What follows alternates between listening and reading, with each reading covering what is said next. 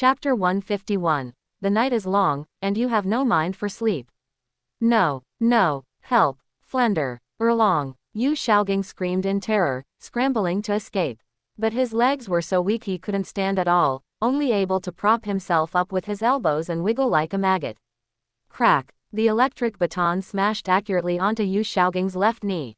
Ah, my leg. Immediately, the crisp sound of bone cracking rang out, and Yu Shaogang's scream instantly rose an octave. But this scream only lasted for less than half a second. Crack, another strike, heavy and powerful, slammed ruthlessly into his wide-open mouth. PFF'd. A mess of blood and shattered teeth sprayed out. Yu Shaogang's mouth was instantly mangled, his lips torn, his jaw skewed, and he could no longer make any clear sounds. He could only squeeze out woo-woo whimpers from his throat, like a dying stray dog. However, Yunting had no intention of stopping. His wrist flicked, swinging the electric baton in his hand. The shadows of the baton were dense, bringing with them the sound of whistling wind and the crackle of electric arcs. As he struck, he said in a clear voice, "Senior sister, you four watch closely. This is how you use an electric baton." Yunting taught calmly while striking. "You didn't strike fast enough just now, and certainly not ruthlessly enough." Crack, crack, crack. The shadows of the baton were like a net. Yu Shaogang rolled on the ground screaming, but because his mouth was ruined, he couldn't even let out a proper wail. His clothes were shredded into rags, and purple-black swellings quickly appeared on his exposed skin, with some places torn open. Seeing this, Qian Runshui and the other three women immediately gathered around to observe seriously. This scene made the audience's scalps tingle. Lu Erlong, who was tightly bound by the thunderclap Hellvine, watched the man she deeply loved being whipped in public like a stray dog. Her teeth sank deep into her lower lip, and blood flowed. Tears surged out like a broken dam, blurring her vision. She struggled desperately and roared, but she couldn't even ignite a single spark of flame anymore, she could only watch helplessly. At this moment, she felt like an incompetent wife. For her, this was another form of.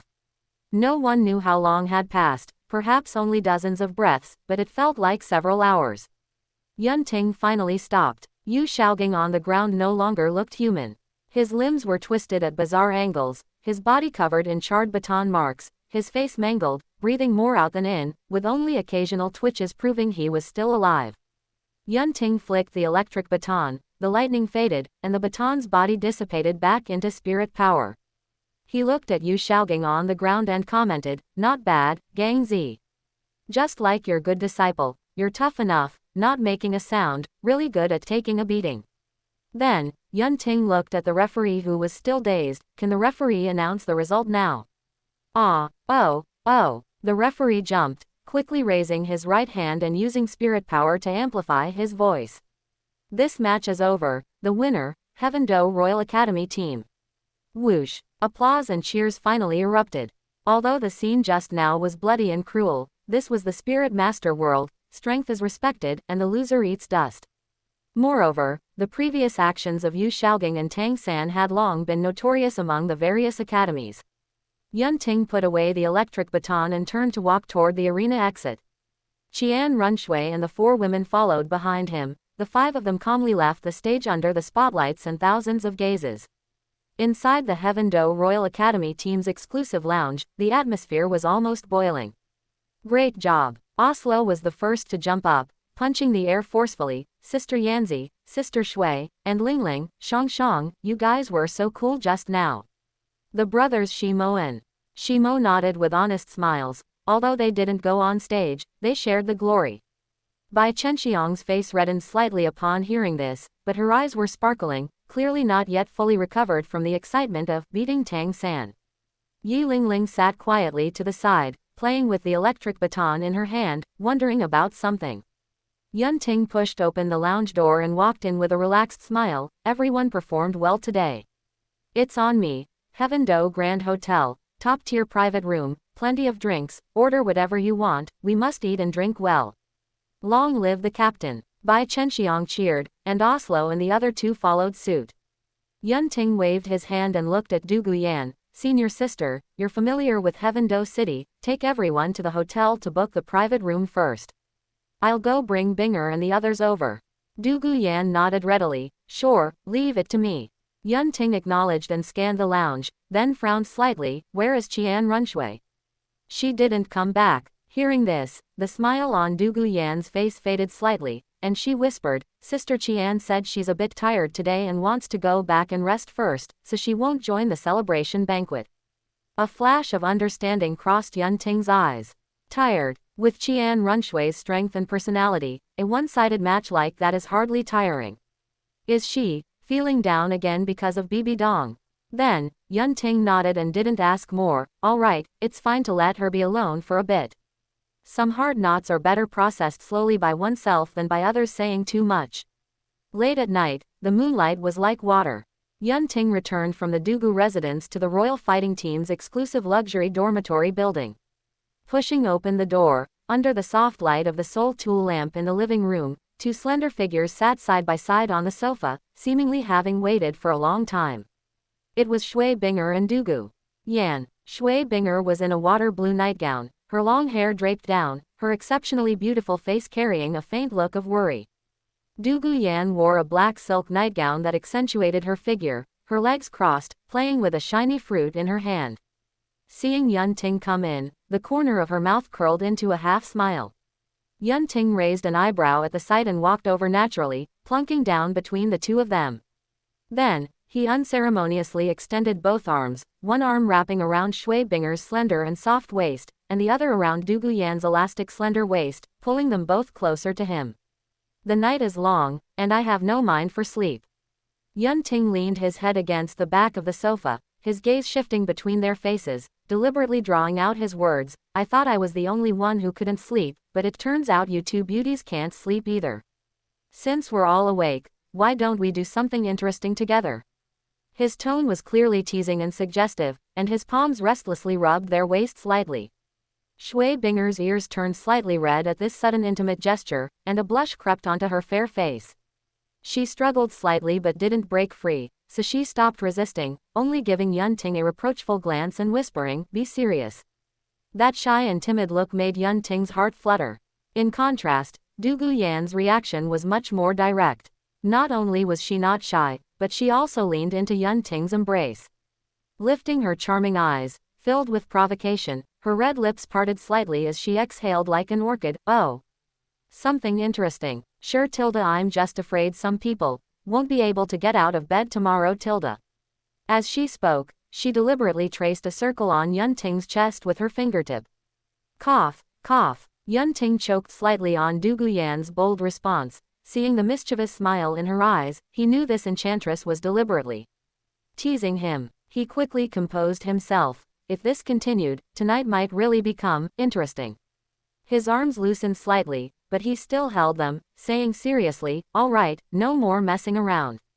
Let's talk business. It's so late, why aren't you two sleeping and sitting here? Did something happen? Chapter 152. Yun Ting, Spiritual Mentor.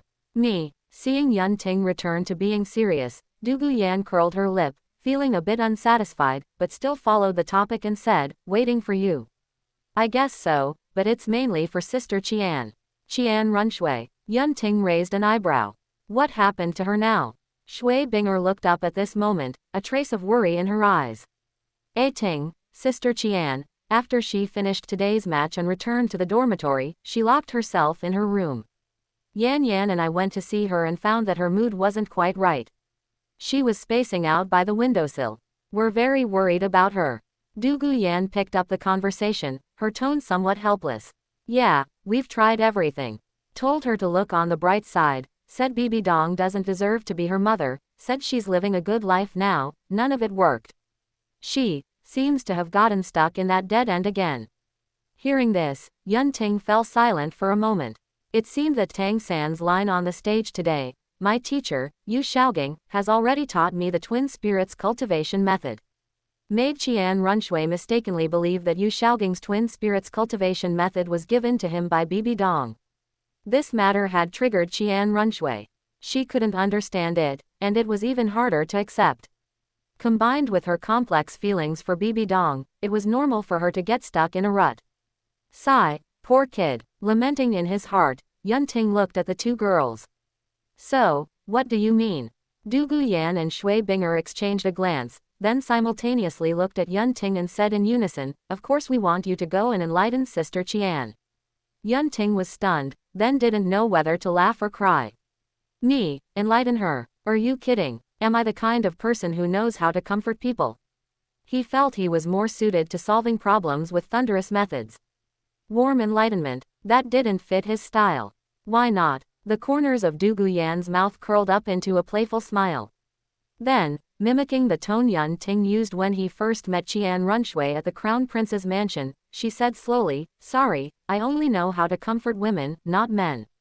"Junior brother, who is it that said those words?" Shui Binger, standing to the side, finally couldn't help but let out a pfft and laugh. She quickly covered her mouth with her hand, but the mirth in her eyes couldn't be hidden. Yun Ting, did the boomerang come back this fast and suddenly? At this moment, he felt his face burning slightly. The words he had casually tossed out when he met Qian Runshui while she was still Shui Qing, he didn't expect Du Guyan to not only know them but to use them to shut him up now. Seeing Yun Ting's embarrassed and speechless face, Du Guyan laughed even harder. Shui Binger stopped her upturned lips and gently took Yun Ting's hand, saying softly, Ting, you actually have the potential to be a spiritual mentor. And we can see, Sister Qian, she actually trusts you very much. Perhaps she'll listen to some of what you say. Go try, okay, we're really worried about her." The eyes of both girls were filled with earnestness and complete trust. Yun Ting looked at them, then thought of Qian Runshui's golden eyes that occasionally revealed vulnerability and confusion, and sighed softly in his heart. Fine, fine. He let go of their hands, stood up, and straightened his collar, which wasn't even messy. "I'll go try. Let's get this straight first. Don't blame me if I can't enlighten her. After all, I'm not a professional." We won't blame you, we won't." Du Guyan immediately beamed and pushed him toward the stairs. Go on, go on. We'll wait downstairs for your triumphant return. Oh no, for the good news of your successful enlightenment, Tilda." Shui Binger also smiled and nodded in encouragement. Seeing this, Yun Ting resignedly walked toward Qian Runshui's room on the second floor. Watching Yun Ting's back disappear around the corner of the stairs, Du Guyan withdrew her gaze, leaned into Shui Binger's ear, and asked in a low voice filled with gossip and curiosity. "Binger, do you think, in the future, Sister Qian will really become our sister?" Shui Binger was slightly stunned for a moment, then looked toward the direction of Qian Runshui's room. Shui Binger gazed toward the stairs, her eyes like water, gentle and certain. "She will. Ting is just too outstanding. Sister Qian won't be able to resist." Qian Runshui's door was tightly shut. Yun Ting stood before the door, raising his hand to knock, but then paused. He rarely did this kind of enlightening thing. In his previous life in the university dormitory, he wasn't even a strategist. At most, he was a listener who accompanied his buddies while they drank their sorrows away. In this life on the Douluo continent, he usually solved things with his fists if he could. But at this moment, behind the door was the girl who had been in camouflage for 20 years and had now cast everything aside but couldn't find herself. A moment later, Yun Ting finally knocked on the door. "Who is it?" Qian Runshui's voice came from inside, somewhat raspy and devoid of emotion. "It's me." Yun Ting paused. "Can I come in?" A brief silence followed. "The door isn't locked." Yun Ting pushed the door open and entered. The room was large, but the lights weren't on. Only the moonlight spilling in from the window dyed everything in a cold, silvery white. Qian Runshui was sitting on a single-seater sofa by the window with her back to the door. Her long golden hair was draped over her shoulders, shimmering with a soft luster under the moonlight. She was wearing a simple white nightgown, her bare feet resting on the carpet. She was curled up in the sofa, looking a size smaller than usual. "Sit," Qian Runshui said softly without turning around. Yun Ting sat on the sofa opposite her. Between them was a low coffee table, on which sat a half-empty wine bottle and a translucent crystal glass. The wine was a fine grape brew. "Binger and senior sister said you weren't feeling well," Yun Ting said, getting straight to the point. "Is it because of what Tang San said today?" Qian Runshui's back stiffened slightly. After a long while, she finally spoke, her voice carrying a weariness Yun Ting had never heard before. "Yu Shaoging's martial soul theory was given to him by Moth. Bibi Dong, right?" Looking at Qian Runshui's lonely back, Yun Ting pondered for a moment before saying, it's also possible that Trash Yu Xiaoging made it up out of thin air himself. Hey, Qian Runshui shook her head, not believing it at all, and then let out a laugh that was almost self-deprecating. That woman, for Yu Xiaoging, she can disregard the dignity of Spirit Hall, she can disregard my father's dignity, she can disregard me. As she spoke, her voice began to tremble. And what about me? I spent 13 years in camouflage, being cautious and walking on thin ice, yet in her eyes, I'm not even worth as much as that Trash Yu Xiaoging. Yun Ting didn't speak upon hearing this. He knew that at this moment, Qian Runshui needed to vent the emotions in her heart. Do you know, Yun Ting? Qian Runshui turned around. The moonlight shone on her face, causing Yun Ting's heart to jolt slightly. Those golden eyes, which were usually so proud, were now covered with a layer of mist. The corners of Qian Runshui's eyes were slightly red, and there were obvious tear stains on her face, but she stubbornly refused to let new tears fall. Chapter 153. Life is long, let's take it slow. 3,000-word chapter. This kind of suppressed grief is more heartbreaking than loud wailing. When I was 9, I went undercover in the Heaven Do Imperial Palace. Before I left, I went to see her, hoping to hear her say, be safe, even if it was just perfunctory. Qian Runshui's voice was light, as if telling someone else's story. Can you guess what she said? She said, remember your mission, remember your responsibility as the young lord of Spirit Hall, and don't delay my plan. Qian Runshui twitched the corners of her mouth, wanting to smile, but it looked worse than crying. Just that one sentence. In 13 years, every letter she wrote to me was about mission progress and resource scheduling. She never once asked if I was doing well, if I was tired, or if I was afraid. I thought it was because I wasn't doing well enough, so I studied desperately and played the role of Shui Qing perfectly. I thought that when I finished the mission and went back, she would see my value and look at me more. After speaking, Qian Runshui suddenly looked up, her golden eyes staring straight at Yun Ting. Tears finally could not be controlled and rolled down one by one. But today, when Tang San said those words, I suddenly understood. It's not that I'm not good enough, but that there was never a place for me in her heart. Yu Xiaoging, that hypocritical, cowardly, worthless man, is 1,000 times, 10,000 times more important in her heart than I am. She can violate her principles for him, disregard everything, and even sacrifice me. She said the last 3 words very softly, but Yun Ting heard the weight of despair in them. The room fell into a long silence. There was only the sound of Qian Runshui's suppressed sobbing and the occasional chirping of insects outside the window. Yun Ting looked at her, not knowing what to say for a moment. Does Bibi Dong love Qian Runshui? From the ending of the original novel, she definitely did, but her hatred for Qian Zunji made Bibi Dong loathe Qian Runshui. So, is he supposed to enlighten Qian Runshui now and ease her relationship with Bibi Dong? Yun Ting's answer was, no. Yun Ting thought of his mother's teachings from his previous life. The grievances of the older generation belong to the older generation and have nothing to do with the younger generation, let alone be borne by them. No matter how much Bibi Dong hated Qian Zunji or the Angel Clan, it had nothing to do with Qian Runshui, and it was certainly no reason for her to hurt Qian Runshui's young heart. Thinking of this, Yun Ting spoke slowly, his voice much gentler than usual. Qian Runshui, look up and look at me. Qian Runshui looked up as told, her eyes hazy with tears. I'll ask you a few questions, and you answer truthfully. Yun Ting's tone was calm but carried an unquestionable power. First, does Bibi Dong's approval or lack thereof affect the fact that you are Qian Runshui? Qian Runshui was stunned upon hearing this. Second, Yun Ting paused, his gaze sharp as a knife. Are you sitting here crying now because you long for Bibi Dong's love, or because you suddenly realized that your persistence over the past 13 years was like a joke?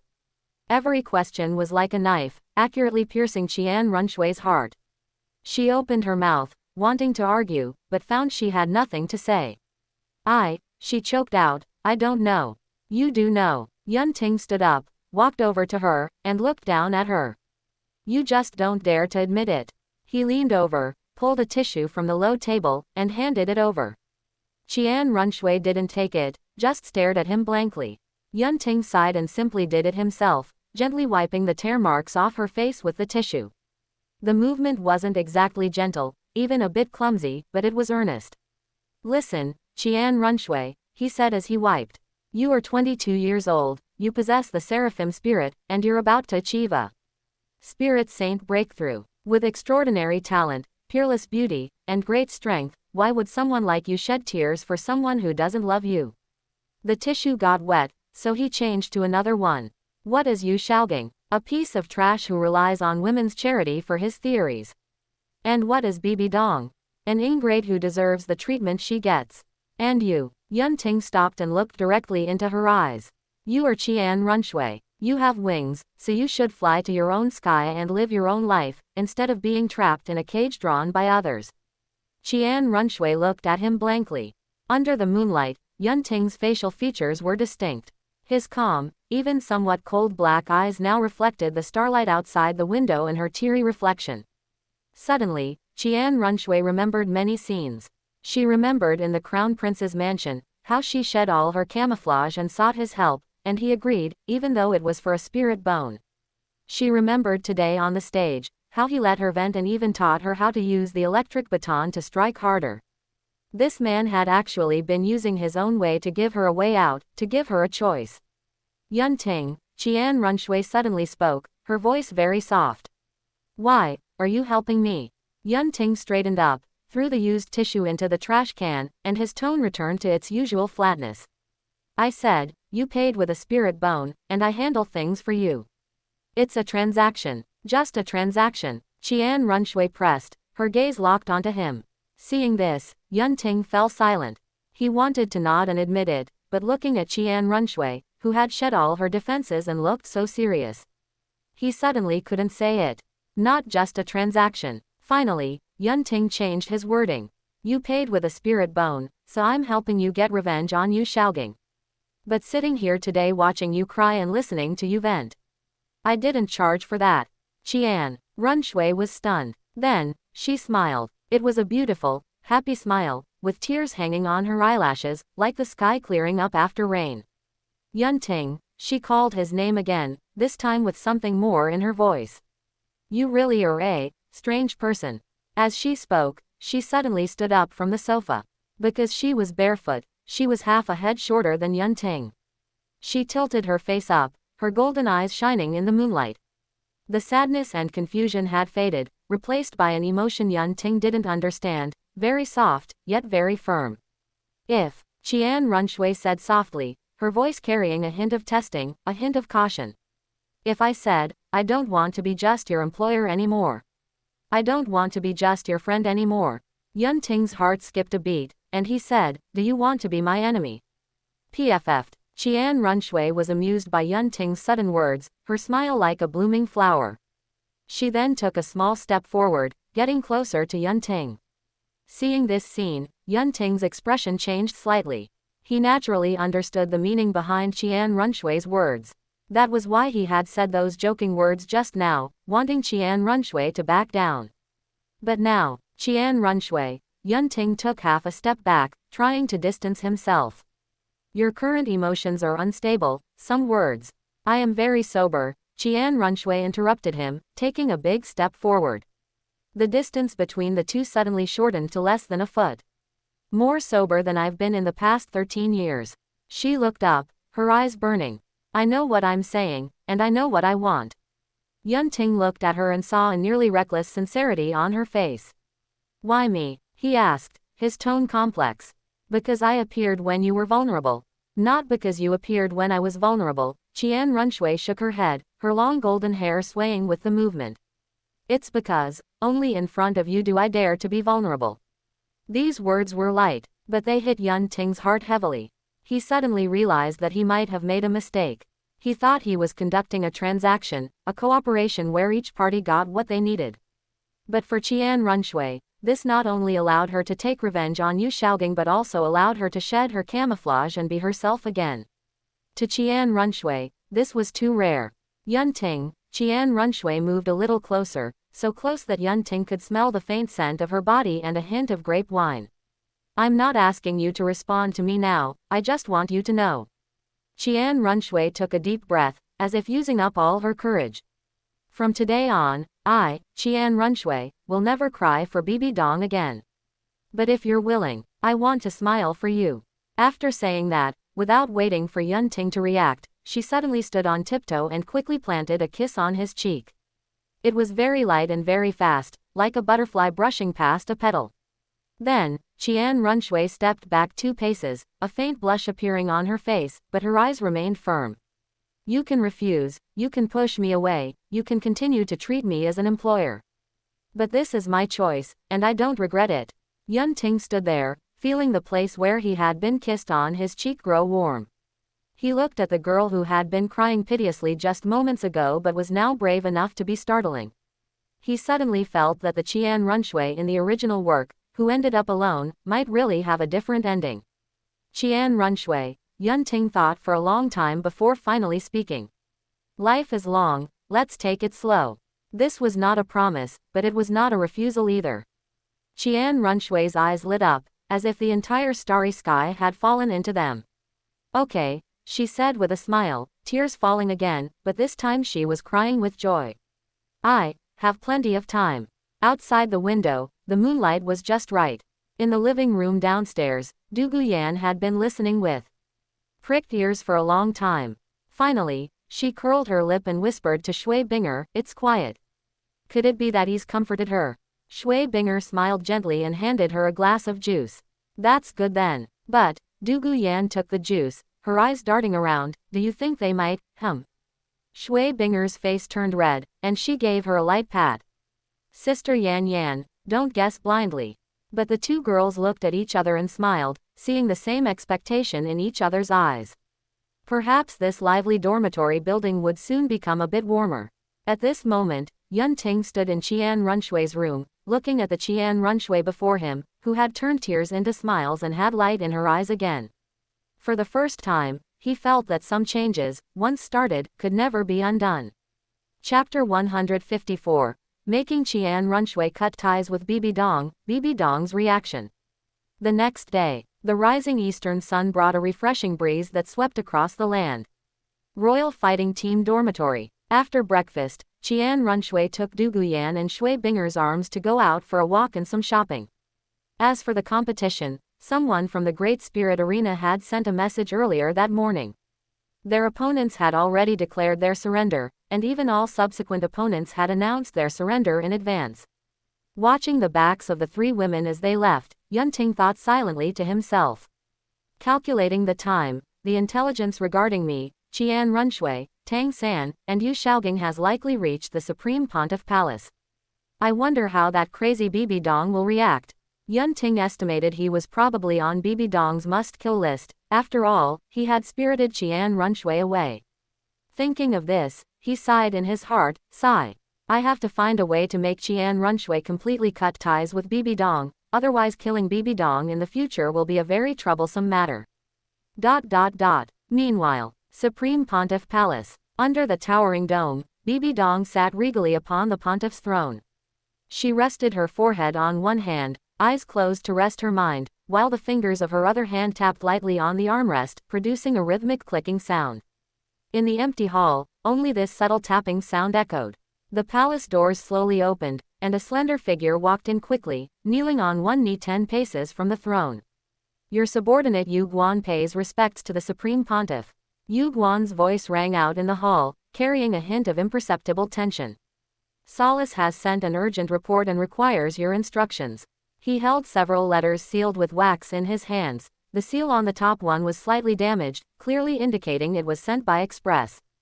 Bibi Dong slowly opened her eyes, and her tapping on the armrest paused. Read it. Yes. Yu Guan took a deep breath, picked up the top letter, tore open the seal, and quickly scanned the contents. Tang San of Shrek Academy has achieved a breakthrough to Spirit King, his spirit power reaching level 58.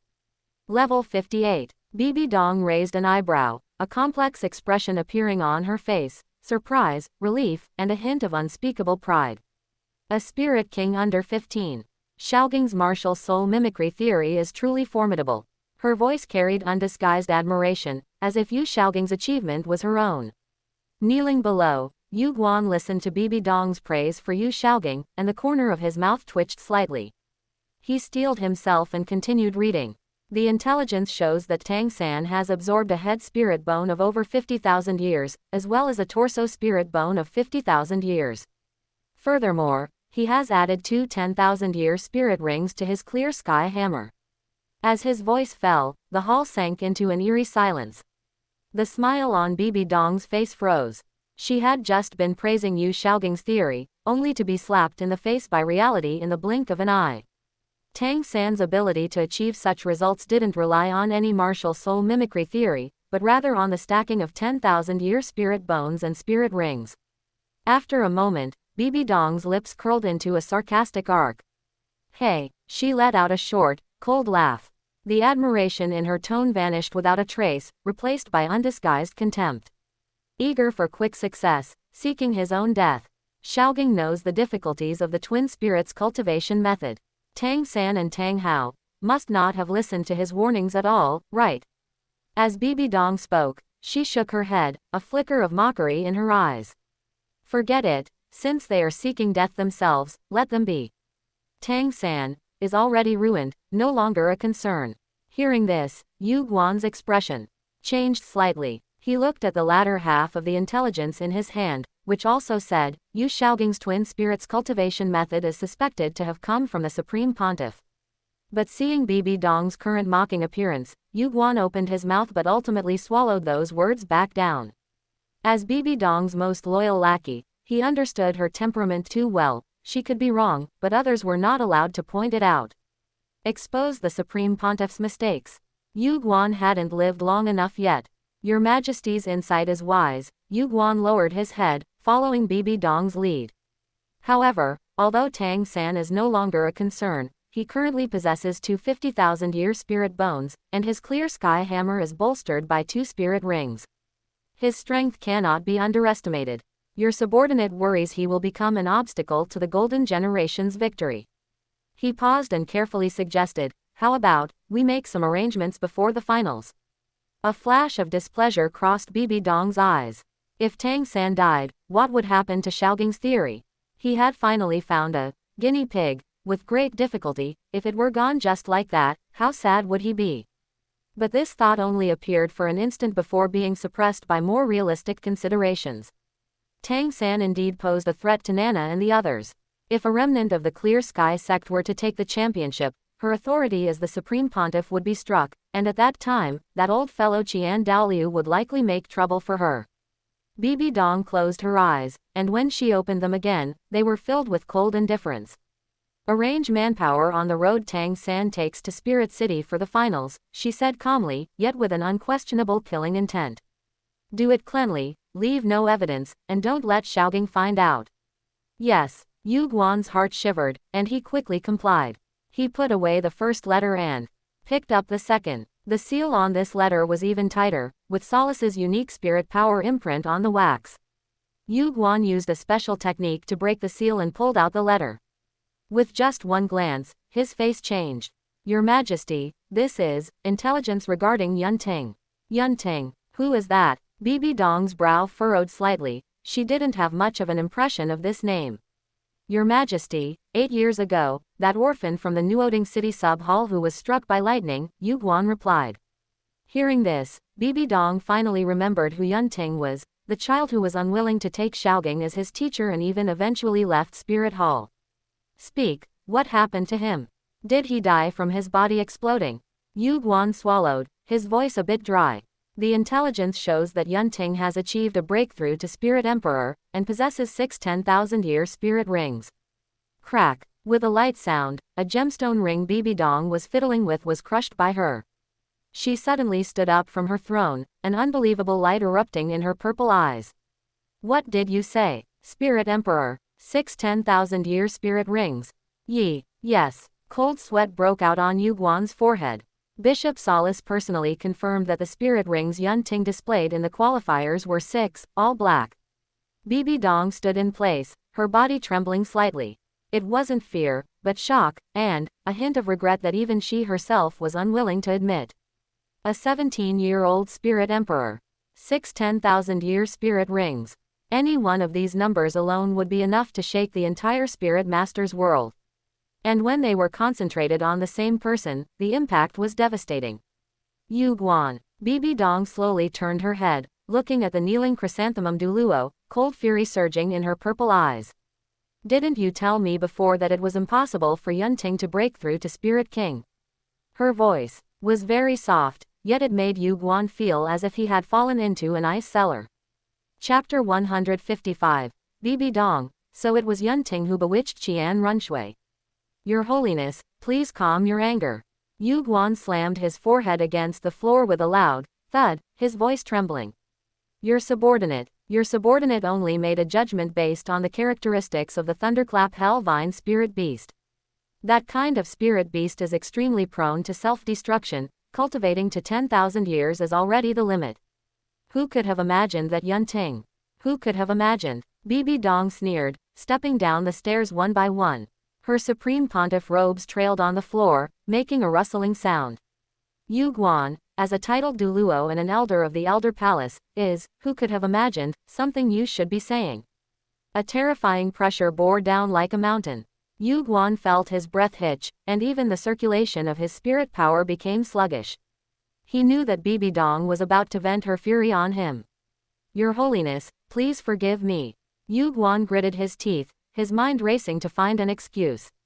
I have a piece of intelligence here that might explain why Yunting was able to achieve a breakthrough to Spirit King. Bibi Dong's footsteps paused. Speak. According to the message sent by Solace, it's possible that Yunting also absorbed a 10,000-year spirit bone. Yu Guan said quickly. Relying on a 10,000-year spirit bone, he could withstand more heavenly lightning power, making his breakthrough to Spirit King normal. Solace also mentioned that Yunting can use the power of heavenly lightning to increase the age of his spirit rings. Bibi Dong's pupils constricted suddenly. Increase the age of spirit rings? She repeated, her voice filled with disbelief. You mean, those 6 10,000-year spirit rings of his were raised using the power of heavenly lightning? Yes. Yu Guan nodded hurriedly. The intelligence shows that Du Gubo personally stated that as long as Yunting is given enough heavenly lightning power, his spirit rings could all potentially evolve to the 100,000-year level in the future. They could all potentially evolve to the 100,000-year level. These words exploded in Bibi Dong's mind like a bolt of thunder. 900,000-year spirit rings, or even divine rings. Bibi Dong stood in place, silent for a long time. The air in the hall seemed to freeze, only Yu Guan's slight breathing echoed. A moment later, Bibi Dong spoke slowly, her voice having regained its calm, yet it was even more chilling. Send an order to Solace to find a way to recruit Yunting. Yu Guan was stunned and looked up abruptly. Recruit? Your Holiness, now that Yunting has Du Gubo as his teacher, how could he be willing to return? He will be willing. Bibi Dong turned around, walked back up the stairs, and sat back on the pontiff's throne. He is a smart man, and a smart man knows how to choose. She paused, a flash of cold killing intent crossing her violet eyes. Of course, if he is unwilling. I don't mind killing one more. Yu Guan felt a chill in his heart and quickly lowered his head. Your subordinate understands. He composed himself and continued. In addition, there is another piece of important intelligence. Speak. Young Lord Qian Runshui has appeared in Heaven Do City in her true identity, joined the Heaven Do Royal Academy team, and fought alongside Yunting's teammates in the qualifiers. After Yu Guan finished speaking, he cautiously observed Bibi Dong's reaction. Bibi Dong was first stunned, then complex emotions flowed through her eyes. Shui, she's fine, she whispered to herself, a trace of imperceptible relief in her tone. But this relief lasted for only a brief moment. Immediately after, anger surged in her heart, and Bibi Dong suddenly gripped her scepter tightly. She acted so willfully, disappearing for an entire year, only to be fooling around with those people like Yunting. No wonder she would suddenly do something so ridiculous. As she spoke, a sharp glint flashed in Bibi Dong's eyes. So, it was Yunting who bewitched her. My spirit hunt operation was planned for over a decade, and because she suddenly exposed her identity, it has all fallen through. Bibi Dong's voice was full of fury. When she comes to Spirit City, I must give her a proper lesson. As she spoke, her gaze turned toward the direction of Heaven Do City outside the hall, her tone grim. As for Yunting, he bewitched my daughter and ruined my grand plan. he must pay the price for this. Since he is growing so rapidly. A calculating light flashed in Bibi Dong's eyes, then let him repay this fault by becoming the sharpest blade in my hand, clearing the obstacles for my unification of the continent. This is his honor, and also the only way he can atone for his sins. Hearing this, Yu Guan swallowed hard, immediately tucked away the second letter, and picked up the last one. When he tore open the seal and saw the contents inside, his face turned deathly pale in an instant. The hand holding the letter began to tremble uncontrollably. Yu Guan. Bibi Dong noticed his abnormality and frowned slightly. What's wrong, Your Holiness? Yu Guan's voice was trembling. He opened his mouth but couldn't produce a complete sound. Seeing this, Bibi Dong's heart sank for some reason. Speak. Her voice turned cold. Yu Guan's body shook, and as if using all his strength, he squeezed a few words from between his teeth. This one is about Elder Yu Shaogang. Bibi Dong's expression changed slightly, her brows furrowed. What happened to Shaogang? Yu Guan's voice shook violently. Tang Hao severed Elder Yu's right arm. The moment those words fell, boom, a terrifying spirit power storm erupted violently with Bibi Dong as the center. The towering dome of the Supreme Pontiff Palace shook violently, and most of the spirit tool lamps on the walls were instantly extinguished. The few remaining ones flickered wildly, casting a flickering light over the entire hall. The slaughter god domain burst out from Bibi Dong's body uncontrollably, instantly enveloping the entire hall. The temperature in the air plummeted, and a thin layer of white frost condensed on the floor. Yu Guan let out a muffled groan, pressed almost flat against the ground by this terrifying pressure. He desperately circulated his spirit power to resist, but he felt his internal organs churning, and a metallic taste of blood rose in his throat. Tang Hao! A shrill scream that broke her voice exploded from Bibi Dong's mouth. She stood up abruptly from her throne, the purple-black Rakshasa god power surging uncontrollably around her, condensing into a massive, hideous phantom behind her. That phantom held a purple-black scythe in its right hand, emitting a suffocatingly evil aura. How dare he! How dare he! Bibi Dong looked like a demon possessed, her violet eyes flooded with blood-red color. She stared fixedly at Yu Guan, or rather, at the letter in Yu Guan's hand, as if she wanted to see through that thin paper to the culprit thousands of miles away who had severed the arm of her beloved. Tang Hao, I'm going to Heaven Do City to kill him. I'm going to cut him into 1,000 pieces. I'm going to slaughter the Clear Sky sect from top to bottom. I'm going to. Your Holiness, please calm your anger. Yu Guan used his last bit of strength to shout hoarsely, going to Heaven Do City now will alert the enemy. Tang Hao, Chen Xin, Bone Douluo, Ning Fengji, and Du Gubo are all in Heaven Do City right now. These words were like a bucket of cold water, slightly extinguishing Bibi Dong's madness. She stood in place, her chest heaving violently. The Rakshasa god power around her slowly receded, but the killing intent in her eyes did not diminish in the slightest. Then you say, what should be done? Her voice was terrifyingly hoarse. Yu Guan gritted his teeth and said, wait for Tang San and the others to head to Spirit City for the finals. At that time, Tang Hao will definitely follow them in secret to protect them. We will set an ambush on the road, mobilize all the elders, and strike together. We will surely be able to wipe out both Tang Hao and his son in one fell swoop. Bibi Dong fell silent. She closed her eyes and took several deep breaths. When she opened them again, a hint of clarity had returned to her eyes, but that bone-deep killing intent was even deeper. Issue the order. She spoke slowly, each word sounding as if it had been pulled from an ice cellar. Let Ghost Leopard, Demon Bear, all the elders in Spirit City, be on standby. When Tang San leaves Heaven Do City and enters the Spirit Hall's sphere of influence, I will personally lead the team to send that father and son on their way. Yes, Yu Guan quickly responded, secretly breathing a sigh of relief. But at that moment, Bibi Dong's voice rang out again, cold and devoid of any emotion. And Yun Ting. Yu Guan was taken aback. Yun Ting, but Your Holiness, didn't you just say you wanted to recruit him? Recruit? Bibi Dong sneered, a twisted look of hatred flashing in her violet eyes. He bewitched Qian Runshui, making her give up her infiltration and ruining my plans of over a decade. He refused to become the guinea pig for Shaogang's martial soul theory and even left Spirit Hall. With every sentence she spoke, the killing intent in her eyes grew stronger. Do you think I would let such a person live. Yu Guan's heart skipped a beat, and he lowered his head, not daring to speak. Send the order to Solace to proceed with the recruitment as usual. Bibi Dong said coldly. If he knows what's good for him and is willing to return, I can spare his life and let him be an obedient dog. If he doesn't, she paused, her lips curling into a cruel arc. Then let him go on his way along with Tang Hao and his son. Yu Guan swallowed and hurriedly said, your subordinate understands. I will go and issue the order immediately. With that, he scrambled to his feet and rushed out of the Supreme Pontiff Palace as if fleeing for his life. Silence returned to the hall. Bibi Dong sat alone on the High Pontiff's throne. Dim light filtered through the gaps in the dome, illuminating half of her face while the other half remained hidden in shadow. She raised her hand and looked at the crushed gemstone ring in her palm.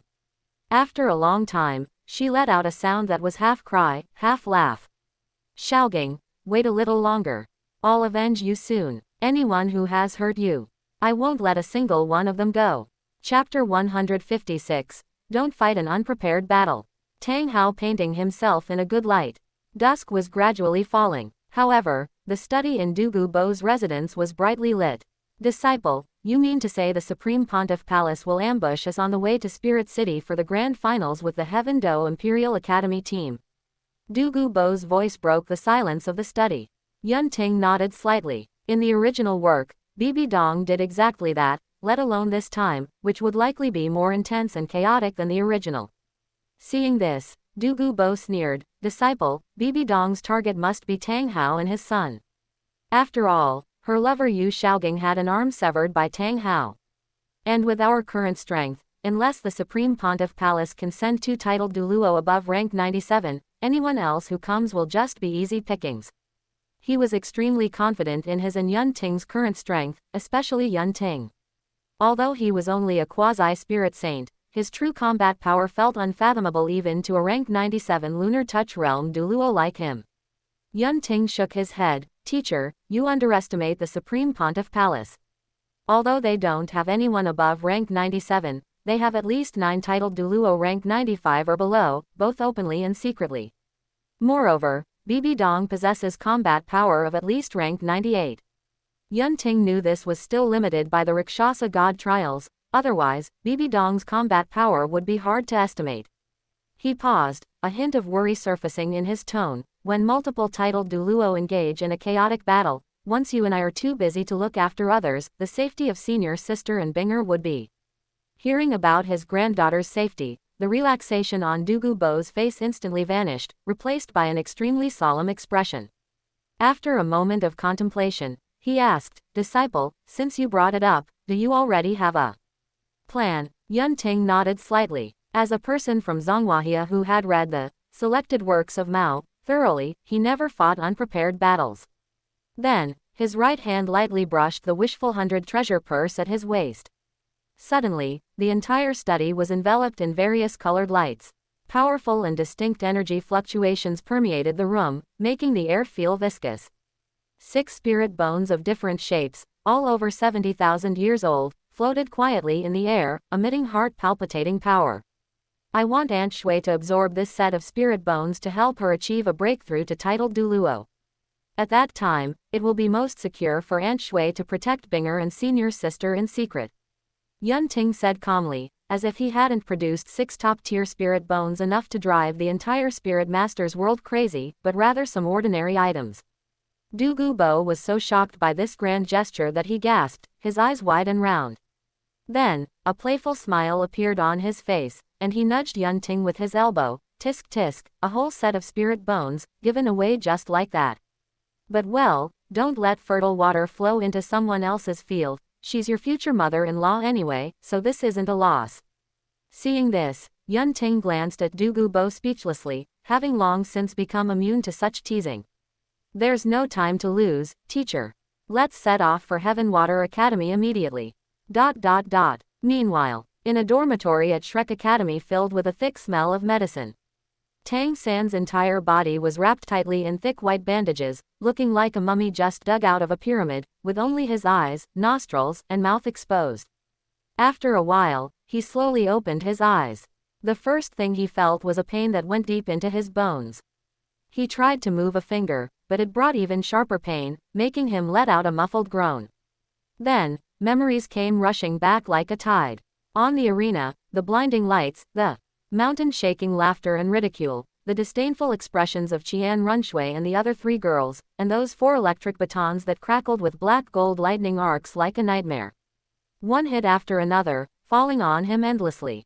Humiliation. What a humiliation. Tang San's teeth chattered as he thought to himself, I, the strongest genius in the history of the Tang sect, a possessor of twin spirits, was actually beaten for a full 15 minutes by 4 women with electric batons under the gaze of everyone.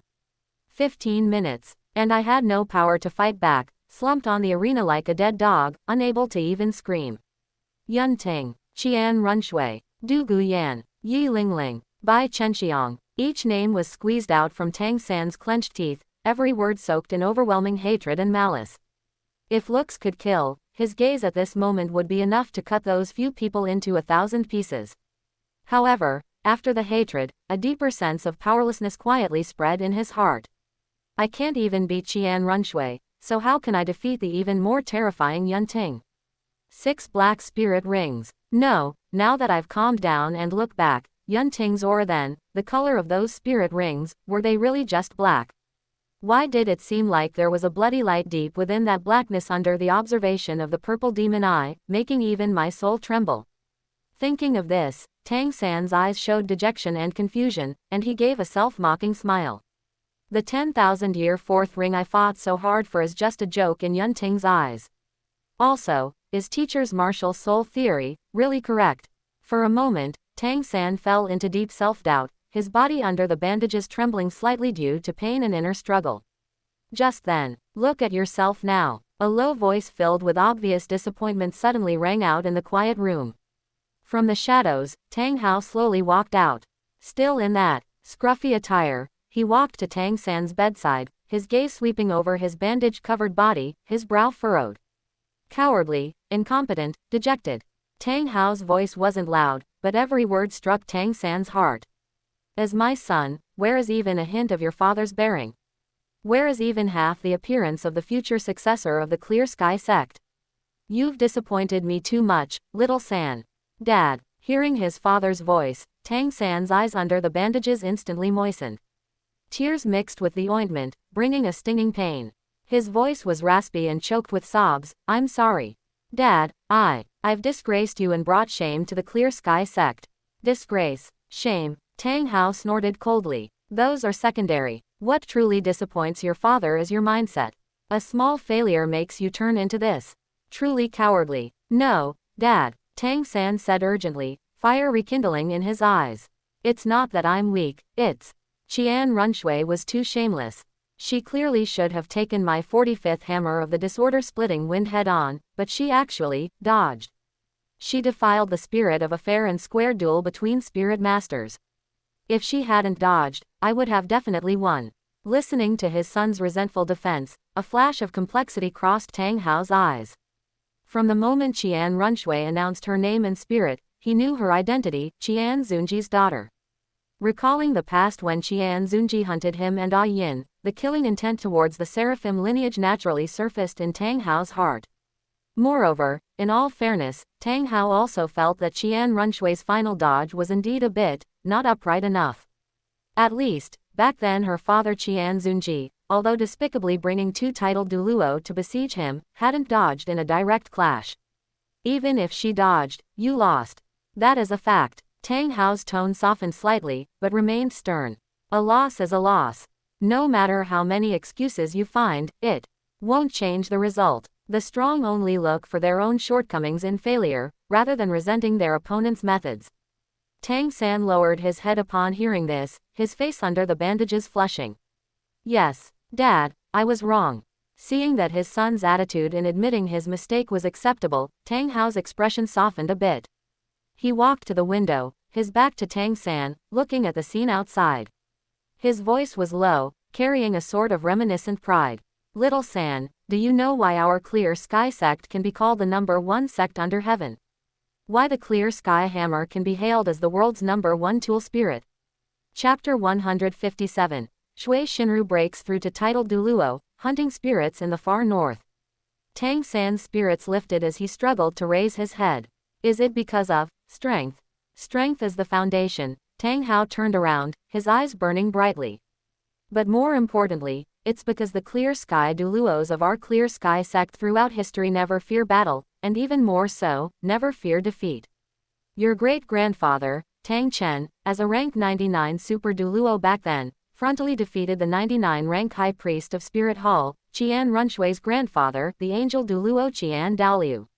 An astonishing brilliance erupted in Tang San's eyes. Great-grandfather, defeated Qian Runshui's grandfather. And as for your father, Tang Hao's chest rose and fell slightly, a natural aura of disdain for the world manifesting. Back then, having just broken through to rank 90 and entered the titled Douluo realm, I was able to battle Qian Runshui's father, the rank 95 Qian Zunji, and the 2 titled Douluos he brought with him. In the end, Qian Zunji was heavily wounded by me, and of those 2 titled Douluos, one died while the other was severely injured. Boom! These words exploded in Tang San's ears like a thunderclap. Although he had heard his teacher speak of the grievances between his father and Spirit Hall, he had never heard such a detailed description of the battle record. Just entering the titled rank and taking on 3, ultimately killing 1 and wounding 2, what a terrifying battle record. Contrasting this with his own crushing defeat, Tang San felt utterly ashamed. Guilt flooded his heart again. I'm sorry, Dad, it's me, I'm too useless. I've disgraced you and great-grandfather. Seeing the shame and unwillingness reignite in Tang San's eyes, Tang Hao knew the timing was just right. He walked to the bedside and extended a large, rough hand, pressing it gently onto Tang San's shoulder through the bandages. 2. No shame and then find courage makes a good child. Tang Hao's voice became steady and powerful. Losing to Qian Runshui wasn't entirely because you were weak.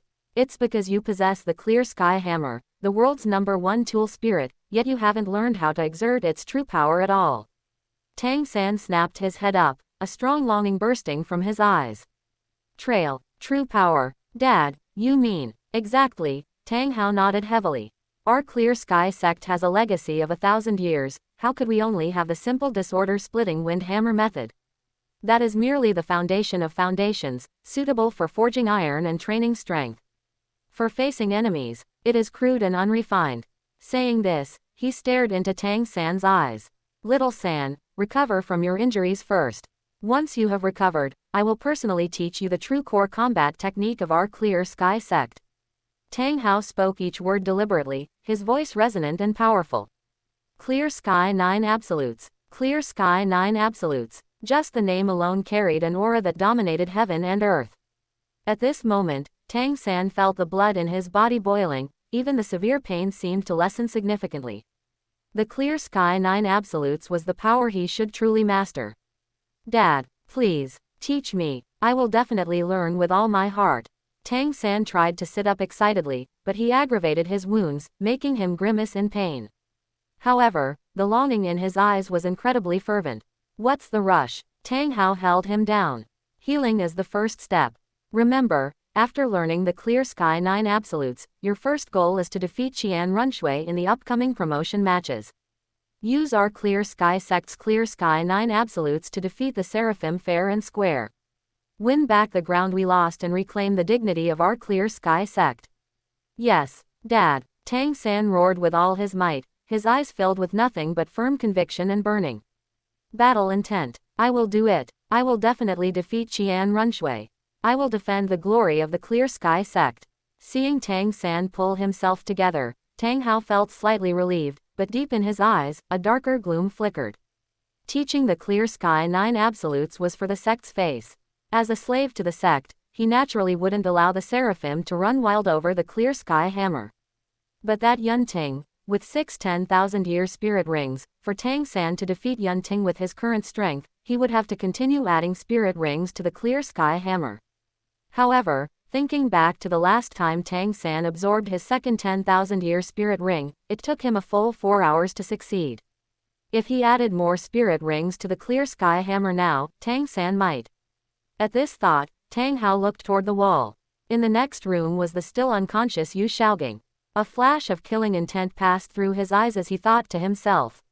Yu Shaogang, you had better get the true twin spirits cultivation method from Bibi Dong, otherwise. On the other side, inside Shui Shinru's office at Heaven Water Academy, Shui Shinru was somewhat surprised by the joint visit of Yunting and Douluo. But when Yunting set up a spirit power barrier and took out that set of spirit bones, her face was filled with shock. Shouting, this is too precious. I understand your intentions, but you should keep these spirit bones for Binger. Shui Shinru waved her hands repeatedly, refusing with a firm tone. Seeing this, Yunting spoke with a resolute expression and a serious tone, Aunt Shui, I have already prepared Binger's spirit bones. With the crisis approaching, only if you break through to the Douluo level can you protect Binger and senior sister in the chaos of a titled level melee. Then my teacher and I won't have our hands tied and can focus entirely on dealing with the titled Douluos of the Supreme Pontiff Palace. Douluo Bo also chimed in from the side, Sister Shinru, don't be polite with this kid. He's filthy rich right now and doesn't lack these few spirit bones. Besides, we'll all be family in the future. Shui Shinru looked at the genuine sincerity in Yunting's eyes and then at Douluo. Finally, she took a deep breath, suppressed the turmoil in her heart, and smiled with a mix of helplessness and warmth. In that case, I shall accept them. However, Xiao Ting, this set of spirit bones shall be considered your betrothal gift for Binger. As soon as these words were spoken, Yunting's face turned slightly red, and he coughed lightly to hide his embarrassment. Seeing this, Douluo patted Yunting on the shoulder and laughed out loud. Disciple, you can actually get embarrassed. Yunting gave Douluo a fierce glare, then looked at Shui Shinru. Aunt Shui, absorbing the spirit bones is the priority. Teacher and I will act as protectors for you. Shui Shinru nodded with a smile, then sat down cross-legged and began to absorb the spirit bones one by one. Powerful energy surged and circulated within her body, and her aura climbed steadily at a speed visible to the naked eye. Rank 85, 86, she reached the peak of rank 89 with irresistible force. However, the rank 90 Douluo bottleneck was like a natural chasm, firmly blocking her. No matter how she pushed, she was always just one step away. Seeing this, a blue-gold light flashed in Yunting's eyes as he barked, Aunt Shui, concentrate and calm your mind, guide the spirit power. As his voice fell, he released the blue-silver domain, and a dense life aura instantly enveloped the area. At the same time, he released dozens of blue-silver grass spirit beasts from the Wishful 100 treasure purse, with cultivation levels ranging from 100 to 10,000 years. Blue-silver domain. All rivers run into the sea. With Yunting's soft shout, the power of the domain was fully activated. Those blue-silver grass spirit beasts swayed as if worshipping a king, emitting incredibly pure life energy. Then, like 100 rivers returning to the sea, they were precisely controlled by Yunting and transformed into a gentle torrent of spirit power, continuously injected into Shui Shinru's body. Gaining the support of this vast spirit power, Shui Shinru's delicate body trembled violently, and the solid bottleneck within her shattered with a bang. A powerful aura, far exceeding anything before, erupted from her body and shot straight into the sky. Had Douluo not used his spirit power to isolate it, the office roof would have been nearly blown off by this force.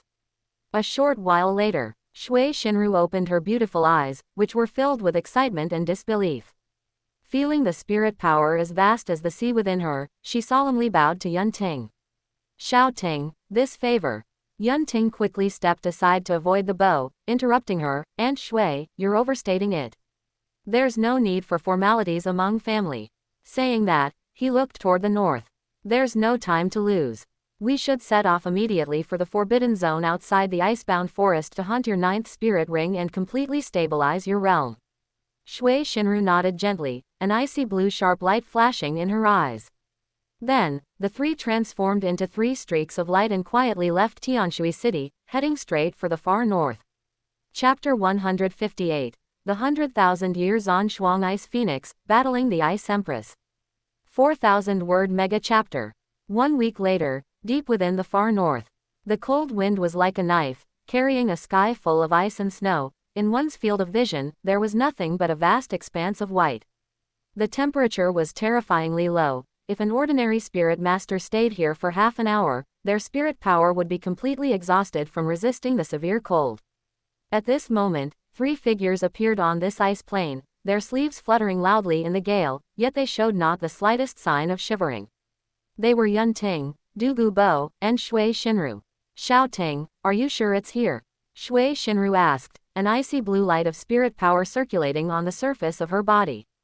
Her spirit was the extreme cold ice bird, so she was actually in her element here in the far north. Yun Ting closed his eyes to concentrate, his powerful mental force spreading out like a spider web. Instantly, the life fluctuations within a 100-mile radius emerged clearly in his mind like points of starlight. A moment later, he opened his eyes, a sharp glint flashing within them. Found it. 80 miles to the northeast, deep within the Ice Rift Canyon, there is a spirit beast with a cultivation of around 100,000 years. 100,000-year spirit beast. A hint of envy flashed in Douluo's eyes, and he then looked at Shui Shinru, smiling. Congratulations, Sister Shinru, you're about to become a titled Douluo with a 100,000-year spirit ring. Hearing this, a trace of fervor also flickered in Shui Shinru's eyes. 100,000-year spirit ring and spirit bone were treasures that countless spirit masters dreamed of. There's no time to lose, let's go. The three transformed into streaks of light, leaving shallow marks on the snow, and vanished into the swirling blizzard in an instant. For the three of them, a distance of 80 miles was but the work of a moment. The Ice Rift Canyon lived up to its name. On both sides were ice walls hundreds of feet high, and in the middle was a bottomless crevice from which cold air surged out, forming a visible white cold current. If an ordinary spirit master drew near, they would be frozen into an ice sculpture in an instant. At the bottom of the canyon, a massive ice nest came into view. The ice nest was constructed from 10,000-year mysterious ice, it was crystal clear and emitted a faint blue cold light. In the nest, a giant bird, icy blue all over and extraordinarily majestic, was resting with its eyes closed. It was massive in size, with its wingspan reaching nearly 30 meters even when folded. Every feather was carved from the purest ice crystals, and its tail feathers were long and magnificent, flowing with a faint 7-colored halo. It was indeed the 100,000-year spirit beast, the Zhanshuang Ice Phoenix. The 100,000-year Zhanshuang Ice Phoenix sensed the uninvited guests. Its icy blue eyes slowly opened, reflecting the figures of Yun Ting's group, and a bone-chilling killing intent flashed through its pupils instantly. Humans, for trespassing into my domain, die. A sharp mental fluctuation directly struck the minds of the three, accompanied by a terrifying eruption of cold air. The temperature throughout the canyon plummeted, and fine ice crystals began to condense in the air. What powerful mental pressure! Shui Shinru's expression changed slightly. This Zhanshuang Ice Phoenix's mental force was much stronger than hers, a newly ascended titled Douluo. Douluo gave a cold snort as his spirit power surged. He released the aura of a rank 97 titled Douluo without reservation, blocking all the incoming cold currents and mental shocks. Disciple, how should we fight? This feathered beast looks like it won't be easy to handle. Yun Ting did not answer. He took a step forward, his gaze calmly meeting that of the Zhanshuang Ice Phoenix. We did not come for slaughter, Yun Ting's voice was transmitted through his mental force. If you sacrifice yourself voluntarily, I can preserve your soul consciousness and promise to find a way to reconstruct your body for you in the future. However, the Zhanshuang Ice Phoenix's response was a mental shock filled with disdain. Arrogant humans, I am the 100,000-year Zhanshuang Ice Phoenix, how could I bow to ants like you? Become my ice sculptures. Scree. A sharp phoenix cry echoed through the canyon as the Zhanshuang Ice Phoenix suddenly spread its wings. A terrifying ice storm instantly formed, with countless ice spikes and blades mixed within, sweeping toward the three of them and blotting out the sky. A strike from a 100,000-year spirit beast in its fury was powerful enough to instantly freeze a small city. Stubborn, Yun Ting shook his head, the last trace of gentleness vanishing from his eyes. Immediately after, a blue-gold light flashed within his eyes and then vanished. 100,000-year head spirit bone skill, mirror flower water moon. In the next moment, the Zhanshuang Ice Phoenix's massive body suddenly stiffened. What is this? A hint of confusion flashed in those cold phoenix eyes. In its perception, everything around it had changed. The familiar ice nest, canyon, and blizzard, all had disappeared. Replacing them was boundless darkness. It wanted to struggle, it wanted to cry out, but it found that it couldn't even transmit its most basic thoughts. It was as if it had fallen into a dream from which it could not wake, its five senses were completely dominated, and it was trapped in the illusion Yun Ting had woven for it. In the real world, the world-destroying ice storm came to an abrupt halt just a moment before it was about to submerge Yun Ting's group. Countless ice spikes and blades hung suspended in midair, as if time had stood still. The Zan Shuang ice phoenix's massive body stood stiffly. In its nest, its eyes hollow, its life force remained, yet it had lost all spirit. Mirror flower water moon dominated the five senses to create an absolutely realistic illusion.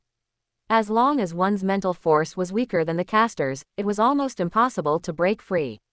While the 100,000-year Zan Shuang ice phoenix's mental force was certainly powerful, Yun Ting, who possessed a 100,000-year head spirit bone, had mental force comparable to a rank 98 titled Douluo.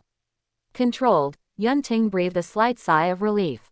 Dominating the five senses of a 100,000-year spirit beast all at once was no small drain on his mental force. Seeing this scene, Shui Shinru stared at Yun Ting with a face full of disbelief, her eyes filled with shock. She knew Yun Ting was strong and had many trump cards, but to control a rampaging 100,000-year spirit beast so effortlessly was simply inconceivable. Du Bo, on the other hand, was unfazed by this. "Aunt Shui, teacher, let's leave first, we shouldn't stay here for long," Yun Ting said, his brow furrowing slightly as his gaze swept warily toward the deeper parts of the ice plain. He didn't know if the Snow Empress, the dominator of the far north, had sensed the situation here. Seeing this, Du Bo and Shui Shinru's expressions turned solemn. "Let's go." Du Bo gave a low shout, and the phantom of his jade phosphor flood dragon spirit flashed behind him.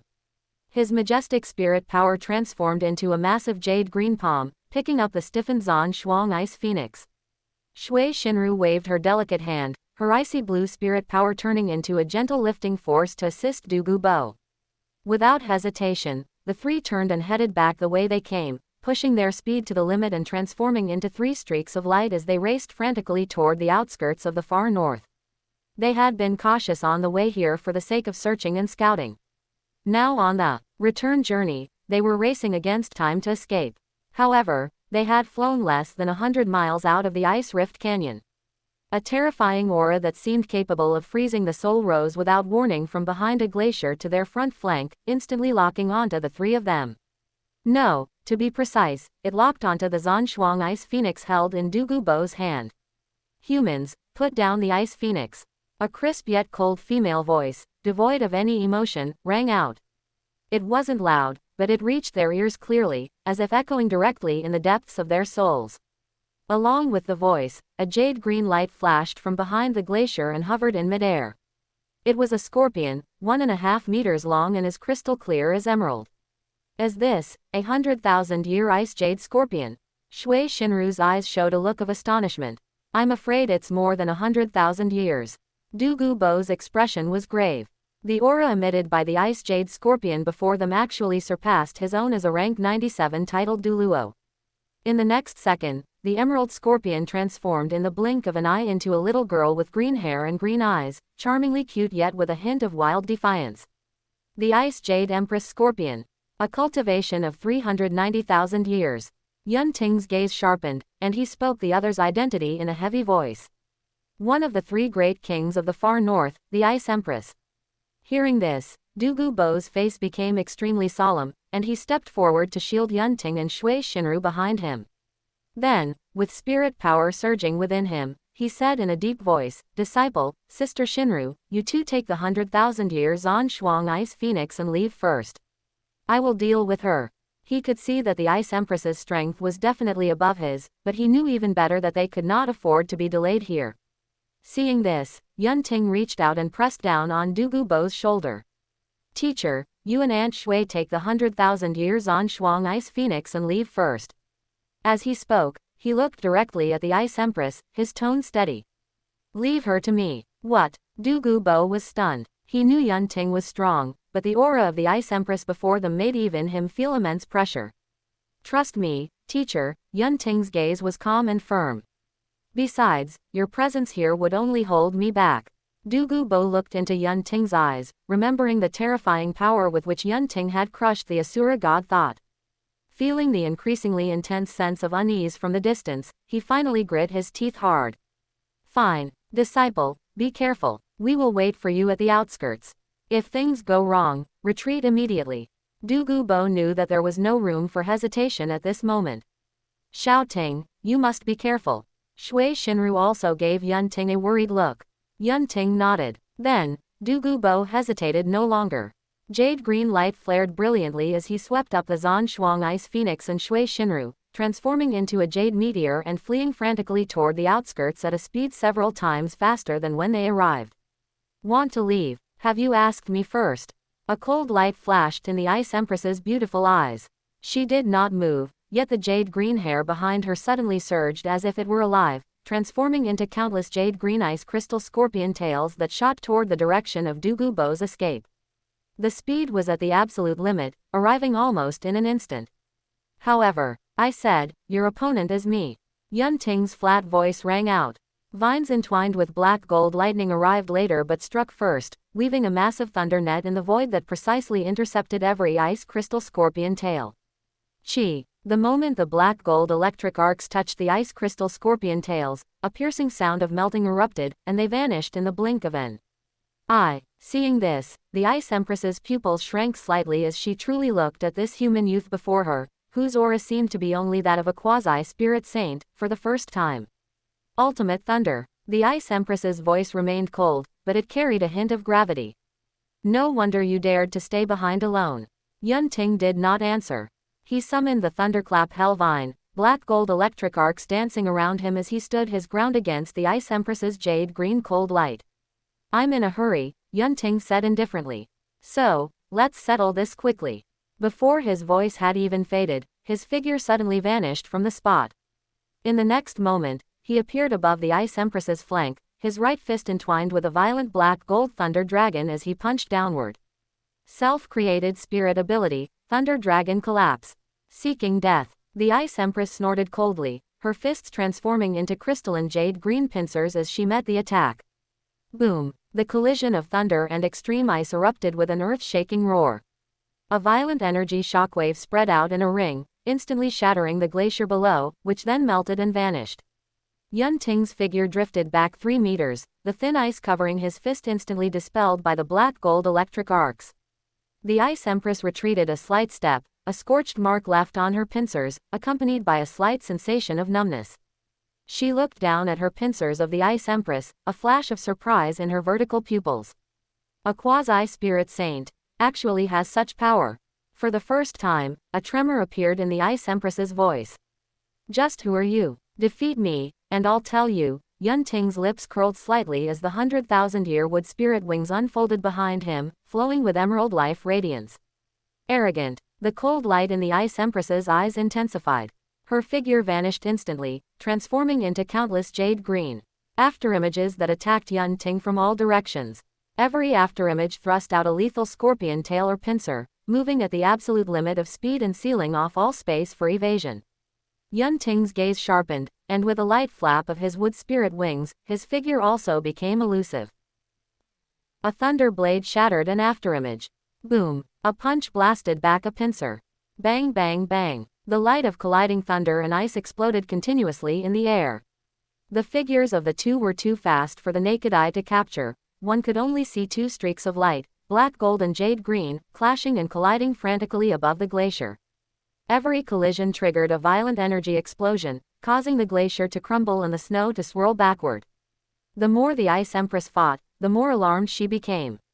The power, speed, and reactions of this human youth were actually not inferior to hers at all. Moreover, that black gold ultimate thunder had a clear restraining effect on her ultimate ice, preventing her from fully exerting her strength.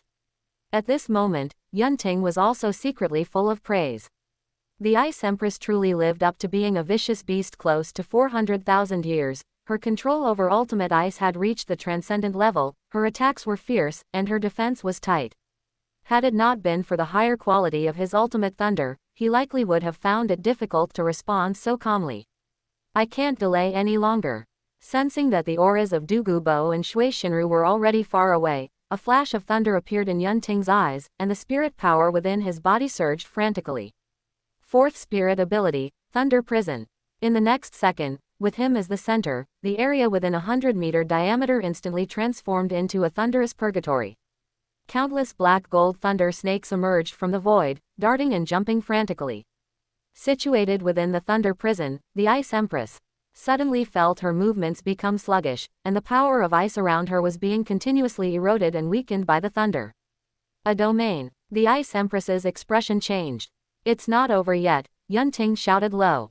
Condense. In the next second, all the thunder within the thunder prison seemed to receive a summons, converging frantically toward his right hand and continuously compressing. A moment later, a black gold lotus the size of a fist, within which countless thunder dragons seemed to be circling, slowly emerged. Self-created spirit ability, Black Lotus of Annihilation. Sensing the terrifying destructive power contained within that Black Lotus, the Ice Empress's pupils shrank abruptly. She did not dare to be careless. She let out a cry toward the heavens, the phantom of her true Ice Jade Empress Scorpion body appearing behind her as extreme ice power gathered frantically. Talent Spirit Ability, Wrath of the Ice Empress. The Jade Green Light Pillar and the Black Gold Lotus were shot out almost simultaneously. Boom! In the next second, an unprecedentedly terrifying explosion occurred. The black gold and jade green lights intertwined and swallowed each other frantically, forming a sphere of energy over 1,000 meters in diameter. Inside the light sphere, space distorted, the glacier melted and then instantly froze in a repetitive cycle. A terrifying shockwave swept out, leveling all the glaciers for several miles around. Chapter 159. 9 Dragons Return to 1 Verses. Emperor's Palm. Great Cold Without Snow. A moment later, as the light gradually faded away, Yunting drifted back over 10 meters, breathing slightly heavily, the black gold lightning arcs around his body having diminished somewhat. The Ice Empress retreated 7 to 8 meters. Her emerald green long skirt now had several scorched marks, and her aura was somewhat disordered. Her gaze towards Yunting was filled with shock and gravity. This clash had actually ended in a draw. The Ice Empress began to say something, but her expression suddenly changed as she turned her head to look in the direction of the deepest part of the far north. Yunting also looked in that direction, but his heart tightened. In the next second, the wind and snow in the sky instantly stilled and solidified. The temperature plummeted to an unimaginable degree, to the point where even the cold air surrounding the Ice Empress seemed to be suppressed. Immediately after, a pure white figure appeared silently and soundlessly beside the Ice Empress. She had the appearance of a human woman, dressed in a white gown, her skin crystalline like snow, her features cold and peerlessly beautiful, as if she embodied the very essence of all the ice and snow between heaven and earth. Her eyes were a pure ice blue, devoid of any emotion, looking down upon all living beings.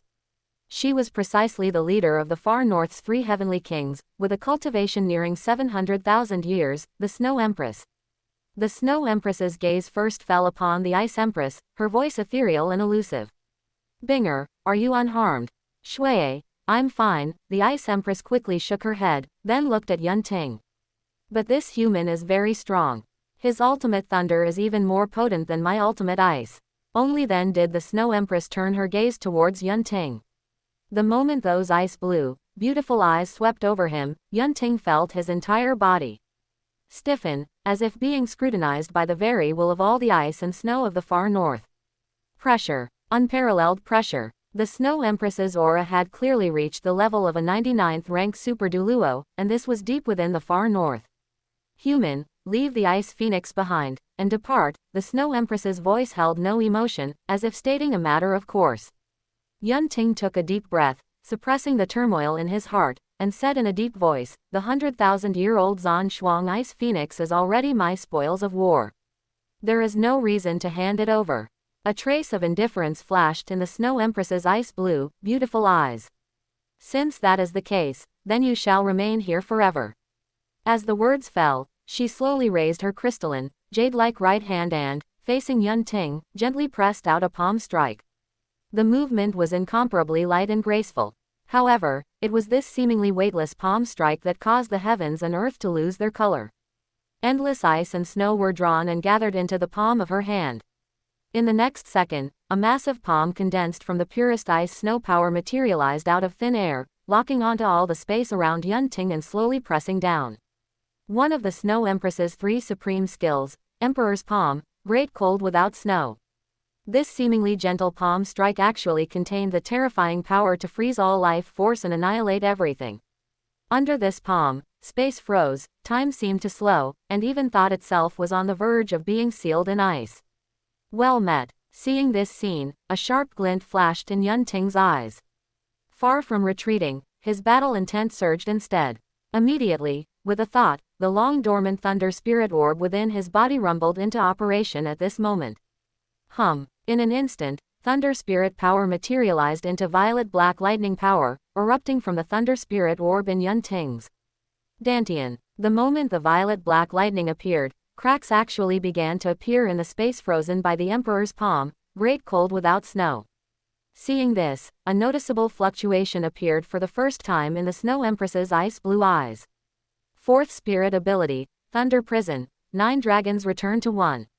Yunting shouted in a low voice, perfectly fusing the violet-black lightning surging from the thunder spirit orb with his own black-gold ultimate thunder.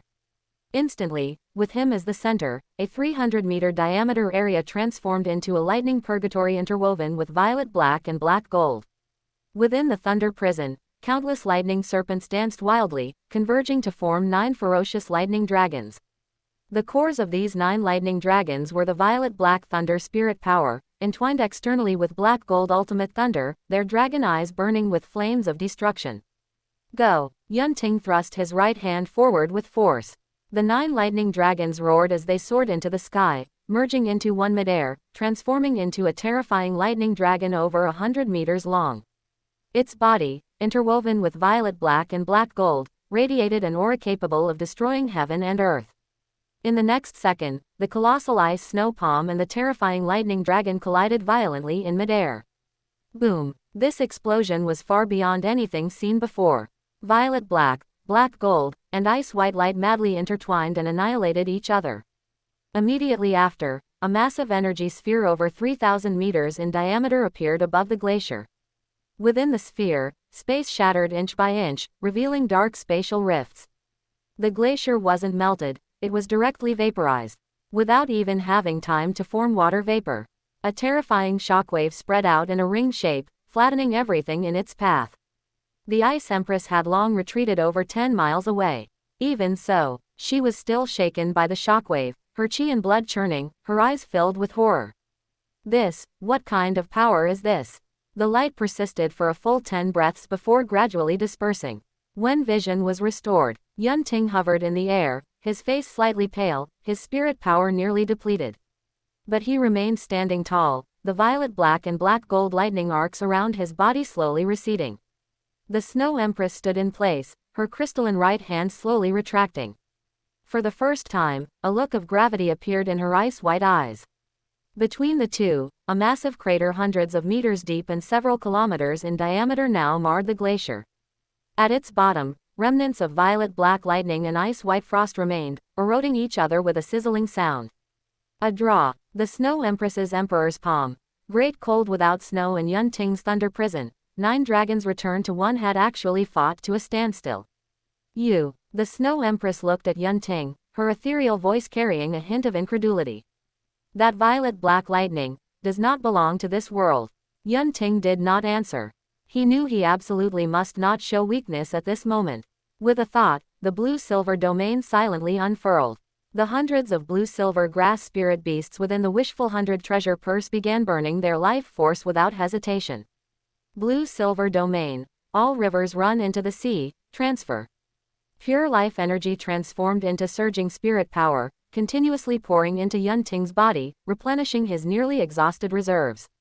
Although it couldn't refill him instantly, it was enough to support his actions. Farewell, we will meet again one day. As the words fell, Yunting, without hesitation, gave a powerful flap of the wood spirit wings on his back. His figure transformed into a streak of light, using the residual force of the explosion to frantically flee towards the outskirts of the far north. Seeing this, the Ice Empress urgently said, "Shui, we can't let this human escape." But the Snow Empress shook her head, her ice-blue eyes gazing in the direction Yunting had vanished for a long time without speaking. "Shui," the Ice Empress asked, puzzled. "With your speed, catching up to him wouldn't be difficult." "No need." The Snow Empress withdrew her gaze, her voice returning to its ethereal tone. "The power on him is very special." "Special?" The Ice Empress was taken aback. The Snow Empress said slowly, that violet-black lightning, and when he replenished his spirit power at the end, a flash of green-gold light, that was not spirit power, nor is it any known energy of this world. She paused, a trace of gravity flashing across her peerlessly beautiful face. It is a power that surpasses the level of this world. The Ice Empress's pupils constricted sharply. Surpasses this world. Shui, are you saying? Divinity. The Snow Empress nodded gently. Although it is still very faint, its essence is extremely high. The aura of destruction contained within that violet-black lightning made even my heart palpitate. And the vitality within that green-gold light is so pure it seems otherworldly. The Ice Empress drew in a sharp breath of cold air. How is that possible? He's only a quasi-spirit saint. That is precisely what makes it more frightening, the Snow Empress said, looking into the distance. A human possessing divine rank power, appearing in the far north, this matter is not simple. The Ice Empress fell silent for a moment before asking, what about the Ice Phoenix? Issue the order. Mobilize the spirit beast tide, seal off all exits from the far north. The Snow Empress's voice became indifferent once more. There is no need to forcibly stop him. If he truly leaves with the Ice Phoenix, then let him go. What? The Ice Empress found it hard to believe. The Snow Empress glanced at the Ice Empress and said calmly, Binger, making a mortal enemy of a human who may become a divinity in the future is not a wise move. The Ice Empress seemed thoughtful and finally nodded. I understand, Shui. The Snow Empress took one last look in the direction Yun Ting had departed before her figure slowly merged into the wind and snow. Today's battle, we did not exert our full strength. When he truly grows up, perhaps there will be a day we meet again. Her ethereal voice drifted away with the wind and snow. On the ice plain, only the bottomless crater remained, along with the gradually rising roars of spirit beasts in the distance. Chapter 160. Controlling the Sacrifice, Bone Replacement Technique. After the battle with the Snow Empress, Yun Ting flew at full speed using his 100,000-year wood spirit wings, catching up to Douluo and Shui Shinru in less than an hour. Seeing Yun Ting return safely, both let out a long sigh of relief. The three of them then sped away from the far north, bringing the 100,000-year Zan Shuang Ice Phoenix with them. One day later, icebound forest. Deep within a snowy valley, three figures walked across the snow. Yun Ting walked at the front, followed by Douluo, who was carrying the 100,000-year Zan Shuang Ice Phoenix. At this moment, the 100,000-year Zan Shuang Ice Phoenix's wings drooped low. Its body was enveloped in a purple toxic mist, and its phoenix eyes were slightly closed. Shui Shinru followed closely behind, her face filled with uncontrollable excitement and nervousness. Let's do it here, Yun Ting said, stopping in a circular snow hollow. The surrounding ice walls were 100 meters high, capable of isolating all energy fluctuations within. Hearing this, Douluo tossed the 100,000-year Zan Shuang Ice Phoenix onto the snow. 100,000-year head spirit bone skill, mirror flower water moon. Yun Ting spoke softly, his eyes suddenly erupting with blue-gold light. Instantly, invisible mental ripples once again enveloped the Zan Shuang Ice Phoenix. Its body jolted violently. The resentment in its eyes receded like a tide, replaced once again by a hollow blankness. Then, under Yun Ting's mental control, the phoenix eyes of the 100,000-year Zan Shuang Ice Phoenix glowed with the blood-red light of sacrifice. It let out a long cry toward the sky. The cry was no longer shrill, but filled with a certain sense of sacred ritual. Instantly, a pillar of blood-red light soared into the sky, completely enveloping Shui Shinru. And Shui, relax your mind and accept it, Yun Ting's voice calmly entered the light pillar. Shui Shinru closed her eyes and opened her arms. Massive amounts of ice attribute energy poured into her body like a river flowing backward, causing fine ice crystal patterns to condense on her skin's surface. Her aura climbed steadily. The level 90 bottleneck was shattered in the blink of an eye, and spirit power fluctuations echoed through the snow valley like tides. Douluo set up a jade phosphor serpent poison array around the perimeter. The green toxic mist covered the entire snow hollow, blocking all prying eyes. He glanced at Shui Shinru, whose aura was growing stronger within the light pillar, then looked at Yun Ting standing quietly to the side, a flash of emotion in his eyes. This kid, he really refreshes my understanding time and time again. He can even artificially control 100,000-year spirit beast's sacrifice. The sacrifice process lasted for an entire hour.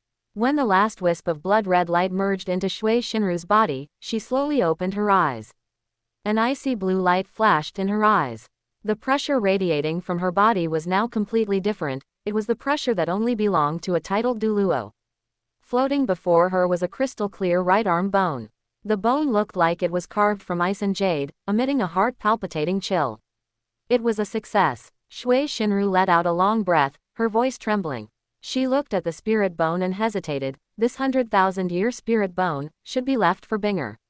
Her ice phoenix martial soul is the best match for this bone. Yunting shook his head and stepped forward. Aunt Shui, you should be the one to absorb it. I have other arrangements for Binger's spirit bones. Xiao Ting, I already have a right arm bone. How can I absorb this? Shui Shinru looked at Yunting with a face full of confusion. Yunting did not answer. Instead, with a thought, the spirit power within his body surged frantically. 100,000-year spirit, skill, sacred healing aura. This was one of the spirit skills from the 100,000-year wood spirit ring. In the next moment, the emerald green light of the sacred healing aura poured from Yunting's palm. The light was soft yet contained massive life force. Like living vines, it wrapped around the 100,000-year right spirit bone floating in midair. At the same time, it also wrapped around Shui Shinru's right arm. Aunt Shui, this is my first time attempting the spirit bone replacement technique, Yunting said indifferently. Relax, do not resist. Shui Shinru felt two different spirit bone energies circulating and exchanging within her body. The process was not painful. Instead, it was like being immersed in a hot spring, warm and comfortable.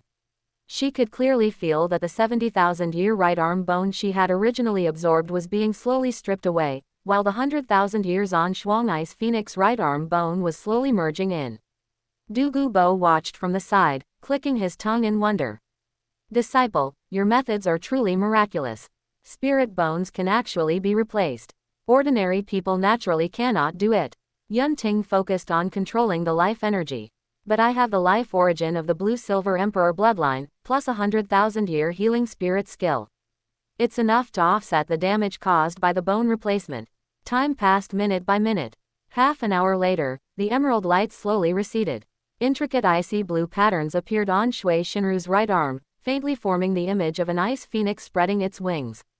She lightly clenched her fist, and tiny ice crystal snowflakes actually condensed in the air. Level 92. She felt the massive spirit power within her body, her eyes full of shock. And my foundation is stable, with no sense of instability at all. Yunting withdrew his hand, his face slightly pale. Continuously using two great 100,000-year spirit skills, Mirror Flower Water Moon and Sacred Healing Aura, was still somewhat taxing for him. Xiao Ting, are you all right? Seeing Yunting like this, Shui Shinru's face was full of worry. I'm fine. Yunting waved his hand. Aunt Shui, after you return to Heaven Water Academy, hide the news of your breakthrough for the time being. When we head to Spirit City for the finals, you can then secretly follow to protect Binger, senior sister, and the others. Hearing this, Shui Shinru nodded slightly. Afterward, the three of them parted ways. Shui Shinru turned into a streak of icy blue light and flew toward Heaven Water Academy, while Yunting and Douluo Bo set out on the road back to Heaven Do City. One day later, Heaven Do City, as the first light of dawn spilled onto the corridor of the Royal Fighting Team dormitory. When Yunting pushed open his room door, he bumped into two figures who were just about to head out. Du Guyan was holding Qian Runshui's arm. The two seemed to have just finished some private conversation, as both had smiles on their faces. Seeing Yunting, Du Guyan's eyes lit up, but she first turned her head to wink at Qian Runshui, giving her a playful, "Watch me, look." She then let go of Qian Runshui's hand and quickly walked to Yunting's side, naturally taking his arm. "Junior brother, you finally know to come back. You were gone with Grandpa for over 10 days, Sister Qian and I were worried sick." Her words held a hint of intimate complaint, yet they skillfully drew the three of them closer. During these 10 or so days of spending time together, Du Guyan felt that the relationship between Yunting and Qian Runshui had already made further progress. After that night when Yunting had counseled Qian Runshui, she had returned to her previous self. She would laugh, play, and occasionally show the shyness of a young girl. And all of these changes revolved around Yunting. Hearing this, Yun Ting's gaze moved past Du Guyan and fell on Qian Runshui. Qian Runshui was wearing a pale gold dress that made her skin look as white as snow. Her golden hair was simply tied back, with a few stray strands hanging by her cheeks. She was currently lowering her head slightly, her hands unconsciously twisting together, her earlobes turning red. It was the embarrassment of being sold out by Du Guyan, as well as the nervousness of anticipating Yun Ting's response. Chapter 161. Tang San Seeking Death, 7-in-1 Spirit Fusion Skill. Yun Ting recalled the tearful smile and the feather-light kiss from Qian Runshui on the night before his trip to the far north. He hadn't responded much, always feeling the time wasn't right, worried that too much dependence and gratitude were mixed into this feeling. But at this moment, looking at the flicker of cautious hope in Qian Runshui's eyes, the final barrier in his heart quietly melted away. It seems senior sister knows everything. Yun Ting gave Du Guyan a gentle smile, then walked toward Qian Runshui. Seeing him approach, Qian Runshui's heart beat so fast it felt like it would jump out of her chest. She forced herself to remain calm and looked up, wanting to greet him as usual, but found her voice trembling. "You are back." Before she could finish, a warm hand had already gently grasped her wrist. The palm was not soft, but it carried a reassuring warmth. "Yes, I'm back." Yun Ting's voice was a bit softer than usual. Maintaining this posture, he brought Qian Runshui's hand to his side, forming a gesture similar to linking arms. "It's early in the morning, where are you all going?" Feeling the warmth from her wrist and seeing the no longer hidden acceptance in his eyes, Qian Runshui's nose suddenly felt sore. She didn't pull her hand away. Instead, she took the opportunity to link arms with Yun Ting and nodded vigorously, her voice somewhat choked, to watch Sister Binger's match. Du Guyan watched from the other side, a gratified smile on her lips. "Junior brother, today is Heaven Water Academy against Kangwei Academy. Sister Qian and I are going to cheer for Sister Binger." As she spoke, she linked arms with Yun Ting's other side. The three stood side by side, their status completely clear at this moment. It wasn't testing or ambiguity, but the establishment of a mutually recognized relationship. Kangwei Academy, Yun Ting muttered, simultaneously recalling the 7-in-1 fusion skill of Kangwei Academy from the original work, the 7 Asura Illusion. He had to tell Binger, otherwise Heaven Water Academy might suffer a loss. Thinking of this, Yun Ting looked at Qian Runshui and Du Guyan, who were holding his arms, and smiled. "Then let's go together. Binger must be very worried about me too." With that, the three walked side by side toward the Great Spirit Arena.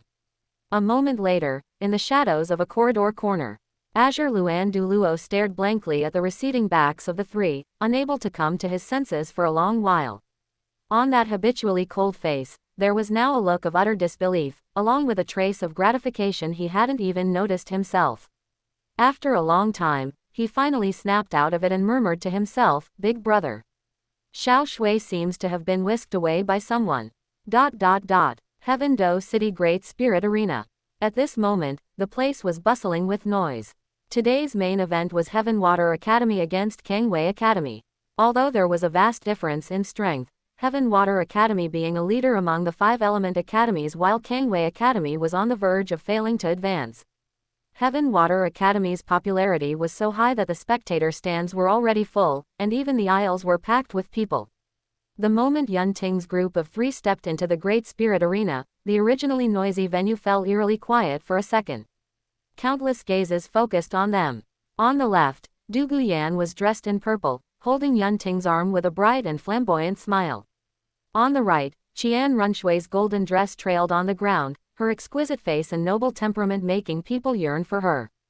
And Yun Ting in the middle, with a calm expression, was so eye-catching under the foil of the 2 women. "That's Yun Ting, the captain of the royal fighting team." Du Guyan and Qian Runshui are both holding Yun Ting's arms. Could the 3 of them be? No, my goddesses. Immediately, envy, jealousy, curiosity, and shock, all sorts of gazes intertwined like a net, enveloping the 3. Yun Ting turned a blind eye to this. His gaze swept across the spectator stands, pausing slightly at a certain spot. At this moment, on Shrek Academy's viewing platform, Tang San was staring fixedly at him. That face was as pale as paper, his eye sockets were sunken, and his eyes were bloodshot. Seeing this, a flash of surprise crossed Yun Ting's eyes. Tang San, who had been beaten beyond recognition during the opening match, was actually able to get out of bed and watch the match in less than half a month. Though his aura was weak and his spirit power fluctuations were chaotic. Tang San, you certainly recovered quickly, Yun Ting thought to himself, though his face remained expressionless. He withdrew his gaze and led the two women straight toward Heaven Water Academy's viewing platform. Seeing Yun Ting's dismissive manner, Tang San's rage surged instantly. He gritted his teeth and stared at Yun Ting, as well as Qian Runshui and Du Guyan beside him. In Tang San's heart, these three already had a way to seek death. Watching the three walk directly onto Heaven Water Academy's viewing platform, causing cheers from Shui Yuer and the others, the hatred in Tang San's eyes almost solidified. He took a deep breath, forcing himself to be calm, and turned to ask Ning Rongrong and the others behind him, does anyone know what the relationship is between Yun Ting and Heaven Water Academy? Ning Rongrong hesitated for a moment and said in a low voice, the captain of the Tianshui team, Shui Binger, is Yun Ting's girlfriend. This answer immediately sparked Oscar's envy. He smacked his lips and whispered, the women around Yun Ting are all stunning beauties. Sigh, I still haven't even. He glanced at Ning Rongrong and swallowed the rest of his sentence.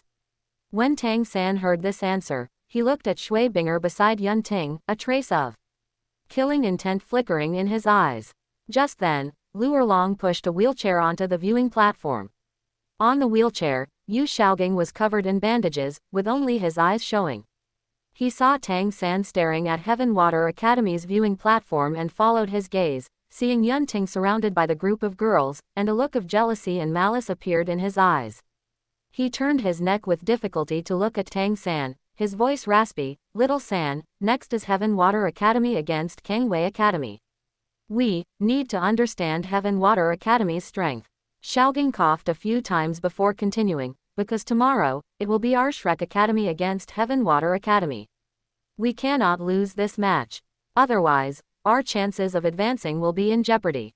All Shrek members looked at each other upon hearing this. Since the crushing defeat in the opening match, Dai Mubai and Ma Hongjun had rested for 10 full days before barely recovering. As for Tang San, whose injuries were even more severe, a large number of gold coins were spent to hire a Spirit King level healing spirit master for day and night treatment, allowing him to regain his mobility in less than half a month. During this period, Shrek Academy couldn't even gather 7 people to take the field, and Xiao Wu was the only spirit ancestor. Since the opening match, they had successively lost to Shenfang, Blazing Fire Academy, Elephant Armored Academy, and Botanical Academy. If they lose to Heaven Water Academy again, their hope of advancing will be completely gone. Tang San, however, showed a look of confidence upon hearing this and said, Teacher, don't worry. I will participate in tomorrow's match against Heaven Water Academy. As he spoke, his gaze lingered between Yun Ting and Shui Binger, finally fixing on Yun Ting's back. Immediately, the killing intent in his eyes intensified, and he thought to himself, Yun Ting, tomorrow, I will cripple Shui Binger.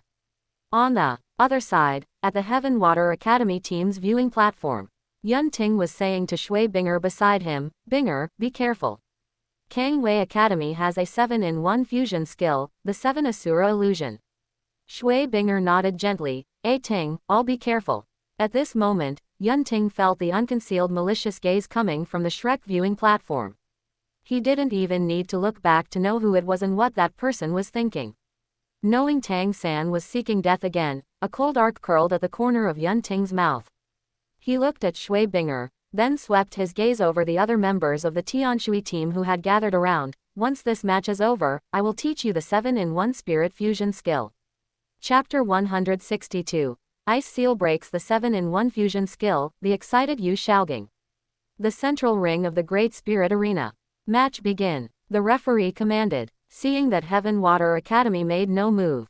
Now, form the array. The Kangwei Academy captain suddenly shouted. As he spoke, the 7 Kangwei members retreated simultaneously, quickly standing in a peculiar heptagonal formation. They exchanged glances, their eyes flashing with ruthlessness. The next moment, red, orange, yellow, green, cyan, blue, purple. 7 different colored yet equally dazzling beams of light shot up from their bodies. The spirit rings beneath their feet flickered wildly, their radiance reflecting off one another. The colored lights intertwined and fused above the spirit stage, forming a brilliantly dazzling screen of light. Within the light screen, countless distorted phantoms surged indistinctly, emitting heart-palpitating energy fluctuations. What's going on? On the VIP seats, Emperor Shuiyi's expression changed slightly. Could this be a 7-in-1 spirit fusion skill? As the monarch of Heaven Do, he had naturally heard of such legendary existences, 7 spirit masters achieving spirit resonance and unifying their spirit power to unleash power far beyond imagination. Seeing this, Ning Fengji gently shook his head. Your Majesty misunderstands, he said calmly. This is not a 7-in-1 spirit fusion skill. Emperor Shuiyi was startled. It's not. The core of a martial soul fusion skill is the resonance and blending of the spirit's essences. Ning Fengji's gaze was sharp. While these 7 colors are brilliant, they are merely a crude superposition of spirit power and mental force, with no sign of spirit blending. This is a 7-in-1 fusion skill, not a martial soul fusion skill. He paused. A difference of a single word, yet they are worlds apart. The former is just the synchronized execution and power amplification of multiple person spirit abilities, while the latter is a true qualitative change. Emperor Shuiyi realized, then frowned. Even so, the power of a 7-in-1 fusion skill is not to be underestimated. Does Sect Master Ning think Heaven Water Academy can handle it? Ning Fengji didn't answer immediately. He turned his gaze toward the Heaven Water Academy viewing stand. There, Yun Ting sat with a calm expression, showing no sign of worry. In fact, a faint smile played on the corner of his mouth. It was as if that heart-palpitating 7-colored light screen on the stage was nothing more than a child's trick. Seeing this, Ning Fengji felt reassured. Your Majesty, please look at young friend Yun Ting, he said slowly. If Heaven Water Academy were truly in danger, he would never be so calm. Emperor Shuiyi followed Ning Fengji's gaze and indeed saw Yun Ting's composed demeanor.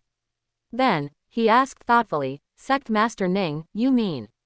Young friend Yun Ting must have prepared long ago, Ning Fengji said with certainty. As for what it is, let's wait and see. Upon hearing this, Emperor Shuiyi nodded slightly, his gaze returning to the stage. Meanwhile, the crowd in the audience, unaware of the details, had already erupted into chaos. 7 colors. Is this the legendary 7-in-1 spirit fusion skill? Kang Wei Academy actually hid such a trump card. Wait, Heaven Water Academy is probably the Shrek Academy viewing stand. Tang San was stunned at first, then a flash of wild joy crossed his eyes, followed by malicious delight. 7-in-1. Kang Wei Academy actually kept this hidden. He clenched his fists, his voice trembling slightly with excitement. Dai Mubai also smiled. Great. If Heaven Water Academy is heavily damaged by this move, then tomorrow's match we can win without fighting, and then there's great hope for advancing, Xiao Wu added, her eyes full of joy. However, Yu Xiaogang, who was wrapped in bandages, stared intently at the 7-colored light screen on the stage, his breathing rapid as he muttered to himself. 7-in-1 spirit fusion skill. No, this is a 7-in-1 fusion skill. It's a pity Kang Wei Academy is executing it too crudely, there's obvious sluggishness in the spirit power flow. Then, Yu Xiaogang fell into deep thought, his eyes growing brighter and brighter.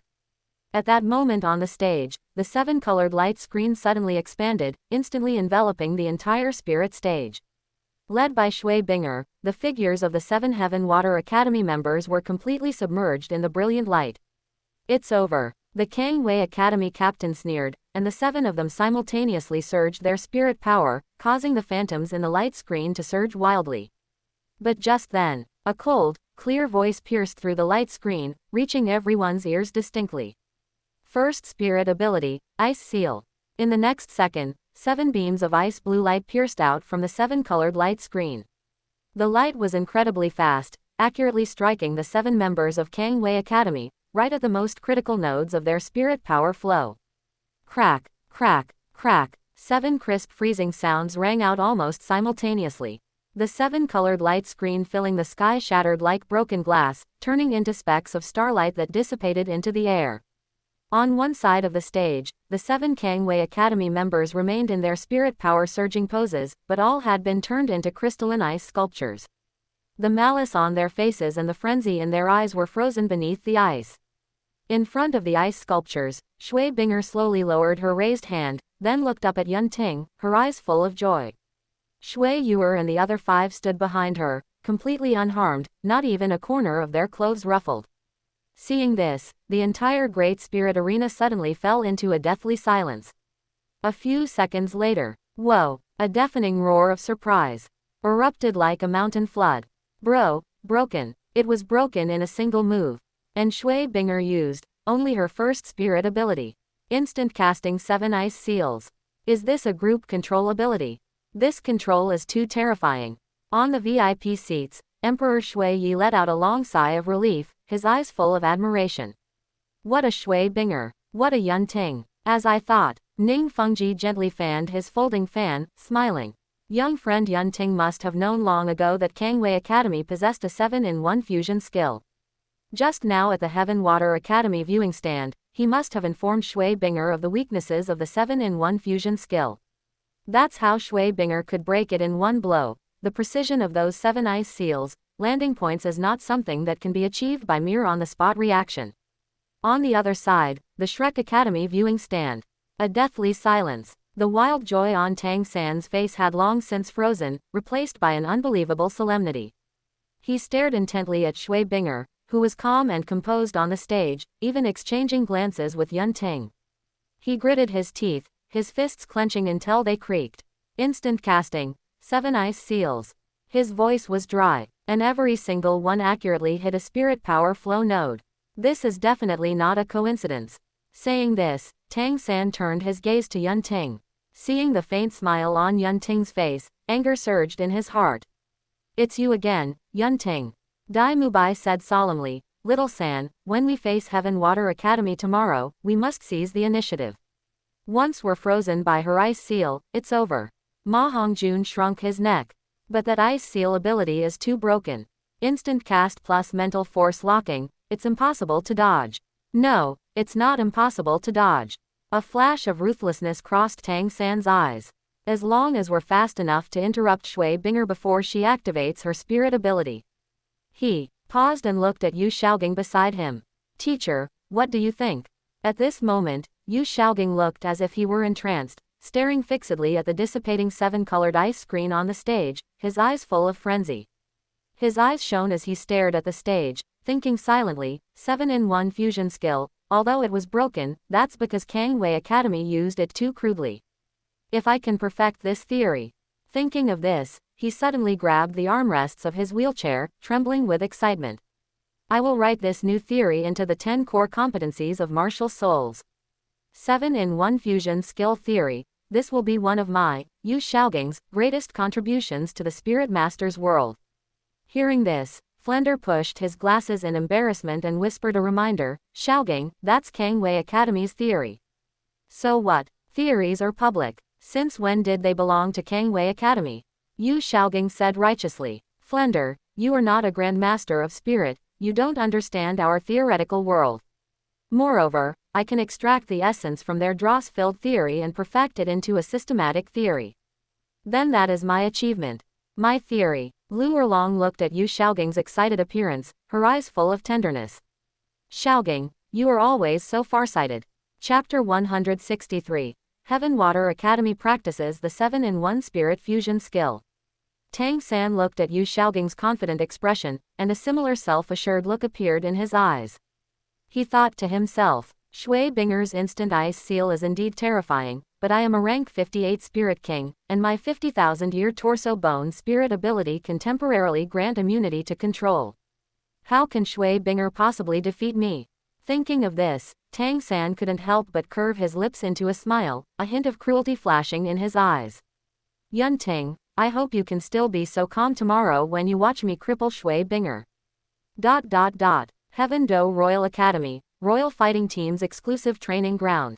Yun Ting stood with his hands behind his back. In front of him stood Shui Binger, Shui Yuer, and Shui Wu, a total of 4 people. The 7-in-1 spirit fusion skill is essentially about spirit power resonance and spirit complementarity. Yun Ting's voice was calm and clear.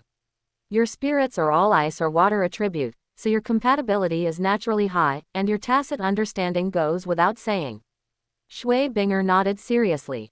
Ting, we have initially mastered the spirit power circulation method you taught us. Then let's try it. Yunting stepped back a few paces. Assume the Big Dipper formation. The 7 girls heard this and quickly moved, forming the Big Dipper formation. Shui Binger was positioned at the Tianshu spot, Ting as the core guide. Let your spirit power flow naturally. Yunting's expression slightly condensed, and he said in a deep voice, do not force the fusion. It should be like streams flowing into a river, going with the flow. He wasn't sure if this method would allow Shui Binger and the other 6 to successfully perform the 7-in-1 spirit fusion skill. Would it cause them any harm?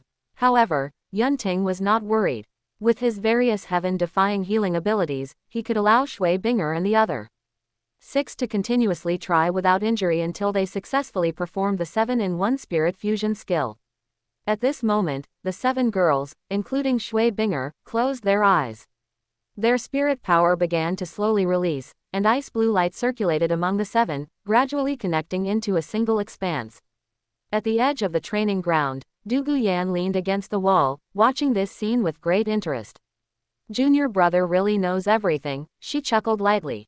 He can even teach the 7-in-1 spirit fusion skill. Qian Runshui stood beside her, her golden eyes reflecting the ice blue light, then she looked at the calm Yunting, a faint smile appearing on her face. Who knows how much time had passed? With Yunting's continuous supply of healing spirit abilities, 7 ice blue pillars of light shot into the sky, intertwining and fusing in midair.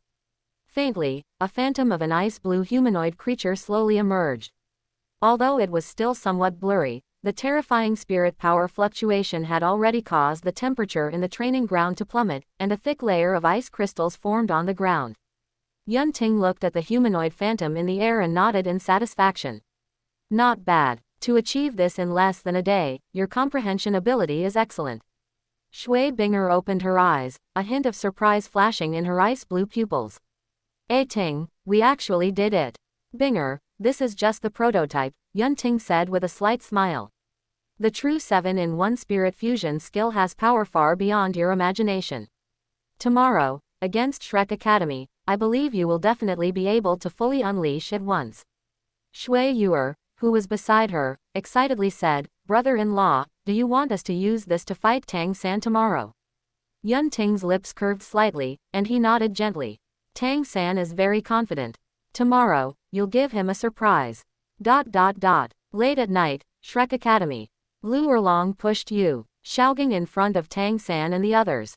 Yu Xiaoging's face was filled with uncontrollable excitement, as if he had discovered some world-shattering secret. The theory of the 7-in-1 spirit fusion skill, I have initially perfected it. He said, his eyes filled with fervor. I am confident I can apply it to you all. A glimmer of light flashed in Tang San's eyes, and he said with some uncertainty, Teacher, do you mean that the 7 of us can also master the 7-in-1 spirit fusion skill? Theoretically, yes. Yu Xiaoging nodded heavily. Although your spirit compatibility is not as good as Kangwei Academy's, as long as you follow my theory for refinement, you will definitely succeed. Dai Mubai's eyes lit up. Grandmaster, if we master it, will we be able to defeat Yunting?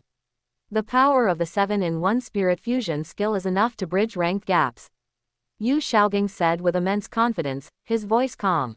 As long as you master it, you can easily defeat Yunting and the royal fighting team he leads in the finals. Ma Hongjun rubbed his hands excitedly. Then what are we waiting for? Let's start practicing. No rush, Yu Xiaoging waved his hand. I still need to further refine this theory and then write it into the 10 core competencies of martial souls. Moreover, the refinement among the 7 of you will also require time. Saying that, he looked at Tang San. Little San, although you haven't fully recovered for tomorrow's match against Heaven Water Academy, teacher believes that dealing with Heaven Water Academy will be no difficult task for you. Once my theory is perfected, you can begin practicing the 7-in-1 spirit fusion skill. Tang San nodded vigorously. Don't worry, teacher. Leave everything to your disciple. Seeing Yu Xiaoging's confident demeanor, all Shrek members felt hope ignite in their hearts. Perhaps they really still had a chance to turn the tables, and defeating Yunting was not a dream. The next day. Great Spirit Arena. The place was bustling with noise, and every seat was taken. Today's match attracted even more spectators than yesterday. Heaven Water Academy vs Shrek Academy. In the VIP seating area, Emperor Shui Yi, Ning Fengji, and Sword Douluo Chen Xin sat side by side. Schoolmaster Ning, which side do you favor today? Emperor Shui Yi asked with a smile. Ning Fengji answered without hesitation, Your Majesty, I believe Heaven Water Academy will win. Oh, Emperor Shui Yi was somewhat surprised, then asked the doubt in his heart, Tang San is a rank 58 spirit king, and he possesses two 50,000-year spirit bones. His clear sky hammer also has 2 additional spirit rings. And the highest spirit power rank in Heaven Water Academy is only Shui Binger at rank 48. How can they possibly defeat Shrek Academy? Ning Fengji did not rush to answer. Instead, he turned his gaze to the Heaven Do Royal Academy spectator stand. There, Yun Ting was chatting and laughing with Qian Runshui and Du Guyan beside him, as if this highly anticipated match had nothing to do with him. Because Yun Ting is there, Ning Fengji slowly began. Since he dares to let Heaven Water Academy participate, he must be absolutely confident of victory. I suspect he has given Heaven Water Academy an unexpected trump card. Sword Douluo Chen Xin said indifferently, that kid is meticulous and never does anything without certainty. Emperor Shui Yi nodded thoughtfully, his gaze returning to the arena. On the arena, both teams had already entered. On Shrek Academy's side, Tang San led the charge, a hint of killing intent in his eyes. He was determined to cripple Shui Binger today, making Yun Ting experience extreme pain. Heaven Water Academy, led by Shui Binger, had calm expressions, even carrying a faint, almost imperceptible smile. Chapter 164, 7-in-1 Spirit Fusion Skill, Ice Phoenix Goddess. 3,000-word mega chapter. On the central stage of the Great Spirit Arena, the air was so heavy it felt as if it could be wrung out like water. Match, begin. Before the referee's voice had even faded, a fierce glint flashed in Tang San's eyes. 5th Spirit Ability, Spider God Possession. No, he roared as spirit power surged wildly around him. The 5th spirit ring of his blue-silver grass suddenly lit up beneath his feet, but what truly erupted wasn't the power of the spirit ring, but a golden yellow light that burst forth from his chest. That 50,000-year torso bone, which Xiao Wu had brought back from the Stardo Great Forest, was now being pushed to its absolute limit by him.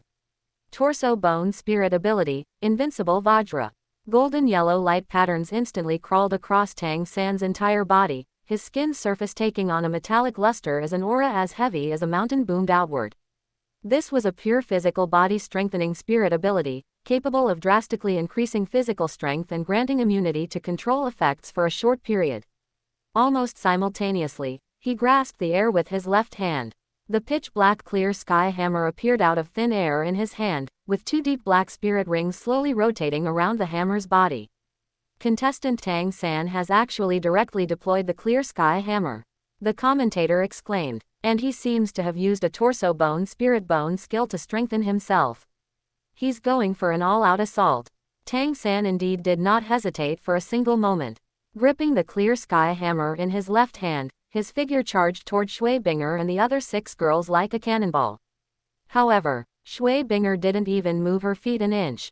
She simply raised her right hand slightly, her ice blue eyes calmly watching the rushing Tang San as if looking at a moth flying into a flame. At the same time, her first spirit ring lit up beneath her feet. First spirit ability, Ice Seal. It wasn't just 1, nor was it 6. It was overwhelming. With her as the center, the stage floor within a 30-meter radius instantly froze into a layer of ice 3 feet thick. Countless beams of icy light shot out from the ice surface, but they weren't aimed at Tang San. Instead, they accurately pierced toward Dai Mubai, Oscar, Ma Hongjun, Xiao Wu, Zhu Zuqing, and Ning Rongrong. Watch out! Dai Mubai roared, activating his white tiger barrier. Unfortunately, it was useless. Those icy lights seemed to have eyes of their own, tracing strange arcs in the air to bypass all defenses and accurately pierce the 6 people's legs, arms, shoulders, and other non-lethal but movement-restricting acupoints. Crack, crack, crack. The 6 of them froze in place almost simultaneously, their bodies quickly covered by a layer of solid ice, turning them into 6 lifelike ice sculptures. Only their eyes could still move, filled with shock and despair. Tang San's Invincible Vajra could grant immunity to control, but his teammates could not. Damn it! Seeing this, Tang San's eyes nearly split from rage. He sped up his charge, swinging the clear sky hammer with both hands as the hammerhead dragged a shrill sound of breaking air. Die. He wanted to crush Shui Binger with a single strike and end this battle. But Shui Binger just gave him a faint look, and then, gently closed her eyes. Big Dipper, spirit fusion. She spoke softly. Her voice wasn't loud, yet it clearly reached every corner of the stage. The next second, the 7 girls of Heaven Water moved simultaneously, positioning themselves according to the Big Dipper constellation. Immediately, the spirit rings beneath the feet of Shui Yuer, Shui Wu, Yu Haro, Shen Luyu, Ji Yu Kingbo, and Chu Ruishui flashed wildly. 6 pillars of ice blue spirit power shot into the sky, interweaving and entwining in the air before finally, all pouring into Shui Binger, who stood at the Tianshu position. Behind Shui Binger, a massive phantom of an ice phoenix slowly emerged. But that was not the end. 7-in-1 spirit fusion skill, Ice Phoenix Goddess. The 7 of them shouted in unison. Boom! An incredibly brilliant ice blue light erupted from the 7 of them, instantly swallowing the entire stage. Within the light, the Ice Phoenix phantom rapidly contracted and solidified, finally transforming into a humanoid entity over 3 meters tall, composed entirely of pure ice crystals. She had long ice blue hair and an exquisite face that was 70% similar to Shui Binger's, but with an added touch of divinity. Clad in ice crystal armor, the phoenix wings on her back, with a wingspan exceeding 10 meters, slowly unfurled. In her hand, she held an ice crystal spear condensed from ultimate ice. This is. In the VIP seats, Emperor Shui Yi suddenly stood up, a look of shock erupting in his eyes.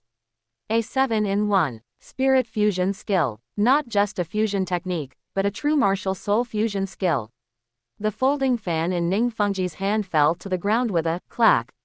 He stared intently at the figure of the Ice Phoenix Goddess on the stage, his voice trembling. Spirit power perfectly blended, the essences of their spirits resonating. This definitely wasn't thrown together on the fly. How did they do it? Sword Douluo Chen Shin slowly exhaled, a sharp light flashing in his eyes. Yun Ting, it's his handiwork again. Not only is this boy's talent and strength unsurpassed in this era, but he actually has such attainments in martial soul theory as well. To teach a 7-in-1 spirit fusion skill, this has already exceeded the scope of a peerless prodigy. The 3 of them simultaneously turned their gazes toward the Heaven Do Royal Academy's viewing platform. There, Yun Ting was leaning back in his chair, propping his chin with one hand, a faint smile on his face, as if the Ice Phoenix Goddess who had shocked the entire audience on the stage, was just something he had done casually. Meanwhile, the Shrek viewing platform was now deathly silent. 7-in-1 spirit fusion skill. Flender's face was pale, his lips trembling. This is impossible. How can this be? Even our Golden Triangle's Trinity took over a decade of practice before. Suddenly, he snapped back to reality. Surrender. We must surrender immediately. The power of a 7-in-1 spirit fusion skill is simply not something Little San can withstand. But a hand pressed down firmly on him. It was Yu Shaogang. He sat in his wheelchair, his entire body trembling, but his eyes were fixed on the Ice Phoenix Goddess on the stage, swirling with madness, jealousy, and a hint of fear that even he was unwilling to admit. No, we can't surrender. His voice was hoarse. Flender, look at the stage. Look at what? Little San is going to be killed. Look at the structure of that fusion skill. The way the spirit power flows. Yu Shaogang suddenly became agitated, his finger trembling as he pointed at the Ice Phoenix Goddess. That is the most perfect form of a 7-in-1 spirit fusion skill I've ever imagined. It's the ultimate theory I've been conceiving for a long time but hadn't yet managed to write into the 10 core competencies of martial souls. As he spoke, a morbid light erupted in his eyes. They stole my theory. They must have peeked at my manuscripts. Otherwise, how could they? Shaogang. Lu Erlong hugged him, her heart aching. Don't say any more. Unfortunately, Yu Shaogang could no longer hear her. He just stared intently at the stage, muttering to himself, my theory, that's mine. Currently, on the stage, Tang San looked at the 3-meter-tall Ice Phoenix Goddess before him, emanating a terrifying pressure, and felt as if he had fallen into an ice cellar. The clear sky hammer in his hand was still humming, but that unstoppable momentum had already completely vanished. How is this possible? A 7-in-1 spirit fusion skill, this is a legendary existence. Even his teacher Yu Shaogang, the true Grand Master of Spirit, had only discovered this theory last night and said it needed further refinement, yet Heaven Water Academy. Fake. It must be fake. I don't believe it. I don't believe it. Tang San muttered repeatedly, his eyes bloodshot, finally turning into hysterical madness. I have the clear sky hammer. I have twin spirits. I have a 50,000-year spirit bone. I will not lose. Amidst his roars, the two black spirit rings beneath his feet that had been dormant suddenly erupted with a blinding light. First spirit ability, Thousand Jin Force. Second spirit ability, Vajra Force. The power of two 10,000-year spirit rings was simultaneously channeled into the clear sky hammer. Buzz. The clear sky hammer erupted with a violent hum, its body expanding and becoming heavier at a speed visible to the naked eye. From its original millstone size, it surged to over 3 meters in diameter, the black patterns on the hammerhead writhing as if alive, emitting a heart-palpitating pressure. The webbing between Tang San's thumbs and forefingers split open, blood flowing down the hammer's handle, but he was completely oblivious to it. Cloak of Chaos. Using all his strength, he swung the massive hammer, which had become terrifyingly heavy, and smashed it fiercely toward the Ice Phoenix goddess. This strike carried all of Tang San's hatred, all his resentment, and all his madness. Before the hammer even arrived, the violent air pressure had already crushed the stage floor into web-like cracks. Facing this world-destroying blow, the Ice Phoenix goddess simply raised her head slowly. In those eyes composed of pure ice crystals, there was no emotion whatsoever. She lightly raised her right hand, slowly leveling the ice crystal spear in her grasp, its tip pointing directly at the incoming clear sky hammer. Then, she dove. There were no fancy moves, no brilliant lights, only an ice blue meteor piercing straight down from midair. The spear tip and the hammerhead, under the gaze of countless eyes, collided with a boom. Time seemed to stand still at this moment. The next second, crack, a crisp sound of shattering came from the point of impact. Under Tang San's incredulous gaze, that mountain-heavy clear sky hammer, infused with the power of two 10,000-year spirit rings. A crack appeared on the hammerhead. Followed by a second, then a third, the crack spread like a plague, covering the entire body of the hammer in the blink of an eye. No, no, Tang San roared hoarsely, but it was already too late. The ice crystal spear erupted with an extremely brilliant ice blue light, and a soul-freezing chill surged wildly into the interior of the clear sky hammer along the cracks. The next second, bang, the clear sky hammer shattered. It wasn't sent flying, nor was it repelled. It was completely and utterly shattered. Countless black fragments exploded like a rainstorm, then were frozen by the extreme cold in midair, falling like a sky full of ice crystals. PFF'd. Tang San was struck as if by lightning, blood spraying from his 7 orifices simultaneously, freezing into ice beads the moment it left his body. The backlash from the spirit's shattering was like 10,000 steel knives churning wildly inside his body. And at this moment, he couldn't even let out a scream. Because that ice crystal spear, after piercing through the clear sky hammer, continued forward without the slightest hesitation. Poochie. The spear accurately pierced through Tang San's left shoulder, lifting his entire body off the ground and suspending him in midair. Blood flowed down the spear's shaft, only to be quickly frozen in the extreme cold, forming a grotesque mixture of ice and blood. Tang San's body twitched continuously, his pupils dilated, and a hee-hee, gasping sound came from his mouth. Defeated. Completely, utterly, and without any suspense, defeated. Chapter 165. For the sake of qualifying, Yu Shaogang stops at nothing. 3,800-word chapter. Suddenly, the entire Great Spirit Arena fell into a deathly silence. Several seconds later, whoosh, thunderous exclamations erupted like a flash flood. The clear sky hammer, that's the world's #1 tool spirit. To think it was pierced through and shattered by a single spear.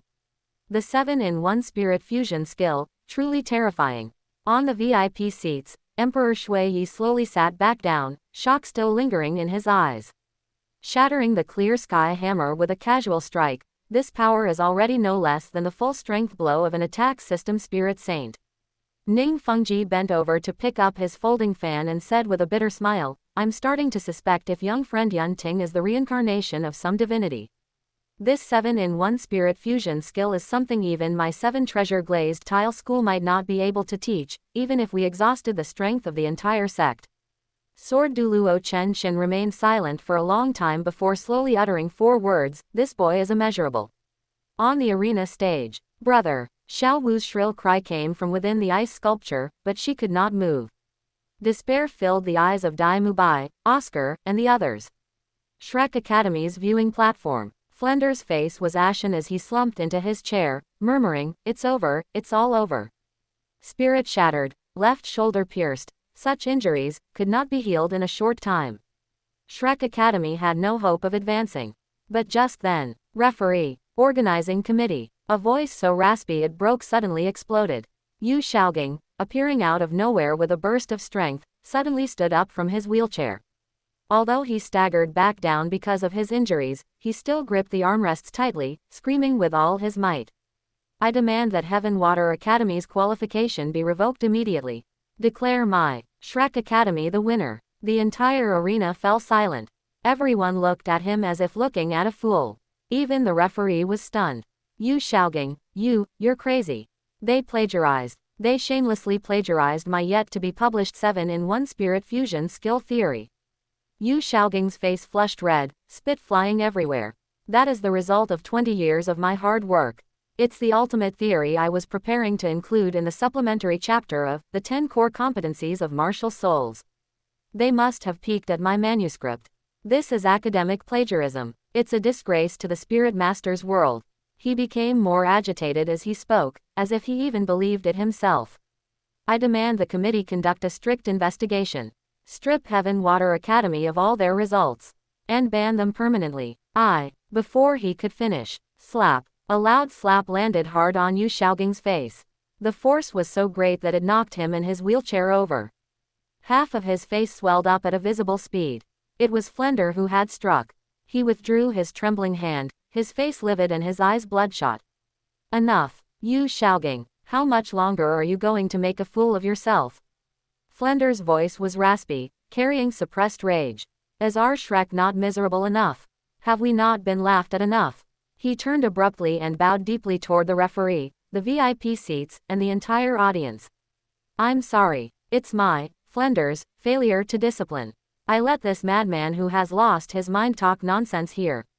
He raised his head, his gaze sweeping across the Heaven Do Royal Academy viewing platform, lingering for a moment on Yun Ting's face. He clearly felt the bone-chilling killing intent coming from that side. Flender shivered and hurriedly forced a smile that looked worse than crying, repeatedly cupping his hands toward Yun Ting's direction, then turned to the referee and said hoarsely, "Referee, Shrek Academy, surrenders. We surrender. Please release them." On the stage, Shui Binger's ice blue eyes flashed with a hint of complexity upon hearing this. With a thought, the spear in the Ice Phoenix goddess's hand slowly dissipated. Tang San fell onto the ice with a thud, leaving a ghastly blood hole of ice crystals on his left shoulder. He was completely unconscious. The figure of the Ice Phoenix goddess began to slowly dissipate, turning back into 7 streaks of ice blue light that returned to the bodies of Shui Binger and the other 6. The fusion was released. Shui Binger's face was slightly pale, clearly having consumed a lot of energy, but she still stood tall. Her gaze swept over the frozen Xiao Wu and the 5 others on the Shrek side, and she waved her hand gently. Release. The hard ice on the 6 people melted instantly. "Brother," Xiao Wu cried as she lunged toward Tang San.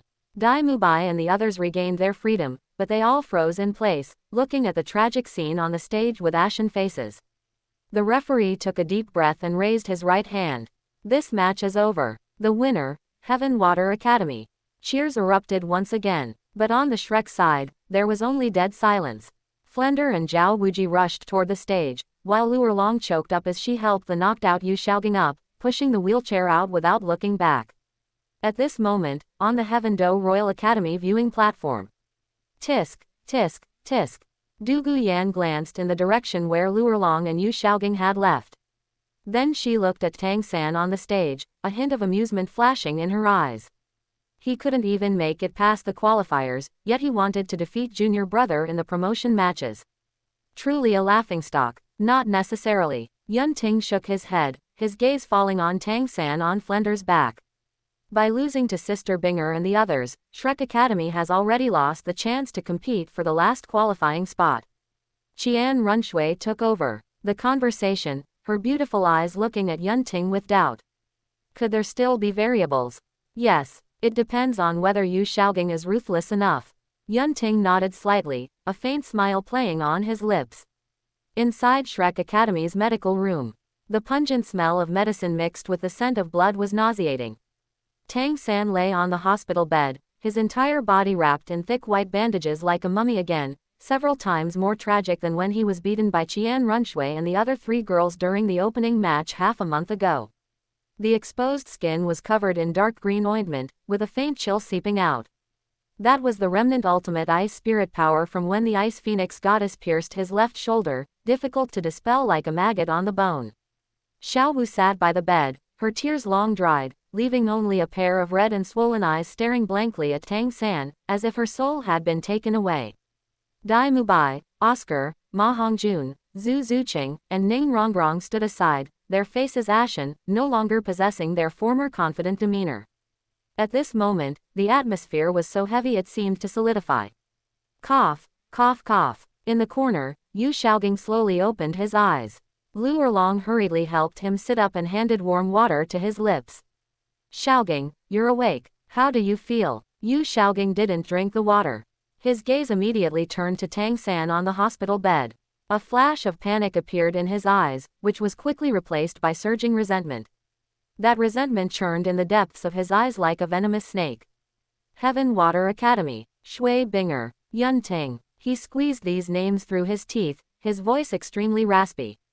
They ruined Little San, ruined Shrek Academy, ruined my life's work. Lu Erlong patted his back heart-wrenchingly. Xiaogang, don't get agitated, your injuries haven't healed yet. Injuries? Yu Xiaogang gave a tragic laugh. What? Do my injuries matter? Little San's spirit is shattered. His left shoulder was pierced. In a short time, he couldn't go on, only clenching his fists tightly, his nails sinking deep into his palms, blood seeping through his fingers. Xiaogang, you're awake. Flender's weary voice sounded. He pushed the door open and walked in, his face full of exhaustion, his eyes behind his glasses bloodshot. Dean, Little San, he. Xiao Wu asked urgently. Flender shook his head, his voice low. The healing spirit master said the backlash from the spirit shattering is too severe, the meridian's damage exceeds 40%, and the piercing wound on the left shoulder still has residual ice attribute spirit power. He needs at least 2 months of rest. As his voice fell, there was dead silence in the medical room. Only Xiao Wu's suppressed sobbing sounded, cutting into everyone's heart like a knife. It's over. Ma Hongjun slumped onto the floor, murmuring, third brother is seriously injured and hasn't recovered, we're finished. Ning Rongrong lowered her head, her shoulders trembling slightly. She was thinking, if she hadn't come to Shrek in the first place, if she had stayed in the 7 treasure glazed tile school. No, it's not over yet. Yu Xiaogang suddenly spoke, his voice carrying a morbid persistence. Everyone looked at him. Xiaogang, accept reality. Flender gave a bitter smile. With Little San injured like this, we've already missed out on the promotion matches. The day after tomorrow we face Thunder Academy. They have 2 level 44 attack system battle spirit ancestors, Yu Tianxin and Yu Tianong, in addition to 3 other spirit ancestor members. Given our current situation, as he spoke, he glanced at the dejected crowd. We simply can't win. Even if we could win, so what? Flender's voice was even more bitter. There are 6 qualifying spots. Heaven Do Royal, Heaven Water, God Wind, Thunder, and Blazing Fire academies are certain to qualify. The remaining 1 spot was originally between us and Elephant Armored Academy. Among Elephant Armored Academy's remaining opponents, except for Thunder Academy whom they can't beat, the others are all weak teams. So their final record will be 23 wins out of 28 matches. And for us, even if we win against Thunder Academy the day after tomorrow, our final record will also be 23 wins out of 28 matches. Unfortunately, we lost to Elephant Armored Academy before. As he spoke, Flender let out a long sigh, as if he had used up all his strength. So, we are still out of the promotion matches. As his voice fell, the medical room fell into deeper despair. Young, Flender forced a smile, trying to comfort the dejected crowd. You are still young, there is still the next Continental Advanced Spirit Master Academy Elite Tournament. When the time comes, there is no next time. Yu Xiaogang coldly interrupted him. Flender was stunned. Xiaogang, you, little San doesn't have a next time, and I can't wait for the next time either. Yu Xiaogang's eyes were crazed and obsessed. Then what do you want? Flender's voice also turned cold. The reality is what it is. We lost. We're out. No, there's still a chance. Yu Xiaogang slowly raised his head, a heart-palpitating dangerous light flickering in his eyes. Grandmaster, what chance? Dai Mubai turned his head abruptly, hope igniting in his eyes. Yu Xiaogang didn't speak, but just looked at Flender. Flender met his gaze, first with confusion, then as if he had thought of something, his expression changed drastically. Xiaogang, you wouldn't be thinking of. His voice was trembling. They are your nephews. So what? Yu Xiaogang sneered, his smile distorted and cold. I was removed from the Blue Lightning Tyrant Dragon sect long ago. From the moment I was crippled there, I was no longer a person of the Blue Lightning Tyrant Dragon sect. They don't recognize me, so why should I recognize them? He paused, his voice becoming even raspier. Furthermore, if Shrek Academy cannot qualify, my martial soul theory will never be proven. I will become the laughingstock of the entire Spirit Master's world. I will be nailed to the pillar of shame forever. So, to prove your theory, you're going to strike at your own nephews. Flender looked at Yu Xiaogang in disbelief, as if he were meeting this brother of many years for the first time. Strike, Yu Xiaogang laughed, an incredibly sarcastic laugh. Flender, this is what the Blue Lightning Tyrant Dragon sect owes me. Besides, I'm only making it so Tianong and the others can't participate in the match the day after tomorrow, it's not like. As he spoke, he looked at the unconscious Tang San on the hospital bed, without a hint of guilt in his eyes, only fanaticism. Moreover, little San needs this victory. He needs to know that I am not wrong, and my martial soul theory is even less wrong. His defeat to Heaven Water Academy was only because Heaven Water Academy stole my martial soul theory and used means they shouldn't have. As long as Shrek can qualify, as long as we can defeat Yun Ting in the promotion matches or even the finals, what do little San's injuries and pain matter? These words sounded high-sounding, but everyone in the medical room could hear the naked selfishness and madness within them. Lu Erlong stared blankly at Yu Xiaogang, as if she were seeing clearly for the first time the man she had loved for half her life. Dai Mubai and the others looked even worse. They weren't stupid. Yu Xiaogang was trying to tie the entire Shrek to his chariot, using everyone's future to gamble on his ridiculous proof of martial soul theory. Xiaogang. Flender opened his mouth, but it finally turned into a long sigh. You're truly crazy. Crazy. Yu Xiaogang sneered. I'm just more clear-headed than you. In this world, if you want to succeed, you must stop at nothing. He turned to look at Lu Erlong. Erlong, push me to the Spirit Hall. Elephant Armored Academy also needs to be dealt with. Chapter 166. Mad Yu Xiaogang, Afu following all the way. Yu Xiaogang's last sentence left everyone in the medical room stunned. The Elephant Armored Academy needs to be dealt with too. Flender looked up abruptly, his eyes filled with shock. Xiaogang, what on earth are you trying to do? What am I trying to do? I'm doing this for Shrek Academy. Yu Xiaogang's voice was terrifyingly calm, as if he were discussing a trivial matter. As long as the Elephant Armored Academy loses one more match, Shrek can qualify. You're crazy. Completely insane. Flender almost roared. Manipulating one match wasn't enough, you want to scheme against two academies at once. Yu Xiaogang, do you realize that if this is discovered, Shrek Academy will be permanently banned? All of us will be ruined. No one will find out. Yu Xiaogang's smile was twisted and confident. I have the Pope's edict. I am an honorary elder of the Spirit Hall. Solace will handle everything for me. He paused, a sickly light gleaming in his eyes. Besides, even if it is exposed, it will be Solace's doing alone. What does it have to do with us? Clearly, Yu Xiaogang had already turned Solace into a scapegoat. In the medical room, the temperature seemed to drop to freezing point. Dai Mubai and the others looked at Yu Xiaogang, their expressions extremely complex. There was shock, fear, and a hint of an anticipation they were unwilling to admit even to themselves. Indeed, if things went as Yu Xiaogang said, Shrek would still have a hope of qualifying. There would still be a chance to wash away Tang San's injuries and the humiliation they had suffered. But the price, Xiaogang. Lu Erlong's voice trembled. How did you become like this? Erlong. Yu Xiaogang suddenly grabbed her hand, a look of near pleading in his eyes. Don't you understand me either? I'm doing all this for Little San, for Shrek. If we don't qualify, Little San will never have the chance to prove himself. He'll live in Yun Ting's shadow for the rest of his life. Can you bear to see him like this? Can you bear to see all of us pinned to a pillar of shame? Lu Erlong looked into Yu Xiaogang's crazed eyes and then at the unconscious Tang San on the hospital bed, a battle raging in her heart. Finally, she closed her eyes, and a single tear rolled down from the corner of her eye. All right, I'll go with you. Erlong, Flender exclaimed, but at that moment, Lu Erlong had already started pushing the wheelchair toward the door. Sitting in the wheelchair, Yu Xiaogang glanced back at Flender and said coldly, Flender, if you still consider me a brother, take good care of Little San. Wait for me to return with peace of mind. Shrek will definitely qualify. The wheelchair rolled over the threshold and disappeared at the end of the corridor. Inside the medical room, there was a deathly silence. After a long time, Oscar spoke in a low voice, Dean, can the Grand Master really do it?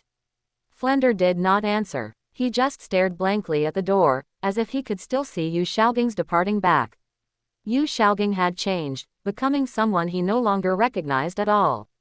When did it start? Was it from when he was expelled from the Blue Lightning Tyrant Dragon sect?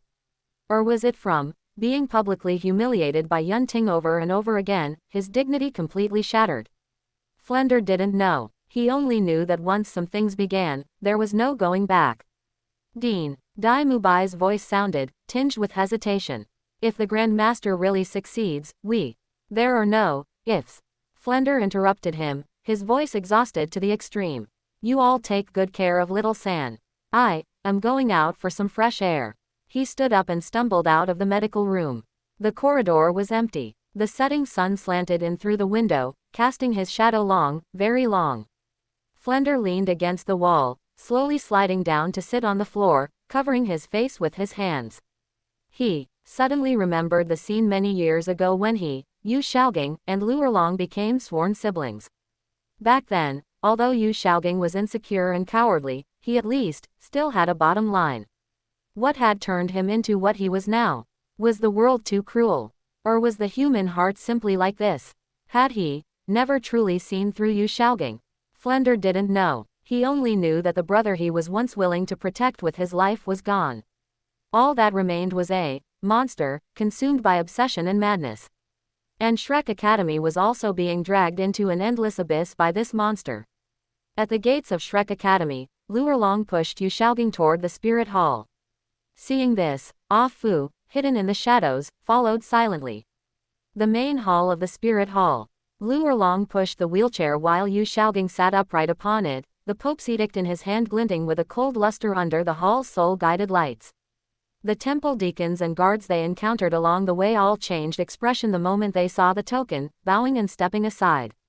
The Pope's edict, seeing the token was like seeing the Supreme Pontiff himself. This was an iron law of the spirit hall. Their path was unobstructed all the way. Elder Yu. Bishop Solace walked quickly out of the inner hall. He was momentarily stunned upon seeing Yu Xiaogang, but his gaze immediately fell on the Pope's edict in Yu Xiaogang's hand, and his expression instantly became respectful. Why have you come in person? If there was anything, you could have just sent word. Solace, Yu Xiaogang interrupted him, his voice cold. I need you to do 3 things. Solace felt a chill in his heart, but he forced a smile. Please speak, as long as it's within my power. First, Yu Xiaogang slowly raised a finger. Make the Elephant Armored Academy withdraw from all remaining matches. The smile froze on Solace's face. Elder Yu, this. Fine beads of sweat broke out on his forehead. The tournament has its rules. If the Elephant Armored Academy withdraws without reason, Emperor Shuiyi and Ning Fengji will surely become suspicious. What if they launch an investigation in the name of the organizing committee? Then let them have a reason to withdraw. A cold light flashed in Yu Xiaogang's eyes. For example, a major accident during training, with multiple people injured and unable to compete, or... You should be quite familiar with these excuses, Solace, shouldn't you? Solace's face turned pale. But, no, buts. Yu Xiaogang shook the Pope's edict in his hand, his voice turning cold. This is an order, not a discussion. Solace looked at the Pope's edict and then at Yu Xiaoging's eyes, which were cold and devoid of any emotion, his heart struggling. He knew of the relationship between Yu Xiaoging and the Supreme Pontiff, and he knew even more how much the Supreme Pontiff valued Yu Xiaoging. Offending Yu Xiaoging was equivalent to offending the Supreme Pontiff. Your subordinate understands. Solace lowered his head, his voice dry. However, withdrawing from all subsequent matches will definitely trigger an investigation by the organizing committee. Could we just have them withdraw from one? As long as they lose one key match, Shrek Academy will still have a chance to qualify. Yu Xiaoging looked displeased, but he also knew that such an arrangement could avoid the organizing committee's scrutiny. He then nodded slowly. Fine, let it be tomorrow's match. Yes, Solace breathed a sigh of relief. Chapter 167. Yun Ting, to make one perish, one must first make them mad. 3,000-word chapter. Second, Yu Xiaoging held up a second finger. Send the best healing spirit master from the spirit hall to Shrek Academy to treat my disciple, Tang San. I want him completely recovered within a month, without any lasting side effects. Solace's expression changed again upon hearing this. Elder Yu, Tang San is Tang Hao's son. The grudge between our spirit hall and Tang Hao. Before he could finish, he was forced back by Yu Xiaoging's cold gaze. Solace, Yu Xiaoging's voice was tinged with a chill. I am an honorary elder and I possess the Pope's edict. Are you going to defy my orders? Solace trembled and hurriedly bowed. I wouldn't dare. This subordinate will arrange it immediately. There are 2 level 63 healing spirit emperors in the spirit hall. I will have them return with you now. Seeing this, Yu Xiaoging nodded in satisfaction. Third, he held up a third finger. Assign a squad of knights to me. They must be at the Spirit King level and follow my orders. Solace opened his mouth to ask something, but ultimately just lowered his head. Yes, I shall obey the elder's command. He had a faint bad premonition in his heart, but he didn't dare to ask more. A moment later, outside the gates of the Spirit Hall, Lu Erlong pushed Yu Xiaoging out, followed by 2 white-robed healing spirit emperors, with a squad of temple knights bringing up the rear. Seeing this, Ah Fu's brow furrowed slightly, and then his figure flickered and vanished from the spot. Heaven Do Royal Academy, Royal Fighting Team Dormitory. Ah Fu respectfully reported everything he had just seen. The Pope's edict, 2 healing spirit emperors, a squad of temple knights. After listening, Yun Ting lightly tapped the table with his finger, a playful smile curling at the corner of his mouth. It seems our great master finally can't hold back anymore. Young master, Yu Xiaoging is mobilizing a guard squad. He's likely going to move against Thunder Academy, Ah Fu said in a low voice. Should I make preparations in advance? No need, Yun Ting waved his hand. Let him act. The more mad he becomes, the faster he will die. Uncle Fu, keep watching. I want to know exactly when and where Yu Xiaoging makes his move. Yes, Ah Fu responded and withdrew. A trace of killing intent flickered in Qian Runshui's eyes. That waste really thinks Spirit Hall is his own home. Spirit Hall belongs to the Qian family, not the Yu family. And that woman, Du Guyan leaned over, her eyes flashing with excitement.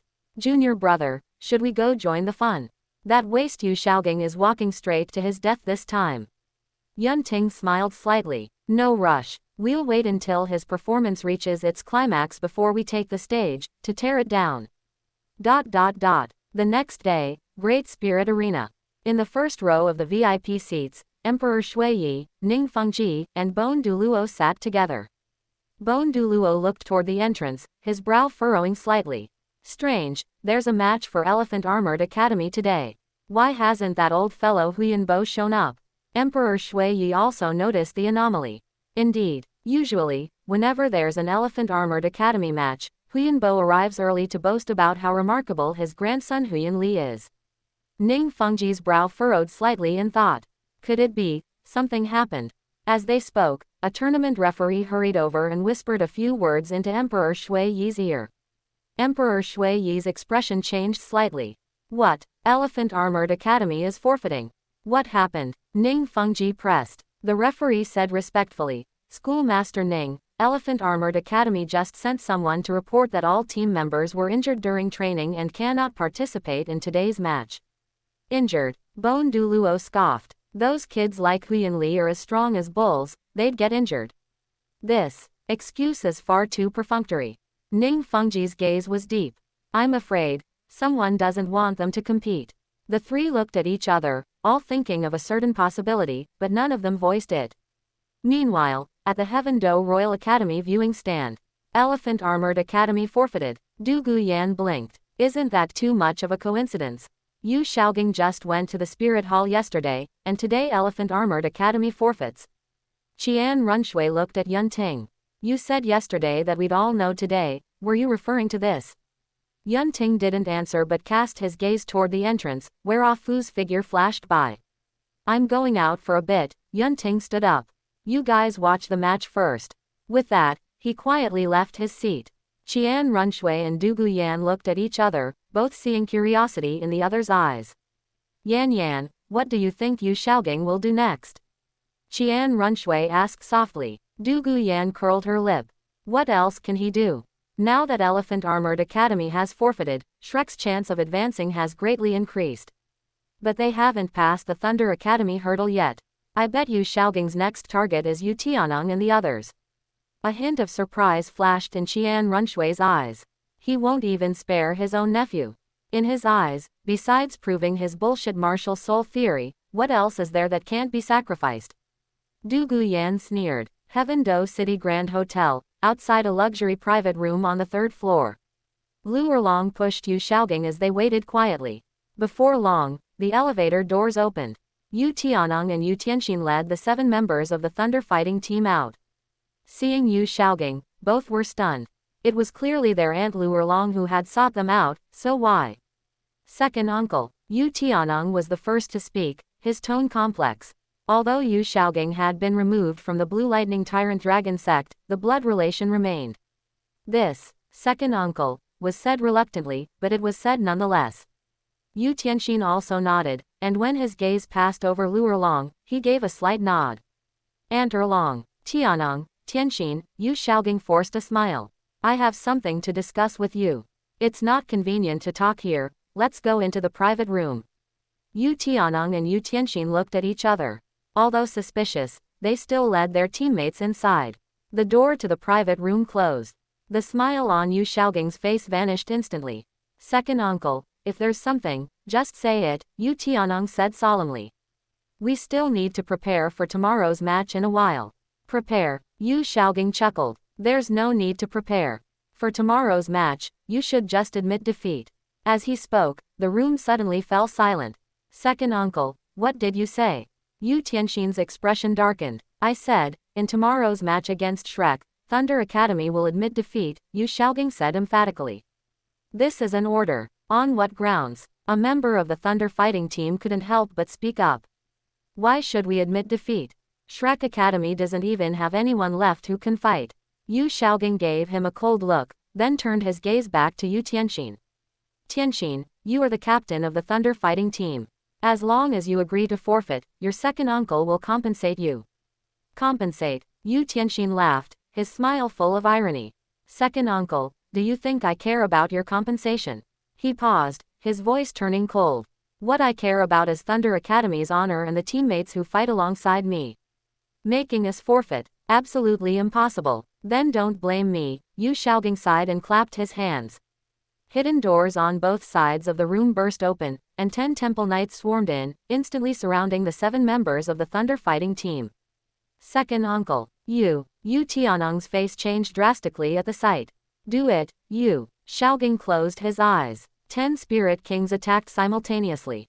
Although Yu Tianeng and Yu Tianxin were both level 44 spirit ancestors and the other members of the Thunder fighting team were all at or above the spirit elder level, they had no power to resist under the siege of 10 spirit kings. In just 10 breaths, all 7 were knocked unconscious on the floor. Yu Xiaogang opened his eyes and looked at Yu Tianeng and the others on the floor. A flicker of complexity passed through his eyes, but it was quickly replaced by madness. Lock them up and guard them well, he ordered coldly. Do not release them until tomorrow's match is over. Yes, the Temple Knight captain bowed in response. Lu Erlong looked at this scene, her eyes full of reluctance. Xiaogang, is this really okay? What if Tianxin and the others go to the organizing committee tomorrow to make a scene? A scene, Yu Xiaogang sneered. What evidence do they have to prove we did it? This private room was arranged by Solace, the temple knights are from the spirit hall, and even this hotel is Solace's property. As long as Solace adamantly refuses to admit it, who can do anything to us? He turned his wheelchair and headed toward the door. Let's go, Erlong. It's time to go back and see Little San. With 2 Spirit Emperor level healing spirit masters there, he should wake up soon. Lu Erlong looked back at the unconscious Yu Tianxin and the others, bit her lip, and finally pushed the wheelchair to follow him. The door to the private room closed. The 10 temple knights dragged the 7 unconscious people into an inner room and guarded them strictly. And none of them noticed. At the vent above the private room, a gap slowly closed. Inside the ventilation duct, Yunting sat cross-legged, a faint smile playing on his lips. Beside him, the mirror image soul tool in Ah Fu's hand was flickering with a dim light, having captured everything that had just occurred. Yu Xiaogang's cold-bloodedness, the anger of Yu Tianeng and Yu Tianxin, the temple knight's attack, and finally, Yu Xiaogang's words. Everything was recorded clearly, especially Yu Xiaogang's twisted face, which was given a full 3-second close-up. Nice shot, Yunting said softly. Ah Fu put away the spirit tool. Young master, what do we do next? Wait, Yunting stood up and brushed the dust off his clothes. Wait for tomorrow's match to begin, wait for Shrek to win without a fight, and wait for when Yu Xiaogang thinks he has victory in his grasp. He paused, a cold light flashing in his eyes. We will make the mirror image soul tool public.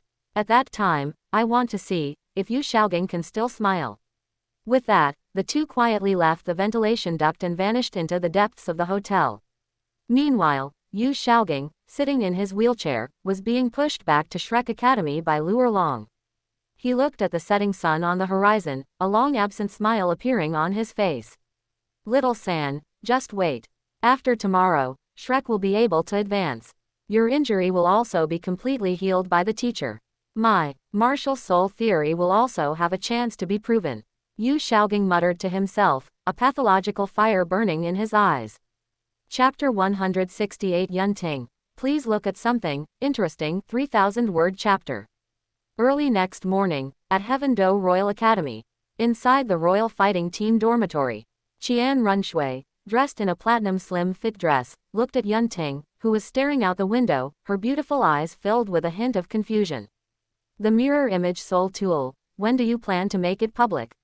No rush, Yunting replied, gazing at the clouds brightening on the horizon. Yu Xiaogang is probably dreaming of Shrek qualifying right now. It'll be more fun to slap him into the mud when he's at his most triumphant. Du Guyan asked curiously from the side, Junior brother, I heard you copied a recording and had Uncle Fu deliver it to the Blue Lightning Tyrant Dragon sect before dawn. Yunting nodded slightly and teased, if the Blue Lightning Tyrant Dragon sect isn't there, the play loses a lot of fun. Hearing this, a flash of realization crossed Qian Runshui's eyes. You're forcing Yu Yuanjun to publicly execute Yu Xiaogang. Of course, Yunting's lips curled into a cold smile. As one of the upper 3 sects, the Blue Lightning Tyrant Dragon sect values its reputation above all else. Yu Xiaogang and Lu Erlong being together has already caused the Blue Lightning Tyrant Dragon sect to lose face. Now that he's moved against his own nephew, he's crossed the line. Du Guyan's eyes lit up. So what junior brother means is. Yunting turned and walked toward the training ground, his voice calm yet full of deep meaning. Some mistakes only need to be made once. Some people, when given a chance, should know to turn back. If they remain obsessed. He paused and didn't continue, but both Qian Runshui and Du Guyan understood. If they remained obsessed, what awaited Yu Xiaogang and Lu Erlong would be the Blue Lightning Tyrant Dragon sect's harshest family laws. And the executors of these family laws would not be Yunting or any outsider. It would be Yu Xiaogang's father, Yu Yuanjun, and Lu Erlong's father, Yu Luomian. That was the ultimate irony and the ultimate cruelty. Open black lens bracket let's go, close black lens bracket Yunting's voice drifted back. Open black lens bracket the show is about to start, close black lens bracket. Qian Runshui and Du Guyan glanced at each other, both seeing the same anticipation in the other's eyes. They knew that after today, the fates of Yu Xiaogang and Lu Erlong would be completely changed. And all of this would happen under the gaze of tens of thousands, a public execution, at the Great Spirit Arena. The 21st round of the qualifiers, Thunder Academy vs Shrek Academy. Since Elephant Armored Academy had surrendered yesterday, this was the critical battle that would decide the final qualifying spot. The spectator stands were already packed. Everyone was curious about what trump card Shrek had left. With Tang San heavily injured and almost all Shrek members in low spirits, how could they face Thunder Academy, which boasted two level 44 spirit ancestors, Yu Tianeng and Yu Tianxin? However, the next second, Thunder Academy is absent. The referee's voice rang through the amplifying spirit tool, causing an immediate uproar throughout the arena. Absent? How is that possible? I just saw Thunder Academy at the Heaven-Do City Grand Hotel yesterday. Why are they absent today? Could it be? On the VIP stand, Emperor Shui Yi's expression darkened. Ning Fengji gripped his scepter slightly, a cold light flashing in his eyes. Thunder Academy absent without cause. This is a first since the tournament began. Douluo let out a cold laugh. Interesting. Yesterday Elephant Armored Academy was injured during training, and today Thunder Academy is absent without cause. They really don't respect the organizing committee. As he spoke, the three of them simultaneously turned their gaze toward Solace. Solace snorted upon seeing this and then closed his eyes to rest, acting as if none of it had anything to do with him. Seeing this, the expressions of Emperor Shui Yi and the other two darkened further as they turned their eyes toward Shrek Academy's viewing platform. There, Yu Xiaogang sat in a wheelchair, an irrepressible, smug smile on his face. Beside him, Tang San had already woken up.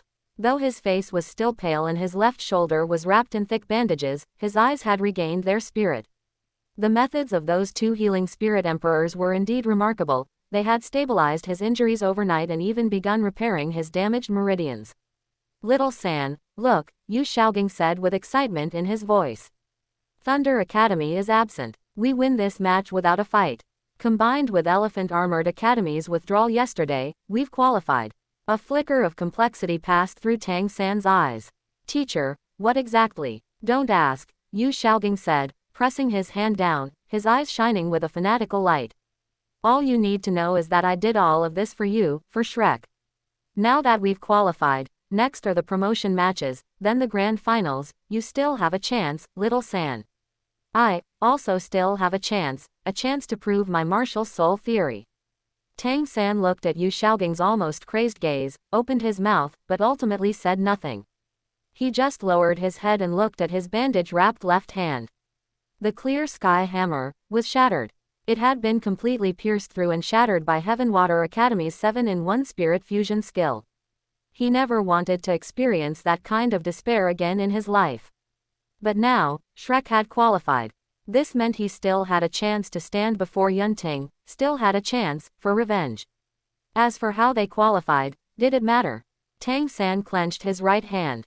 It didn't matter. As long as he could get revenge, as long as he could trample Yunting under his feet, the means used were not important. Referee, since Thunder Academy is absent, shouldn't you announce the result?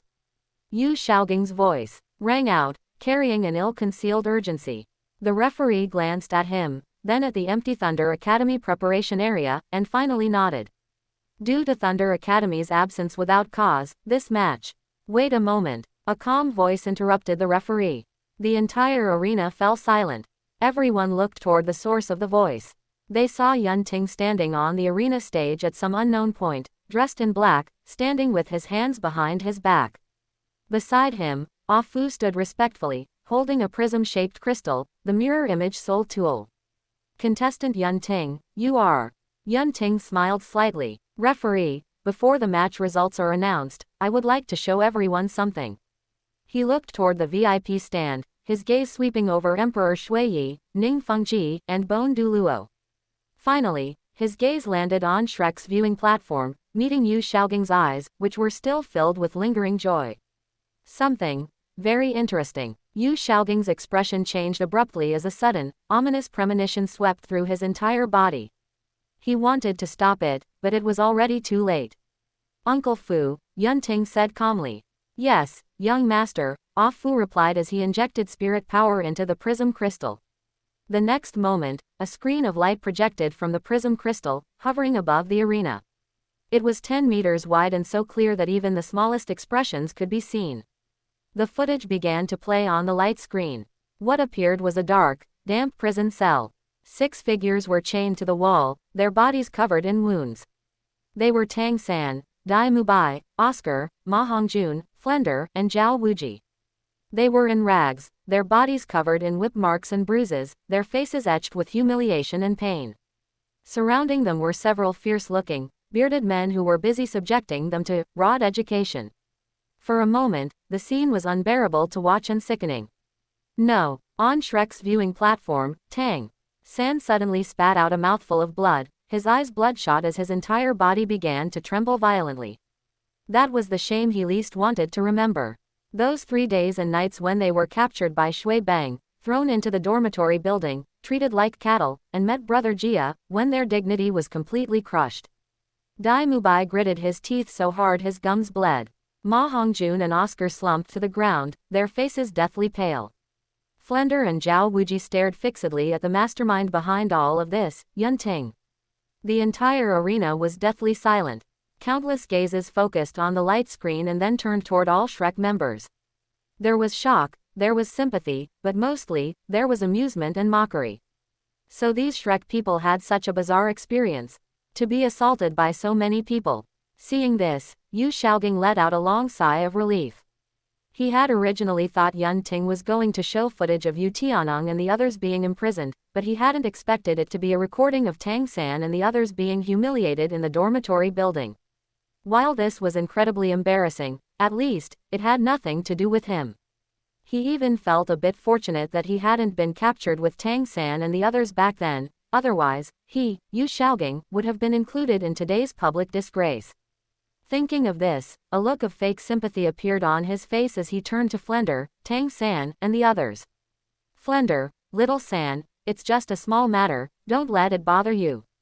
Let the past be the past. We need to look forward now. Before he could finish his sentence. On the arena stage, Yun Ting suddenly gave a light chuckle. My apologies, I grabbed the wrong one. He looked at Ah Fu. Ah Fu, this one is the truly interesting thing. Ah Fu nodded respectfully and shifted his spirit power. The image on the light screen switched instantly. Heaven Do City Grand Hotel, 3rd floor private room. Yu Xiaogang sat in his wheelchair, looking coldly at Yu Tianong and Yu Tianxin. In tomorrow's match, you will surrender. Yu Tianxin's group refused. Yu Xiaogang clapped his hands, and 10 temple knights rushed out, knocking the 7 members of the Thunder fighting team unconscious. Then came a close-up of Yu Xiaogang's twisted face, so clear it was sickening. Lock them up and keep a close watch. Do not release them until tomorrow's match is over. Lu Erlong's hesitation. Yu Xiaogang's cold laugh. What evidence do they have that we did it? This room was arranged by Solace, and the temple knights are from the spirit hall. As long as Solace refuses to admit it, who can do anything to us? The image froze on Yu Xiaogang's crazed and smug face. Instantly, the entire arena fell silent. A deathly silence. The tens of thousands of spectators, along with Emperor Shuiyi, Ning Fengji, and Bone Douluo on the VIP stand, all stared blankly at the light screen, as if they couldn't believe their eyes. Colluding with Platinum Bishop Solace, a member of the organizing committee. Manipulating the matches and kidnapping contestants. Every single one of these acts was an atrocity sufficient for a permanent ban and to be shunned by the entire Spirit Masters world. And the mastermind behind all this was actually sitting on Shrek's viewing platform, waiting for the victory announcement with a smug expression. Bang! On the VIP stand, Emperor Shuiyi stood up abruptly, his face ashen. His spirit power erupted uncontrollably, instantly shattering the chair beneath him. Well, what a Yu Xiaogang! What a Shrek Academy! His voice was like the ice of midwinter, every word carrying a bone-chilling coldness. Guards, seize them! Dozens of Imperial guards instantly rushed into the arena, surrounding the Shrek viewing platform. No, that's not it, this is fake, it's a forgery. Yu Xiaogang howled crazily, trying to struggle to his feet, but he fell from his wheelchair. Instead, sprawling pathetically on the ground. Yun Ting, it's you. You must have forged this footage to frame me. Chapter 169. Yu Yuanjun cripples Yu Xiaogang, Yun Ting leaves after finishing the business. Forgery. A roar filled with rage came from the entrance. Yu Yuanjun and Yu Luomian strode in, followed by Yu Tianong, Yu Tianxin, and all members of the Thunder fighting team. Even more shocking was that behind them, 10 temple knights, bound tightly by spirit power chains, were being escorted in by disciples of the Blue Lightning Tyrant Dragon sect, stumbling as they walked. Those 10 people were exactly the temple knights who had knocked out Yu Tianeng and the others in the footage. At this moment, both witnesses and physical evidence were present. Fa. Father. The moment Yu Xiaoging saw Yu Yuanjun, he felt as if he had fallen into an ice cellar. Yu Yuanjun didn't even look at him, walking straight to the VIP seats and nodding slightly to Emperor Shui Yi and the other two. Your Majesty, I have failed in my teaching, raising such a beast who colluded with the Spirit Hall, manipulated the tournament, and imprisoned his own nephew. These 10 temple knights were captured by my sect's disciples in a hotel private room this morning, caught red-handed with the evidence. As he spoke, he turned his gaze toward Solace, his eyes revealing undisguised killing intent. Solace, you must give my Blue Lightning Tyrant Dragon sect an explanation for this matter. Solace's face turned ashen as he slowly stood up. He was a platinum bishop of the Spirit Hall, holding a prestigious status. Even when facing the Emperor of Heaven Do and the sect masters of the upper 3 sects, he had no need to be humble. But at this moment, with both witnesses and evidence present, he had no way to argue. This matter, I was indeed aware of it, Solace said in a low voice. However, Elder Yu held the Pope's edict and gave orders in the name of Her Majesty the Supreme Pontiff.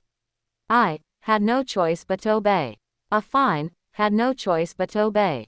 Emperor Shui Yi sneered. Solace, as a platinum bishop of the Spirit Hall, you condoned Yu Xiaoging's manipulation of the tournament and the imprisonment of contestants. You'd better be able to clear your name from this, or else. He paused, his voice turning sharp. Until this matter is concluded, you, Solace, shall not leave Heaven Do City by even a single step. I will personally write to Bibi Dong and ask her if this is the Spirit Hall's attitude toward the Continental Advanced Spirit Master Academy Elite Tournament. Solace's expression shifted before he finally sat down slowly and closed his eyes. He knew he was finished. Even if Her Majesty the Supreme Pontiff could save his life, his position as bishop was definitely forfeit. Seeing this, Yu Yuanjun turned to look at Yu Xiaoging, who was sprawled on the ground. A trace of pain flashed in his eyes, but it was quickly replaced by determination. Second brother, he looked at Yu Luomian. Yu Luomian's face was icy. Big brother, after everything that has happened, can you still not make up your mind? If such a beast, worse than a pig or a dog, is not severely punished, how can our Blue Lightning Tyrant Dragon sect maintain its standing in the Spirit Master's world? The honor of our ancestors. Yu Yuanjun sighed deeply and slowly walked toward Yu Xiaoging. Father, what are you doing? Yu Xiaoging retreated frantically, tears and snot flowing. I am your son. You can't. I have no such son. Yu Yuanjun roared, his right hand suddenly reaching out, fingers forming a claw, pressing directly onto Yu Xiaoging's dantian. No. A second later, a scream so shrill it didn't sound human echoed throughout the arena. In Yu Yuanjun's palm, blue-purple lightning flashed violently, forcefully crushing every bit of the spirit power foundation within Yu Xiaoging's body. PFF'd. Yu Xiaoging spat out a mouthful of blood mixed with impurities, his entire body collapsing onto the ground like a pile of mud. Then, he felt the already meager spirit power in his body rapidly draining away. Rank 30, rank 20, rank 10. Finally, it reached 0. He, the Grand Master of Spirit Yu Xiaoging, had become a complete ordinary person, a cripple who could never cultivate spirit power again. Xiaoging, Lu Erlong cried out shrilly and lunged toward Yu Xiaoging. However, a second later, a broad hand grabbed her. Erlong, that's enough trouble. Yu Luomian's voice was cold. For this trash, you broke ties with the family and threw away all the dignity of our Blue Lightning Tyrant Dragon sect. Now, it's time to come home. No, I'm not going back. Lu Erlong struggled frantically. In life, I am Yu Xiaoging's woman. In death, I am Yu Xiaoging's ghost. Father, let me go. That is not up to you. Yu Luomian struck the back of Lu Erlong's neck with his palm. Lu Erlong's body went limp, and she fainted on the ground. Erlong. Flender rushed over, blocking Yu Luomian, his eyes bloodshot. Uncle, Erlong is your daughter. How can you treat her like this? How do I treat her? Yu Luomian sneered. Flender, do you even have the right to ask me? He stared at Flender, his eyes full of disappointment at his lack of ambition. Years ago, if you could have been a bit tougher like a real man and just taken her along, you Luomian, might have thought more highly of you. But what about you? Cowardly, indecisive, watching the person you love stay with someone else while pretending to offer blessings. You even had the nerve to suggest becoming sworn siblings. Flender, you've been a weakling your whole life. You deserve not to have her long. You deserve to watch her destroy herself. Every word and every syllable from you Luomian was like a knife, stabbing deep into Flender's heart. He opened his mouth to argue but found himself speechless. Indeed, if he had been tougher back then. If he had disregarded everything back then. But unfortunately, there were no ifs. Yu Luomian gave him a cold look, picked up the unconscious Lu Erlong, and turned to leave. I will take Erlong back to the family. A marriage has already been arranged for her. From now on, she will carry on the family line and pay for the mistakes she has made all these years. As for Yu Shaogang, he paused, not looking back. Let someone who has been expelled from the sect fend for himself. After saying this, he followed behind Yu Yuanjun, leading the group from the Blue Lightning Tyrant Dragon sect as they left in a grand manner. Leaving behind Yu Shaogang, sprawled on the ground with his spirit power completely destroyed, and Flender, with hollow eyes. Yu Luomian's words, I have already arranged a marriage for Erlong. Flender found it hard to accept that the woman he loved would henceforth be someone else's wife and bear someone else's children.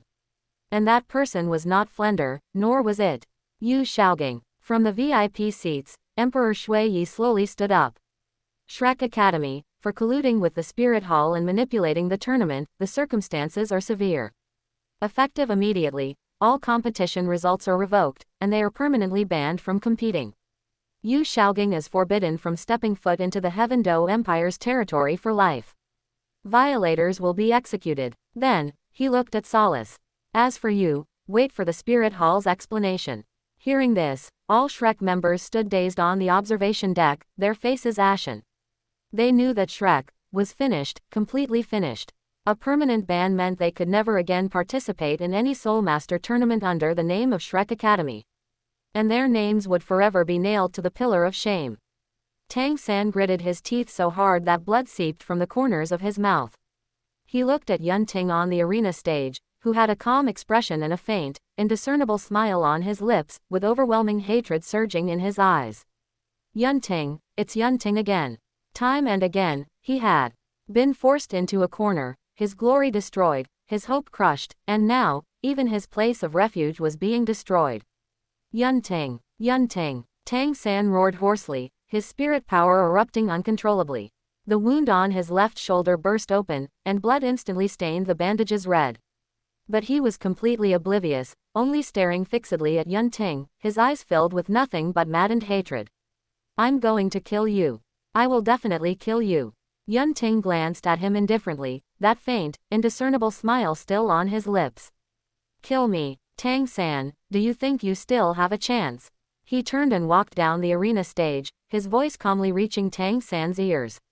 Your clear sky hammer is shattered, your teacher Yu Shaogang is crippled, and your Shrek Academy is finished. The current Yu doesn't even have the qualification to stand before me.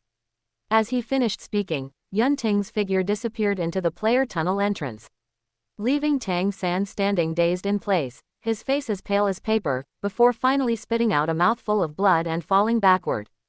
Brother! Xiao Wu knelt beside Tang San, her shrill cries ringing out. But no one cared anymore. Everyone's attention was focused on Yun Ting, who had just exposed a shocking conspiracy and then left so nonchalantly. In the VIP seats, Ning Fengji looked in the direction Yun Ting had left and sighed softly. Young friend Yun Ting is truly terrifying. Bone Douluo was silent for a moment, then laughed again. This kid is simply the nemesis of Tang San and Yu Shaogang. His plans are flawless. A trace of complexity flashed in Emperor Shui Yi's eyes, finally turning into a long sigh. Issue the order. The final qualifying spot for the qualifiers will be filled by the 7th place Elephant Armored Academy. Chapter 170. Yu Shaogang, who wants to lead Shrek to join the Spirit Hall Academy team. Outside Shrek Academy, Heaven Do City. Bah! Trash Academy. Cheaters. Shameless. Get out of Heaven Do City. Yu Shaogang. Useless. Trash. Rotten eggs and decayed vegetable leaves smashed against the academy walls like raindrops. The angry crowd surrounded the gate, their roars and curses rising and falling, nearly drowning out the entire academy.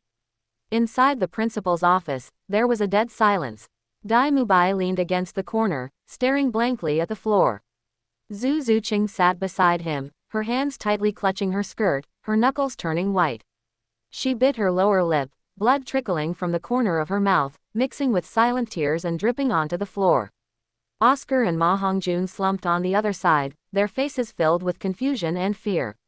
Xiaowu crouched by the unconscious Tang San's bed, tightly holding his bandage-wrapped hand, tears falling drop by drop onto the back of his hand.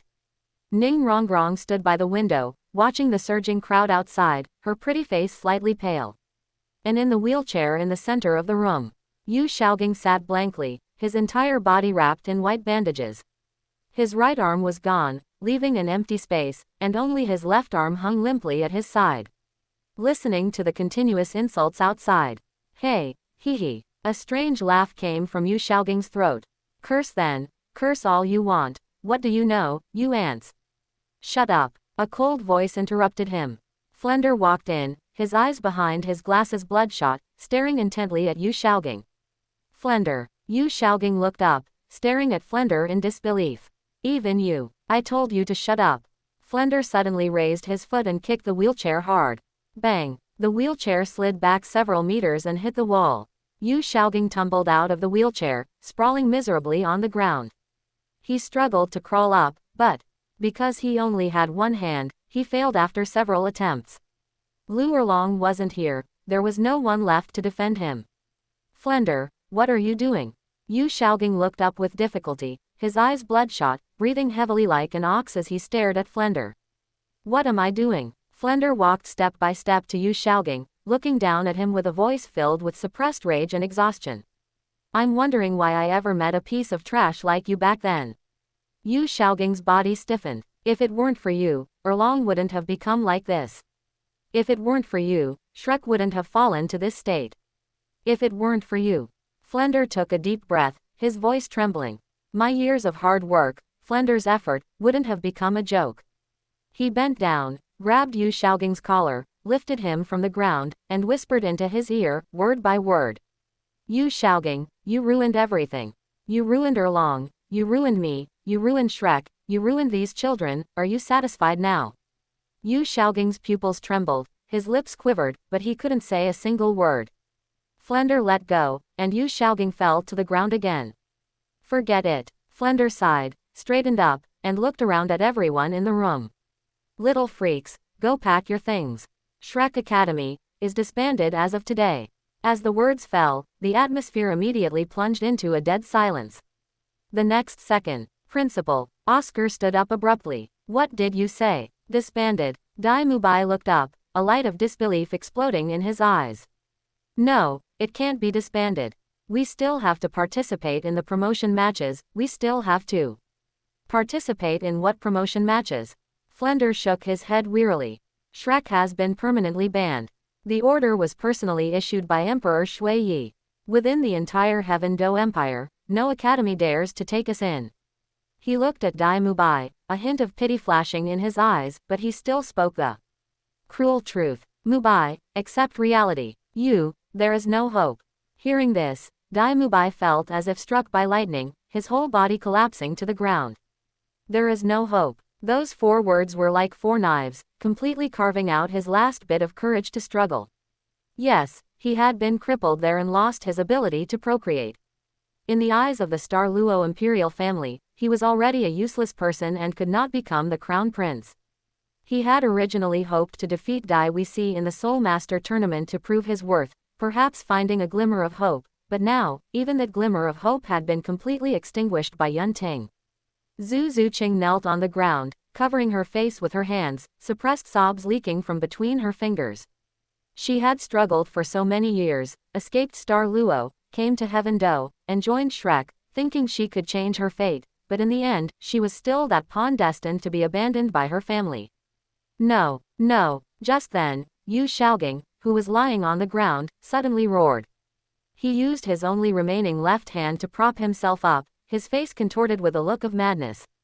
No one is allowed to leave. No one. Yu Xiaogang hissed and roared. My martial soul theory hasn't been proven yet. You must stay. Prove my martial soul theory. Flender looked at Yu Xiaogang, the last trace of warmth in his eyes disappearing. Slap. A crisp sound of a slap rang out. Yu Xiaogang was slapped aside, his left cheek swelling up at a visible rate. Your martial soul theory. Flender's voice was ice cold. Yu Xiaogang, even now, don't you understand? That theory of yours has been a joke from beginning to end. Erlong is about to marry someone else, become someone else's wife, and bear children for another man. Shrek Academy is permanently banned. From today on, there is no place for us in the Spirit Master's world. And you, expelled from the Blue Lightning Tyrant Dragon sect, banished by the Heaven Do Empire, and forbidden from stepping into Heaven Do for the rest of your life. Flender looked down at him, enunciating each word as if reading a sentence. Yu Xiaogang, you're finished. This life of yours is completely finished. I'm not finished. Yu Xiaogang suddenly looked up, staring intently at Flender, and hissed, I still have a chance. I still have one last chance. He rolled his crazed eyes, looking at everyone in the room. The Heaven Do Empire bans us, then we'll go compete somewhere else. Everyone was stunned. Grandmaster, what do you mean?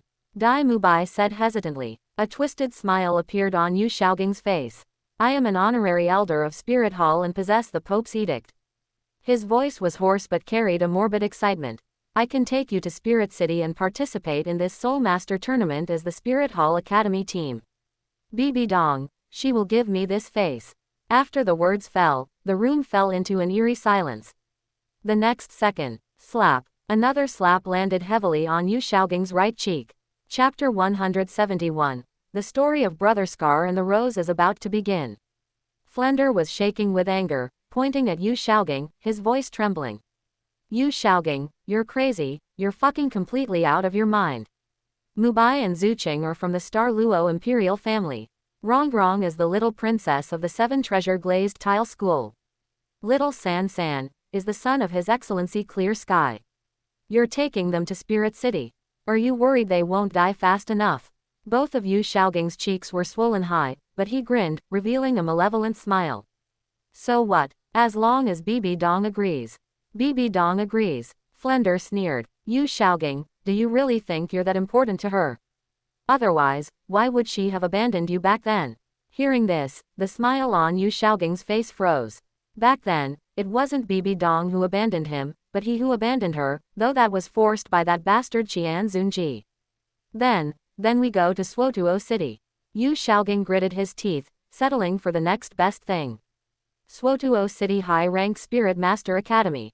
We can join them and participate in the promotion matches under their name. Upon hearing this, a glimmer of hope reignited in everyone's eyes, especially Dai Mubai and Zhu Zucheng. As long as they could still compete, they still had a chance to turn things around. Swotuo City. Flender frowned. Swotuo City is under the jurisdiction of the Balak royal family. Would the Balak royal family defy Emperor Shui Yi's orders to take us in? They will, Yu Xiaogang said with certainty. Between Spirit Hall and the Heaven Do royal family, they know who to choose. The room fell silent once more. Dai Mubai and the others knew Yu Xiaogang was going to use the Pope's edict to act recklessly again, but at this moment, they didn't care anymore. Seeing no one object, a look of triumph appeared on Yu Xiaogang's face. He then looked at Tang San on the bed, a fanatical look flashing in his eyes. Once little San recovers, I will have him continue to add Spirit Ring to the Clear Sky Hammer to rapidly increase his strength. When the time comes, he will definitely be able to defeat Yun Ting. He definitely will. Flender looked at that crazed face and suddenly felt incredibly exhausted. He knew that whatever he said would be useless. Yu Xiaogang had gone completely mad. To prove his nonsensical martial soul theory, he was willing to sacrifice anyone, including his disciple Tang San. Whatever you want. Flender turned around, no longer looking at him. Do what you want to do. I won't care anymore. After saying that, Flender stumbled out of the room, his back hunched as if he had suddenly aged 20 years. In the room, Yu Xiaogang watched his back disappear, a flash of malice in his eyes, but it was quickly replaced by fanaticism. Did you all hear that? He looked at the others. We still have a chance. As long as we go to Swotuo City, as long as Little San becomes stronger, we can seek revenge. We can prove to everyone that my, Yu Xiaoging's, martial soul theory, is the correct one. Dai Mubai and Zhu Zuqing exchanged a glance, a fire burning in their eyes. Xiaowu tightly held Tang San's hand and murmured softly, "Brother, you can definitely do it."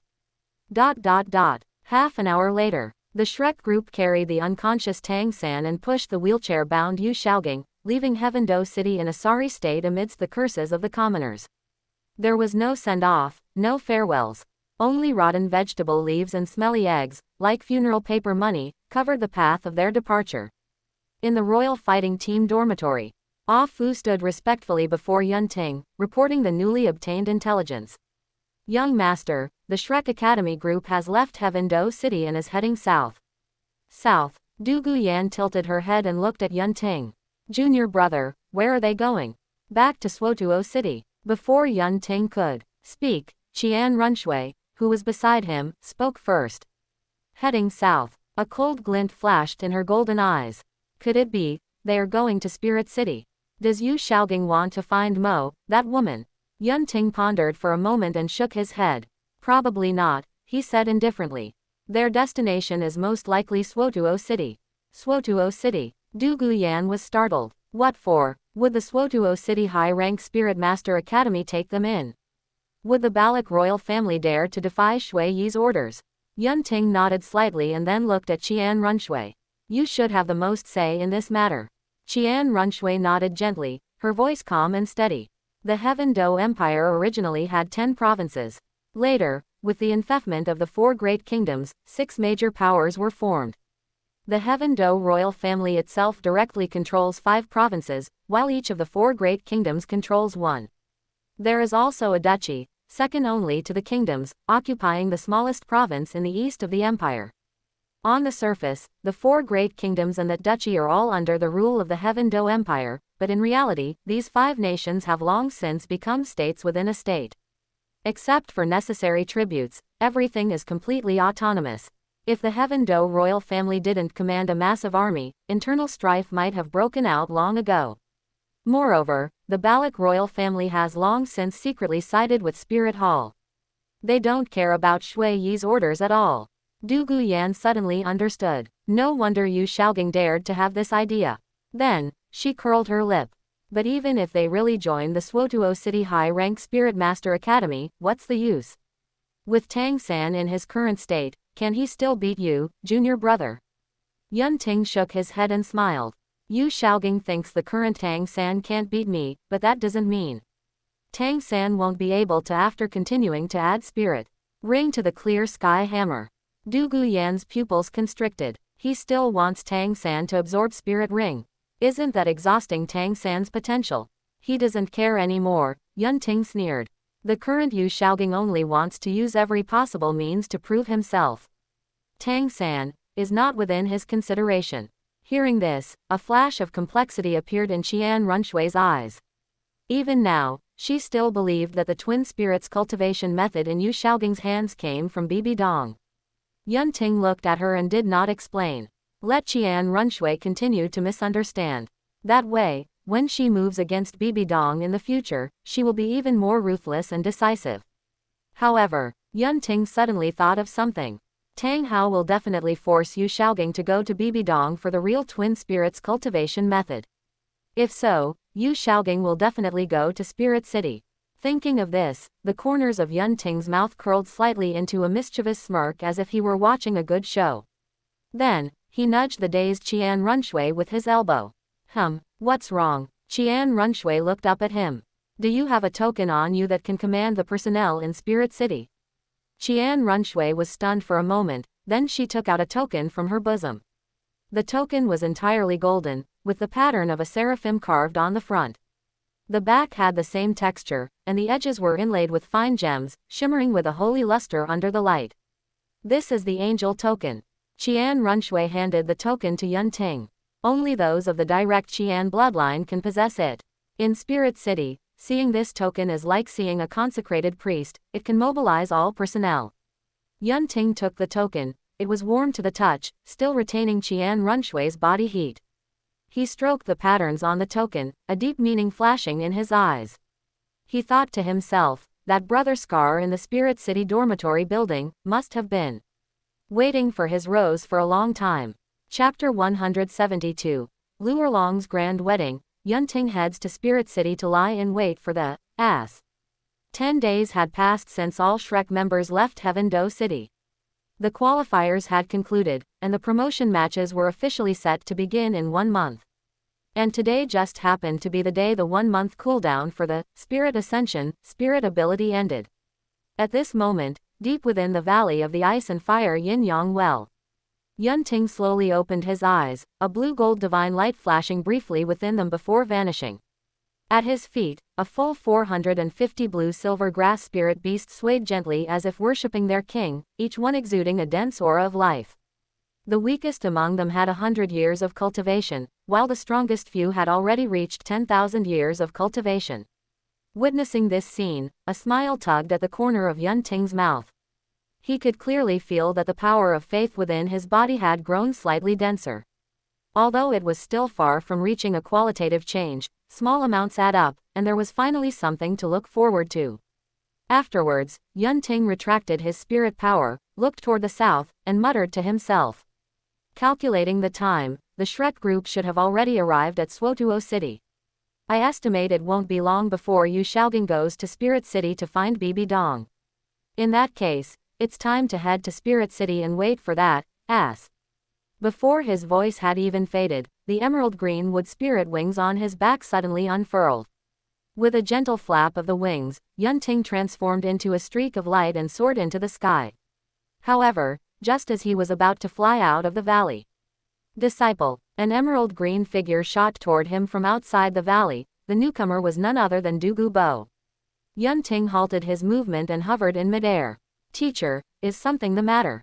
Douluo Bo landed beside him, his expression somewhat peculiar. I just received word that at the beginning of next month, Luerlong will have her grand wedding. The Blue Lightning Tyrant Dragon sect has already widely distributed invitations, inviting forces from all directions to observe the ceremony. A grand wedding. Yunting raised an eyebrow. So soon? Yu Luomian set the date personally. Douluo Bo curled his lip. I heard the groom is from a side branch of the Blue Lightning Tyrant Dragon, a spirit saint in his 40s. Yunting pondered for a moment before saying, the beginning of next month, that's exactly the day before the promotion matches begin. At that time, all the major academies and powers of the Heaven Do Empire will gather in Heaven Do City. The Blue Lightning Tyrant Dragon sect's intention in choosing this timing couldn't be more obvious. They intend to use this wedding to wash away the negative influence brought by Yu Xiaoging and maintain the sect's face. Douluo Bo nodded. I thought so too, but... He paused, a hint of doubt flashing in his eyes. For some reason, I have a feeling that this wedding won't go so smoothly. Hearing this, Yunting's brow furrowed slightly. In truth, he had the same premonition. He always felt that crazy woman Bibi Dong was brewing something big, like a wedding night, sect extermination. Never mind. Yunting shook his head, pushing the stray thoughts to the back of his mind. I'll deal with the matters at hand first. Luerlong's wedding is still a month away, and the love story between Scarborough and Rose is about to begin. He looked at Douluo Bo. Teacher, I'll leave things here in Heaven Do City to you. I'll be back before the promotion matches start. Rest assured. Douluo Bo patted his shoulder. With me here, nothing will happen to Yan Yan and the others. Yunting nodded and said no more. The wood spirit wings on his back flapped powerfully.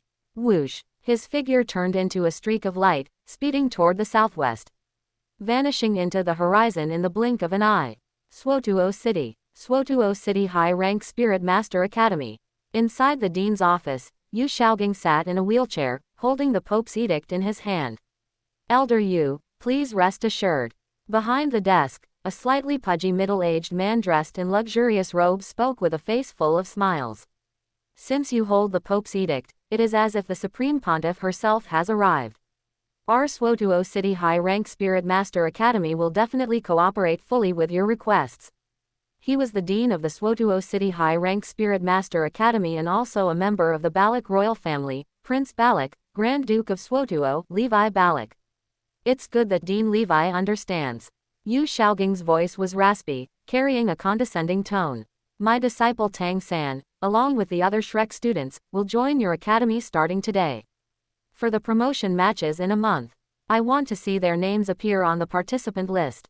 No problem, absolutely no problem. Levi nodded repeatedly. It is our academy's honor to recruit a genius like Tang-san. As for the qualification, rest assured, the Balak royal family still has that much authority. Yu Xiaogang nodded in satisfaction upon hearing this. Although he was currently a cripple, as long as the Pope's edict was still in his hand, and as long as Bibi Dong still held onto old sentiments, he still had the capital to make a comeback. Additionally, Yu Xiaogang continued, I need the best healing spirit master. My disciple Tang-san's injuries are not light, he must recover within half a month. That's even simpler. Levi patted his chest. The Academy's healing spirit ancestor will be here immediately, guaranteed to help young brother Tang-san recover as soon as possible. A flash of smugness crossed Yu Xiaogang's eyes. See, even if he had fallen to such a state, there were still people who were respectful to him, and he could still mobilize resources. This was power. This was status. Very good, Yu Xiaogang said slowly. Then, for the next month, I will have to trouble Dean Levi. No trouble at all, no trouble at all. Levi's smile made his eyes squint into slits. It is my honor to serve Elder Yu. After leaving the dean's office, Yu Xiaogang was pushed in his wheelchair by a student toward a secret room in the back mountain. On the way, his thoughts were in turmoil. Tang Hao's words from not long ago were like a thorn stuck in his heart. There is a problem with your cultivation method for twin spirits. Go find Bibi Dong and ask for the true cultivation method. A problem? How could there be a problem with his spirit theory? But, given Tang Hao's unquestionable tone and the undisguised killing intent in his eyes, he had caved. It seems, Spirit City is a trip I must take. Yu Xiaogang clenched his fists, his fingernails sinking deep into his palms.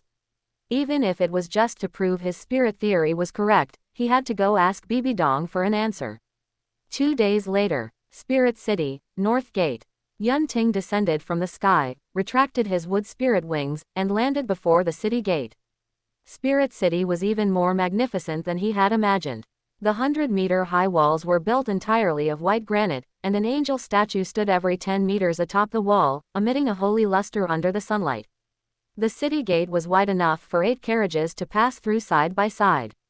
At this moment, a large flow of people and carriages were entering and exiting, making it exceptionally bustling.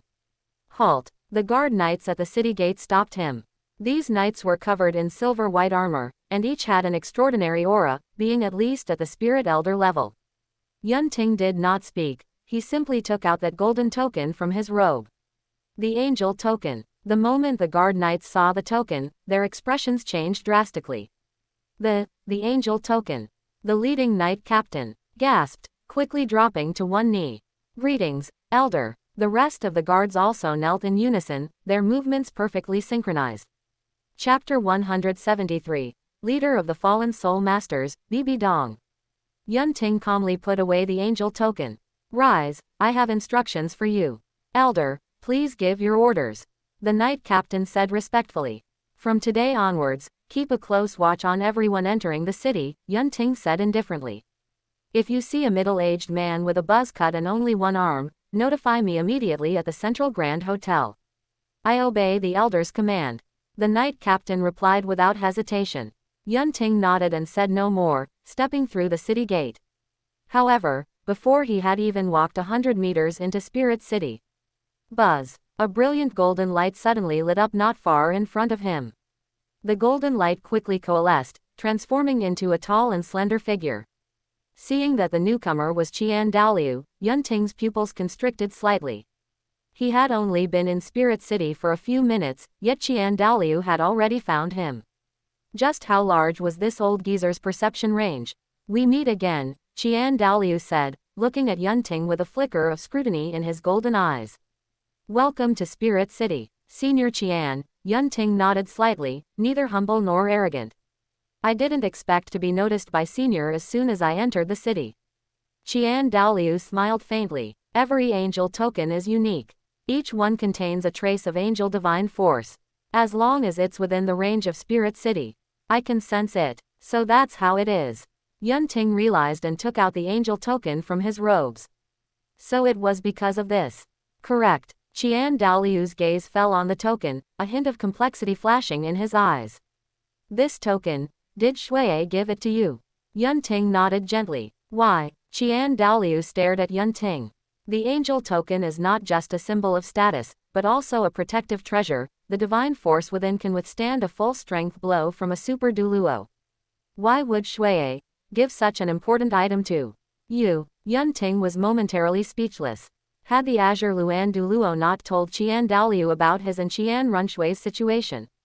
Seeing Qian Daoliu's ignorant expression, Yun Ting felt helpless and thought, it seems he really doesn't know. Then what should I say? Should I say, old geezer, your granddaughter is mine now?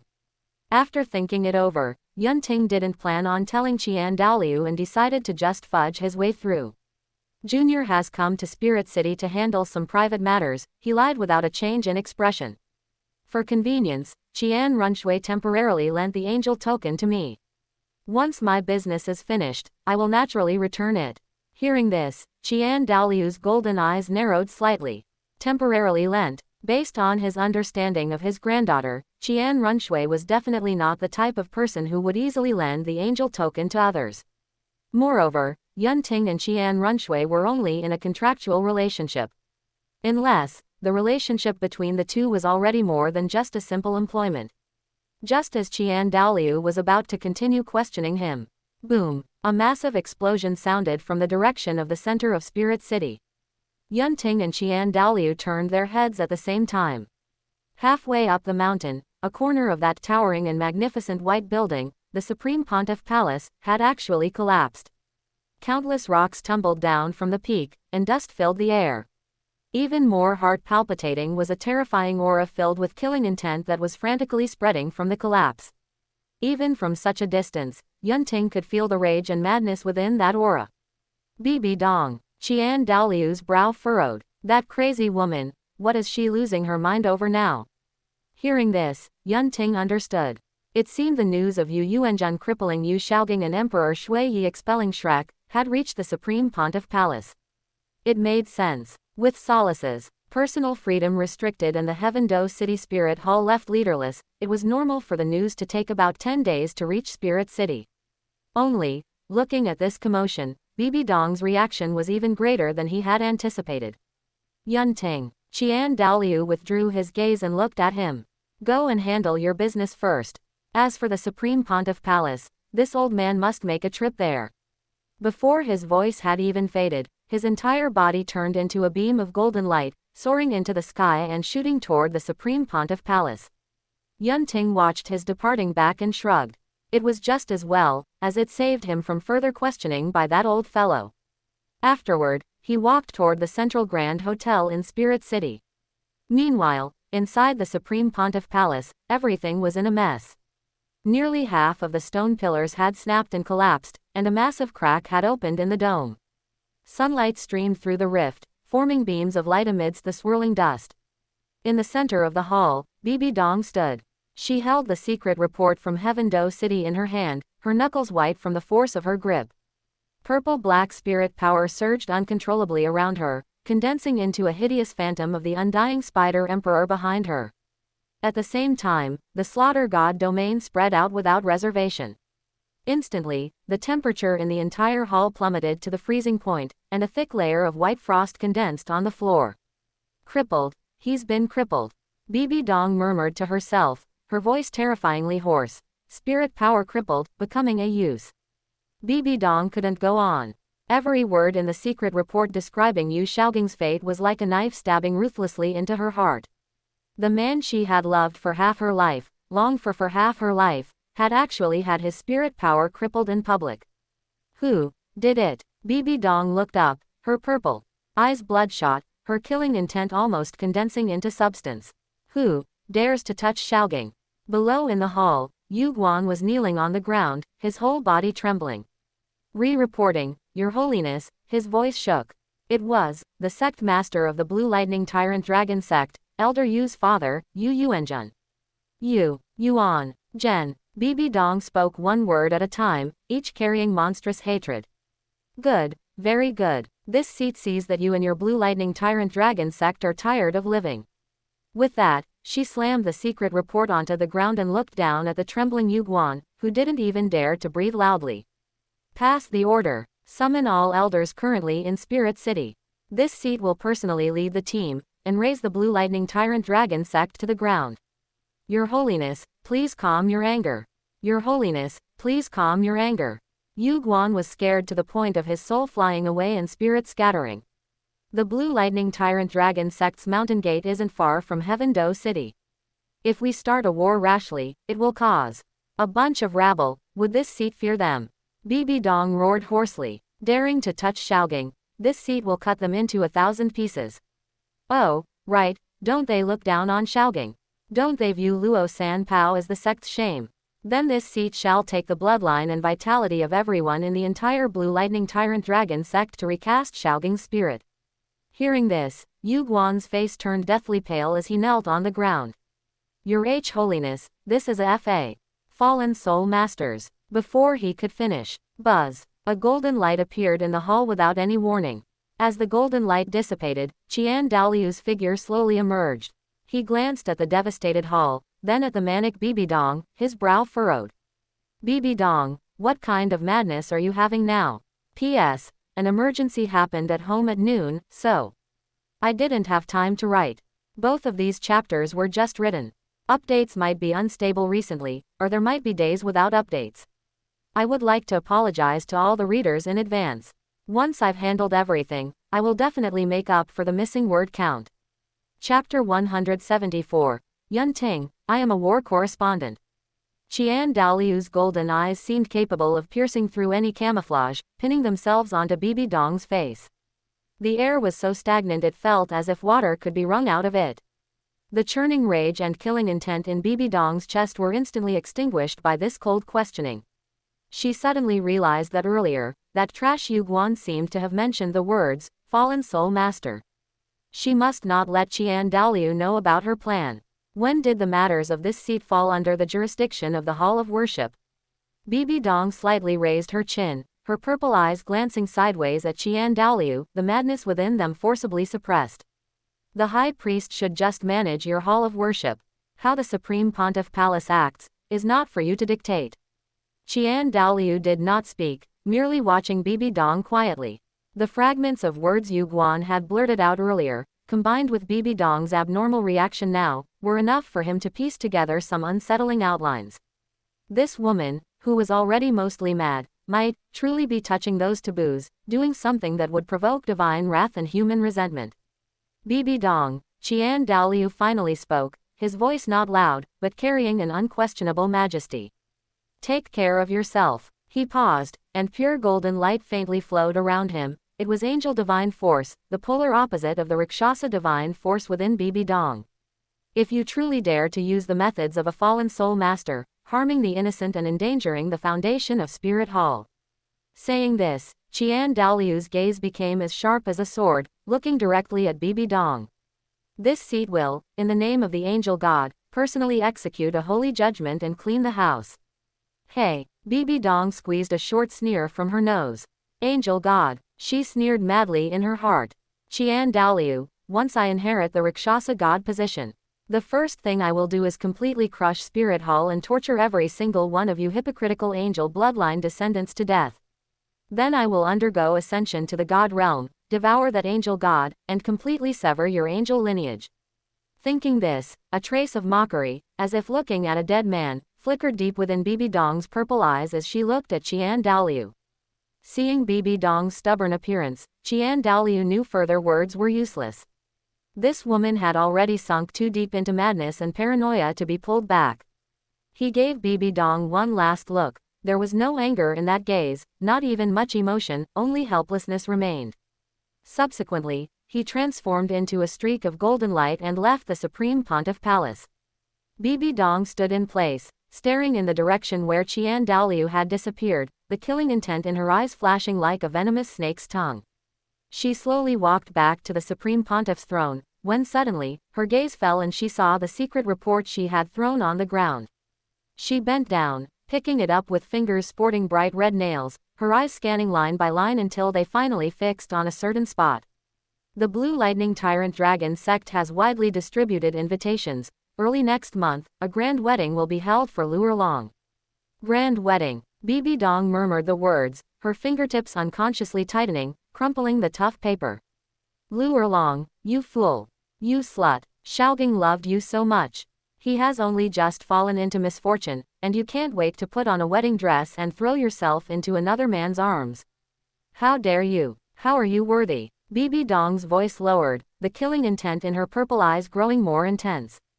That was not just hatred for Luo Long, but a kind of twisted, immense rage born from projecting herself onto you Xiaogang and feeling betrayed. Xiaogang's love for you, and your filthy life. She looked up toward the dome of the hall, as if seeing the distant Blue Lightning Tyrant Dragon sect through it, seeing that Luo Long who was about to put on a wedding dress. You shall pay it back, with the blood of your entire clan. Suddenly, she began to laugh. At first, it was a low, suppressed chuckle. Then her shoulders began to heave, the laughter growing louder and sharper, finally turning into an utterly crazed, loud laugh. Ha ha ha, ha ha ha ha ha. The laughter crashed around the empty, deathly silent Supreme Pontiff Palace, hitting the walls and bouncing back in layers, like the wailing of ghosts and howling of wolves. Kneeling below, Yu Guan, who wished he could shrink into the cracks between the floor tiles, felt his hair stand on end upon hearing this hair-raising laughter. He kept his head down firmly, his forehead pressed against the cold floor, even holding his breath. After an unknown amount of time, the hair-raising laughter stopped abruptly. The hall returned to a deathly silence, so quiet that Yu Guan could hear his own heart beating like a drum. Yu Guan. Bibi Dong's voice rang out, calm and cold, without a single trace of the madness from moments ago. Yu Guan shuddered and quickly responded, your subordinate is here. Summon Gui Mei. Bibi Dong's fingers lightly tapped the armrest of the Supreme Pontiff's throne, making a rhythmic, da-da, sound, each tap feeling like it was striking Yu Guan's heart. The two of you, begin preparations immediately. Early next month, on the eve of Luo Long's wedding, this seat will personally lead 6,000 spirit masters. She raised her eyes, the purple light within them as deep as an abyss. To flatten the Blue Lightning Tyrant Dragon sect. Yu Guan suddenly looked up, the color draining from his face. 6,000 spirit masters. Your Eminence, this, mobilizing a spirit master army of such scale, it's impossible to hide it from. Hide, Bibi Dong smiled, a cold and cruel smile. Why is there any need to hide? This seat wants all the powers who received invitations and are preparing to offer congratulations to see clearly how the Blue Lightning Tyrant Dragon sect is turned to ruins overnight. She leaned forward slightly, her terrifying pressure spreading without reservation, pressing down until Yu Guan could barely breathe. This is the consequence of opposing this seat. Do you understand? Yu Guan's teeth were chattering. Understood. Your subordinate understands. Also, Bibi Dong withdrew her pressure, her tone returning to a flat calm. Send people out to search for Elder Yu's whereabouts with all their might. Be sure to bring him back to the Supreme Pontiff Palace before the operation begins. She had never forgotten the original purpose, to use the lives and bloodline of the entire direct line of the Blue Lightning Tyrant Dragon sect to restore Yu Xiaogang's spirit power and recast his spirit. Yes, your subordinate will see to it immediately.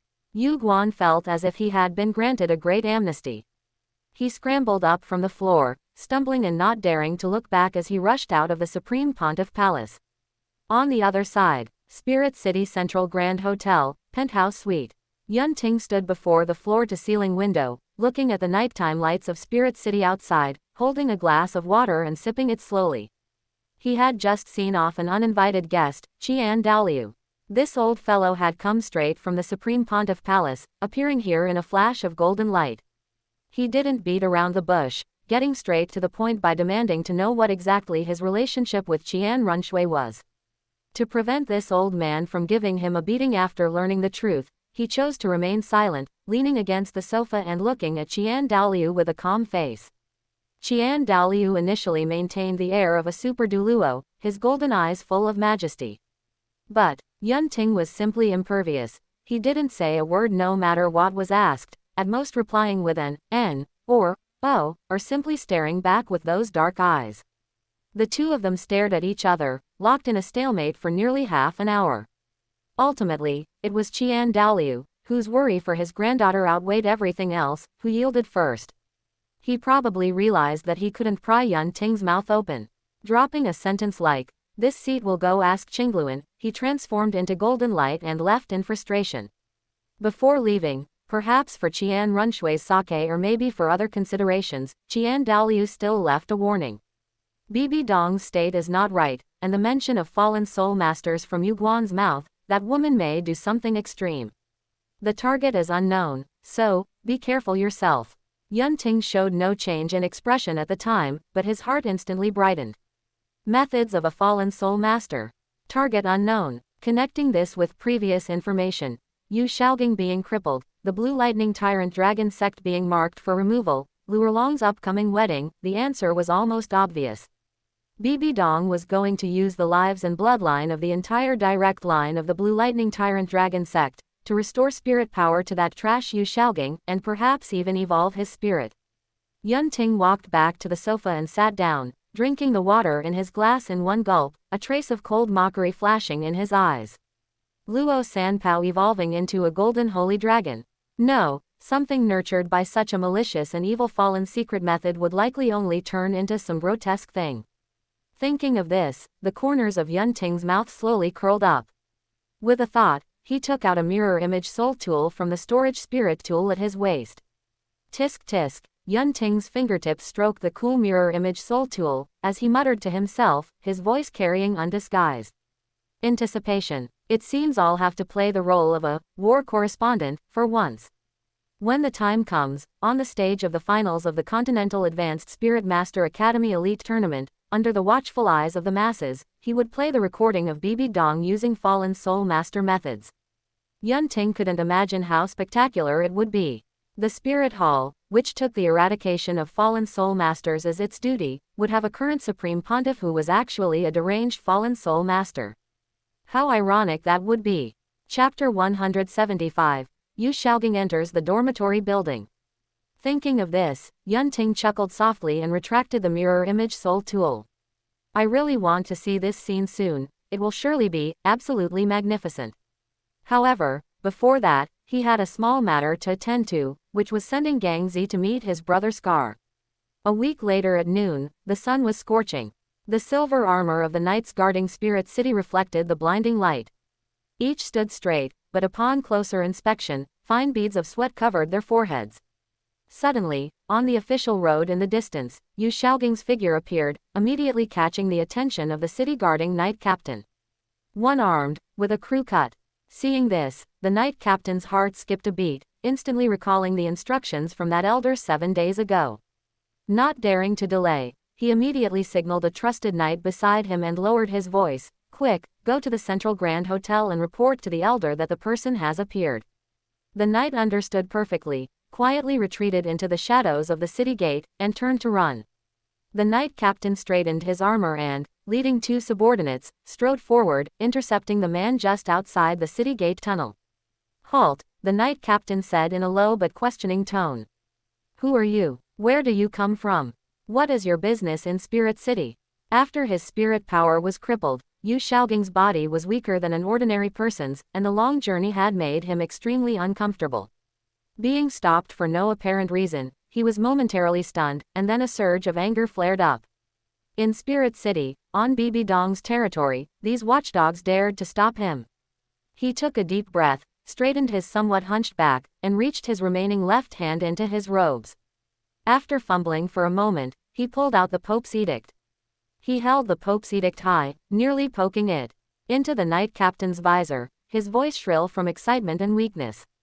"Impudence! I am an honorary elder of the Spirit Hall, arriving with the Pope's edict. Why have you not knelt to welcome me?" Seeing that it was indeed the Pope's edict, the knight captain's face turned pale instantly.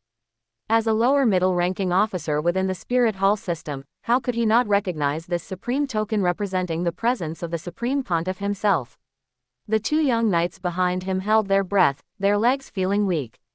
"Greetings, elder." Without further hesitation, the knight captain knelt on one knee with his head bowed, and his 2 subordinates hurriedly followed suit.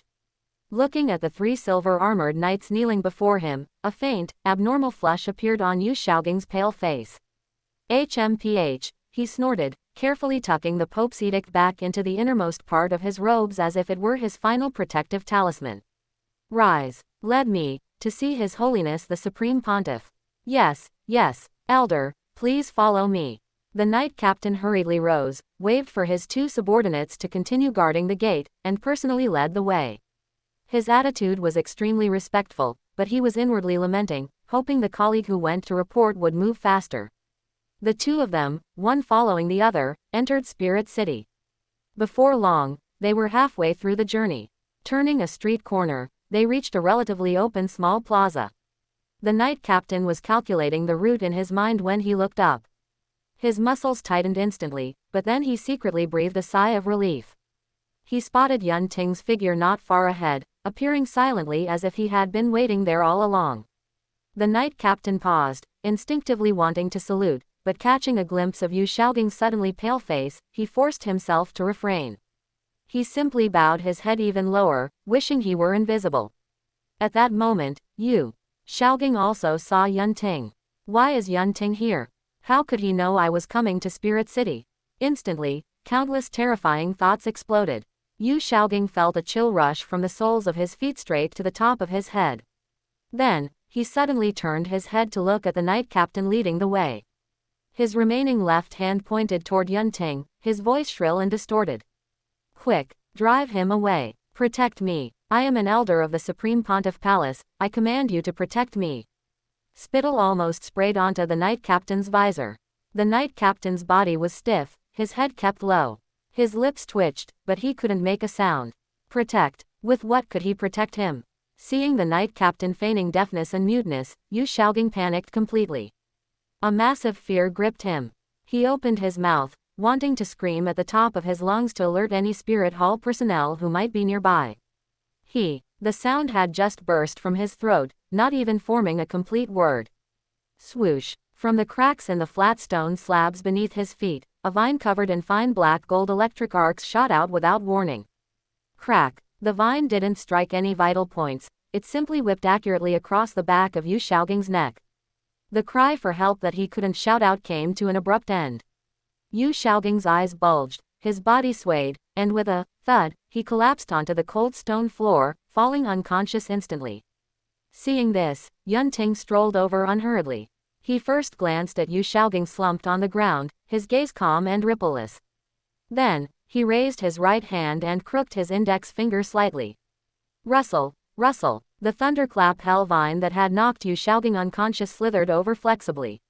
Its tip reached into Yu Xiaoging's tightly held robes, curled gently, and hooked out the Pope's edict, delivering it to Yun Ting's palm. Yun Ting weighed the Pope's edict, it felt heavy and cold in his hand. Then, a mocking curve appeared at the corner of his mouth. Gangzi, he said to the unconscious Yu Xiaoging, as if making a casual comment or stating a fact, this thing, you can't handle it. I'll keep it for you. Having said that, he casually tucked the Pope's edict into his storage spirit tool. Then, he looked up at the knight captain nearby, who had wanted to shrink into the ground from the very beginning. Feeling the gaze, the knight captain trembled and buried his head even lower. My lord, carry him. Yun Ting was concise, jerking his chin toward Yu Xiaoging on the ground. Follow me. Yes. The knight captain didn't dare hesitate for a second. He hurriedly stepped forward and hoisted the unconscious Yu Xiaoging onto his shoulder. Not long after, Yun Ting arrived at the gate of the dormitory building prison. Looking at the 2 diligent soldiers at the gate, he nodded and then directly displayed the Pope's edict. Greetings, Elder. The 2 soldiers immediately knelt on one knee. Yun Ting nodded slightly. After having the knight captain drop Yu Xiaoging on the ground, he took out a mirror image soul tool and handed it to one of the soldiers. I heard there's a criminal named Scar in this dormitory building. Elder, there is. The soldier replied immediately, respectfully taking the mirror image soul tool. Hearing this, Yun Ting kicked Yu Xiaoging and said, hand this guy over to Scar, then record the video. You should be very clear about what the content should be. Elder, we shall keep it in mind. Yun Ting nodded. Watching the 2 soldiers carry Yu Xiaoging into the dormitory building, a slight smile played on his lips. Gangzi, This kind of blessing isn't something just anyone can get. I hope you enjoy it thoroughly and don't let my painstaking efforts go to waste. Gia. P.S. The author's grandfather fainted for no reason the day before yesterday at noon and was taken to the emergency room. Fortunately, after the examination, it wasn't a major issue. Starting today, normal updates will resume. I'm short by 3,000 words, so I'll post 8,000 words tomorrow to make up for it. Chapter 176. Yu Xiaogang becomes Yu Gang, Scar Man, treats, Rose. Cold, damp, Yu Xiaogang regained consciousness amidst a severe headache and aching soreness throughout his body. Beneath him was a floor with a suspiciously slimy texture, by his ears were snores of varying intensity, and a certain, unsettling friction sound. He snapped his eyes open, and his blurry vision gradually became clear. What met his eyes were rust-covered iron bars, and the dim, flickering light of an oil lamp cast distorted shadows onto the mottled walls. The air was thick with a mixture of mold and an indescribable stench. He lay on a pile of sour-smelling hay, his only undergarment tattered and barely covering his body. Awake, Yu Xiaogang's entire body stiffened at the sound, and he turned his head with difficulty. A hideous face was pressed almost right against his own. A scar ran across the man's entire left face down to his jaw, making his already fierce features appear even more terrifying. The scarred man grinned, revealing a set of yellow and black teeth, his eyes filled with undisguised greed. He reached out a rough, dirty hand and grabbed Yu Xiaogang's chin. "Rose, you're finally awake," Scar Man chuckled lowly, his hot breath carrying a heavy stench. "Tisk tisk, such tender skin and fair flesh. I like your type the best." "Rosé." Yu Xiaogang was stunned for a moment before a chill shot straight from his tailbone to the top of his head. "Let me go," he shrieked, his remaining left hand desperately trying to push Scar Man away, but he was weak and powerless, giving off an air of playing hard to get. Seeing this, Scar Man's breathing quickened. Yu Xiaogang could actually resonate with his supreme bone, making it stand up. "I am an honorary elder of the Spirit Hall. I hold the Pope's edict. If you dare touch me, the Supreme Pontiff will surely..." Slap. A loud slap interrupted his words. Yu Xiaogang's head was knocked to the side, his left ear ringing and blood seeping from the corner of his mouth. Scar Man retracted his hand and sneered, his gaze looking as if he were watching a huge joke. "Rose, once you're in here, no matter what your status was before, you have to keep us brothers happy. That's the rule." He leaned down, leaning close to Yu Xiaogang's ear, lowering his voice but sounding even more cruel. "Even if the Supreme Pontiff himself came, he'd have to take it. Understand? You all." Yu Xiaogang trembled all over, whether from anger or fear. He subconsciously reached for the most intimate spot on his person where the Pope's edict should have been, his final talisman. The result? Empty. There was nothing but rough fabric. Yun Ting. It was Yun Ting. That little beast took the Pope's edict. Instantly, despair like ice water submerged Yu Xiaogang. "Seems you understand." Scar Man straightened up with satisfaction and waved to several other burly men lurking in the shadows of the cell. "Brothers, Rose just woke up and is still weak. Let's take good care of him and help him replenish some nutrition." "No." Yu Xiaogang's scream was so shrill it changed pitch. Several rough, large hands reached over, easily suppressing his weak struggles. At this moment, Yu Xiaogang couldn't accept it. Not long ago, he had been gloating over Flender and Tang San being. He didn't expect the boomerang to return so quickly, he was about to experience it himself. Meanwhile, in the corner of Yu Xiaogang's vision, a mirror image soul tool embedded in a crack in the wall was silently recording everything happening in the cell. The next morning, the severe pain from repeated tearing below caused Yu Gang to wake up instantly. At this moment, his legs were being propped up by Scar Man. "Rose, you're awake." The sweat-drenched Scar Man stopped his movements and looked down at the pained Yu Gang. "Rose, your wound is bleeding. I'm helping you stop the bleeding. Don't be afraid, I'm a professional." Before he finished speaking, Scar Man began treating Yu Gang again with a very strong sense of rhythm. Instantly, the tearing pain struck from below again. Yu Gang couldn't help but want to scream, only to find an Oscar brand super recovery mushroom stuffed in his mouth. Then, he found it hard to breathe, and a strong sense of suffocation flooded his heart along with the tearing pain. Yu Xiaogang fainted once more, only to be woken by the pain again shortly after. In this way, back and forth, the spirit powerless Yu Gang still lived as tenaciously as a cockroach.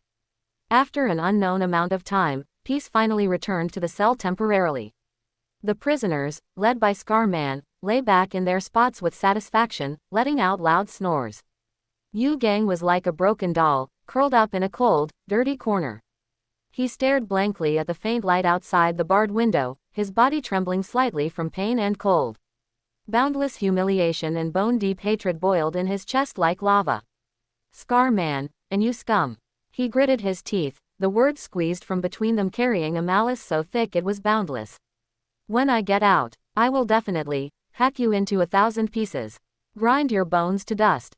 Then, his hatred turned toward the culprit who had pushed him into this endless abyss. Yunting, you little beast. This name was roared out in his heart by Yu Gang with all his strength. Yunting, I, Yu Gang, swear to the heavens that if I do not scatter your ashes in this life, I am not human. Subsequently, tears mixed with the blood and filth on his face slid down silently. On this desperate night, something in Yu Xiaoging's heart shattered completely, only to be filled by something even more distorted. He clenched his fists tightly, his nails digging deep into his palms and leaving bloody marks, as if only this could support him from completely breaking down at this moment.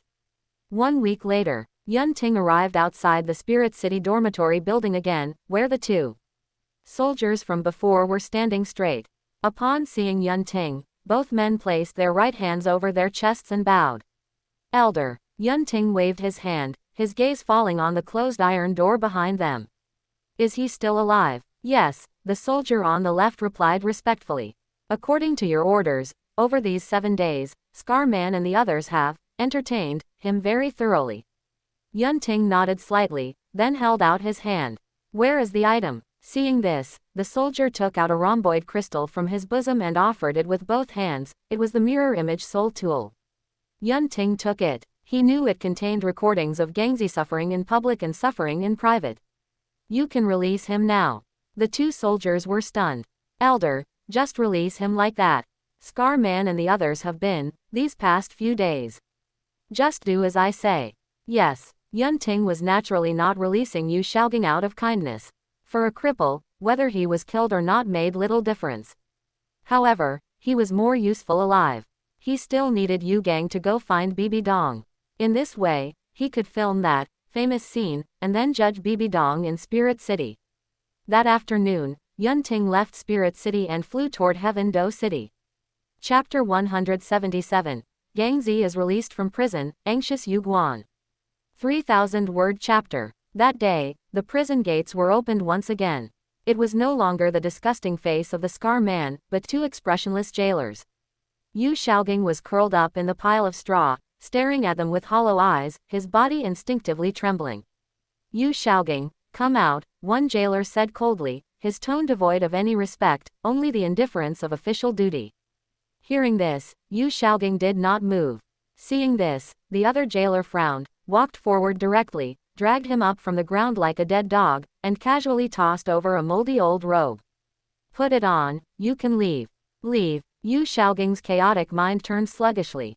I can leave. Leave this hell. Who let him go? Bibi Dong. No, if it were Bibi Dong, it wouldn't be in this manner. It was a hateful name that surfaced in his mind, Yunting. That little beast again. He sent me in, and now he lets me out. What is he trying to do? A new round of humiliation. Instantly, hatred ignited once more, even overpowering the weakness and pain in his body. Yu Xiaoging tightly clenched the worn-out robe, his knuckles turning white. Then, under the impatient urging of the jailers, he staggered as he put on the robe, covering the unbearable marks on his body. Head lowered, he stumbled out of the nightmare-like dormitory building. The sunlight was a bit harsh. Yu Xiaoging stood by the bustling streets of Spirit City, emitting the stench of days without washing. The worn robe could not hide the suspicious bruises on his neck and wrists. Passing pedestrians covered their noses and looked sideways, casting undisguised contempt and disgust. Where did this beggar come from? He stinks. Stay away, he looks unlucky. Where is the enforcement team? Why are they letting this kind of person wander around the sacred Spirit City? The pointing and whispering voices stabbed Yu Xiaoging's heart like needles. He kept his head severely lowered, trying to hide those eyes that were bloodshot from extreme humiliation and anger. Yunting, Yunting, it's all your fault that I ended up like this. I must see Bibi Dong. Only she can help me now. Only she can give me the strength for revenge. Thinking this in his heart, Yu Xiaogang identified the direction, dragged his unsteady steps, and painfully shuffled toward the Supreme Pontiff Palace. With every step, the physical discomfort and the trauma to his soul reminded him of the inhuman torment he had suffered over the past few days. After an unknown amount of time, as if exhausting the strength of his entire life, he finally saw the towering steps and the closed, magnificent gates of the Supreme Pontiff Palace, as well as the palace guards standing solemnly on either side of the doors. Hope reignited in Yu Xiaogang's ashen eyes. He straightened his stooped back, trying hard to assume the demeanor of the former Grand Master, quickening his pace with a stagger toward the steps. Stop! A silver light flashed, and two sharp long spears crossed, blocking his path. A voice devoid of emotion came from behind the palace guard's cold faceplates. This is the sacred area of the Supreme Pontiff Palace. Unauthorized persons are forbidden to approach. Leave immediately. Forced back a step by the spear tips, Yu Xiaogang cried out urgently, I am not an unauthorized person. I am Yu Xiaogang, the honorary elder of the Spirit Hall. I have urgent matters that require an immediate audience with the Supreme Pontiff. You must inform her at once. If you delay my business, be careful that I hold you accountable. Honorary elder. The two guards exchanged a look, their eyes beneath their faceplates filled with suspicion and mockery. This person before them was ragged, reeking of filth, his face as pale as a ghost, his eyes scattered and crazed. How could he possibly look like an elder? A crazy beggar dares to impersonate an elder. 1. Guard sneered, if you don't scram now, don't blame us for treating you as an intruder and killing you without question. You all. Yu Xiaogang trembled with rage, raising his only remaining left hand to point at the guards, his lips chattering. I, Yu Xiaogang, am not only the Grand Master of martial soul theory but also an honorary elder personally recognized by the current Supreme Pontiff. How dare you stop me? Elder. The other guard waved his hand impatiently, where is your token? Your proof. If you can't produce it, hurry up and get lost. If you keep making trouble, we'll really treat you as an assassin and kill you. Token. Proof. The Pope's edict was taken by Yunting. Yu Xiaogang opened his mouth but found he could not produce anything.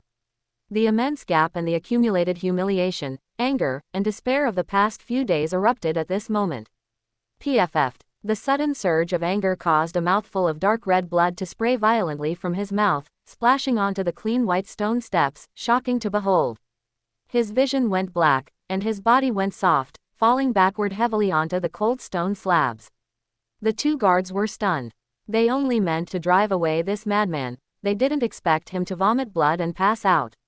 Was he staging an accident? How unlucky. One guard frowned, what should we do? Drag him to the mass grave. Wait, the other guard looked at the pool of blood on the ground and Yu Xiaogang's face, which was as pale as paper, hesitated for a moment. What if he really has some background? Maybe we should carry him to the side alley first, and then once he stops breathing. What are you two doing? A somewhat sharp voice, carrying clear anxiety and panic, was heard. The two guards were startled and turned around. Seeing Yu Guan, they quickly bowed, greetings to His Eminence Chrysanthemum Douluo. Yu Guan's expression was extremely grim at this moment. Half a month ago, upon learning that Yu Xiaogang had left Suotuo City and headed to Spirit City. During this half-month period, he had almost scoured every inch of the road from Suotuo City to Spirit City, and even sent people to search Suotuo City, but he still could not find any trace of Yu Xiaogang. Bibi Dong's patience was rapidly wearing thin. Every time she summoned him, the coldness and killing intent in her purple eyes made him feel like he was sitting on pins and needles. He had just left the Supreme Pontiff Palace, feeling vexed, and was preparing to try his luck again when he saw the guards at the entrance seemingly arguing with a filthy beggar lying on the ground. He initially intended to ignore it, but as his gaze swept over the beggar's profile, his heart inexplicably skipped a beat. This outline, why does it look a bit familiar? He frowned, enduring the foul stench emanating from the person, and stepped forward a couple of paces to look closely. One arm missing, short buzz cut, deathly pale complexion, a face sunken and deformed, but the outline of those tightly closed eyes, the slightly collapsed bridge of the nose. Yu Guan's pupils suddenly contracted. Yu Shaogang, seeing this, he abruptly squatted down, suppressing his disgust, and reached out to wipe away the filth on the person's face. Yes, it really is Yu Shaogang. The Yu Shaogang whom Bibi Dong kept thinking about, the one he had been searching for almost maniacally. The immense surprise instantly washed away Yu Guan's anxiety. He was found, finally found, and he could report back. But in the next second, the mixed, overpowering stench coming from Yu Shaogang rushed into his nostrils, making his stomach churn, nearly causing him to vomit on the spot. Yu Guan's face instantly turned green. What happened? How did Yu Shaogang become like this? If he were brought before Bibi Dong looking like this. At this moment, Yu Guan could almost imagine how furious Bibi Dong would be upon seeing Yu Shaogang in this state. His crime of failing to carry out orders properly would likely result in more than just a reprimand. In a flash of inspiration, Yu Guan made a decision. He stood up abruptly, pointed at the unconscious Yu Shaogang on the ground, and sternly ordered the two stunned guards, "What are you still standing there for? This is an honored guest of the Supreme Pontiff. He was just ambushed by villains on the way.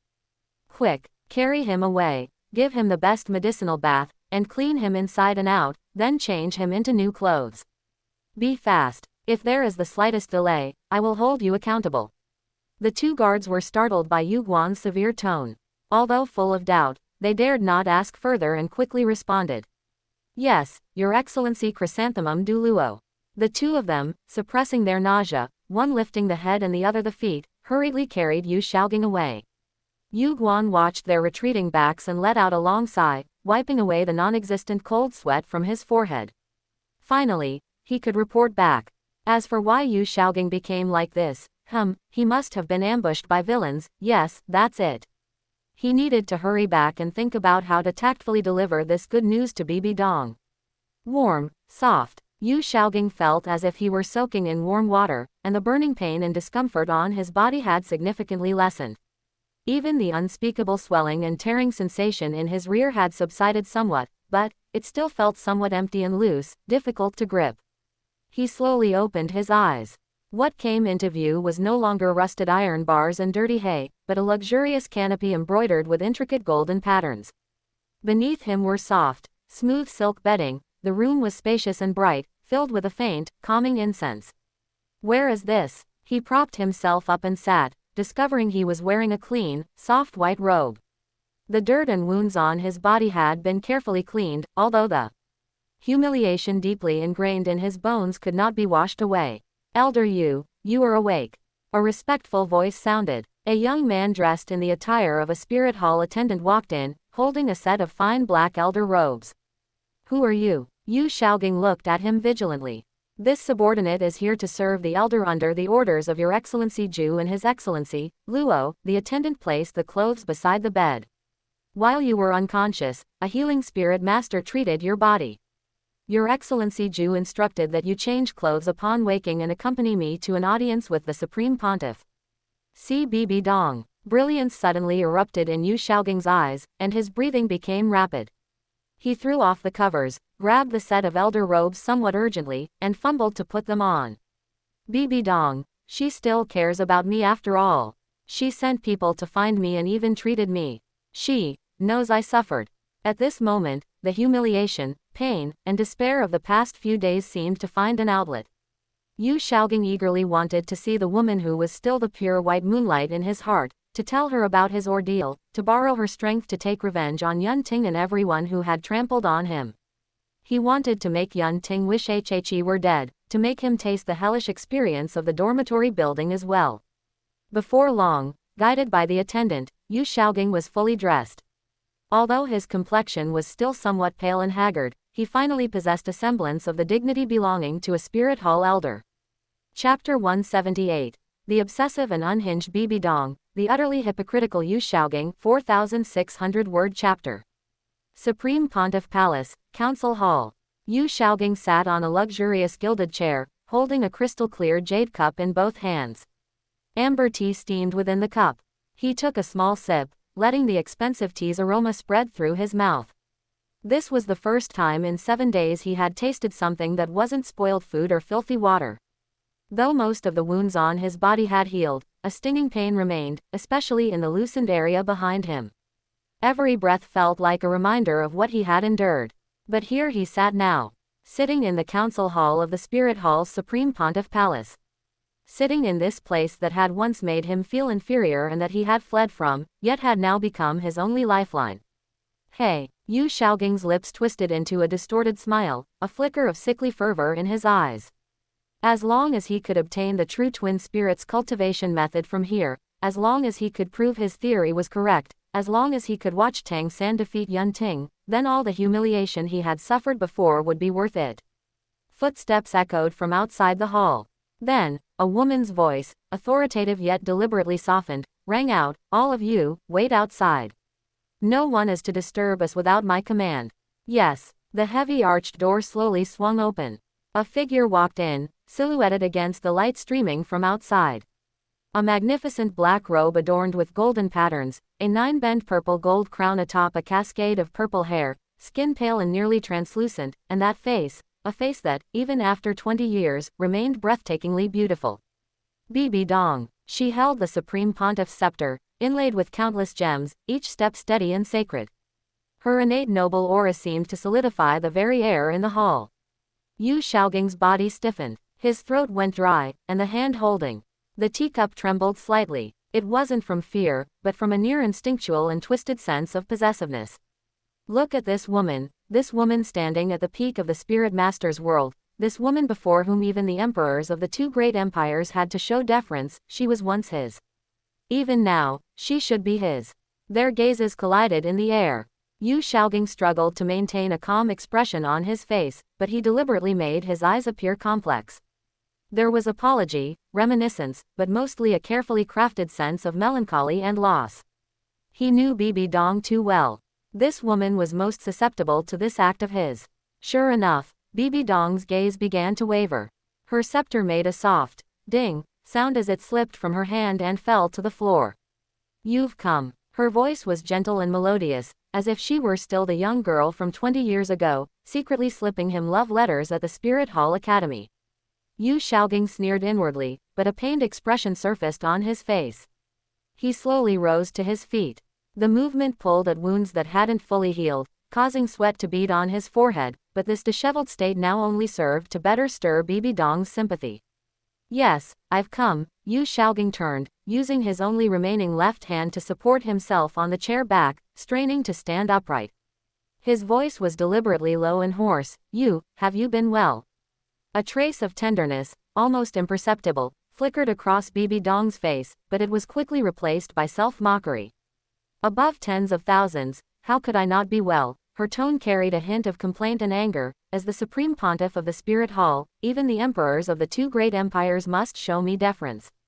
Would you think I am not well? Here it comes. The familiar resentment, the familiar grievance." Yu Xiaoging felt greatly reassured inside, but his face wore a bitter expression.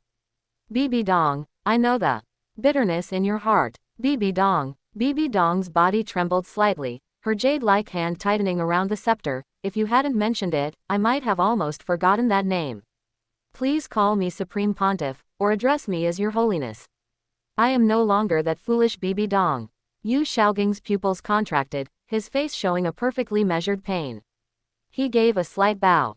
The movement sent a sharp pain through his spine, but he gritted his teeth and endured it, his voice so soft it was almost inaudible. "Yes, Your Holiness, the Supreme Pontiff." That hunched figure, that despondent tone. The indifference in Bibi Dong's eyes instantly crumbled, replaced by unconcealed heartache and pity. She lifted her foot, wanting to step forward, but stopped abruptly on the third step. Her hand gripping the scepter tightened and loosened repeatedly, finally speaking with forced calmness. "You came to find me. Is there something you need? It seems we haven't seen each other for 20 years.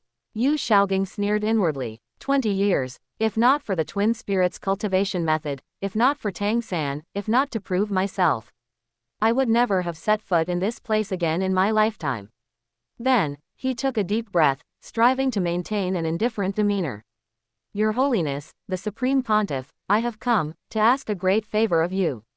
"Oh." Bibi Dong looked somewhat surprised, then gave a self-deprecating smile. "You would ask for help.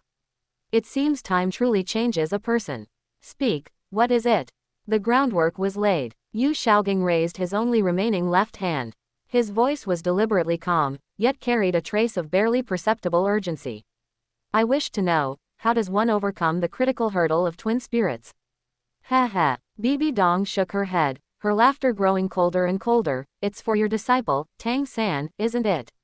Yu Xiaogang nodded slightly, a sincere expression on his face. Little San is fortunate. Like you, possessing twin spirits. I want to nurture him into a powerful figure of his generation. Of course, rest assured, I will guarantee that he will never oppose the Spirit Hall, or you, in his lifetime. Yu Xiaogang, oh Yu Xiaogang.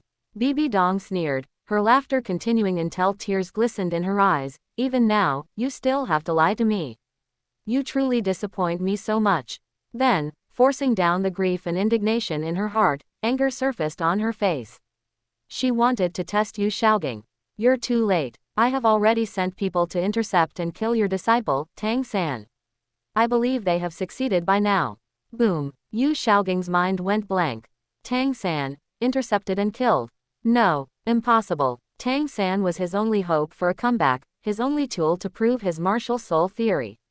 He lunged forward, his only remaining left hand grabbing Bibi Dong's shoulder tightly. The movement was too violent, pulling at unhealed wounds, the pain making his vision darken, but he could no longer care about that now.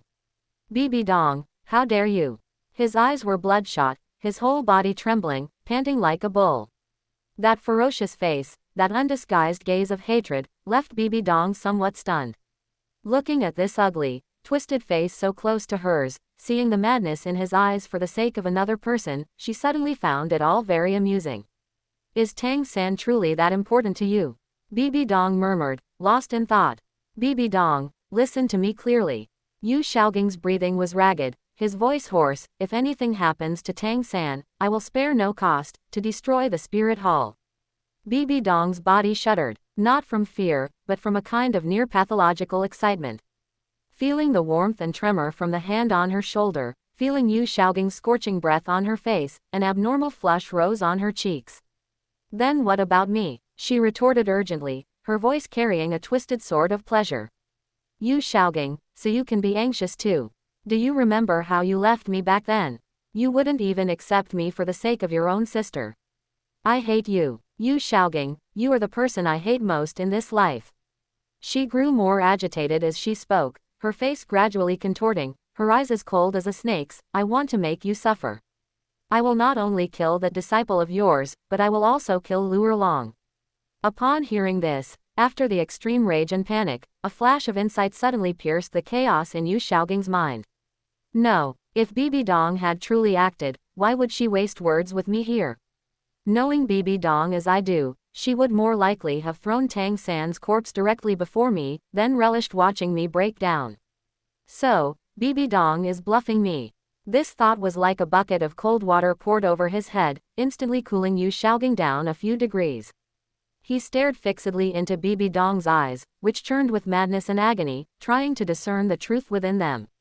Within a few breaths, he released his grip on her shoulders, staggering back 2 steps.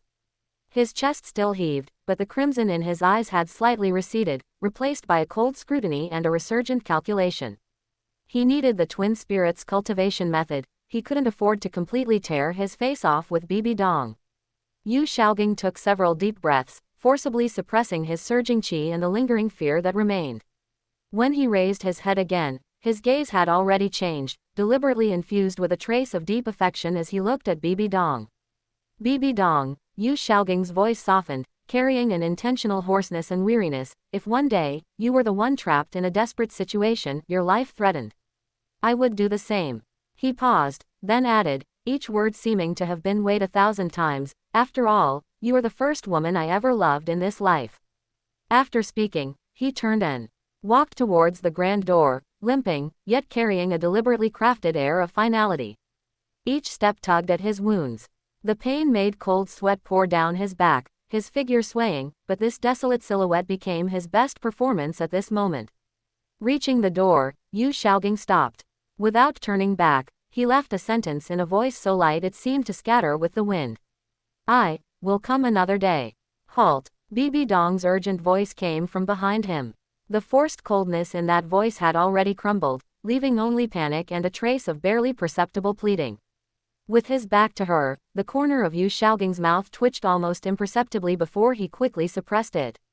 Footsteps rapidly approached. Bibi Dong circled around to stand before him, blocking his path. At this moment, the ferocity and madness from earlier had faded considerably from her face. Her violet eyes churned with even more complex, indescribable emotions. There was undiminished hatred, deeply hidden attachment, and a kind of near-obsessive possessiveness that absolutely would not permit loss again. She stared into Yu Xiaoging's eyes, enunciating each word clearly, "Stay in the spirit hall. Stay by my side. I will compensate you for everything I owed you in the past." As for Tang San, seeing a flicker in Yu Xiaoging's eyes, Bibi Dong immediately added, her tone as if making a great concession, "If you truly cannot let him go, I can have Tang San join the spirit hall as well. He will receive the best training, no one will lay a finger on him." Stay in the spirit hall. Stay by Bibi Dong's side. Yu Xiaoging was stunned. This wasn't what he wanted. What he wanted was the twin spirits cultivation method, then to go back and help Tang San, to defeat Yun Ting in the Soul Master tournament, to prove his martial soul theory. How could he be trapped here? No, I can't. Yu Xiaoging shook his head repeatedly, stepping back. Bibi Donger, I cannot stay. I have things to do. My martial soul theory has not yet been proven. Little San is still waiting for me. Let me go. Give me the twin spirits cultivation method. Let me be able to prove my martial soul theory. Perhaps, seeing the undisguised resistance and the urgent desire to leave in Yu Xiaoging's eyes. The last trace of warmth vanished from Bibi Dong's eyes, replaced by twisted pain and the ensuing, even more obsessive desire for control. Leave. Where else do you want to go? Her voice suddenly rose, carrying a hint of mockery and anger. Return to that place where you suffered endless humiliation.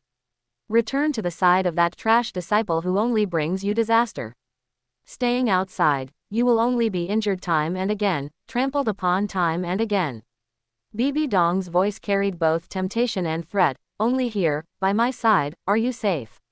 Xiaoging, I will protect you. I will never let anyone hurt you again. I don't need your protection. Yu Xiaoging's neck stiffened, his eyes reddening at Bibi Dong's words. What I want is power. A chance to prove myself. Not to be locked up here by you like a cripple. Power. Bibi Dong suddenly laughed, a cold and eerie smile. Xiaoging, you want to restore your spirit power. Even, make your Luo Sanpao stronger. Yu Xiaoging's heart gave a violent lurch. He stared fixedly at Bibi Dong. Donger, what are you saying? Bibi Dong leaned close to his ear, her voice a whisper only the two of them could hear, like a demon's murmur. What if I said, I have a way, not only to restore your spirit power, but also to make Luo Sanpao undergo evolution, become even stronger than the blue lightning tyrant dragon. Boom. These words struck like a thunderbolt, exploding in Yu Xiaoging's mind. Restoring spirit power, spirit evolution, stronger than the blue lightning tyrant dragon. The combination of these terms held a fatal attraction for him, a man who had spent his life pursuing proof of himself yet endured countless disdainful looks and humiliation due to his trash spirit. Wasn't his lifelong dream to prove to the world that even a trash spirit like Luo Sanpao could shine brilliantly under the guidance of his theory? If Luo Sanpao could truly evolve, become powerful. Seeing the intense light of longing, doubt, and struggle suddenly erupt in Yu Xiaoging's eyes, Bibi Dong knew she had grasped the deepest obsession in this man's heart.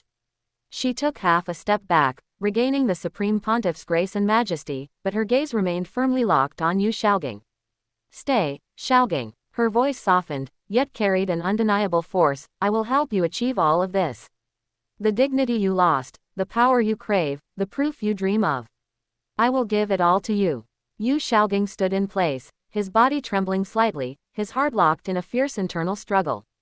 On one side was the obsession to return and help Tang San, to prove his theory, and his searing hatred for Yun Ting. On the other side was the immense temptation of restoring his power and evolving his spirit, and the seemingly safe sanctuary Bibi Dong offered. Hatred and obsession drove him to want to leave. But the deep-seated yearning for power within him, and the subconscious craving for safety after the severe physical and mental trauma he had endured in recent days, coiled around him like vines, pulling him towards the beautiful future Bibi Dong painted. In the end, the desire for power overwhelmed everything else. Yu Shaogang nodded his head with extreme slowness, squeezing a single word from his parched throat. All right. The corner of Bibi Dong's mouth lifted in a triumphant smile. Very good. She turned and walked back towards the pontiff's throne, her voice echoing through the hall. Attendants, take Elder Yu to rest. Serve him well. There must be no negligence. Without my command, Elder Yu is not to leave the spirit hall even half a step. The last sentence was directed at Yu Shaogang, and also at her subordinates. House arrest had thus begun. Yu Shaogang was respectfully but unyieldingly escorted out by two black-clad attendants who had suddenly appeared. He took one last look back at Bibi Dong, seated upon the throne. This woman he had once loved now seemed utterly unfamiliar and immensely powerful, shrouded in shadow and the glow of authority. He didn't know if this choice was right or wrong. But he knew. Yunting, you wait. Wait until I obtain power. I will make you repay today's humiliation 100-fold. Meanwhile, on the throne, Bibi Dong watched Yu Shaogang's figure disappear behind the grand door. The obsession and madness in her violet eyes slowly faded. She gently stroked the gem on her scepter, muttering softly, as if speaking to that departing back, and as if persuading herself. Shaogang, don't blame me. Only this way can you stay by my side forever. Soon, very soon you will possess new power. And those who have hurt you, those who have obstructed you, the Blue Lightning Tyrant Dragon Sect, the Heaven Do royal family, and that Yunting, will all pay the price. Chapter 179, Plotting for Yu Yuanjun's Spirit Bone. Heaven Do City, Douluo Residence, Study. Outside the window, the night was as dark as ink, with only scattered lamplights flickering in the distance. Inside the study, disciple, what did you say? Douluo Bo's voice was very low, as if afraid of disturbing the night outside the window. Bibi Dong wants to massacre the Blue Lightning Tyrant Dragon Sect. More than that, Yunting nodded slightly, his tone calm. There is a high probability that Bibi Dong will use the methods of a fallen soul master, using the bloodline and life force of the direct descendants of the Blue Lightning Tyrant Dragon Sect to evolve Yu Shaogang's spirit. Douluo Bo remained silent for 3 breaths. Then he abruptly stood up. Emerald green spirit power uncontrollably overflowed from his body, forming visible ripples of energy around him that made the papers on the desk rustle loudly. She's insane. All for one Yu Shaogang. Douluo Bo's voice held disbelief. That's one of the upper 3 sects, the Blue Lightning Tyrant Dragon Sect with a 1,000-year legacy. Moreover, there are at least 2,000 spirit masters within the Blue Lightning Tyrant Dragon Sect. To massacre them, Bibi Dong would need to assemble a force of at least 5,000 spirit masters. Bibi Dong, does she have that capability? Why wouldn't she? Yunting interrupted Douluo Bo, lifting his eyelids, his dark eyes reflecting the cold white light of the spirit tool lamp. Bibi Dong is the supreme pontiff, backed by the entire spirit hall, known as the Holy Land of Spirit Masters. Forget 5,000 spirit masters, even 10,000, the spirit hall can produce them. Douluo Bo opened his mouth to retort but found he had nothing to say. Indeed, in the face of absolute power, what legacy, what glory, what 1,000-year foundation, they are all just a fragile sheet of paper. He slowly sat back down in his chair, rubbed his temples, and a trace of weariness appeared on his face. The methods of a fallen soul master, that's a taboo in the spirit master's world. Once exposed, the spirit hall's 1,000-year reputation would be utterly destroyed. Douluo Bo looked at Yunting. Disciple, what do you plan to do? Me. Yunting smiled, a smile filled with undisguised coldness. Of course, to record it. Douluo Bo was taken aback. Record it. Mirror image soul tool. Yunting said calmly. The entire process of Bibi Dong employing fallen soul master methods, Yu Shaogang absorbing life force and bloodline to become a fallen soul master, I want every scene. Douluo Bo's pupils contracted slightly. Disciple, you intend to make it public? Why not? Yunting retorted. Should I keep it for the new year? After a pause, Yunting continued. Moreover, this is beneficial for us.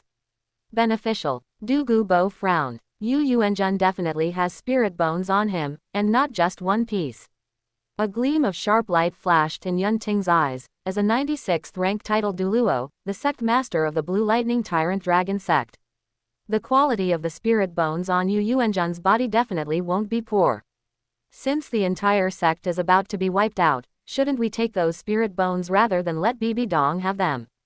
Douluo's pupils shrank again, asking incredulously, "Disciple, you want to snatch the spirit bones amidst the chaos?"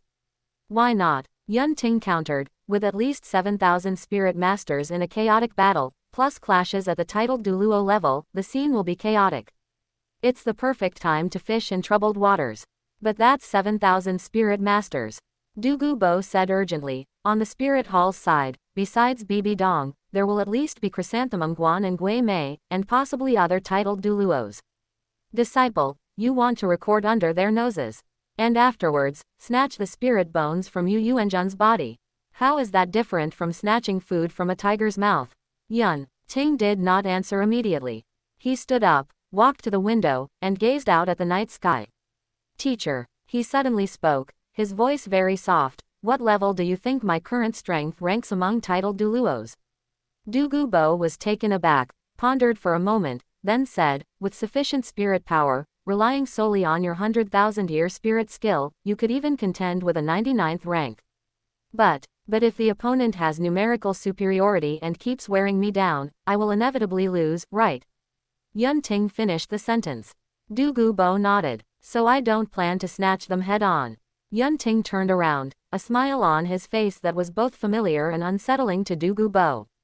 Hearing this, Douluo slightly furrowed his brows and asked doubtfully, "If not by force, then how will you obtain the spirit bones?" "You'll know when the time comes." Yun Ting kept him in suspense. "In short, you just need to know that I can return safely and retrieve everything that should be taken, without missing a single item." Seeing Douluo's worried expression, he added, "Teacher, don't worry, I won't joke with my own life. If I can't win, can't I run? You've witnessed the speed of the 100,000-year wood spirit wings." Remembering the speed at which those emerald green wings tore through the sky, Douluo felt slightly reassured and didn't inquire further. Meanwhile, elsewhere, 1,000 miles away, Swotuo City High-Rank Spirit Master Academy. Inside a standalone building, the scent of medicinal herbs permeated the air. Tang San sat cross-legged on the bed, spirit power surging around him, a faint golden light shimmering on the surface of his skin. The wound on his left shoulder, pierced through by the ice phoenix goddess, had already healed, leaving only a faint ice-blue scar. Half a month. A full half a month. Spirit ancestor level healing spirit masters worked day and night, consuming who knows how many rare medicinal herbs, finally restoring his body to a largely recovered state. Huff. Tang San slowly exhaled a mouthful of turbid air, opened his eyes, and within his pupils swirled undissolved resentment and anxiety. It had been half a month since his teacher left, with no news at all. What exactly happened in Spirit City? Did his teacher obtain the true twin spirits cultivation method? Could he still return? Countless questions swirled in Tang San's mind, gnawing at his sanity like venomous snakes. Especially during the quiet of the night, whenever he closed his eyes, he would see that scene on the arena: Qian Runshui, Du Guyan, Yi Lingling, Bai Chenxiang, 4 women surrounding him, electric batons raining down, Shui Binger transforming into the ice phoenix goddess, piercing through his clear sky hammer with a single thrust.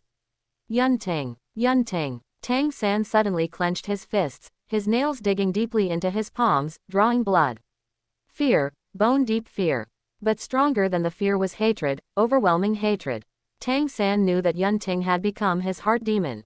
If he couldn't defeat Yun Ting fairly and squarely in the promotion matches, he would live under that shadow for the rest of his life, his spirit power unable to advance any further. Get stronger, I must get stronger.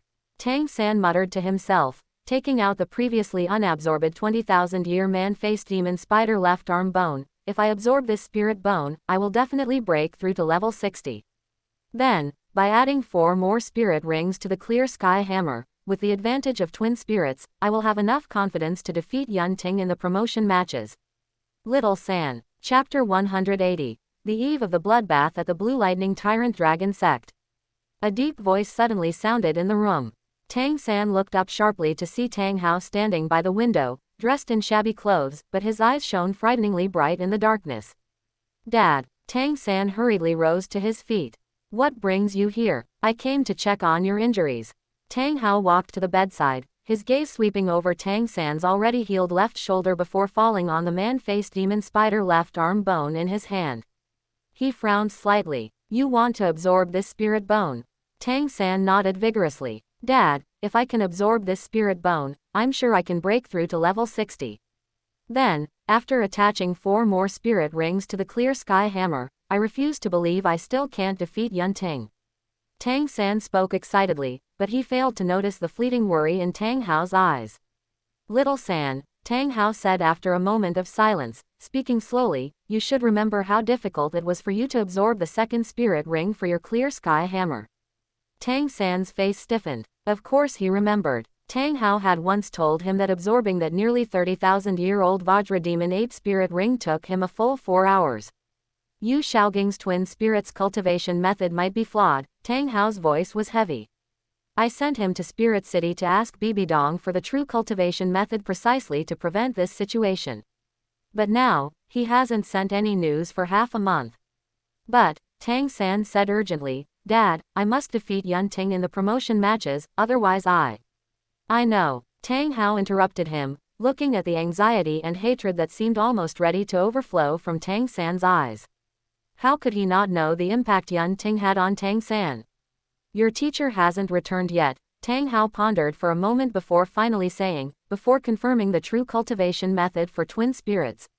I cannot let you take the risk. Seeing Tang San about to speak, he raised a hand to stop him. However, I can first teach you the Clear Sky 9 Absolutes. If you can master 1 or 2 of its forms before the promotion matches begin, the boost to your combat power won't be any smaller than attaching spirit rings. Tang San's eyes lit up. Really, when have I ever lied to you? A rare smile appeared on Tang Hao's face.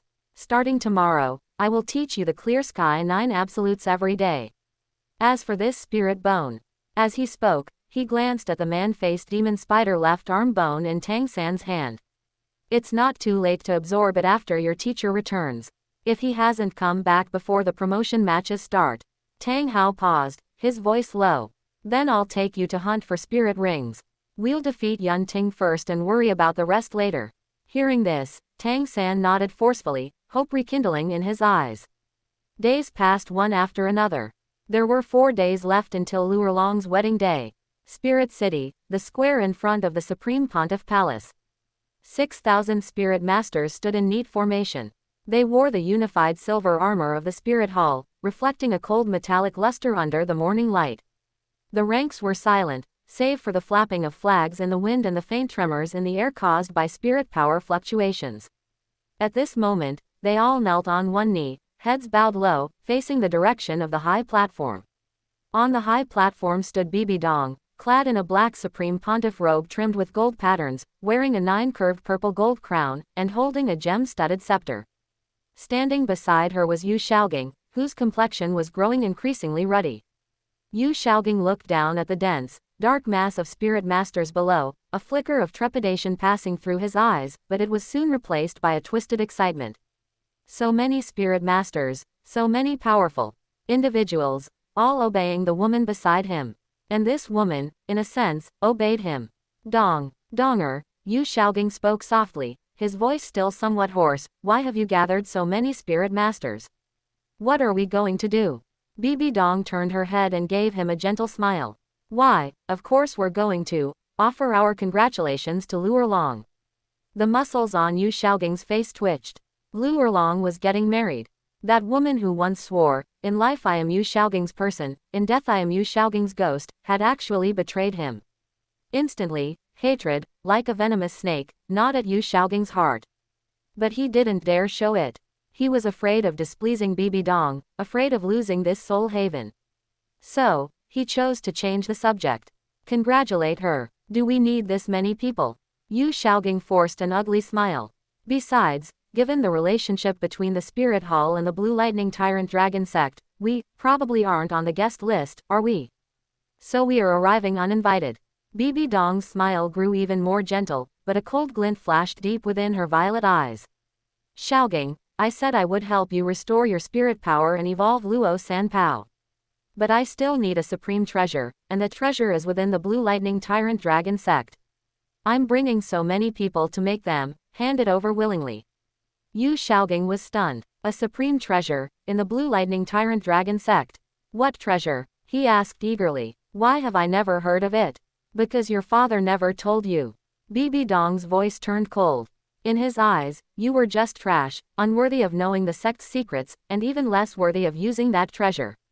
Yu Xiaoging's breathing grew rapid, his eyes burning not only with fervor but also with rage. So the Blue Lightning Tyrant Dragon sect had been hiding a treasure all along that could solve his spirit problem, and his father, Yu Yuanjun, would rather watch him endure scorn and humiliation than bring it out. Damn them. They all deserve to die. Yu Xiaoging hissed through clenched teeth. Witnessing this scene, Bibi Dong smiled with satisfaction. She leaned down and whispered softly into Yu Xiaoging's ear, "Xiaoging, I will take you with me to witness them, repaying what they owe you, with interest." Yu Xiaoging nodded heavily. He looked down at the 6,000 spirit masters, imagining what kind of look those clansmen who had once mocked, despised, and driven him from his home would have in their eyes when he returned to Nine Dragon Mountain. Fear, pleading, groveling. Thinking of that scene, an unnatural flush rose on Yu Xiaoging's stiff face, his eyes flickering with a sickly delight. Bibi Dong straightened up, her gaze sweeping over the dense, dark ranks below as she raised her scepter. "Move out." Her voice was not loud, yet it clearly carried across the entire square. Target: the Blue Lightning Tyrant Dragon Sect Stronghold, Nine Dragon Mountain. Disperse into smaller units. Assemble at the mountain's base in 3 days. Yes. 6,000 spirit masters responded in unison, their combined voices like a tsunami, shaking the buildings surrounding the square. The next second, the formation scattered like a receding tide, dissolving into countless smaller streams that surged towards different directions, quickly disappearing into Spirit City's intricate network of streets and alleys. On the high platform, Yu Guan and Gui Mei appeared behind Bibi Dong like shadows. "Your Eminence, all is ready," Yu Guan said in a low voice. Bibi Dong nodded and, taking Yu Xiaoging with her, turned to walk towards the Supreme Pontiff Palace. The moment she turned, the gentle smile at the corner of her mouth vanished instantly, and she thought to herself, "A supreme treasure." The so-called supreme treasure is the bloodline and life force of all the direct descendants of the Blue Lightning Tyrant Dragon Sect. Xiaoging, you never need to know the truth. You just need to stay by my side forever. I will handle everything for you. Chapter 181. Nine Dragon Mountain, Yunting's Preparation. 3,000-word chapter. 3 days later, at the Blue Lightning Tyrant Dragon Sect Stronghold, Nine Dragon Mountain. At this moment, the place was festooned with decorations. Red silk streamers stretched all the way from the mountain gate to the main hall. Lanterns swayed gently in the evening breeze, casting a warm glow over the entire mountain range. Disciples bustled about, smiles on their faces. Lu Erlong was finally getting married, to a spirit saint in his 40s from a collateral branch of the sect.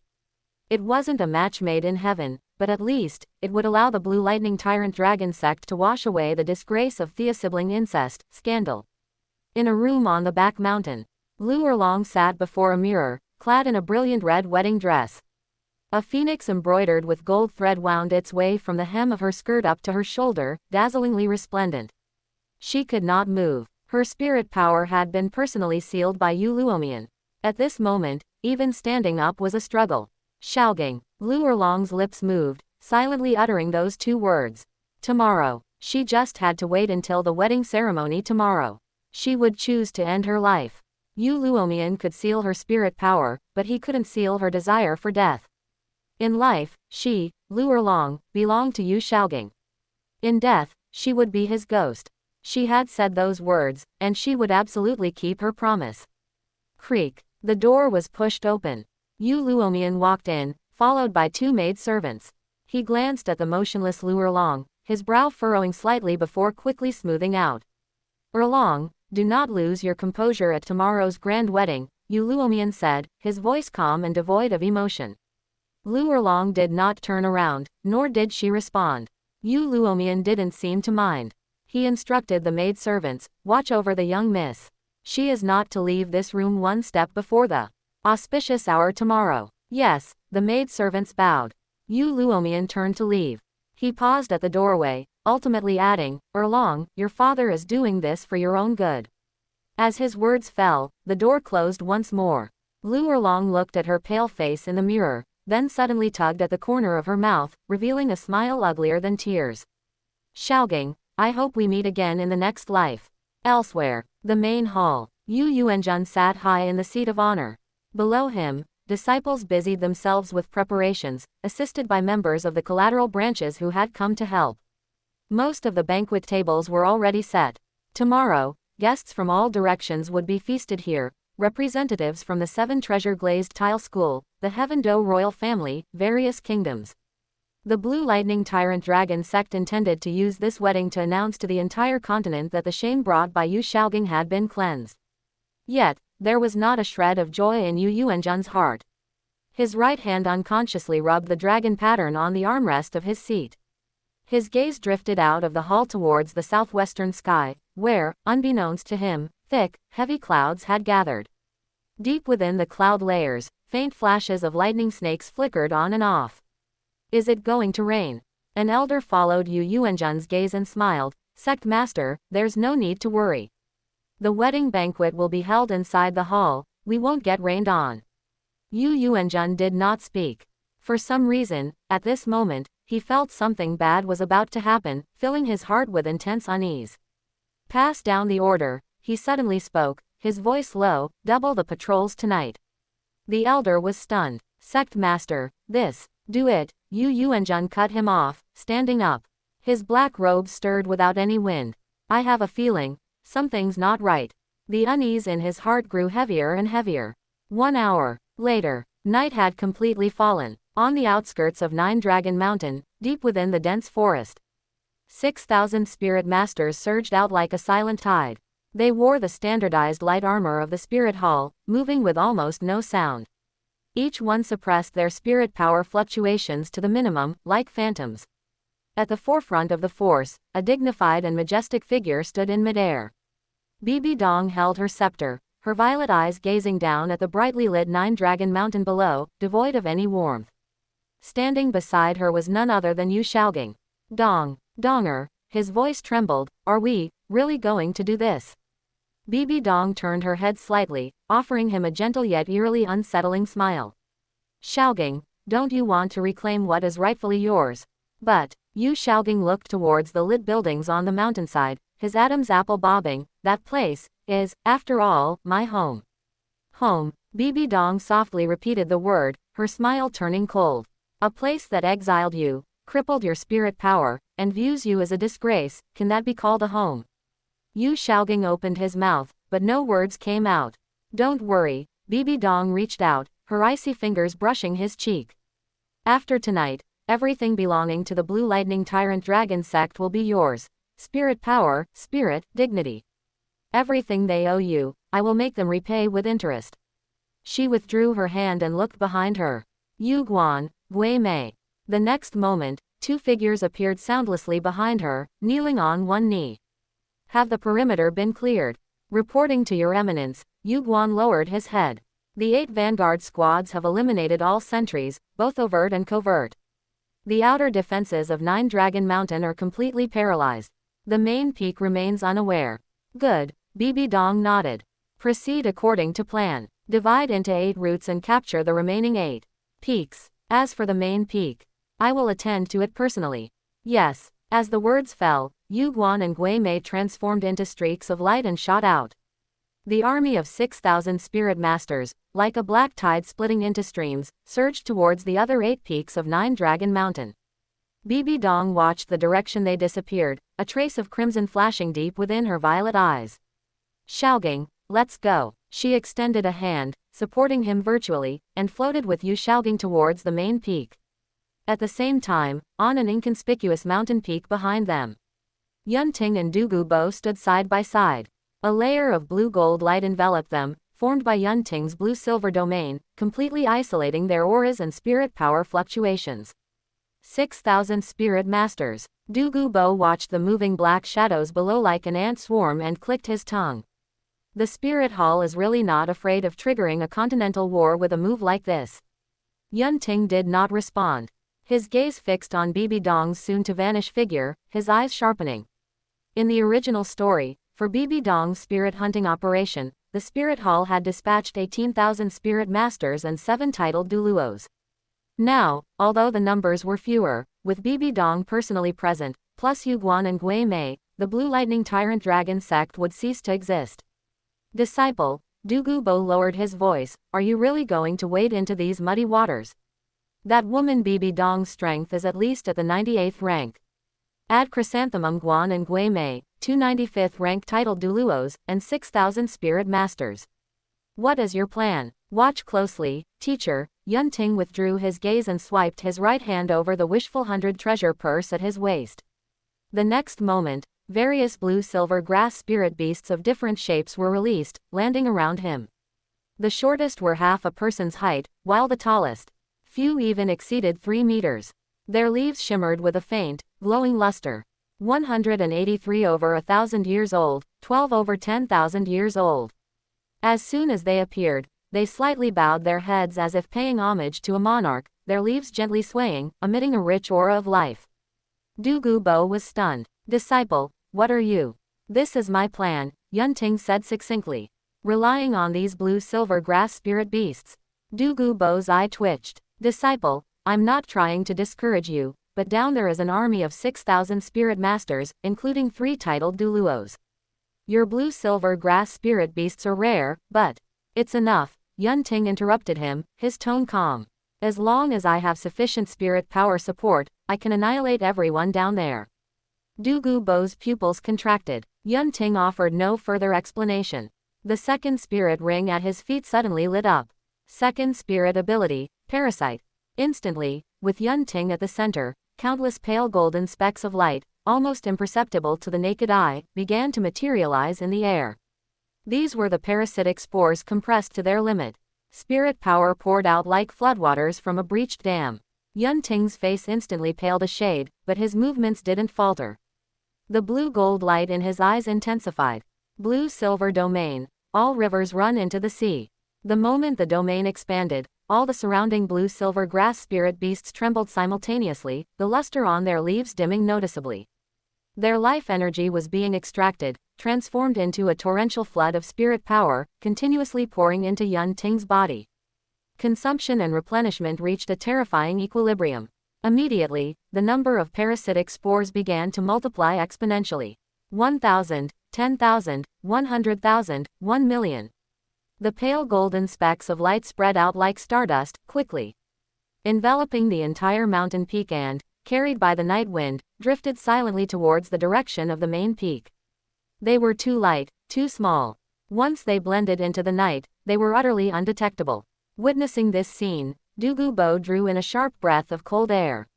He had to release his mental force to its full extent to barely sense that spore cloud covering half the sky, boundless, like a sea of pale golden mist, slowly surging towards that brightly lit main peak. This is, his voice became dry. The truly terrifying aspect of 100,000-year spirit skill. Yunting's voice sounded somewhat ethereal. Maintaining such a large-scale spirit ability output, even with the support of the blue-silver grass spirit beasts, placed a tremendous burden on his mental force. The parasitic spores can divide infinitely. In theory, as long as there is enough spirit power, they can cover the entire 9-Dragon Mountain. He paused before adding, anyone below the rank of titled Douluo will be parasitized the instant they inhale the spores. I can trigger their eruption at any time. Vines will grow from within their bodies, draining their spirit power and flesh, ultimately turning into new nutrients to split into more spores. Upon hearing this, Douluo felt a chill run down his spine. Was this still a spirit ability? This was practically a natural disaster. That's about enough. Yunting suddenly withdrew his hand. The light from his second spirit ring extinguished, and the blue-silver domain slowly receded. That pale golden spore cloud in the air had already drifted far away, blending into the light and shadows of the main peak, no longer visible. Yunting staggered a step and was supported by Douluo. Teacher, I'm fine, he waved his hand, his face somewhat pale, but the sharp light in his eyes remained. The parasitic spores have been deployed. Next, we just need to watch the show.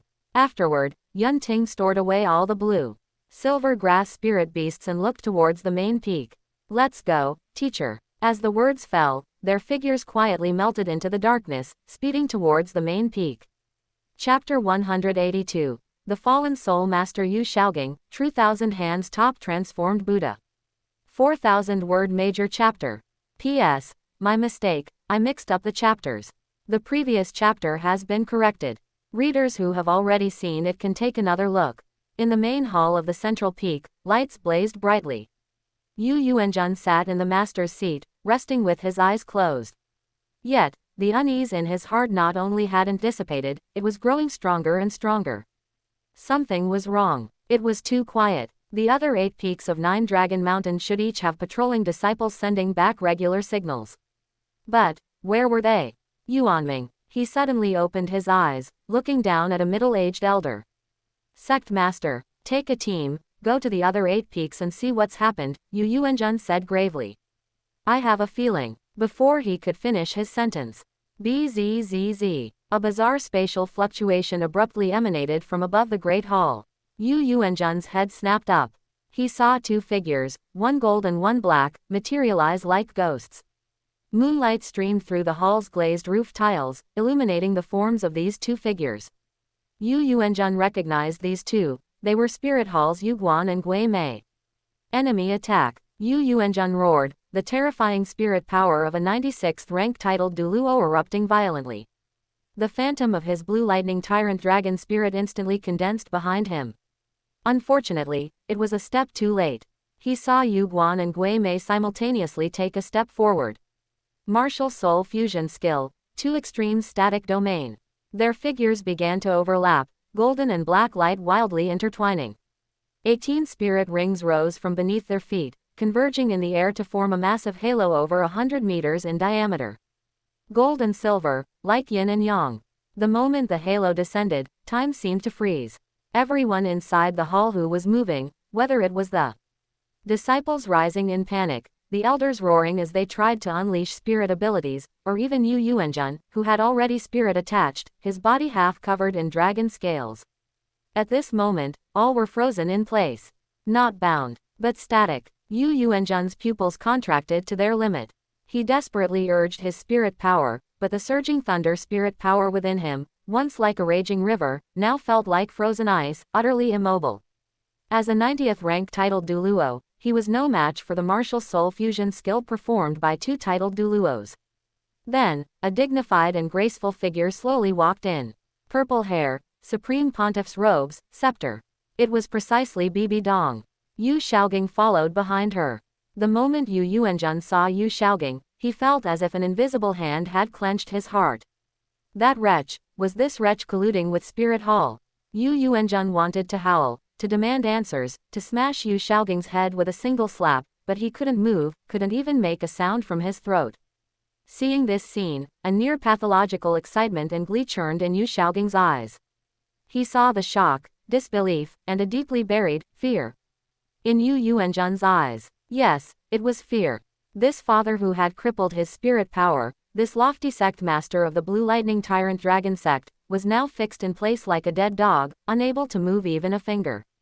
Hey, ha ha ha. Yu Shaogang suddenly laughed, his voice hoarse and unpleasant. He raised his remaining left hand, pointing at Yu Yuanjun, then at the surrounding clansmen frozen in place, their eyes filled with terror. Father, uncles, brothers, sisters, long time no see. Yu Shaogang grinned, revealing a twisted, ugly smile. Didn't expect it, did you? I, Yu Shaogang, have returned. Yu Yuanjun's eyes nearly burst from their sockets. Don't look at me like that. Yu Shaogang's smile vanished, his voice turning cold. I've only come back today to reclaim what belongs to me. Hand over that supreme treasure that can evolve my spirit. Spirit evolution. Supreme treasure. Yu Yuanjun had no idea about any supreme treasure. The Blue Lightning Tyrant Dragon sect had a 1,000-year legacy, with many heaven and earth treasures, but something that could evolve a trash spirit. Unheard of. The confusion in his eyes was too evident. Seeing this, the smile gradually faded from Yu Shaogang's face. Unwilling to hand it over. His voice rose, laced with barely suppressed venom as he stared fixedly at Yu Yuanjun. Even now, you still want to hide it. In your eyes, I'm forever unworthy of possessing anything good, is that right? Shaogang. Bibi Dong spoke softly, walking to his side and placing a hand on his trembling shoulder. Don't get angry, it's not good for your health. She looked up at Yu Yuanjun, a mocking light in her purple eyes. Sect Master Yu, since you're unwilling to hand it over voluntarily, then I'll have to take it myself. She released Yu Shaogang and slowly walked to the center of the hall. Then, she retrieved 6 fist-sized crystal balls from her storage spirit tool. Purple-black, their surfaces flowing with a viscous, blood-like luster, as if countless agonized human faces were struggling and screaming inside. Instantly, an evil, sinister, and ominous aura instantly filled the air. Bibi Dong casually tossed them. The 6 crystal balls landed precisely at 6 positions in the hall, forming a standard hexagram pattern that enveloped all the frozen blue lightning tyrant dragon sect disciples within. She stood at the center of the formation, lightly tapping her scepter on the ground. Bzzz. A purple-black light screen shot up from the crystal balls, intertwining in the air to form a bizarre formation covering the entire hall. Countless twisted runes appeared within the light screen, writhing like living things, emitting a nauseating, cloyingly sweet stench. Donger. Yu Shaogang was stunned. What are you? Of course, I'm retrieving that supreme treasure, Shaogang. Bibi Dong gave a bewitching smile, her eyes filled with a pathological madness.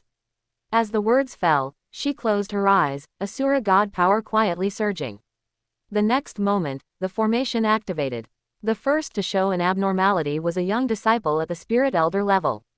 Purple-black patterns suddenly appeared on his face, spreading from his neck to his forehead like a spider's web. Then, his eyeballs bulged, his mouth opened to its limit, yet no sound emerged. The next second, PFF'd, his body began to dissolve. Flesh, bones, internal organs, everything instantly turned into a viscous purple-black liquid, absorbed by the formation. Immediately followed by the second, the third.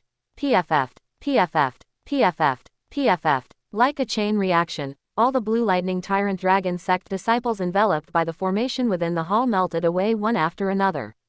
Their life energy, flesh and blood essence, even soul fragments, were all forcibly extracted by the formation, transformed into the purest dark nourishment, converging towards the center of the formation. Seeing this scene, Yu Shaogang's face turned completely pale. Donger, what are you doing? Why are you killing them? His voice was shrill, laced with fear. Bibi Dong opened her eyes. The depths of her purple pupils reflected the blood mist filling the air. They mocked you, Shaogang, she said softly, her tone gentle as if coaxing a child. They looked at you with the eyes of garbage, cursed you with the vilest words. They all deserve to die. And, she paused, her smile growing even more bizarre, they are the so-called supreme treasure. The dragon clan origin contained within the direct bloodline of the blue lightning tyrant dragon sect, plus the vitality condensed from the lives of 100 spirit masters, this is enough to completely transform your Luo Sanpao. Hearing this, Yu Shaogang felt as if struck by lightning. The supreme treasure was his clansman. Yu Shaogang wanted to speak, but Bibi Dong had already given him a gentle push. A soft surge of spirit power lifted him, floating him into the center of the formation. No, don't, Donger, let me out. Yu Shaogang struggled frantically, but without spirit power, he was as insignificant as dust. The next moment, purplish-black mist-like energy, like sharks smelling blood, instantly engulfed him. Ah! A shrill, inhuman scream erupted from within the mist. Yu Shaogang felt his body being torn apart inch by inch. That purplish-black energy madly surged into his body, scouring every meridian and every bone. It greedily devoured his consciousness while simultaneously forcing torrents of violent power into him. Immediately, Luo Sanpao appeared. The originally round, adorable pig-like form now began to twist and swell madly under the infusion of dark energy. Its skin turned purplish-black, sprouting vicious bone spurs. Its limbs elongated and deformed. Its head began to morph towards a draconic shape, yet stalled, retaining porcine features, neither dragon nor pig. It transformed into a malformed monster exuding a thick aura of evil. Meanwhile, Yu Shaogang's spirit power began to skyrocket at a terrifying rate. Level 31, 32, 35, 40. Because he hadn't absorbed a fourth spirit ring, the growth of his spirit power stalled at level 40. But that power still raged within him, straining his meridians to the point of excruciating pain, almost to bursting. Yu Shaogang's screams gradually weakened, finally vanishing completely. He collapsed limply in the center of the formation, falling unconscious. The purplish-black malformed spirit behind him slowly retracted into his body.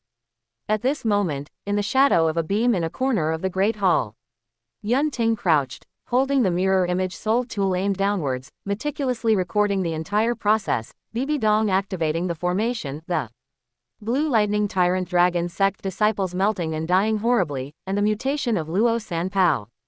Du Gubo stood beside him, watching the hellish scene below with a complex expression. An upper 3 sect with a millennia-old legacy, just gone like that, he sighed softly, unsure if it was lament or pity. Yun Ting didn't speak. He turned his lens towards the center of the formation. There, Yu Yuanjun was still immobilized by the static domain. This level 96 Thunder Douluo's eyes were now blood red, the corners split, streaming with 2 lines of bloody tears. He was watching his son, daughter-in-law, grandson, clansmen, melt away one by one before his eyes. Watching that youngest son he had expelled from the family transform into a monster and devour the lives of the entire clan. Watching the Blue Lightning Tyrant Dragon Sect's 1000-year foundation turn to ashes tonight. Hatred. A sky-filling hatred almost strong enough to break the restraints of the 2 extremes static domain. Yun Ting saw a flash of resolve pass through Yu Yuanjun's eyes. Almost simultaneously, the dormant spirit power within Yu Yuanjun suddenly boiled, not to break free from the static domain, but to ignite. Using his life force as fuel, the lifelong cultivation of this level 96 titled Douluo was ignited without reservation at this moment. Crack. A fissure appeared in the halo of the 2 extremes static domain. Yu Yuanjun's skin began to flush red, his body swelling up like a balloon. He stared fixedly at Bibi Dong and Yu Shaogang in the formation's center, his eyes filled only with the madness of mutual destruction. Self-detonation. He wanted to drag these 2 chief culprits who destroyed the Blue Lightning Tyrant Dragon Sect down to hell with him. At least he has some backbone. Bibi Dong raised an eyebrow, not alarmed but revealing a trace of mockery. As her words fell, the soul-eating spider emperor spirit instantly possessed her.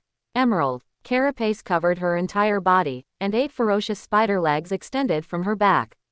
She raised her right hand, a point of profound, ultimate black light condensing at her fingertip. 100,000-year spirit bone spirit ability, annihilating black light. The black light flashed and vanished. There was no earth-shattering sound, no dazzling light show. That point of black light easily penetrated Yu Yuanjun's brow. The next moment, Yu Yuanjun's swelling body froze. The madness in his eyes solidified, then rapidly dimmed. The crimson red on his skin receded like a tide, replaced by a deathly ashen pallor. The self-detonation process had been forcibly terminated. Yu Yuanjun opened his mouth as if to say something. But in the end, he only uttered 2 words, so faint they were almost inaudible: sin, full. Then, the sect master of the Blue Lightning Tyrant Dragon Sect, the level 96 Thunder Douluo, shattered and dissipated from this world. Yu Guan and Gui Mei breathed a sigh of relief, simultaneously withdrawing their martial soul fusion skill. Both looked pale, their auras unstable. Maintaining the 2 extremes static domain for so long had drained them immensely. Bibi Dong released her spirit possession and looked towards the spot where Yu Yuanjun's corpse had dissipated. There, 3 spirit bones lay quietly. Hey, Bibi Dong laughed, 3 spirit bones over 70,000 years old. Worthy of the millennia-old Blue Lightning Tyrant Dragon Sect. Their foundation isn't shallow. She looked at Yu Guan. Go, collect them. Yes, Your Eminence. A flicker of greed passed through Yu Guan's eyes, but he quickly suppressed it, responding respectfully and walking towards the spirit bones. Right at that moment, a sudden change occurred. Swoosh! A streak of purple light, faster than the eye could follow, shot out from the shadows of the hall's beam. Yu Guan didn't even have time to react, only seeing a blur before his eyes. When his vision refocused, the 3 spirit bones were already gone. But a person now stood in their place. It was Yun Ting. He stood with his back to Bibi Dong and the other 2, leisurely placing the spirit bones one by one into the wishful 100 treasure purse at his waist. Yu Guan's pupils contracted sharply. Who are you? Gui Mei instantly entered spirit possession state, shadows spreading out like a tide. The smile vanished from Bibi Dong's face. She slowly turned, her purple eyes locking onto Yun Ting's back. Killing intent, as solid as ice spikes, pierced the air, causing faint, crackling sounds. Who are you? Her voice was icy. Daring to touch my things, are you seeking death? The soul-eating spider emperor spirit possessed her again. A terrifying pressure, like a mountain, pressed down. The entire hall's floor began to crack. After storing the spirit bones, Yunting turned around, a faint smile playing on his lips. First meeting. Greetings, you three. I've prepared a grand gift for you. I hope you'll like it. The instant his words fell, Yunting willed it. Parasite, true thousand hands top transformed Buddha. Boom. Centered on Yunting, the entire hall's floor, walls, beams, even the air itself, erupted with countless purplish-black vines, surging forth like a nightmare. They didn't sprout from the ground but grew directly from the air. Those parasitic spores that had drifted in earlier were now fully activated. Countless purplish-black vines intertwined, twisted, and coalesced. In the next moment, a purplish-black thousand-armed colossal Buddha, over 1,000 meters tall, rose from the ground. Its head smashed through the hall's roof, rubble showering down. 1,000 arms spread out behind it, blotting out the sky.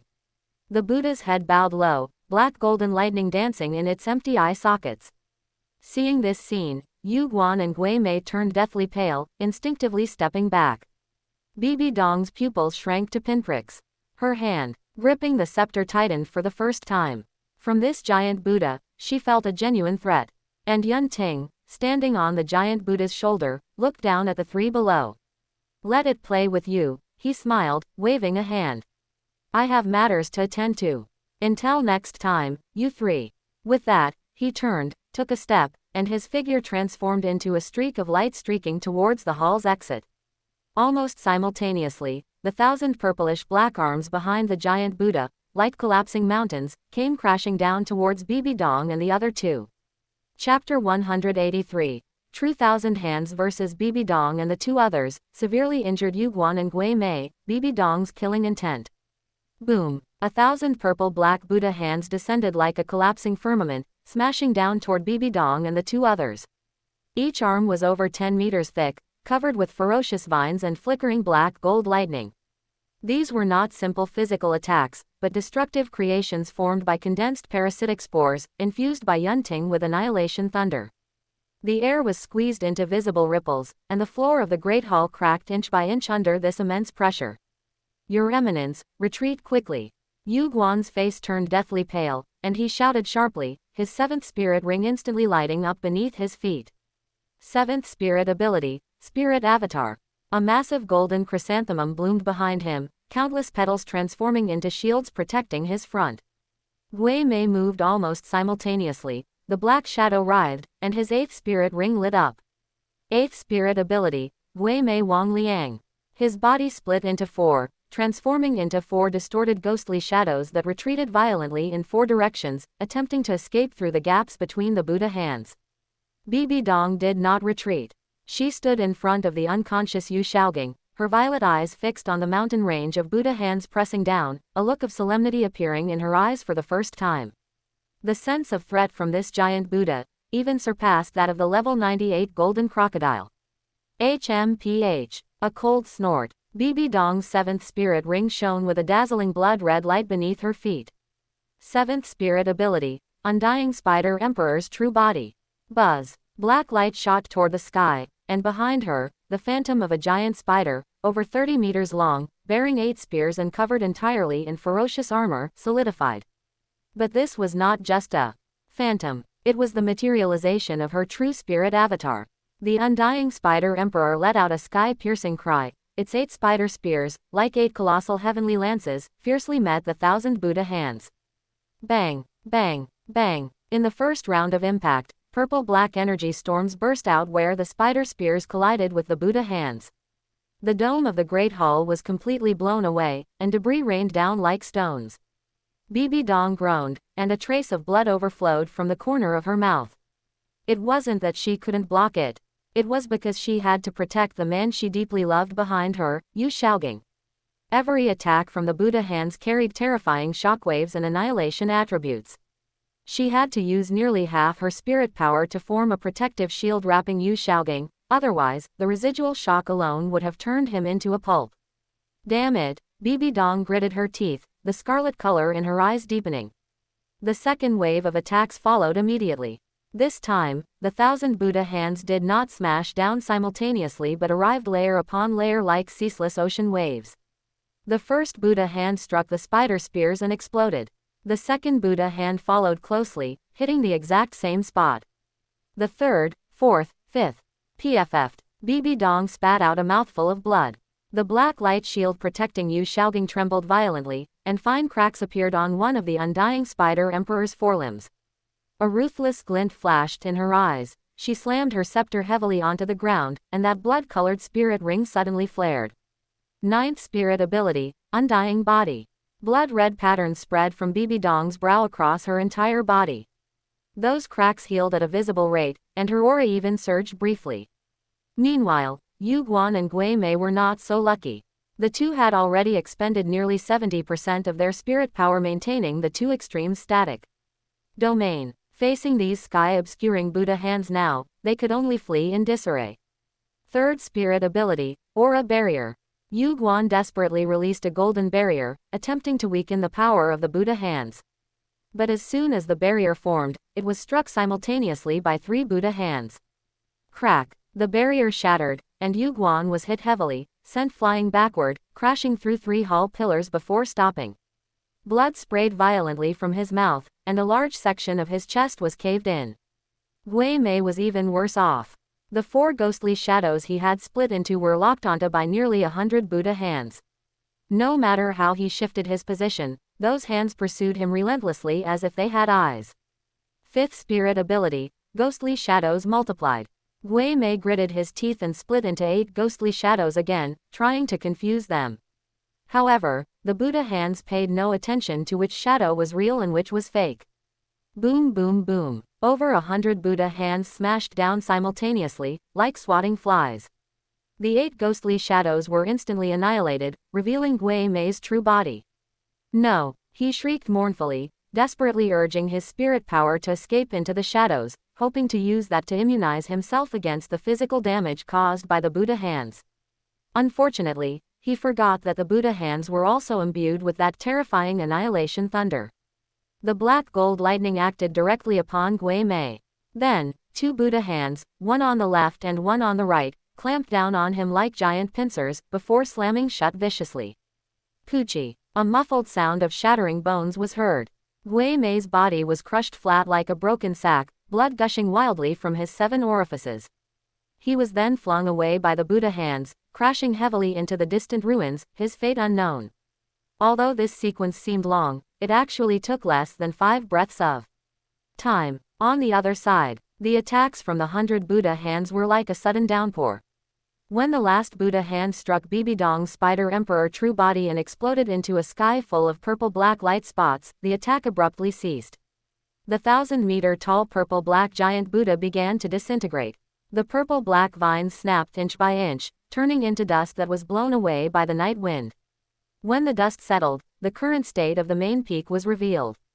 The magnificent Great Hall was gone, replaced by a giant crater over 300 meters in diameter, 10 meters deep at the bottom, with radiating crack marks along the edges that extended all the way to the mountainside. In the center of the crater, Bibi Dong knelt on one knee. The undying Spider Emperor true body had dissipated. Her Supreme Pontiff robe was mostly torn, revealing scorched black skin underneath. Blood stained the corners of her mouth, chest, and arms. Behind her, Yu Shaogang was enveloped in an almost shattered black light shield. Although unconscious, he had miraculously sustained no external injuries. However, the shield was covered in cracks and could shatter at any moment. Cough, cough, cough. Bibi Dong coughed up 2 mouthfuls of bruised blood and slowly stood up, her gaze sweeping across the surroundings. Yu Guan lay in the ruins, his chest rising and falling weakly, but his aura was extremely faint. Gui Mei was worse, half of his body was deformed, and he lay motionless in a pool of blood. If not for the tenacious life force of a titled Douluo, he would likely be dead by now. The commotion on the main peak naturally attracted the 6,000 Spirit Hall Spirit Masters who had been sent to slaughter the other 8 peaks. When they arrived at the main peak and saw the scene before them, they collectively lost their voices. The giant crater, the ruins, the dissipated phantom of the 1,000-meter giant Buddha, the severely injured chrysanthemum, Douluo and Ghost Douluo, and the battered Supreme Pontiff. Could this truly be accomplished by human power? Find. Bibi Dong's voice rang out, filled with suppressed rage. Find that person from just now for me. Dig 3 feet into the ground if you have to find him. Before her words faded, she suddenly turned her head, looking toward the sky in the southeast. There, a faint trace of lightning was disappearing deep within the clouds. It was that kid who stole the spirit bone and summoned the giant Buddha. Bibi Dong did not know that the kid she spoke of was Yunting, as she had never seen Yunting before. At this moment, Bibi Dong was a mixture of shock and fury, her violet eyes filled with almost tangible killing intent. She was shocked that Yunting, who looked no older than 20, could unleash such a terrifying spirit ability. Although he relied on some pre-arranged method, the power of that giant Buddha was definitely on par with the full-strength strike of a level 98 titled Douluo. She was furious that she, the dignified supreme pontiff of Spirit Hall and inheritor of the Rakshasa god, had suffered such a heavy loss at Yunting's hands. 370,000-year spirit bones were stolen, 2 grand elders were severely injured, and she herself sustained moderate internal injuries while protecting Yu Shaogang.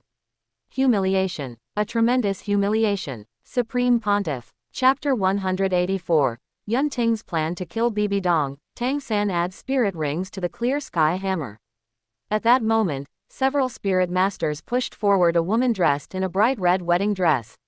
It was Lu Erlong. The seal on her spirit power was still there, but when she saw the scene before her, her entire body froze. A giant crater. Ruins. The air was thick with the scent of blood. And Yu Shaogang, lying unconscious at Bibi Dong's feet. Lu Erlong's pupils constricted bit by bit. Then, she looked around. Familiar fragments of clothing, and the remains of ornaments belonging to the disciples of the Blue Lightning Tyrant Dragon sect.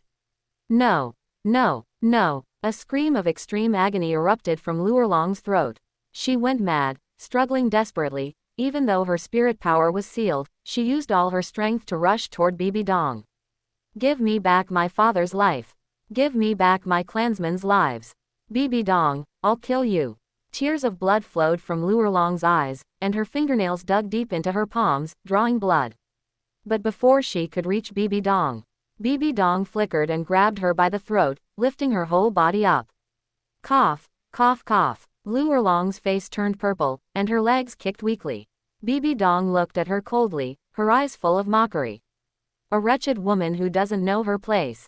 With those words, she tossed her aside. Bang! Lu Erlong was thrown out like a broken sack, crashing into a piece of rubble. Her head bled, and she fell unconscious on the spot.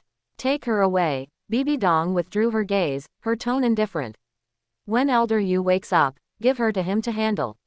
Yes. 2 spirit saints hurried forward and dragged the unconscious Lu Erlong away. Bibi Dong glanced at Yu Shaogang again, a flash of morbid tenderness crossing her eyes as she thought, Shaogang, no one can betray you. Lu Erlong will become the nourishment for your power. Then, coldness replaced the tenderness. Issue the orders. Her voice spread across the entire main peak. First, clean up the battlefield. All resources and scriptures of the Blue Lightning Tyrant Dragon sect are to be transported back to Spirit City. Second, send elders Yu Guan and Gui Mei back to Spirit Hall immediately for treatment. Third, notify the Spirit Hall in Heaven Do City to investigate the identity of that person from earlier at all costs. Speaking to this point, Bibi Dong paused, her purple eyes looking in the direction where Yunting had disappeared, saying word by word. This seat wants to know who he is, where he comes from, what his background is, and how to kill him. Yes, 6,000 spirit masters shouted in unison, their voices shaking the night sky. Meanwhile, on a mountain peak 100 miles away, Yunting and Douluo Bo stood side by side, looking toward Nine Dragon Mountain. There, flames soared into the sky and thick smoke rolled. Even from 100 miles away, the outline of the giant crater on the main peak was faintly visible. It's over, Douluo Bo sighed softly. The Blue Lightning Tyrant Dragon sect, with its 1,000-year legacy, was wiped out in a single night. Yunting was also quite amused. In the original story, the direct disciples of the Blue Lightning Tyrant Dragon sect at least left behind corpses, but because of Yu Shaogang, that filial son, now nothing remained. He took out those 3 spirit bones from the wishful 100 treasure purse. One was a left arm bone, entirely azure, with dragon-shaped lightning patterns moving across its surface, emitting a violent aura of thunder. One was a left leg bone, dark purple in color, cold to the touch, with faint dragon scale patterns. One was a torso bone, the most majestic in aura among the 3.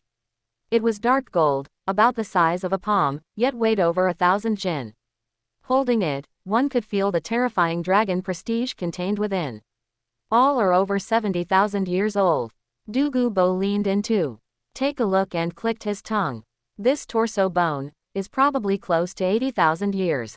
It truly lives up to being one of the upper three sects, the Blue Lightning Tyrant Dragon sect. Teacher, pick one of these 3 spirit bones. Yunting handed the 3 spirit bones toward Douluo. Douluo was stunned, then shook his head. This old man already has 6. I couldn't absorb any more even if I wanted to. Disciple, keep them for yourself. Although your right leg bone and skull are 100,000-year ones, your other parts, I have no use for them. Yunting shook his head, interrupting Douluo. If you don't want them, teacher, I'll give them all to senior sister.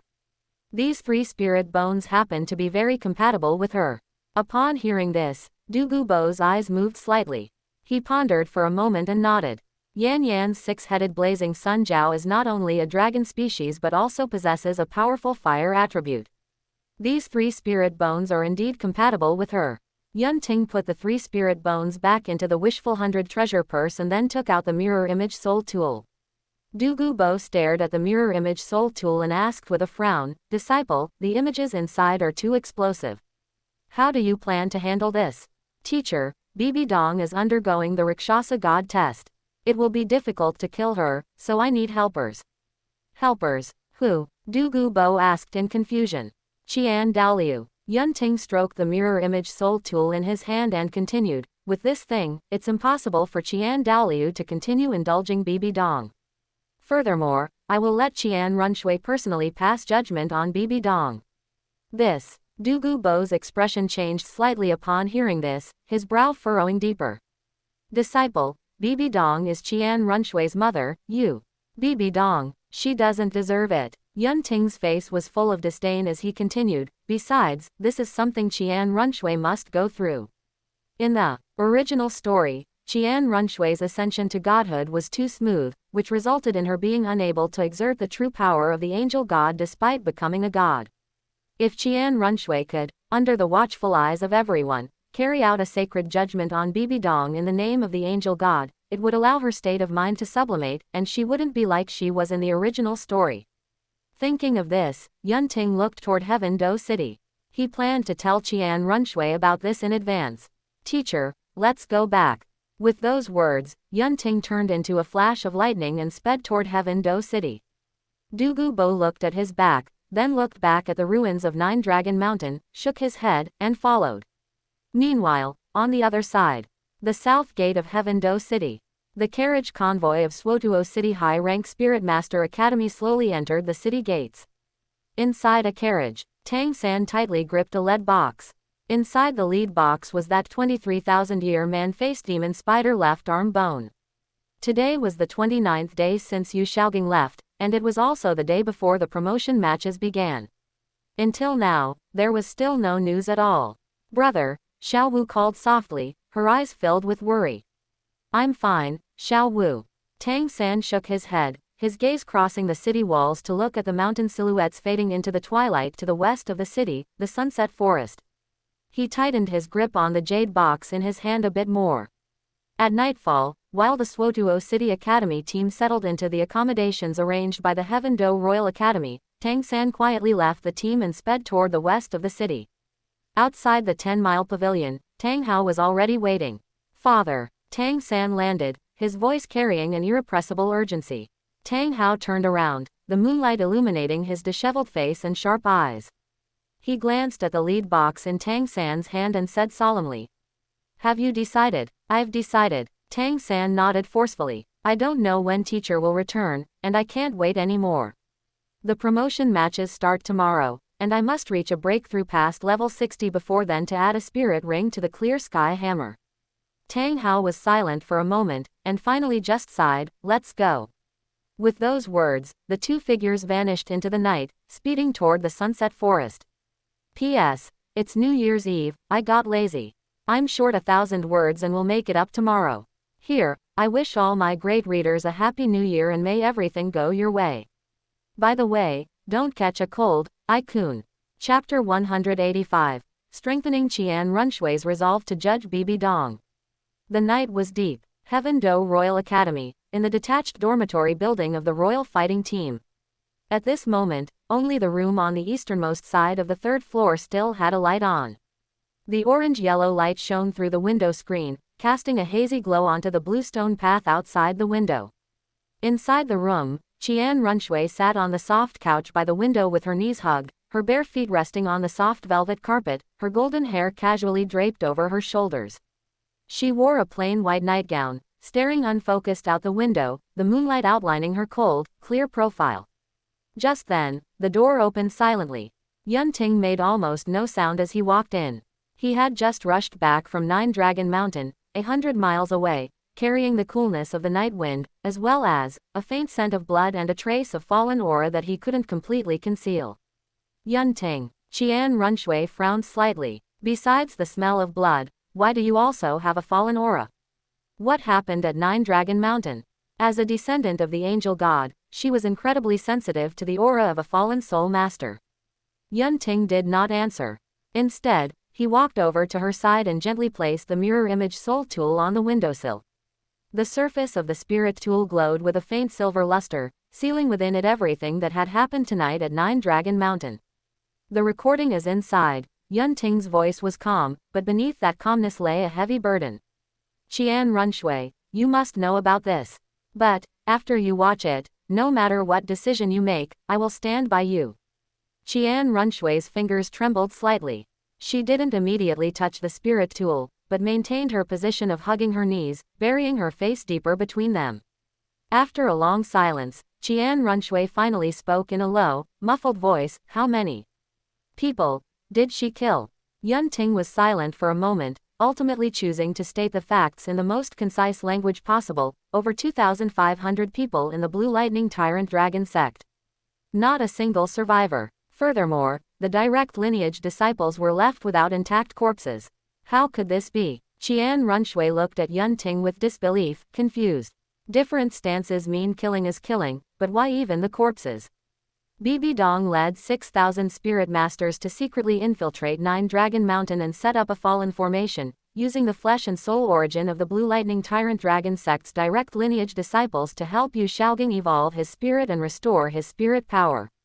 Yun Ting paused, then continued, Yu Xiaogang's Luo Sanpao has now turned into a monster that is neither dragon nor pig. Hearing this, Qian Runshui's breathing hitched for a moment. At this moment, outside the window, a dark cloud slowly obscured the moon, and the light in the room dimmed slightly. A moment later, Qian Runshui tremblingly reached out, picked up the mirror image soul tool, and injected a trace of spirit power into it. Immediately, the scene unfolded before her. Qian Runshui saw the hatred and greed surging in Yu Xiaogang's eyes. Then, there were the 6 purplish-black crystal balls, the fallen formation rising into the sky, and the tragic sight of the Blue Lightning Tyrant Dragon sect's members melting one after another into purplish-black liquid. She saw Yu Xiaogang being pushed into the center of the formation, heard his screams that sounded inhuman, and watched the entire process of Luo Sanpao twisting, expanding, growing bone spurs, and turning into a deformed monster. And Bibi Dong orchestrated all of it. Subsequently, the screen went dark. The mirror image soul tool slipped from Qian Runshui's hand, falling onto the velvet carpet with a muffled thud. She didn't pick it up, maintaining her posture, her face pale as paper, her lips trembling slightly. Yun Ting thought Qian Runshui would cry, break down, and demand to know why. But at this moment, Qian Runshui was just tightly clutching the fabric of her nightgown, her knuckles white from the force, her fingernails nearly digging into her palms. The room remained silent for a long time. After an unknown amount of time passed, Qian Runshui suddenly spoke. She wasn't like this before. Yun Ting didn't interject, just listened quietly. He knew that at this moment, he only needed to be a listener, waiting for Qian Runshui to vent the emotions in her heart. At least, she never went to such lengths for my father. Qian Runshui raised her head. In those eyes, which were strikingly similar to Bibi Dong's, complex emotions surged, pain, confusion, anger, and a trace of, almost imperceptible disappointment. When I was little, although she didn't like me, she was always rational when dealing with spirit hall affairs and the order of the continent. She once told me that Spirit Hall's responsibility was to maintain balance and guard the rules of the Spirit Master's world. Hearing this, Yunting was momentarily speechless. Thinking of the relationship between Qian Zunji and Bibi Dong, which was more chaotic than incest, he didn't know what to say. Seeing the pain on Qian Runshui's beautiful face, Yunting ultimately couldn't bear it. After thinking for a moment, he said tactfully, "People change. Perhaps you never truly understood her. Moreover, you must realize that she is now a fallen soul master."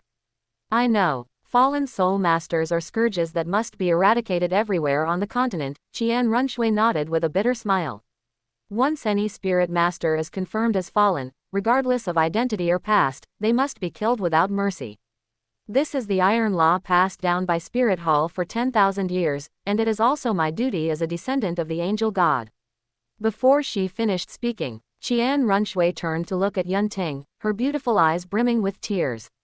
"But she is my mother." Seeing this, Yunting squatted down, looking directly into Qian Runshui's eyes, then reached out and held her trembling hand. "Qian Ren, Shui," Yunting's voice was soft, yet incredibly firm. "Precisely because she is your mother, only you can end her sin." Qian Runshui's pupils contracted upon hearing this. "Yunting, are you asking me to?" Her voice began to tremble. "Kill my mother with my own hands." "Not kill, but judge," Yunting used a more tactful phrasing, hoping to make Qian Runshui feel slightly better. "On the stage of the grand finals, in front of the entire continent, in your capacity as a descendant of the angel god, you must publicly expose her crimes, personally judge her, and send her to atonement." After his words fell, a long period of silence ensued. Yunting didn't speak again. He knew he had said everything necessary, the rest was up to Qian Runshui to decide. A quarter of an hour later, the dark clouds outside the window had completely covered the moon, leaving only the orange-yellow halo of the spirit tool lamp in the room. Qian Runshui slowly stood up, her bare feet stepping on the carpet, and walked over to the full-length mirror on the other side of the room. Her face was reflected in the mirror, golden long hair, delicate features.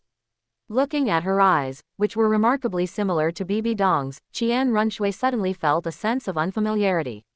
She raised her hand, her fingertip lightly touching the mirror surface, as if touching herself in another world. "You are Qian Runshui, a descendant of the angel god, and it is your mission to eradicate fallen soul masters." Before the words fell, Qian Runshui closed her eyes and took a deep breath. When she opened them again, all the fragile, confused, and painful emotions had vanished, replaced by absolute clarity and resolve. "Yunting, you were right," Qian Runshui turned and looked directly at Yunting, speaking seriously. "Bibi Dong is my mother, but she is first and foremost the supreme pontiff of Spirit Hall. Since she chose to willingly fall, then I will personally end her crimes." Her voice was trembling, but her gaze was unwavering and very firm. "But I need you to promise me one thing." Qian Runshui walked up to Yunting, looking up at him. "If it ultimately falls to me to execute her, you must stay by my side. I might not be able to do it alone." Hearing this, Yunting let out a long sigh in his heart, then agreed without any hesitation, "I promise you, I will be by your side, no matter what." The moment his words fell, Qian Runshui immediately threw herself into Yunting's arms. The sudden movement made Yunting's body stiffen for a moment, but he quickly relaxed, then gently wrapped his arms around Qian Runshui. "Yunting." Qian Runshui buried her face in Yunting's shoulder, her voice muffled. "Before I met you, my life had only two goals, to fulfill my grandfather's expectations and gain my mother's approval. Now, both of those goals are shattered." Yunting gently rested his chin on the crown of Qian Runshui's head. He could smell the faint fragrance in her hair. "Then live once for yourself, for your conviction, and also for us." Qian Runshui's body trembled slightly. She raised her head, her eyes slightly red but with a hint of bewildered smile. Us. Yunting looked down at Qian Runshui. They were very close, close enough to see the reflection in each other's pupils. "Shui, when all this is over, let's go together and see the future of this continent." Yunting's voice was soft, yet it was like a stone tossed into the center of a lake, sending ripples through Qian Runshui's heart. The room was quiet enough to hear each other's breathing. Qian Runshui stared blankly at him, surprise, confusion, and uncertainty flashing in her beautiful eyes. Finally, they gradually settled into a gentle yet resolute light. She didn't answer immediately, only burying her face back into Yun Ting's shoulder. After a long while, she softly hummed in acknowledgement.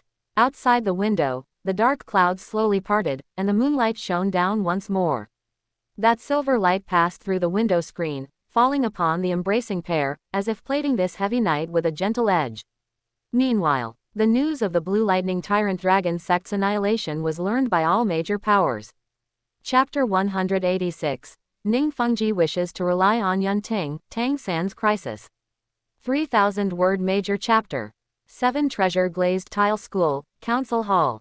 This hall, usually only opened for important ceremonies and decisions, was now brightly lit. Ning Fengji sat in the main seat, the tea in his glazed cup long gone cold. To his left, Sword Douluo Chen Shin sat with closed eyes, embracing his sword, sword chi condensed but not released. To his right, Bone Douluo Ji Yu Rong wore a grave expression. At the third watch, our scouts stationed on the outskirts of Nine Dragon Mountain sent back their final message. Ji Yu Rong spread open a parchment map marked with the locations of 9 Dragon Mountain's 9 peaks in red ink. His finger pointed at the main peak. A large-scale spirit power fluctuation appeared in the direction of the main peak, with a purplish-black light pillar soaring into the sky, lasting for half an hour. After that, all contact was lost. Chen Shin slowly opened his eyes, a flash of cold light in his sword-like gaze. Old Bone, how many of the Blue Lightning Tyrant Dragon sect are still alive? Upon hearing this, Ji Yu Rong sighed, a flicker of fear in his eyes. Not a single survivor. The scouts risked approaching to investigate. 9 Dragon Mountain was a river of blood, utterly silent. Moreover, the main peak has been reduced to ruins. Crack, asterisk, a faint cracking sound. A hair-thin crack appeared on the surface of the glazed cup in Ning Fengji's hand. He did not look at the cup. Instead, he slowly raised his eyes, took a deep breath, and said in a heavy voice, the Blue Lightning Tyrant Dragon sect had at least 2,000 members. In a single night, they vanished without a trace, just like that. Chen Shin, sitting beside him, spoke slowly. The only one with this capability, and the audacity to do such a thing, is the Supreme Pontiff Palace. His voice was very calm, so calm it was even somewhat terrifying. There was no anger, no shock, merely stating a fact that everyone knew in their hearts but no one was willing to voice. The gazes of the 3 men met in the air, each pair of eyes filled with a deep chill. Although there was no direct evidence, some things simply didn't require proof. Madman, that Bibi Dong is simply a madman. Ji Yu Rong suddenly slammed the table, stood up, his black robe billowing without wind. If she dares to move against the Blue Lightning Tyrant Dragon sect, then we're next. Fengji, we must immediately relocate. No. Ning Fengji's voice was unusually calm. He stood and walked to the window, gazing at the southern night sky. This time, we will not retreat. Chen Shin and Ji Yu Rong both looked at him. Ning Fengji turned around, a light of resolve flashing in his eyes.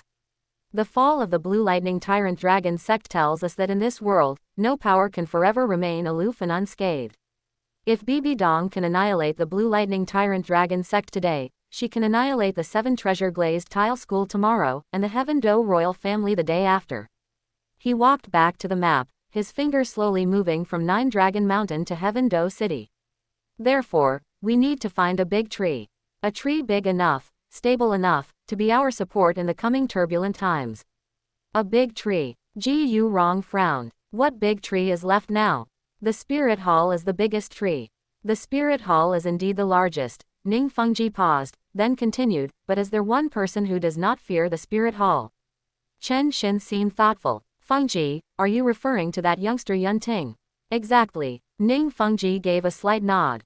Yun Ting has Dugu Bo by his side, and most importantly, the Spirit Hall's young Lord Qian Runshui has a close relationship with him.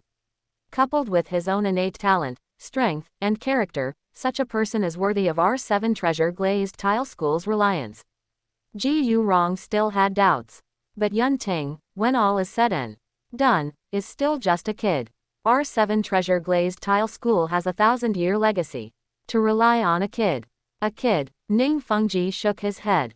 Uncle Bone, Yun Ting broke through to Spirit Emperor at 17, his future is limitless. Moreover, the Spirit Hall's young Lord Qian Runshui is smitten with him. These 2 points alone are enough for us to place a heavy bet. Not to mention other factors. He sat back in the main seat, his tone leaving no room for doubt. Uncle Sword, after tomorrow's promotion matches, accompany me to Heaven Do Royal Academy. Hearing this, Chen Xin gave a slight nod. Seeing this, Ning Fengji spoke again, his expression serious. The 7 Treasure Glazed Tile School has a 1,000-year legacy and has weathered countless crises. But this time is different. This time, we face a madman who plays by no rules whatsoever. 2,500 lives of the Blue Lightning Tyrant Dragon sect, wiped out in a single night.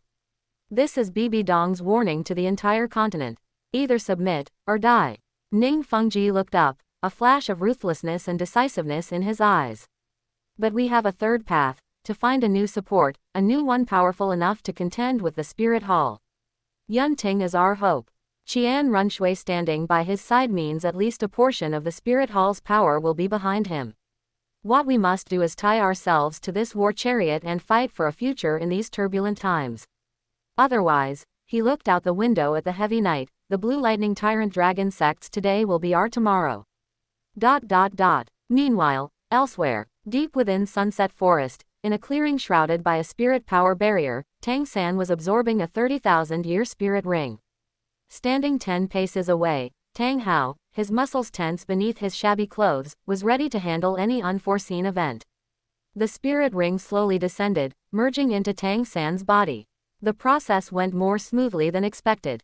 Perhaps it was because he had absorbed the 23,000-year man-faced demon spider left arm bone. Tang San's physical strength had improved considerably. Tang San opened his eyes, a flicker of joy within them. He felt the surging spirit power within his body and clenched his fist. Father, I succeeded, rank 62.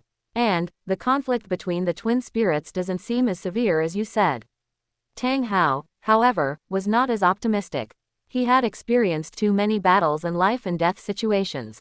His intuition told him things weren't that simple. But seeing the excitement in Tang San's eyes, he swallowed the words at the tip of his tongue. Perhaps, he was really overthinking it. Father, let's go find the 4th spirit ring. Tang San stood up, fighting spirit burning in his eyes. Once my clear sky hammer possesses 6 10,000-year spirit rings, in the promotion matches, Yun Ting will definitely not be my match. Tang Hao remained silent for a moment, then finally nodded. The two searched the forest for most of the day before finally finding a suitable spirit beast, a vigorous Vajra bear around 30,000 years old. The battle held no suspense. Tang Hao severely wounded it, and Tang San delivered the final blow. A pitch-black spirit ring rose from the vigorous Vajra bear's corpse. Without hesitation, Tang San immediately began absorbing it. At first, everything was normal. The spirit ring's energy surged into his body, scouring his meridians and strengthening his physique. But just as the absorption reached the halfway point, a sudden change occurred. The originally calm flowing spirit power within Tang San's body suddenly went berserk. The two streams of spirit power from the clear sky hammer and blue silver grass clashed violently inside Tang San's body. PFF. Tang San spat out a large mouthful of blood, his entire body trembling violently, the color draining from his face. Little San. Tang Hao's expression changed drastically. He wanted to rush forward to forcibly interrupt the absorption process. But once spirit ring absorption begins, it cannot be stopped. Forcibly interrupting it would only shatter Tang San's meridians, turning him into a cripple. At this moment, he could only watch helplessly as Tang San struggled in agony. Before long, Tang San's consciousness began to blur, but relying on instinct, he frantically circulated the mysterious heaven skill. The life-giving, continuous nature of the mysterious heaven skill barely established a fragile balance between the two violent streams of spirit power. At this moment, Tang San was like a person walking a tightrope, teetering on the edge of collapse. Every clash of spirit power made him feel as if his body was being torn apart. Time passed slowly. 3 hours went by. For a full 3 hours, Tang San struggled on the line between life and death countless times. Each time he felt he couldn't hold on, each time he forcibly pulled his consciousness back through sheer willpower. Finally, at high noon, the 4th spirit ring completely integrated into his body. Spirit power rank 64. But the first thing Tang San did upon regaining consciousness was not to feel the joy of increased power, but to check his body in panic. Then, his face turned deathly pale. My spirit power, the spirit power of the blue-silver grass and the clear sky hammer are repelling each other. Tang San's voice trembled. Although it's suppressed by the mysterious heaven skill for now, if I fight at full strength, it might go out of control. Tang Hao supported Tang San's swaying body, his face dark and terrifying. At this moment, his resolve to kill Yu Shaogang reached its peak.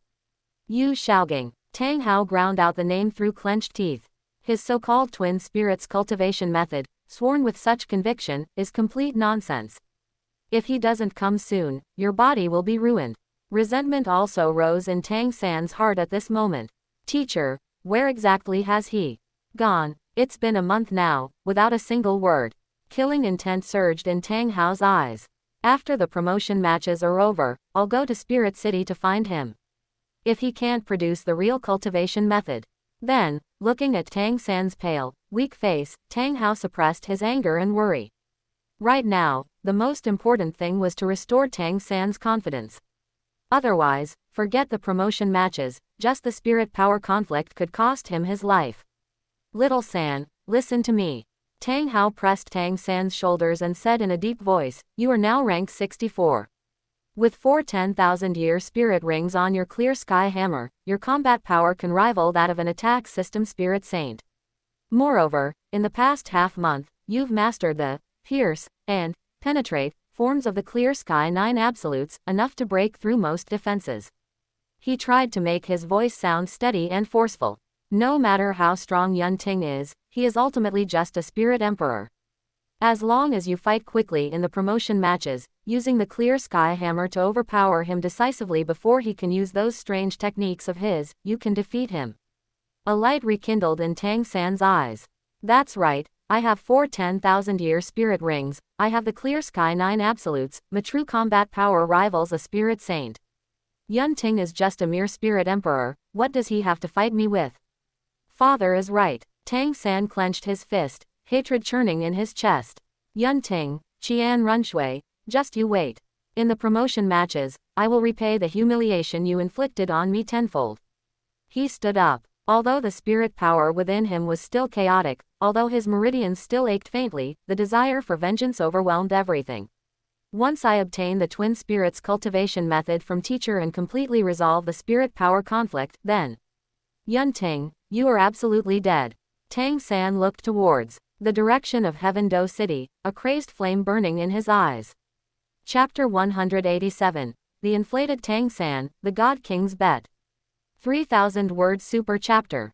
The next morning, as the first light of dawn broke, the Royal Knights' grand training grounds were already under heavy guard.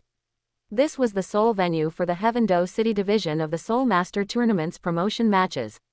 Except for high-ranking officials from major powers like the Heaven Do Royal Family, the 7 Treasure Glazed Tile School, and the Heaven Do City Spirit Hall, no outsiders were allowed to enter. When Yun Ting arrived at the training ground entrance with the Royal Fighting Team, the Knight Captain responsible for identity verification was momentarily stunned. He naturally recognized Yun Ting and knew exactly how terrifying Yun Ting's strength was. Captain Yun Ting, please come in, the Knight Captain saluted respectfully and personally led the way.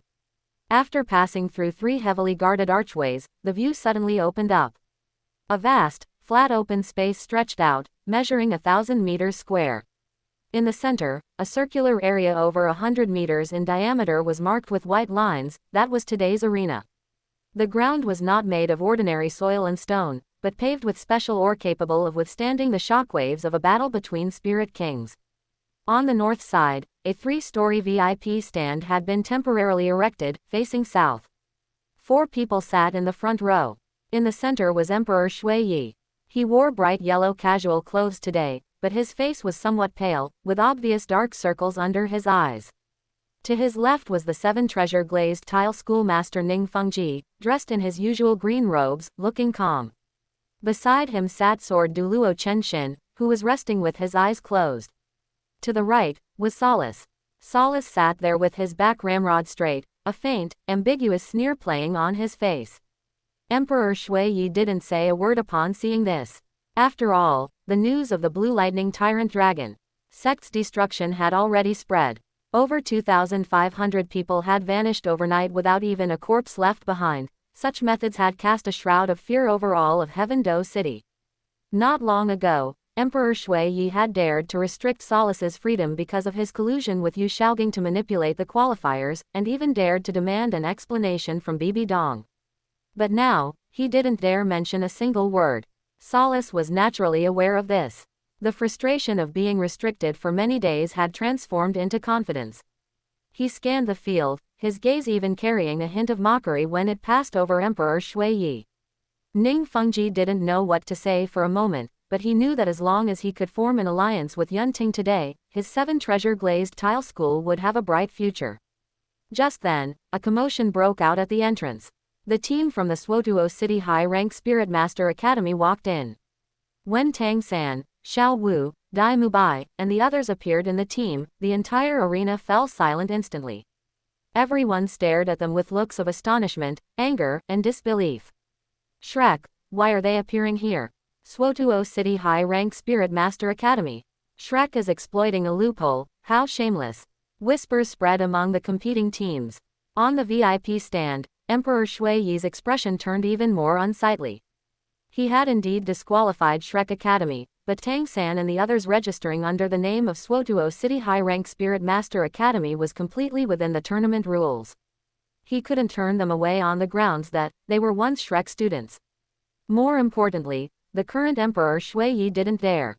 After all, the relationship between Yu Xiaogang and Bibi Dong was right there, and the destruction of the Blue Lightning Tyrant Dragon sect made him realize that Bibi Dong no longer intended to respect certain bottom lines.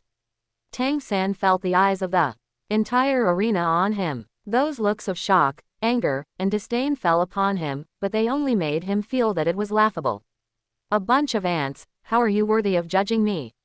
His gaze swept across the field, finally fixing on Yunting. At this moment, a killing intent so strong it almost materialized erupted from Tang San's eyes.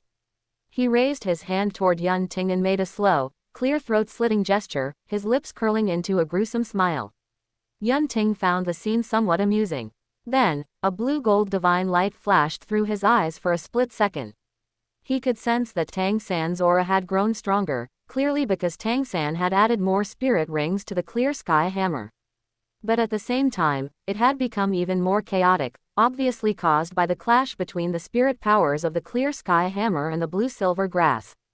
It was only being barely suppressed by some soft, lingering power, but that balance was as fragile as paper and could be punctured at any moment. Hey, Yunting chuckled. To quickly increase his strength, he forcibly continued to add spirit rings to the clear sky hammer, causing the spirit power conflict of the twin spirits to erupt prematurely. Tang San was playing with fire, and it was a fire that could burn him to ashes. Perhaps he wouldn't even need to make a move, this guy might just kill himself. A moment later, the referee stepped onto the arena and announced the draw results. First round of the promotion stage, first match, the referee's voice echoed through the arena via an amplification spirit tool. Suotuo City High-Rank Spirit Master Academy vs Heaven Do Royal Academy. The moment the words fell, a sharp light flared in Tang San's eyes. He almost impatiently leapt onto the arena, his figure tracing an arc in the air before landing heavily in the center. Dust rose as he straightened his back, his gaze like a blade piercing toward Yunting below the stage.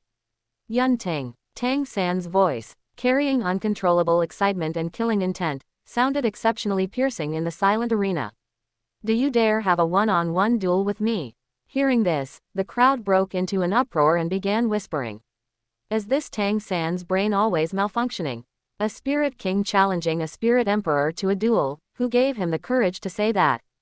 Maybe he likes the thrill, like seeking death. After all, it's not like Tang San hasn't been seeking death for a day or two. Tang San turned a deaf ear to these disdainful remarks, looking at Yunting with a face full of contempt as he continued, not just a duel, I want to make a bet with you. Oh, a God King's bet. Yunting raised an eyebrow, his lips curling into a playful arc as he mocked, Tang San, are you even worthy? Yunting, you. Tang San almost choked on his breath, his eyes turning blood red as he glared at Yunting, breathing heavily. If you lose, you must kneel down and kowtow to me and my teacher, Yu Xiaogang, to apologize. He paused, his voice growing heavier with undisguised greed in his eyes, and you must hand over the 2 spirit bones you stole that were supposed to be mine. Oh, and all the immortal herbs in your possession. Oh, the smile on Yun Ting's face grew even wider, filled with blatant mockery. Tang-san, this bet of yours is quite interesting. If I lose, I have to kneel, kowtow, and hand over spirit bones and immortal herbs. But if I win, you don't have to pay anything. Where in the world is there such a good deal? Tang-san, was your head kicked by a donkey, causing your cerebellum to atrophy and your development to be incomplete?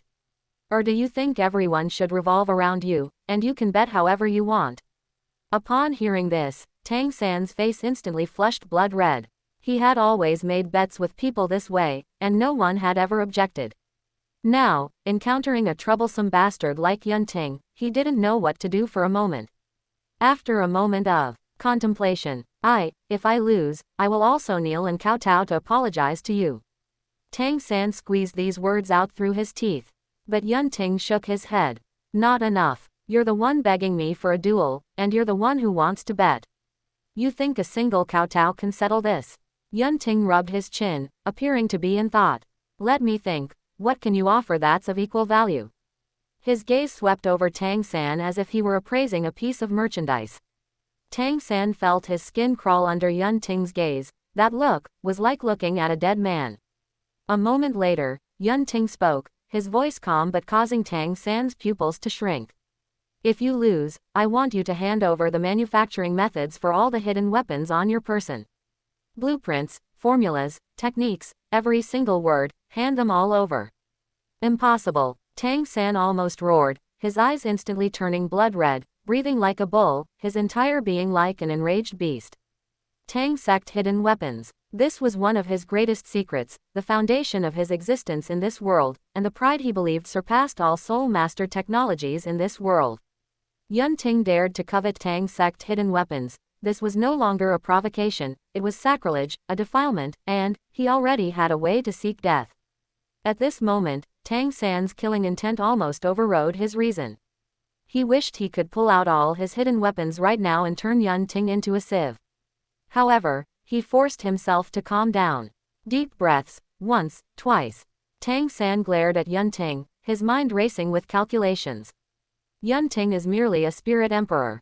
Although the thunderclap hell-vine spirit is strange, it is ultimately inferior to the world's #1 tool spirit, the clear sky hammer. Furthermore, I am now level 64, the clear sky hammer has 4 10,000-year spirit rings, and I've even learned the penetrate and pierce forms of the clear sky 9. Absolutes. As long as I get close, as long as I let the clear sky hammer hit Yun Ting once, he will surely die. As for the bet, if I win, I naturally won't have to fulfill it. If I lose, how could I possibly lose? Thinking of this, a flash of ruthlessness appeared in Tang San's eyes. He looked up. Fine, I promise you. If you win, I will give you the manufacturing methods for all Tang sect hidden weapons. Words alone are no proof. Yun Ting shook his head and turned toward the VIP stand. I ask your majesty and schoolmaster Ning to serve as witnesses today for the bet I am making with Tang San. In a one-on-one duel, if I lose, I will kneel, kowtow, and hand over 2 spirit bones and all immortal herbs. If Tang San loses, he will kowtow, apologize, and hand over all hidden weapon manufacturing methods. Should anyone violate this, Yun Ting paused, a cold light flashing in his eyes. They shall be executed. Emperor Shui Yi's expression shifted before he finally nodded slowly. I shall witness it. Ning Fengji gave Yun Ting a deep look, a hint of desire for the hidden weapons appearing in his eyes, and also nodded. The 7 treasure glazed tile school shall witness it. Hearing these 2 parties act as witnesses, Tang San felt more at ease instead. With so many people watching, there would be no room for Yun Ting to back out when he lost. Those 2 spirit bones, those immortal herbs, they would be his very soon. Seeing that both sides had reached an agreement, the referee had no choice but to announce, since both sides agree, please enter the arena. On the arena, Yun Ting and Tang San stood facing each other. The air solidified like iron.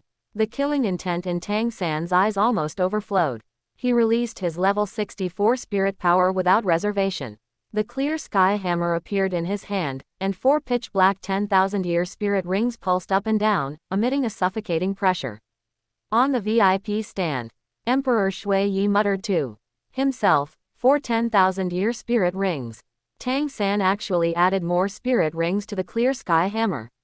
Ning Fengji looked at Tang San, a flash of complexity in his eyes. He didn't speak, only shook his head gently. That look was like looking at a dead man. Sword Douluo Chen Shin whispered beside him, Fengji, this Tang San is likely seeking his own death. Ning Fengji's voice was very soft. It's just as well, young friend Yun Ting will have one less enemy. Chapter 188, Yun Ting vs. Tang San, Heaven's Punishment, shocks the whole audience. 3,000-word-long chapter. At this moment, on the arena stage, Tang San moved. He didn't waste any words, gripping the hammer handle tightly with both hands as his spirit power erupted like a volcano. Stepping out with a strange footwork, ghost shadow perplexing track, his figure pulled out several afterimages on the stage, so fast it was dazzling.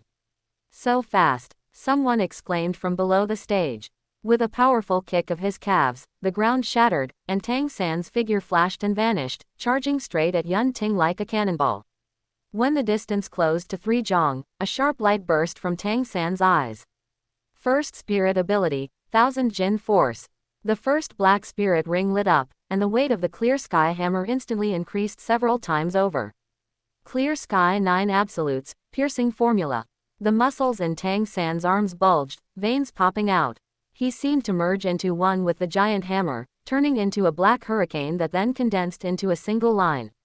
Clear sky 9 absolutes, how is that possible? On the VIP seats, Solace suddenly stood up, his eyes full of disbelief. Ning Fengji and Emperor Shui Yi were also greatly shocked. However, their shock quickly turned into bewilderment. Because on the stage, Yun Ting moved. He didn't retreat or dodge, he simply raised his right hand calmly. In the next moment, a heart-palpitating aura emanated from his right hand. Buzz, Heaven's Punishment, was seen transforming into a black gold liquid, flowing over the back of Yun Ting's right hand. Then, it condensed into a long spear, pitch black with golden lightning patterns flowing over its surface, held in Yun Ting's right hand. As that, an external spirit bone. On the VIP seats, Chen Xin was the first to react, a horrified light erupting in his usually calm sword-like eyes. Ning Fengji had a look of disbelief, staring intently at that black gold spear, an external spirit bone of at least 50,000 years. And it's in a weapon form, how is this possible? External spirit bones were rare enough, but those in weapon form were even rarer. Emperor Shui Yi's breathing became rapid. Solace's expression, however, was terrifyingly gloomy. He stared fixedly at Heaven's Punishment, greed, jealousy, and deep wariness flashing in his eyes. On the stage, the moment Tang San saw Heaven's Punishment, he felt as if he had been struck by lightning. An external spirit bone, and such a perfect weapon form. Instantly, jealousy gnawed at his heart like a venomous snake. I fought tooth and nail just to have 3 10,000-year spirit bones, yet Yun Ting has a 10,000-year level external spirit bone. Why, I am the one with twin spirits, a Tang sect disciple, the protagonist of this world. I refuse to accept this. Tang San roared, pouring all his spirit power into the clear sky hammer, the power of the piercing formula increasing by another 30%. Then, he saw Yun Ting move. No flashy move, no erupting spirit power, Yun Ting just held Heaven's Punishment and lightly tapped the spear tip forward. Clang, a deafening sound of clashing metal exploded. The sound waves turned into visible ripples that swept across the field, causing cracks to appear in the protective barrier that was strong enough to withstand a spirit saint's attack. Subsequently, everyone widened their eyes and looked at the center of the stage. Then, they saw a scene they would never forget for the rest of their lives. Yun Ting held the spear with one hand, the tip precisely pressing against the handle of the clear sky hammer. That was the weakest point of the piercing formula's force, and also the pivot point of the entire hammer's momentum. Tang San's momentum came to a screeching halt. The ferocity in his eyes froze, replaced by extreme shock and a strange sense of familiarity. This judgment of the attack's impact point and timing, this way of neutralizing force with ease, it reminded him of the scene half a month ago when Tang Hao taught him the clear sky 9 absolutes. Back then, Tang Hao had done the same, with a light tap, pinning down the clear sky hammer he had swung with all his might. At this moment, Tang San had a sense of déjà vu, like a father hitting his son. He found it hard to believe, impossible, absolutely impossible. Just then, a cold arc curled at the corner of Yun Ting's mouth. Lightning, come. 2 words, light as a feather. But in the next instant, on the black gold spear, heaven's punishment, the golden lightning patterns lit up, and dense arcs of electricity emerged. Crackle. The electrical arcs followed the contact point between the spear tip and the hammer handle, frantically surging into the clear sky hammer, then along the handle into Tang San's arms, torso, and his entire body. Ah! A scream so shrill it didn't sound human erupted from Tang San's throat. He was completely enveloped in black gold electrical arcs.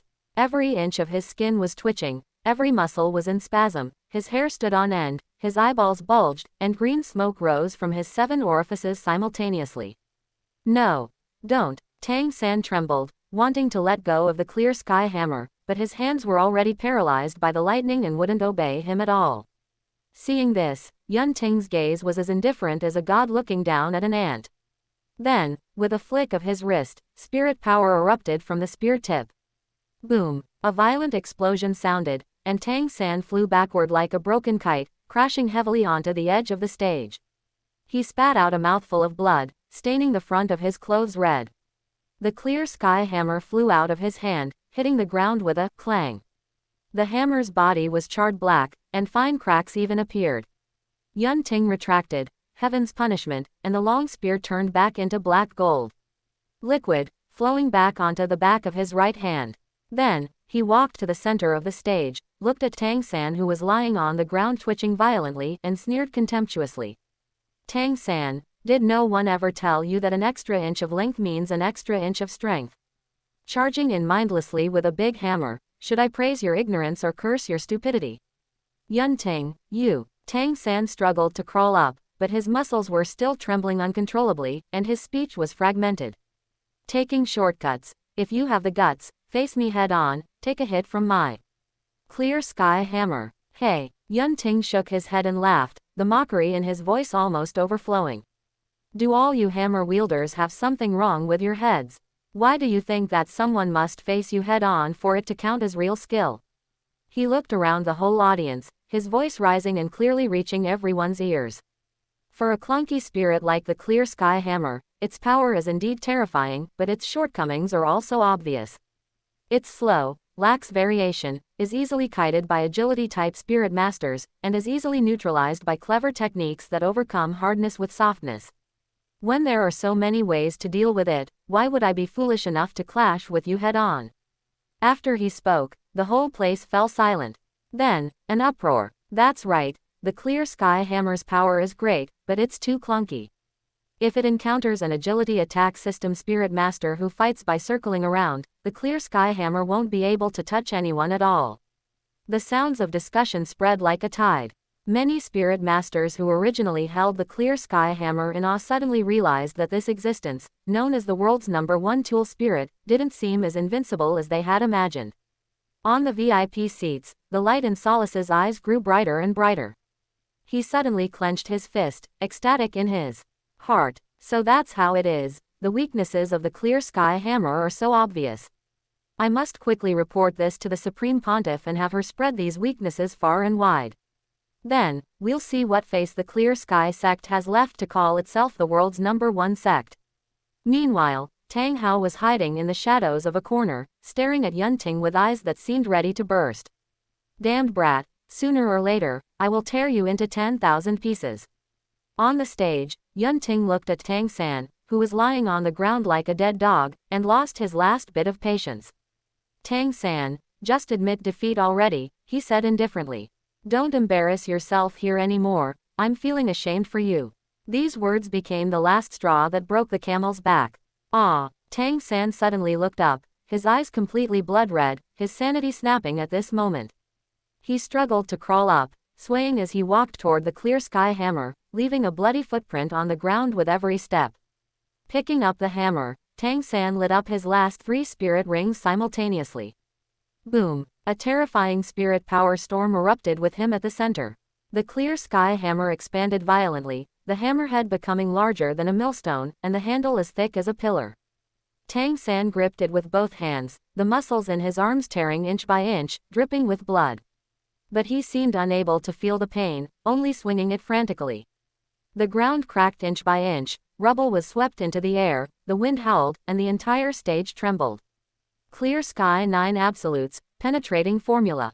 This was the formula with the strongest single target piercing power, specifically for breaking armor and defenses. At its peak, it could pierce through mountains. Tang San poured all his spirit power into this one hammer strike. Wherever the hammer's shadow passed, space began to distort. He wanted to crush Yun Ting into meat paste with one hit. Facing this world-destroying strike, Yun Ting laughed. Hammer, he said softly. Who's afraid of whom? In the next moment, Heaven's punishment appeared again. But this time, it was not a long spear.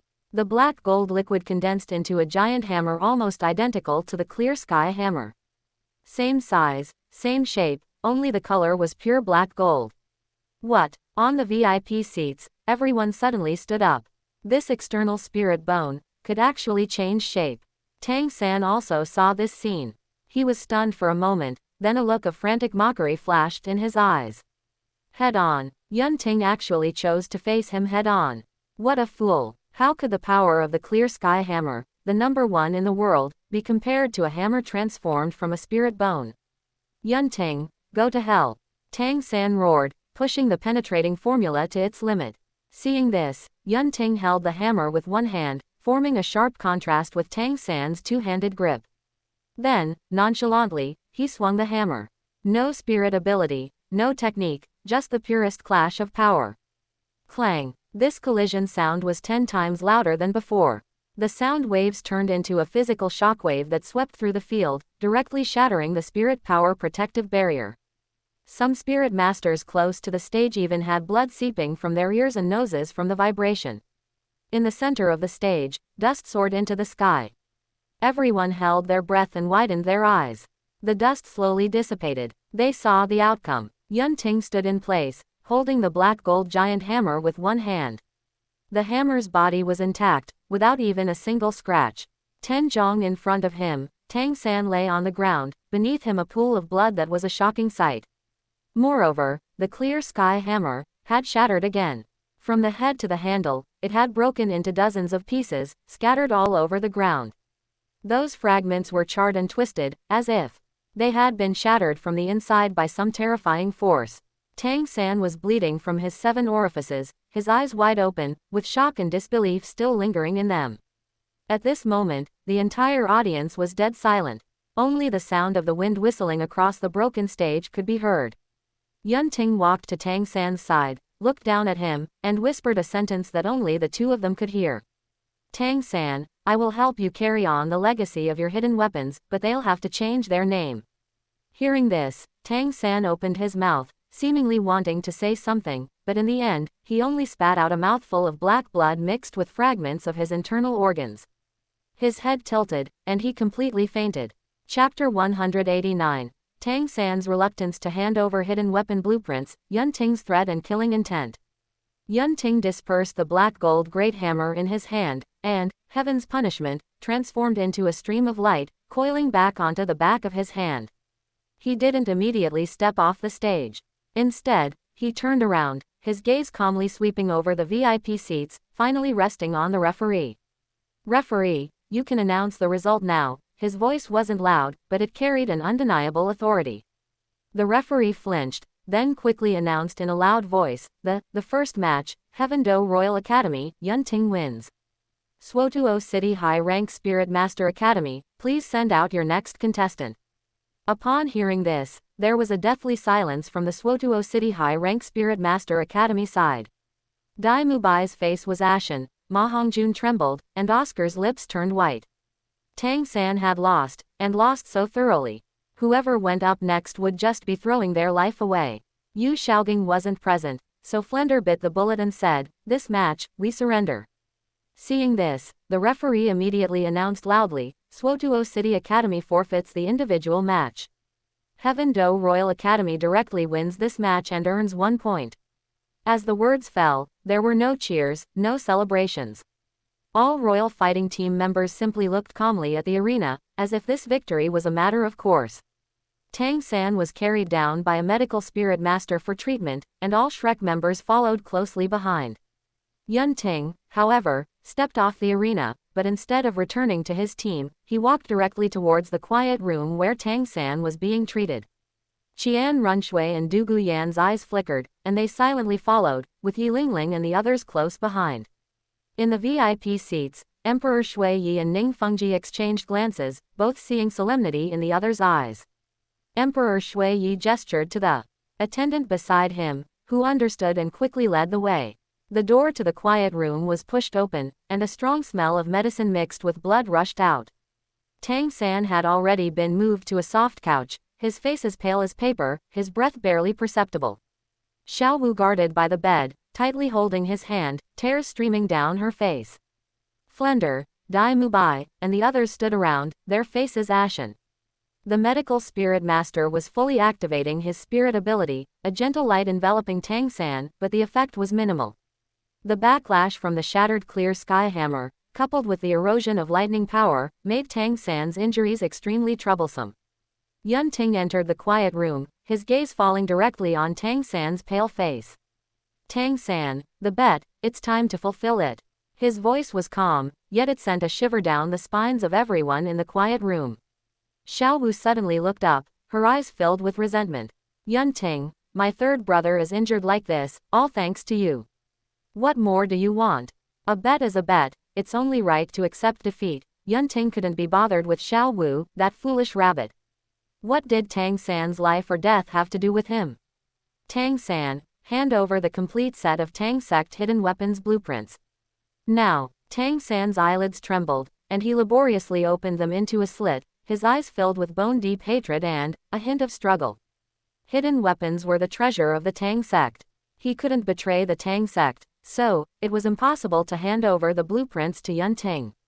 Thinking this, Tang San decided to stall. His lips moved, and his voice was weak. I don't have ready-made hidden weapon blueprints. Oh, Yun Ting raised an eyebrow and took a step forward. With just one step, the temperature of the entire quiet room seemed to plummet. A pure killing intent, like a tangible cold current, instantly locked onto Tang San. In an instant, all the hairs on Tang San's body stood on end, the pain from his wounds overridden by this chilling sensation. He clearly felt that Yun Ting would really kill him, right here, right now. Even if his father, Tang Hao, might be nearby, even if Emperor Shui Yi and Ning Fengji were present as witnesses, he would still dare. This lunatic didn't care about rules, didn't care about consequences. I'm severely injured. I can't move. Tang San's voice began to tremble, not just from his injuries, but from a fear that originated deep within his soul. He was afraid Yun Ting would really slaughter him. The thought of betraying the Tang Sect was thrown to the back of his mind as he quickly said, when I can move, I'll draw out the hidden weapon blueprints, for you. Upon hearing this, a smile appeared at the corner of Yun Ting's mouth. The smile was faint, but it made Tang San feel as if he had fallen into an ice cave. Then, Yun Ting leaned down and whispered something into Tang San's ear, in a voice only the two of them could hear. Tang San, you'd better not play any tricks. The hidden weapon blueprints you give me had better be flawless, otherwise. Yun Ting paused, his gaze shifting to Xiao Wu, who was glaring at him by the bed. His voice remained soft, yet it carried a chilling, bone-chilling coldness. I don't mind trying the taste of spicy rabbit head. Exclamation mark exclamation mark exclamation mark. Tang San's pupils constricted abruptly, his body shaking violently. He looked sharply at Xiao Wu, then sharply back at Yun Ting, his eyes bloodshot. Yun Ting, you're despicable, you're shameless, may you die a horrible death. Hey, idiot, Yun Ting scoffed, straightened up, and didn't bother to look at Tang San again, turning to leave. Despicable, shameless, it's simply that the victor is king and the loser is scorned. Moreover, talking about morality with a double-standard hypocrite who constantly spouts, path to death. He found it disgusting. Young friend Yun Ting, please stay. Just then, two figures blocked the quiet room's entrance. Sword Douluo Chen Xin, and 7 treasure glazed tile schoolmaster Ning Fengji. Chen Xin still stood with his sword, his expression calm, but the sword chi subtly circulating around him sealed off the exit of the quiet room. Ning Fengji wore a gentle smile on his face, but his eyes held an unprecedented solemnity. Yun Ting stopped, looking at Ning Fengji with a puzzled expression, and asked with a frown, "Schoolmaster Ning, what is the meaning of this?" Ning Fengji cupped his hands, his posture very humble, completely unlike what a schoolmaster of an upper three sects should be. "Young friend Yun Ting, there's no need to misunderstand. I waited here not for Tang San, but because I have something I wish to discuss with you." Upon hearing this, a hint of understanding flashed in Yun Ting's eyes. The Blue Lightning Tyrant Dragon sect was annihilated overnight. Over 2,500 people vanished without a trace, not even leaving behind corpses. Such bloody and terrifying methods were enough to make any surviving power tremble with fear. The 7-treasure glazed tile school was as rich as a nation, but its high-level combat power consisted only of the sword and bone Douluo, making its overall strength far inferior to the Blue Lightning Tyrant Dragon sect. So, Ning Fengji was afraid. Thinking this, Yun Ting's tone was flat. "Schoolmaster Ning, please speak." Ning Fengji took a deep breath and went straight to the point. "On behalf of the 7-treasure glazed tile school, I hope to form an alliance with young friend Yun Ting. Not with Heaven Do Royal Academy, nor with Poison Douluo under the crown, but with young friend Yun Ting yourself, and your future forces." As these words were spoken, inside and outside the quiet room, everyone revealed shocked expressions, except for Chen Xin, who had already anticipated it, and Yun Ting, whose expression remained unchanged. The most unable to accept it was Ning Rongrong, who looked at Ning Fengji with an incredulous expression, wanting to ask why. However, Ning Fengji merely glanced at her, then looked at Yun Ting with a benevolent expression. The 7-treasure glazed tile school, one of the upper three sects, actively proposing an alliance to a young spirit master. And with such a humble posture. Yun Ting pondered slightly. The 7-treasure glazed tile school was immensely wealthy, had extensive connections, a developed intelligence network, and possessed the continent's strongest support system spirit. Ning Fengji, though a fence-sitter, was at least pragmatic and knew when to advance or retreat, making him a qualified collaborator. Chapter 190. Heading to Spirit City for the Grand Finals, Yun Ting's preemptive preparations. More importantly, the stake he was about to obtain, the Tang sect hidden weapons blueprints. The power of those hidden weapons was quite impressive, especially the peacock plume and the torrential pear blossom needle, which posed a significant threat even to those above the spirit saint level or even titled Douluo. In the future, they would be extremely valuable, whether for arming a force or as bargaining chips. However, manufacturing hidden weapons required a large amount of rare metals and, more importantly, top-tier craftsmen. And these happened to be the strengths of the 7-treasure glazed tile school. Very well, Yun Ting nodded. Before Ning Fengji could show his joy, he added, "However, the matter of an alliance should not be rushed. After the Continental Advanced Spirit Master Academy Elite Tournament concludes, I will formally establish my own organization. It won't be too late to hold the alliance ceremony then." A sharp light flashed in Ning Fengji's eyes, and he immediately understood Yun Ting's deeper meaning. Allying now would be improper and lacks legitimacy. After all, Yun Ting still held the title of a Heaven Do Royal Academy student. But once the Soul Master tournament ended, there would be no more concerns. "Good. We shall do as young friend Yun Ting says." Ning Fengji clapped his hands and laughed, his mood greatly improved. "Since we are already allies, I shall show my sincerity first. If young friend Yun Ting needs to manufacture any items in the future, all the necessary metal materials and labor costs will be borne by my 7-treasure glazed tile school." He didn't mention the hidden weapon blueprints at all, but his meaning was clear. "I'm providing the money, effort, and materials, so you have to leave me some of the benefits." Yun Ting naturally understood and nodded slightly. Schoolmaster Ning is being too polite. As allies, we should naturally benefit each other. This was an agreement to share some of the hidden weapons. The smile on Ning Fengji's face became a bit more genuine. He had made the right move. Compared to other potential risks, allying with the infinitely promising Yun Ting was definitely a highly profitable investment. In that case, I won't disturb young friend Yun Ting any further. During the tournament, if you have any needs, you can come find me at the 7-treasure glazed tile school at any time. Ning Fengji stepped aside to clear the path, his posture remaining respectful.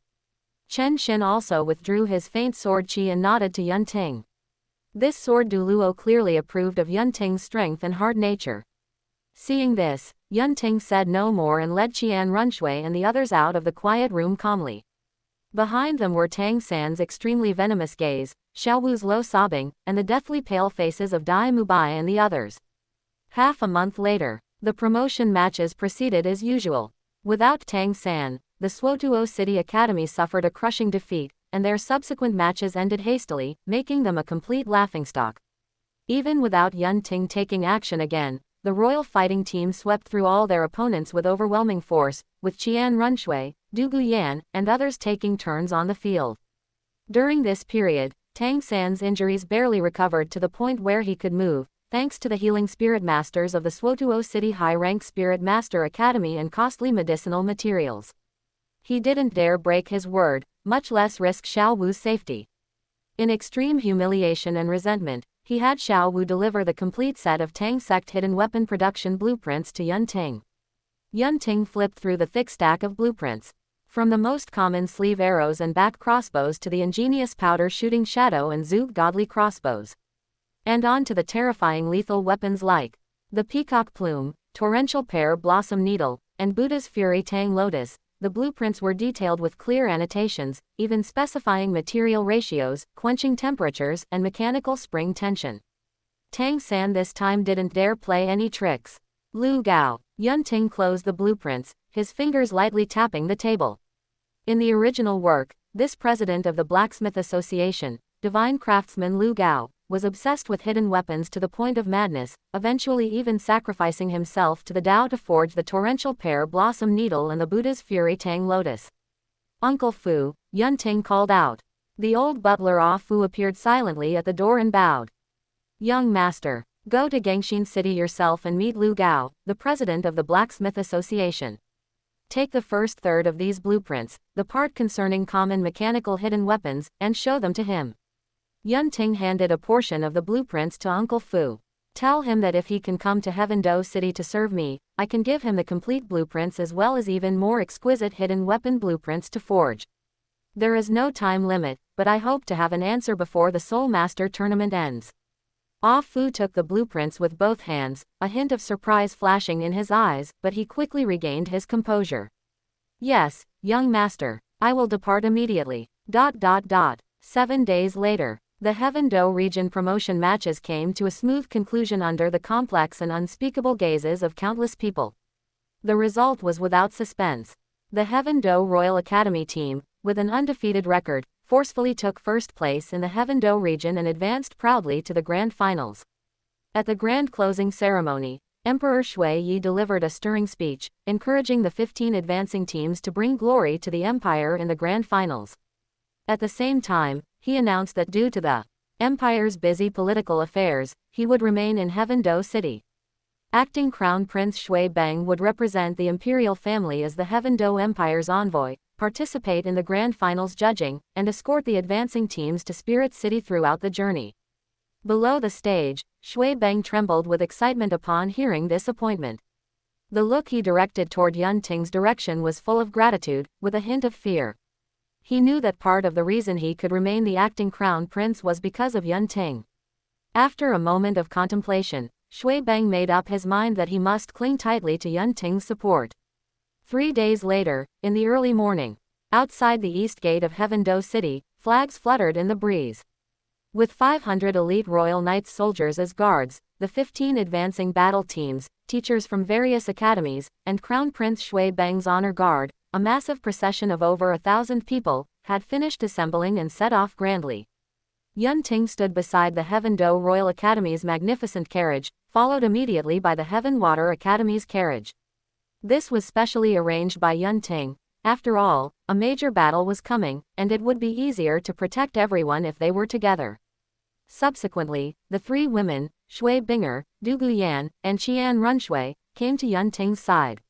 The road to Spirit City will not be peaceful, Yunting said in a very low voice that only the 3 of them could hear. However, I have already made arrangements. You don't need to worry too much. Hearing this, the 3 women nodded. Knowing that Yunting's actions were foolproof, they told him to stay safe and then entered the carriage. Seeing this, Yun Ting took one last look at the front of the procession, where Shui Bang was bowing to Emperor Shui Yi in farewell. He turned and gave a meaningful look to Douluo beside him. Then, the master and disciple quietly left the main group. Their figures flickered a few times before disappearing into the dense forest beside the official road, speeding away toward the southeast. That direction was the necessary path to Spirit City. The place he and Douluo were heading to was the canyon where Spirit Hall ambushed Shrek Academy in the original work.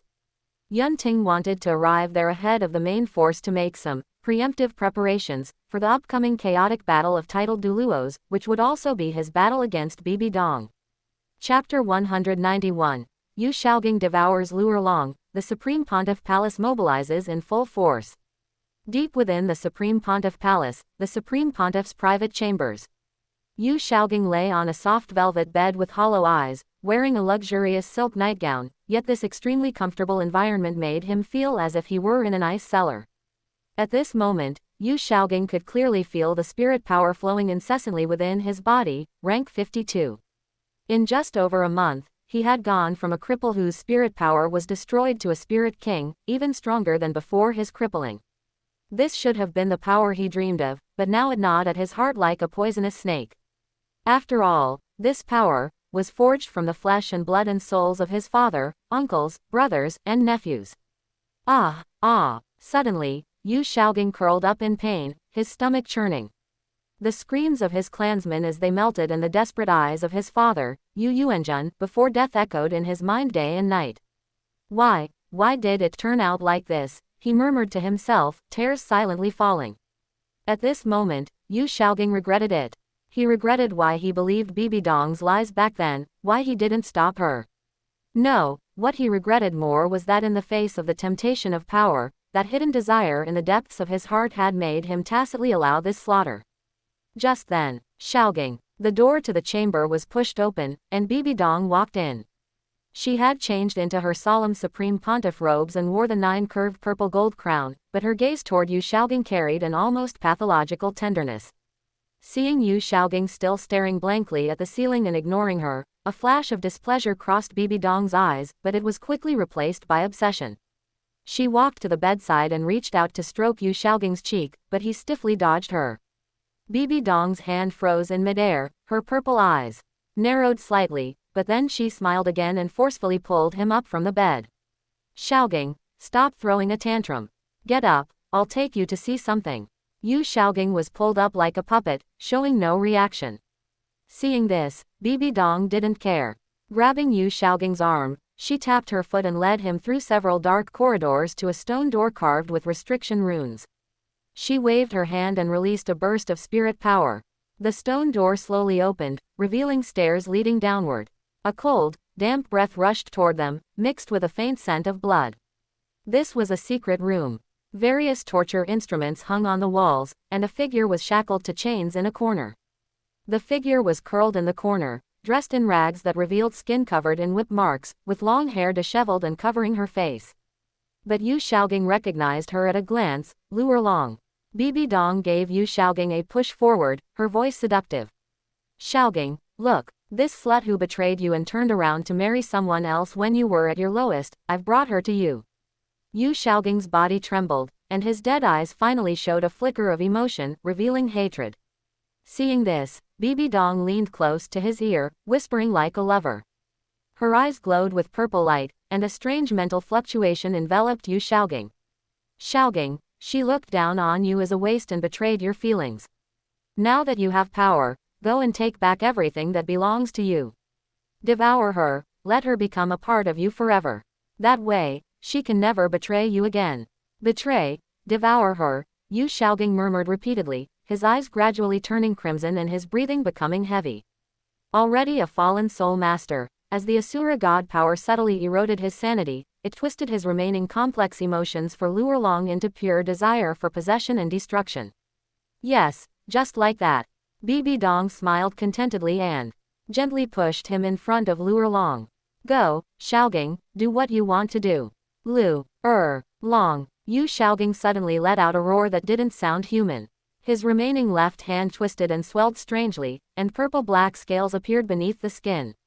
Behind him, that deformed monster that was neither dragon nor pig, the mutated form of Luo Sanpao, appeared with a roar, exuding an aura of greed and violence. Then, Yu Xiaogang pounced like a wild beast toward the shivering Lu Erlong in the corner. Lu Erlong seemed to sense something and looked up with difficulty through her messy hair. She saw the crazed Yu Xiaogang and the terrifying spirit behind him. A flash of unbelievable grief crossed her eyes, which then turned into the despair of dead ashes. A moment later, within the secret room, the tooth-aching sounds of tearing and swallowing soon echoed, along with Yu Xiaogang's roars that were sometimes manic laughter and sometimes painful sobs. Bibi Dong stood at the door of the secret room, admiring this ultimate form of love, a satisfied and twisted smile on her face. She gently closed the stone door, cutting off all sounds behind it. This way, you will be mine forever, Xiaogang. She stroked the cold stone door as if stroking a lover's cheek, her eyes gleaming with a manic light. Once you have completely devoured Lu Erlong, your spirit might even take another step forward. A moment later, Bibi Dong tidied her Supreme Pontiff robes, all emotions withdrawn from her face as she returned to being the noble and cold Supreme Pontiff of Spirit Hall. She turned and left, walking toward the main hall of the Supreme Pontiff Palace, the Council Hall. 9 figures stood solemnly below the steps, their auras as deep as abysses. They were all titled Douluo. Yu Guan and Gui Mei stood at the very front. Their complexions had returned to a healthy red, but a trace of lingering fear remained deep in their eyes. The terrifying power of that 1,000-meter giant Buddha from a month ago still lingered in their hearts. Behind them were Demon Bear, Ghost Leopard, Fire Phoenix. Even the lowest ranked 9th elder was a rank 92 titled Douluo. Bibi Dong sat high upon the pontiff's throne, her purple eyes scanning the 9 titled Douluo below as she lightly tapped her scepter against the floor. Solace has sent a secret letter. Her voice was icy. The 1,000-meter giant Buddha that appeared on the day the Blue Lightning Tyrant Dragon sect was annihilated has been verified through various sources. Its constituent vines highly match the characteristics of Yunting's Thunderclap Hell Vine. The hall was silent. Yu Guan couldn't help but speak up. Your Holiness, that Yunting is merely at the Spirit Emperor level. How could he possibly? I didn't believe it at first either. Bibi Dong interrupted him, cold light flashing in her purple eyes. But Solace sent back a portrait of Yunting. He is exactly the same as the boy who stole the spirit bone back then. Gui Mei's raspy voice rang out, if it really is him, then this boy Yunting absolutely cannot be left alive. Naturally, Bibi Dong slowly rose and walked down the steps, stopping in the center of the hall, her gaze sweeping across every face. The assignments for this assassination mission are as follows. As she spoke, she planted her scepter heavily. First, I will personally kill Tang Hao and Tang San. Second, Gui Mei, Yu Guan, Demon Bear, and Ghost Leopard, the 4 of you will go kill Du Gubo and Yunting and bring back the spirit bone. Third, Fire Phoenix, you will bring Qian Runshui back to the Supreme Pontiff Palace under guard. Fourth, the other 4 elders, if anyone tries to lend Yunting a hand, such as the 7 Treasure Glazed Tile School or others, kill them without mercy. Hearing this, the 9 titled Douluo bowed simultaneously. We obey the Supreme Pontiff's decree. Seeing this, a flash of ruthlessness crossed Bibi Dong's eyes. For this operation, I have also mobilized 200 elites from the palace guards. Ensure there are no mistakes, leave none alive. Yes, that afternoon, 9 streaks of light shot into the sky from Spirit City.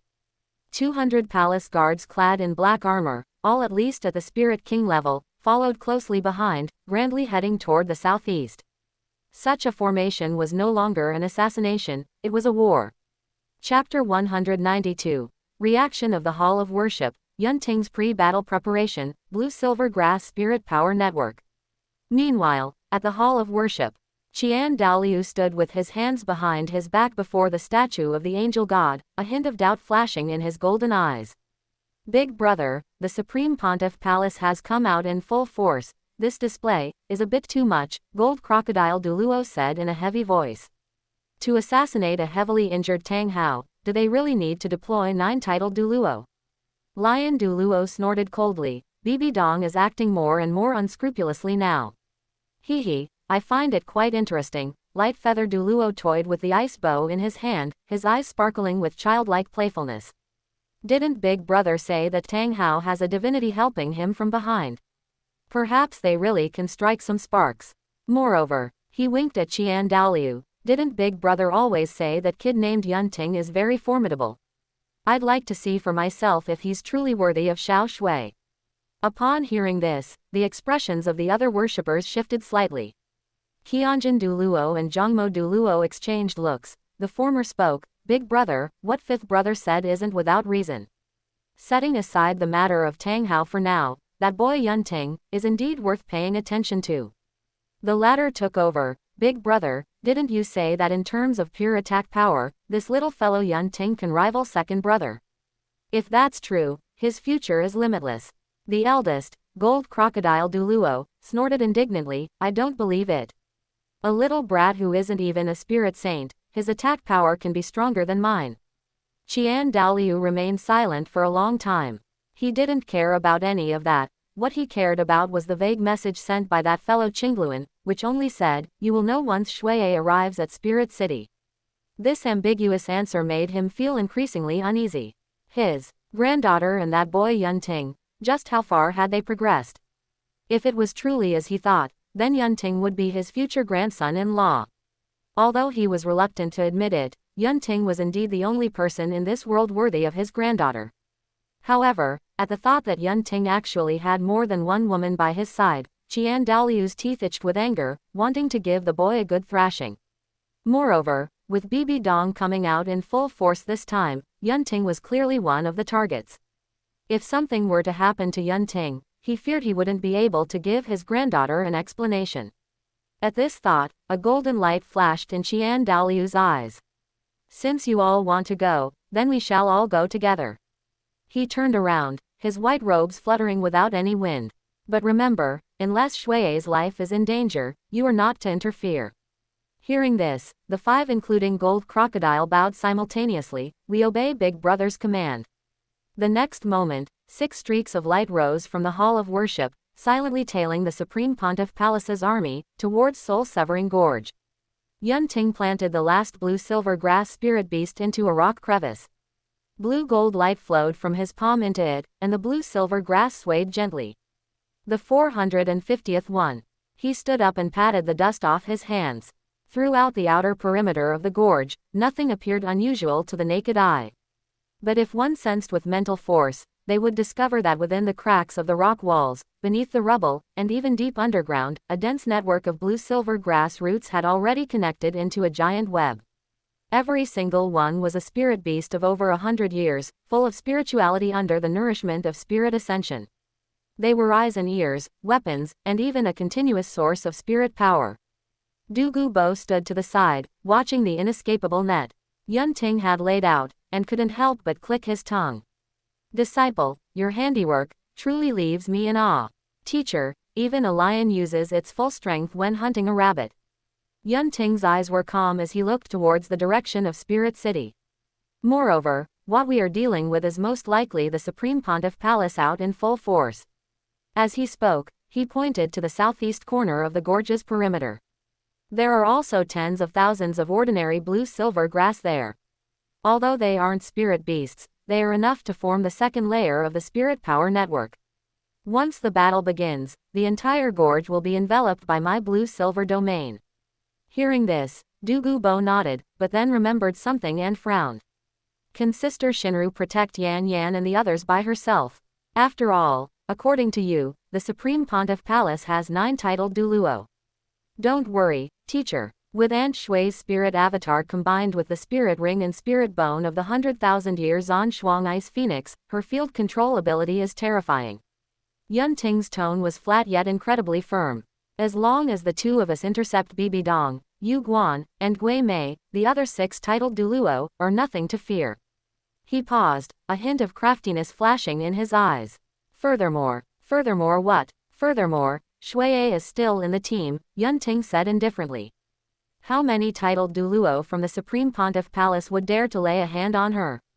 Even if there are madmen, those few from the Hall of Worship are all watching.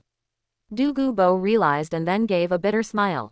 You kid, you've even calculated the Hall of Worship into this. It's not calculating, Yunting shook his head. He was clear about his relationship with Qian Runshui, After he left Spirit City, Dalu must have found out. He was the old man's grandson-in-law, after all. Regarding Bibi Dong's actions, it was impossible for Dalu to just sit by and do nothing. Afterward, the master and disciple stopped speaking and found hidden spots to adjust their breathing. 5 days later, the rumbling sound of carriages and horses came from outside the gorge. The team from the Heaven Do Empire had arrived. 500 royal knights cleared the way in front, and the carriages of the 15 academies slowly entered the gorge. A moment later, the convoy entered the narrow middle section of the gorge. Suddenly, a cold aura drifted from the side paths on the mountains, and some people in the team immediately became alert. The commander of the Royal Knights shouted, "Everyone, on alert! There's a situation." The Royal Knights soldiers guarding both sides of the convoy immediately raised their knight spears and looked around with bated breath. However, the participating members of the Spirit Master Academies looked relaxed and at ease. After all, their strength was right there, they weren't worried about danger at all. Moreover, there was no lack of experts among the teachers leading the academies, with over a dozen at the Spirit Emperor and Spirit King levels. Such a team was enough to face a large army of 10,000. Just then, countless falling rocks rolled down from the mountains on both sides in an orderly fashion, moving extremely fast. The overall quality and ability of the Royal Knights were also fully demonstrated at this moment. They all retreated a few steps, leaving only a passage in the middle for people to pass through. Then, they held their knight spears high and met the falling rocks. With spears moving and stones falling, they used their spears to constantly deflect the plummeting rocks to the side. Before long, the falling rocks became more and more numerous, and the Royal Knights were somewhat unable to hold them back. Some giant boulders had already crashed into the academies, separating them all. This made the people of the academies alert, and they got out of their carriages. One after another, looking towards the mountains on both sides. Then, hundreds of black-clothed men appeared on the mountains on both sides, rushing towards them with startling speed. Before they could react, 6 terrifying auras appeared at the top of the gorge. The leader, wearing a form-fitting purple combat suit, was Bibi Dong. The 5 people beside her were Yu Guan, Gui Mei, Magic Bear, Ghost Leopard, and Ling Yuan. As for the other 4 titled Douluo, they were hidden in the shadows to handle any sudden changes. Strike! At Bibi Dong's command, she rushed directly toward the carriage where Tang San was, while Yu Guan and the other 4 rushed toward the Heaven Do Royal Academy's carriage. P.S. Today I'll post 4,000 words. I'll save the climax to post all at once tomorrow, so you readers can enjoy it in one go. Actually, it's not much, just about 10,000 words or so. Chapter 193, Wood Golem Technique. Wood Dragon Technique. Yun Ting vs. 3 titled Douluo. 5,000-word chapter. Inside soul-severing gorge, killing intent filled the field. Bibi Dong's purple eyes flashed with malice as she moved like lightning, lunging straight for the carriage where all Shrek members were. Her goal was clear, to use Tang San as bait to lure out Tang Hao, then tear the father and son into pieces to avenge Yu Shaoging's severed arm. Tang San, today is the day you die. Bibi Dong's cold voice rang in Tang San's heart like a death knell. Inside the carriage, Tang San felt a bone-chilling killing intent lock onto him. His blood nearly froze, and the aura of death rushed toward him. His face turned deathly pale, his eyes filled with despair and indignation. Am I going to die? Bibi Dong, just you. You think you can harm my son? Get lost. At the critical moment, a roar like thunder exploded in the gorge. A disheveled but mountain-like figure blocked the front of the carriage. It was Tang Hao. His right hand gripped the massive clear sky hammer tightly, and beneath his feet, 9 spirit rings, yellow, yellow, purple, purple, black, black, black, black, red, boldly emerged. Tang Hao, today I will tear you into 1,000 pieces to avenge Shaoging. Bibi Dong paused, her killing intent intensifying. A brilliant emerald light flared around her as the soul-eating Spider Emperor instantly possessed her. A hideous phantom of the Spider Emperor enveloped her, and 7 spirit rings, black, black, black, black, black, red, red, rose beneath her feet. Especially those 2 blood-colored spirit rings, which emitted terrifying fluctuations no less potent than Tang Hao's 100,000-year spirit ring.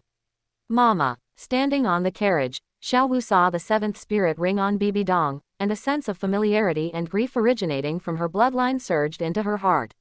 She stared fixedly at Bibi Dong, her eyes filled with deep-seated hatred and rage as she hissed, "Bibi Dong, so it was you. You're the one who killed my mother. I'll kill you and avenge her." Dead memories suddenly assaulted Xiao Wu, reminding her of the days she and her mother were hunted.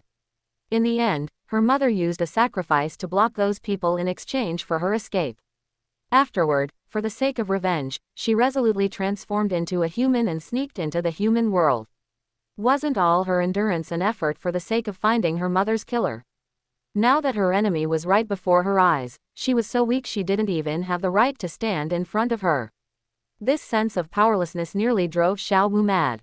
Subsequently, Xiao Wu could only bury this hatred deep inside, hoping that Tang Hao could kill Bibi Dong and avenge her mother. Above, HMPH, stubborn resistance. Bibi Dong snorted coldly. The soul-eating spider emperor's 8 sickle-like spider spears suddenly rose, turning into countless emerald afterimages that swept toward Tang Hao like an overwhelming tide. First spirit ability, 1000 Jin force. Tang Hao showed no fear. Spirit power as vast as the sea instantly poured into the clear sky hammer.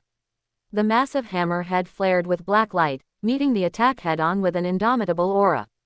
Disorderly splitting wind. Rumble. The collision between titled Douluo was like a meteor crashing into the earth. A terrifying shockwave of spirit power spread out in a circle. The canyon walls on both sides vibrated violently, and countless rocks tumbled down. Meanwhile, at the other end of the gorge, in front of the Heaven Do Royal Academy's magnificent convoy, the atmosphere was weirdly stagnant. Led by Yu Guan, the 5 spirit hull titled Douluo, Gui Mei, Devil Bear, Ghost Leopard, and Ling Yuan, surrounded the carriage in a semicircle. Their auras merged, and the pressure of the titled Douluo became almost tangible, making the air feel thick. However, the 5 men's gazes were locked warily onto the 2 figures in front of the carriage. Du Gubo and that youth who seemed to only have the cultivation of a spirit emperor but made their hearts turn cold, Yun Ting. Yu Guan suppressed the lingering tremor in his heart that had persisted since the night of the Blue Lightning Tyrant Dragon sect's destruction. His shrill voice carried a trace of imperceptible trembling. "Old poison, Kid Yun Ting. Today, this soul-severing gorge shall be your burial ground." Du Gubo picked his ear lazily, his tone extremely mocking. "Yo, I wondered who was barking here. So it's you, Chrysanthemum Guan.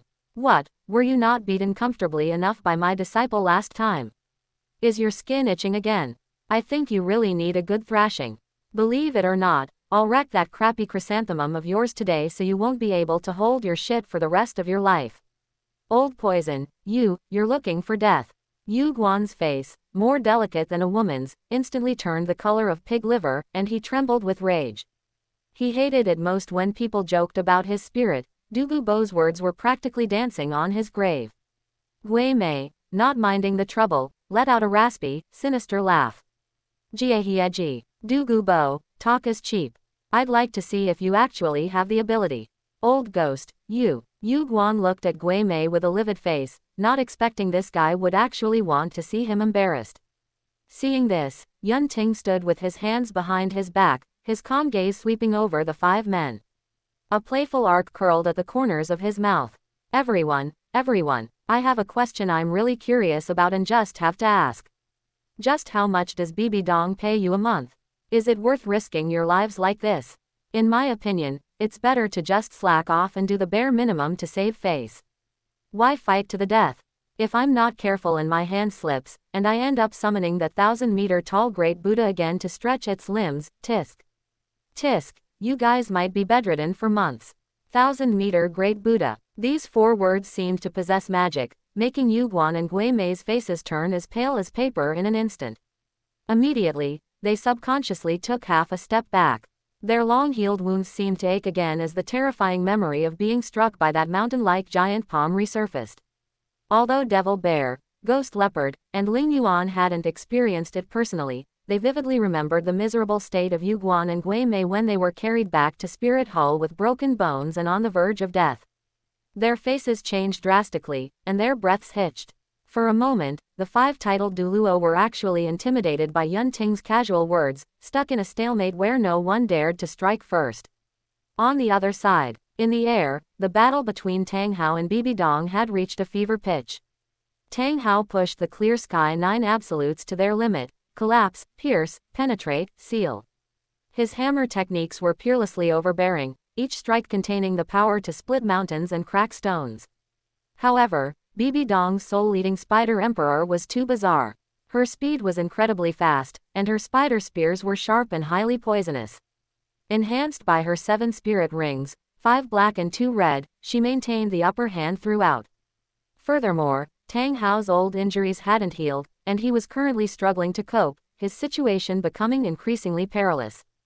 Damn it, I can't go on like this.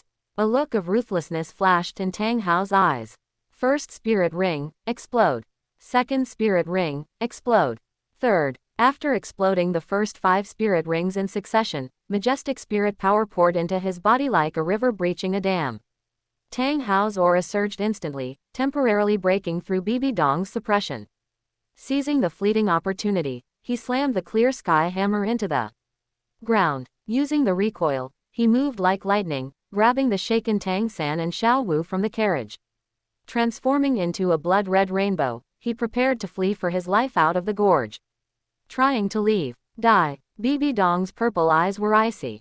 Though she was surprised by Tang Hao's decisiveness, she didn't choose to meet his life-risking offensive head-on. The 8 spears of the soul-eating spider emperor traced a bizarre arc, spitting out countless emerald spider silks that wove into large nets in the air. At the same time, a poisonous mist filled the area, attempting to slow Tang Hao down. She knew the clear sky hammer's weakness well. Though its power was peerless, it lacked agility. As long as she delayed and waited for the power from Tang Hao's ring explosion to fade, he would be like meat on a chopping block, at her mercy. However, just as Bibi Dong was kiting Tang Hao with all her might and thought victory was in her grasp, her peripheral vision inadvertently caught a glimpse of the other end of the gorge, seeing a scene that nearly made her lungs explode with rage. Yu Guan and the other 4 were actually still in a standoff with Yun Ting and Douluo Bo, staring at each other with no intention of making a move. While she was fighting a world-shaking battle here against a desperate Tang Hao, these dogs like Yu Guan dared to feign compliance while secretly defying her, putting in no effort. Yu Guan, Gui Mei, are you all defying my orders? Her cold shout, carrying a biting killing intent, exploded in the ears of Yu Guan and the others. The 5 of them trembled violently, as if falling into a 10,000-year-old ice cellar. Bibi Dong's terrifying nature was etched into their bones, and they had no doubt that if they hesitated any longer, they would face cruel punishment afterward. Attack! Yu Guan gritted his teeth, fear and determination flashing in his eyes as his 7th spirit ring suddenly lit up. 7th spirit ability, Spirit Avatar. A magnificent and massive golden chrysanthemum bloomed. Yu Guan merged into the center of the flower and took the lead in charging toward Douluo Bo. Gui Mei's figure flickered, transforming into a wisp of indistinct black smoke that merged into the shadows on the ground, waiting for the right moment to launch a fatal strike. Devil Bear, Ghost Leopard, and Ling Yuan looked at each other and braced themselves. Their spirit rings lit up as they converged in a triangular formation toward Yun Ting, who appeared to be the weakest. The great battle had finally erupted in full force.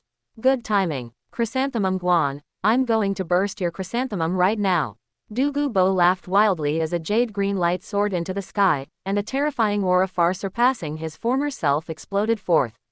7th spirit ability, Spirit Avatar.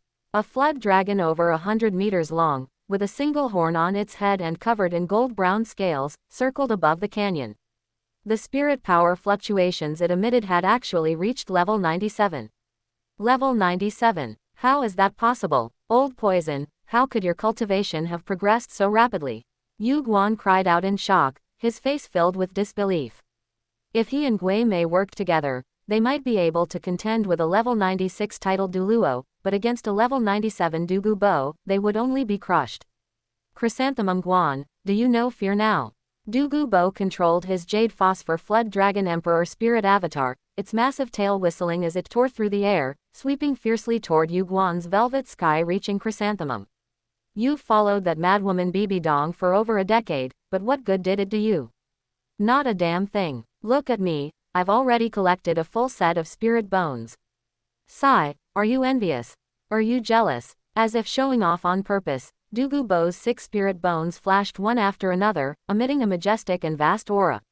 Yu Guan and Gui Mei, who had just emerged from the shadows, watched with bloodshot eyes, their hearts filled with bitterness. They had served Bibi Dong for many years, risking their lives time and again, yet only Gui Mei had a single 70,000-year ghost tiger king left leg bone, which had dropped by sheer luck when he was hunting for his 8th spirit ring. Compared to Douluo's luxurious configuration, it was like a beggar meeting an emperor. Old poison, don't you dare be so arrogant. Yu Guan screamed, coordinating with Gui Mei as gold and black lights intertwined, barely managing to withstand Douluo's ferocious attacks while being pushed back repeatedly in a pathetic state. On the other side, Ning Fengji and Sword Douluo Chen Shen saw Yun Ting being surrounded by 3 titled Douluos. Their expressions changed as they prepared to step in and help. However, 4 powerful auras suddenly rose from hidden spots on both sides of the canyon. These were the 4 titled Douluo's Spirit Hall had hidden in the darkness, with spirit power levels ranging between 92 and 94. The 4 of them joined forces to form a formation, their spirit power linking together to barely stall Ning Fengji and Chen Xin. Despite the support of the 7 treasure glazed tile pagoda and the world-shaking attack power of Chen Xin's 7-kill sword, he was unable to quickly break through the combined defense of the 4 men. At this point, the focus and potential breakthrough of the battlefield seemed to rest on Yun Ting, who was facing the 3 titled Douluos, Devil Bear, Ghost Leopard, and Ling Yuan, on his own.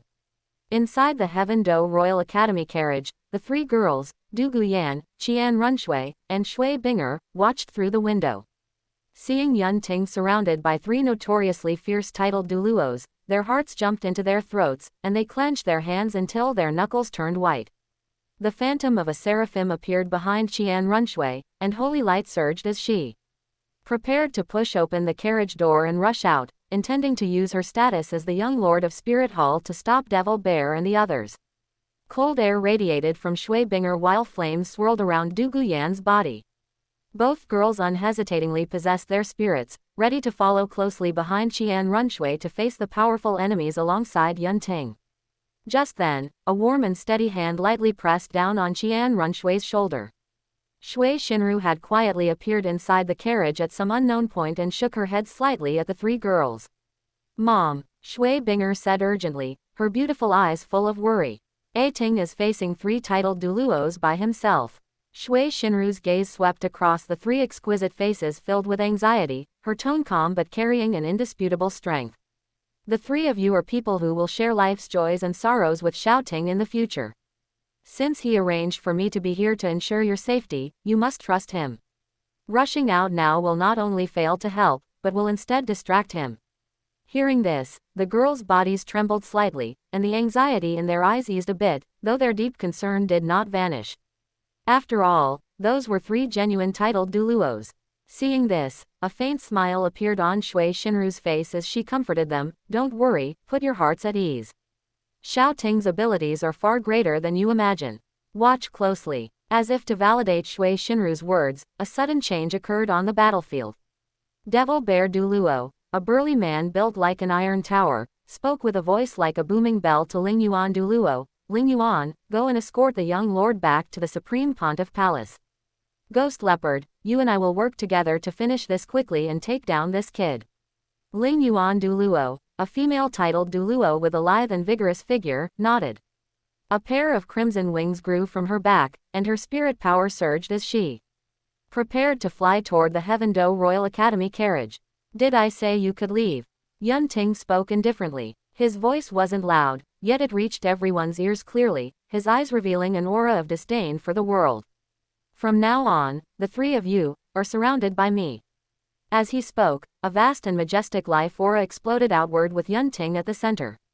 Blue-gold light radiated from beneath his feet like ripples on water, rapidly expanding until it instantly enveloped the entire canyon. Blue-silver domain, open. Buzz. The entire canyon shook violently. From the cracks in the rock walls, from beneath the rubble, and from deep underground, the hundreds of blue-silver grass spirit beasts that Yun Ting had planted in advance simultaneously burst into brilliant blue light as if hearing the command of their emperor. Countless small blue pillars of light soared into the sky, interweaving in the air to form a massive net that covered the heavens and the earth. Suddenly, a life force so dense it was almost tangible converged frantically toward Yunting's body like 100 rivers returning to the sea. Wood golem technique. Wood dragon technique. With a thought from Yunting, the spirit power galloping through his body like a tsunami surged out. The canyon floor groaned under the unbearable weight and suddenly split open as 3 gargantuan entities burst from the earth. They were 3 giant wood golems, each 100 meters tall. Their entire bodies were composed of countless thunderclap hell vines entwined with black gold lightning of destruction. Their muscles were knotted, brimming with an explosive sense of power. Even more heart-stopping was that each golem was entwined by a wood dragon over 50 meters long, with grim scales and formidable horns. Within the eyes of the wood dragons, a silent lightning of annihilation flickered, enough to make one's soul tremble. The moment the 3 wood golems appeared alongside the wood dragons, a terrifying pressure instantly swept across the entire field. Even Bibi Dong, who was fighting in midair, and Tang Hao, who was fleeing for his life, couldn't help but look over. That is, the blue-silver domain. Ah Yin's aura. Tang Hao's pupils constricted. Feeling that familiar blue-gold light and the life force fluctuations coming from Yunting, he understood everything in an instant. Ah Yin and the 100,000-year blue-silver emperor right leg bone were taken by this kid Yunting. Instantly, a wave of sky-high rage at being toyed with surged into Tang Hao's heart, but he could barely protect himself right now, let alone Tang San and Xiao Wu. Yunting, you just wait. If I, Tang Hao, do not avenge this, I am no longer human. He swore a deadly oath in his heart, then suddenly exploded his 6th and 7th spirit rings. The violent spirit power temporarily forced back Bibi Dong's pursuit, and his speed increased once more as he turned into a streak of blood and vanished at the end of the canyon. Yunting. Bibi Dong's purple eyes flickered as she looked at the 3 wood golems of towering might and the pale faces of the devil bear trio, who were intimidated by the golems' aura. Her killing intent grew even stronger. This boy was growing too fast, and his potential was too terrifying. He had to be eliminated today. Roar. Awoo. The wood golems let out low roars and took massive strides, making the ground shake as they swung giant fists entwined with lightning, smashing them fiercely toward Devil Bear, Ghost Leopard, and Ling Yuan. The wood dragons on their bodies opened their massive maws and spat out dragon breath of black gold lightning as thick as barrels. Wherever it passed, the air was ionized, letting out crackling explosions. Devil Bear Douluo roared as his body expanded, transforming into a blood-colored devil bear over 10 meters tall. He swung his massive bear paws with a shrill whistle that tore the air, striking at the wood golems. Fist. Ghost Leopard Douluo's figure was like lightning, leaving behind streaks of afterimages in the air. His claws shimmered with an eerie light as he tried to bypass the wood golems to attack Yunting's main body. Ling Yuan Douluo flapped her wings, and countless flaming feathers shot out like arrows toward the wood dragon's eyes and other vital points. Chapter 194. 6 100,000-year spirit rings overwhelm the battlefield. Fighting Bibi Dong. 5,000-word mega chapter. However, the defensive power of the wooden constructs far exceeded the trio's imagination. Devil Bear's massive bear claw slammed onto the wooden construct's fist, producing a deafening metallic clang, leaving only a few shallow white scratches that were instantly repaired by surging blue-golden light. Ghost Leopard's rapid attacks were simply not dodged or avoided by the wooden constructs. They allowed the sharp claws to slash across their chests, sending wood chips flying, but the wounds healed instantly. Ling Yuan's fiery feathers shot onto the wooden dragon's scales, most were deflected, and the few that embedded themselves were annihilated by lightning. In contrast, the attacks of the wooden constructs were heavy and powerful, each punch containing 1,000 Jin force, smashing Devil Bear back repeatedly, causing his blood and chi to churn. The wooden dragon's lightning breath covered an extremely wide area, forcing Ghost Leopard and Ling Yuan to dodge frantically. A moment's carelessness resulted in being electrocuted, their bodies paralyzed and movements sluggish. The more the 3 fought, the more alarmed they became. These wooden constructs were not only astonishingly defensive and terrifyingly strong, but their recovery power was downright monstrous. At this moment, they felt they weren't fighting 3 creations, but facing 3 impregnable fortresses and 3 frenzied thunder dragons. They originally thought Yunting was the weak point. They never expected he would become the toughest nut to crack. Continuing like this, the 3 of them might be the first to collapse. Bibi Dong hovered in the air, watching the battle below, her face terrifyingly grim. Although Tang Hao had escaped, he was at the end of his strength. Tang San, without the correct twin spirits cultivation method, was even more of a cripple, not worth worrying about. It was Yun Ting instead. The strength and potential he displayed today made her feel an unprecedented threat. She must eradicate him at all costs. Making an instant decision, Bibi Dong gave up chasing Tang Hao. She would concentrate her forces to eliminate Yun Ting first. Sixth spirit ability, Eternal Scar. A cold glint flashed in Bibi Dong's eyes as the red sixth spirit ring on her body blazed with light.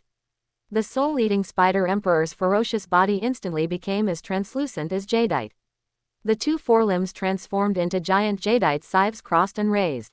A point of green light spread downwards, the blades glowing with a piercing light as they slashed out diagonally in a cross. A massive emerald green cross-shaped ripple ignored spatial distance, instantly sweeping past the three wooden constructs. Re-up. The three imposing wooden constructs and wooden dragons that had forced three titled Douluo into such a sorry state were, like butter cut by a hot knife, cleanly severed at the waist by the emerald green ripple. Their upper halves collapsed with a crash, dissipating into pure spirit power, while their lower halves rapidly crumbled. Eternal Scar, ignoring physical defense, that's a bit overpowered. Yun Ting sighed inwardly. Seeing Yun Ting had no follow-up actions, Bibi Dong coldly ordered, Devil Bear. Ghost Leopard, you two, go assist Yu Guan and Gui Mei and kill Dugu Bo. Ling Yuan, take Qian Runshui back to the Supreme Pontiff Palace for me. Also, take Shui Binger and Dugu Yan. The battered Devil Bear trio felt as if pardoned from a death sentence and hurriedly complied, we obey the Pope's edict. Ling Yuan, being the fastest, transformed into a streak of light shooting towards the Heaven Do Royal Academy carriage. Seeing this, Bibi Dong finally turned her icy gaze towards Yun Ting, her voice filled with endless hatred and sarcasm. Yun Ting, you bewitched Qian Runshui, ruined my years of planning, dared to reject my recruitment afterwards. And even snatched the spirit bone I was determined to obtain. Today, I will definitely make you taste every extreme torture the world has to offer, wishing for death but unable to find it. Upon hearing this, Yun Ting patted non-existent dust off his clothes, raised his head to meet Bibi Dong's murderous gaze, and sneered, popping the champagne at half-time as a good way to get slapped in the face. Bibi Dong, don't speak too soon. Hearing this, Bibi Dong's heart inexplicably lurched. She looked suspiciously at the quiet carriage. Could Yun Ting still have a trump card? The next second, her premonition came true. Just as Ling Yuan Douluo was about to reach the carriage. Crack, boom, an aura of ultimate, profound cold erupted violently from inside the carriage. The temperature within a 100-meter radius plummeted, and the air instantly froze into countless ice crystals. Ling Yuan Douluo didn't even have time to cry out before her entire person was sealed within an indestructible block of mysterious ice, her face still frozen in an expression of shock and disbelief. The carriage curtain was lifted by a gentle force, and Shui Shinru stepped out unhurriedly. She was now in her spirit possession state. Her originally gentle face was covered with a faint layer of frost, her eyes sharp as blades.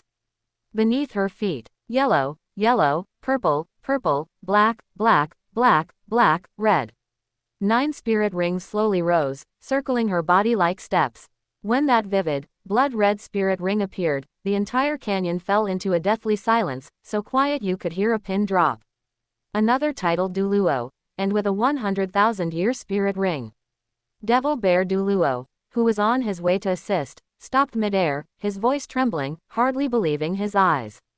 Ghost Leopard Douluo beside him was the same. How is this possible? Dean Shui, when did she break through to titled Douluo? Ning Fengji exclaimed involuntarily. Chen Xin, who had just repelled 4 of the spirit halls. Titled Douluo, also watched this scene, his eyes filled with shock and disbelief. Shui Binger, Dugu Yan, and Qian Runshui followed Shui Shinru out. When Shui Binger saw the blood-red 100,000-year spirit ring on her mother's body, her delicate frame trembled violently. Her beautiful eyes instantly widened, then brimmed with complex, watery light.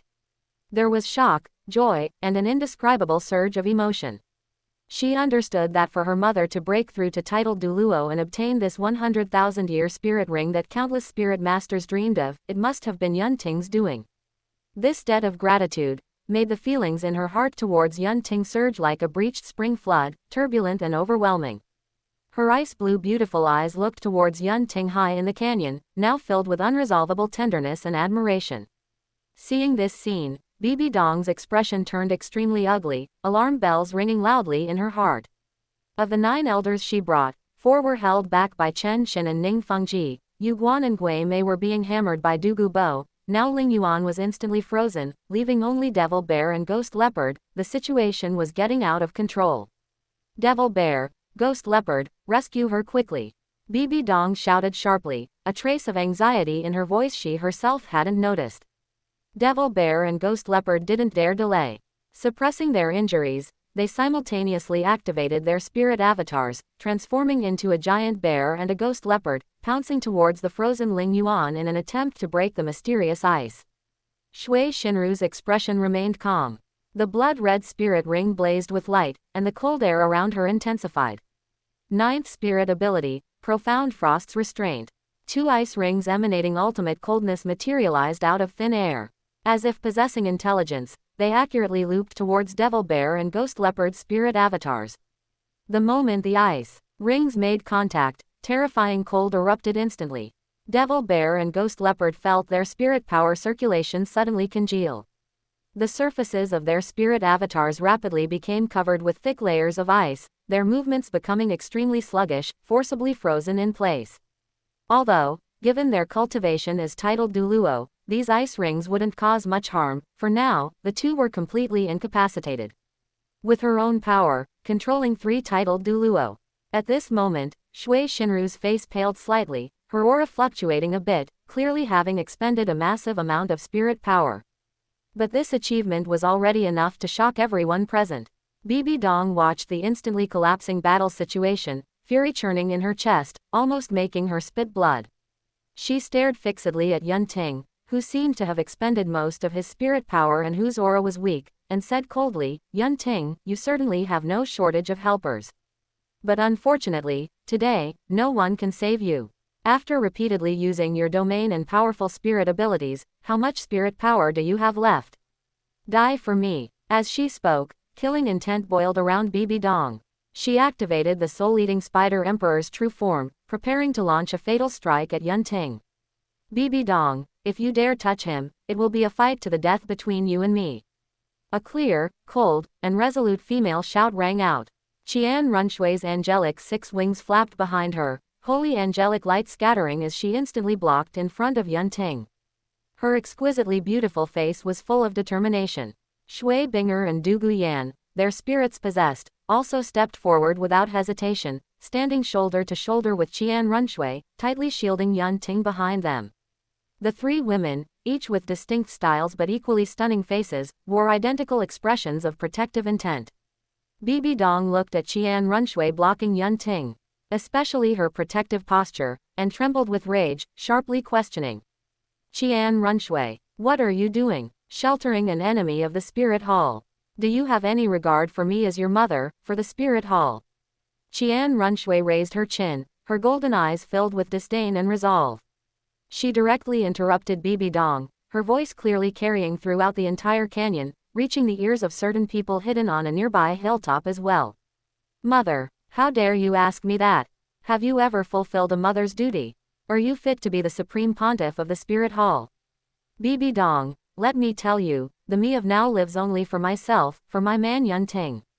Everyone else is irrelevant to me. If you want to move against him, be prepared to fight to the death." As soon as these words were spoken, atop a mountain peak not far away, 6 figures stood as still as boulders. They were Qian Dalu and the others from the Hall of Worship. Qian Runshui's clear and resolute declaration pierced Qian Dalu's ears like an ice spike. "Everyone else is irrelevant to me. HMPH. Qian Dalu's body suddenly swayed, fine cracks appearing with a crack under his feet on the mountain rock. He staggered back half a step, his golden eyes filled with an unbelievable sense of shattering. "Big brother." Gold Crocodile Douluo reacted with lightning speed, steadying Qian Dalu. He knew Qian Dalu had been deeply shaken. Qian Dalu seemed not to hear him, his gaze locked fiercely on the golden figure in the canyon shielding Yun Ting behind her. To live for herself, to live for her man. Everyone else is irrelevant to her. These words, like 10,000-year profound ice, instantly froze Qian Dalu's once fervent heart. The little cotton-padded jacket not only leaks wind but also stabs the heart. Instantly, an uncontrollable fire of jealousy surged from the depths of Qian Dalu's heart. He was jealous of Yunting. Jealous of how this kid, with what virtue and ability, had completely replaced all of his own weight in his granddaughter's heart in such a short time. At this moment, Qian Dalu's desire to beat Yunting reached its peak. In the canyon, you rebellious daughter, you. Bibi Dong was so enraged by these words that her vision darkened. The Rakshasa god power within her churned chaotically, and her killing intent surged uncontrollably.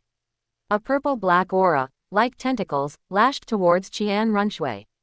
At that very moment, a gentle yet firm force gently pulled Qian Runshui back. Yunting took a step forward, shielding all three women behind him. He first turned his head, giving the three women a reassuring, yet somewhat helpless and doting, warm smile. Then, he reached out and gently brushed their slightly cool cheeks, his tone tender yet brooking no argument. Be good, don't make trouble. Go back to Aunt Shui. Leave this place to me. Looking at the gentle Yunting, the worry and anxiety in Shui Binger and the other two women's hearts miraculously subsided. They obediently nodded and retreated to Shui Shinru's side. Seeing this, Yunting finally turned around to face Bibi Dong, who was on the verge of a furious outburst. The gentleness on his face instantly turned into icy mockery. Want to take me down? Bibi Dong, are you even worthy? Before his words faded, a terrifying aura that seemed to drain the color from heaven and earth suddenly erupted from Yunting's body. 6 spirit rings slowly rose from beneath Yunting's feet.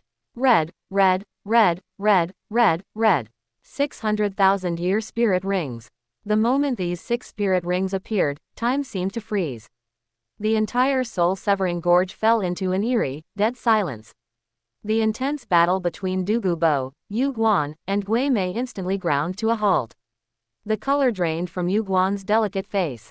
Pointing at the spirit rings beneath Yunting's feet, his shrill voice twisted with extreme fear. No, impossible, this is absolutely impossible.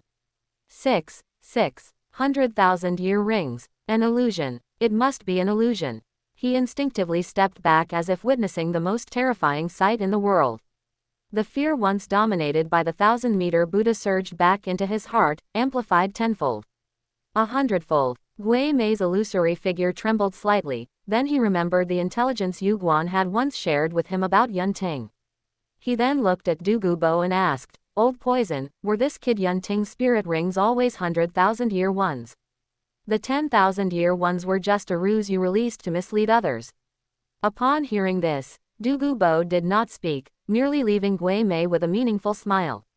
He then looked at Yunting, his eyes filled with pride and gratification. Elsewhere, Chen Xin's sword chi surged, having just repelled the 4 spirit hall-titled Douluos besieging him. Those 4 titled Douluos were about to encircle him again but were stunned by this sudden, terrifying aura. Their movements halted in unison as they looked with horror towards the source. An unprecedented brilliance erupted in Chen Xin's usually placid eyes. His hand gripping the 7-kill sword tightened, his knuckles turning white from the force. It wasn't fear, but extreme excitement and solemnity. He wanted to cross swords with Yunting. The light from the 7-treasure glazed tile pagoda in Ning Fengji's hand flickered. The composure on his face had long been replaced by utter shock, but following that shock, an irrepressible, wild joy burst forth in his eyes.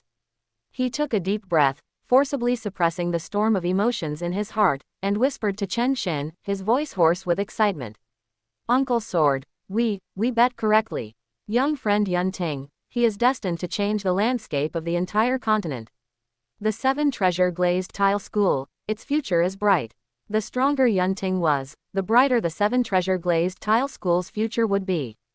On the nearby mountain peak, the 6 from the Hall of Worship were also collectively speechless. Gold Crocodile Douluo's pupils contracted sharply.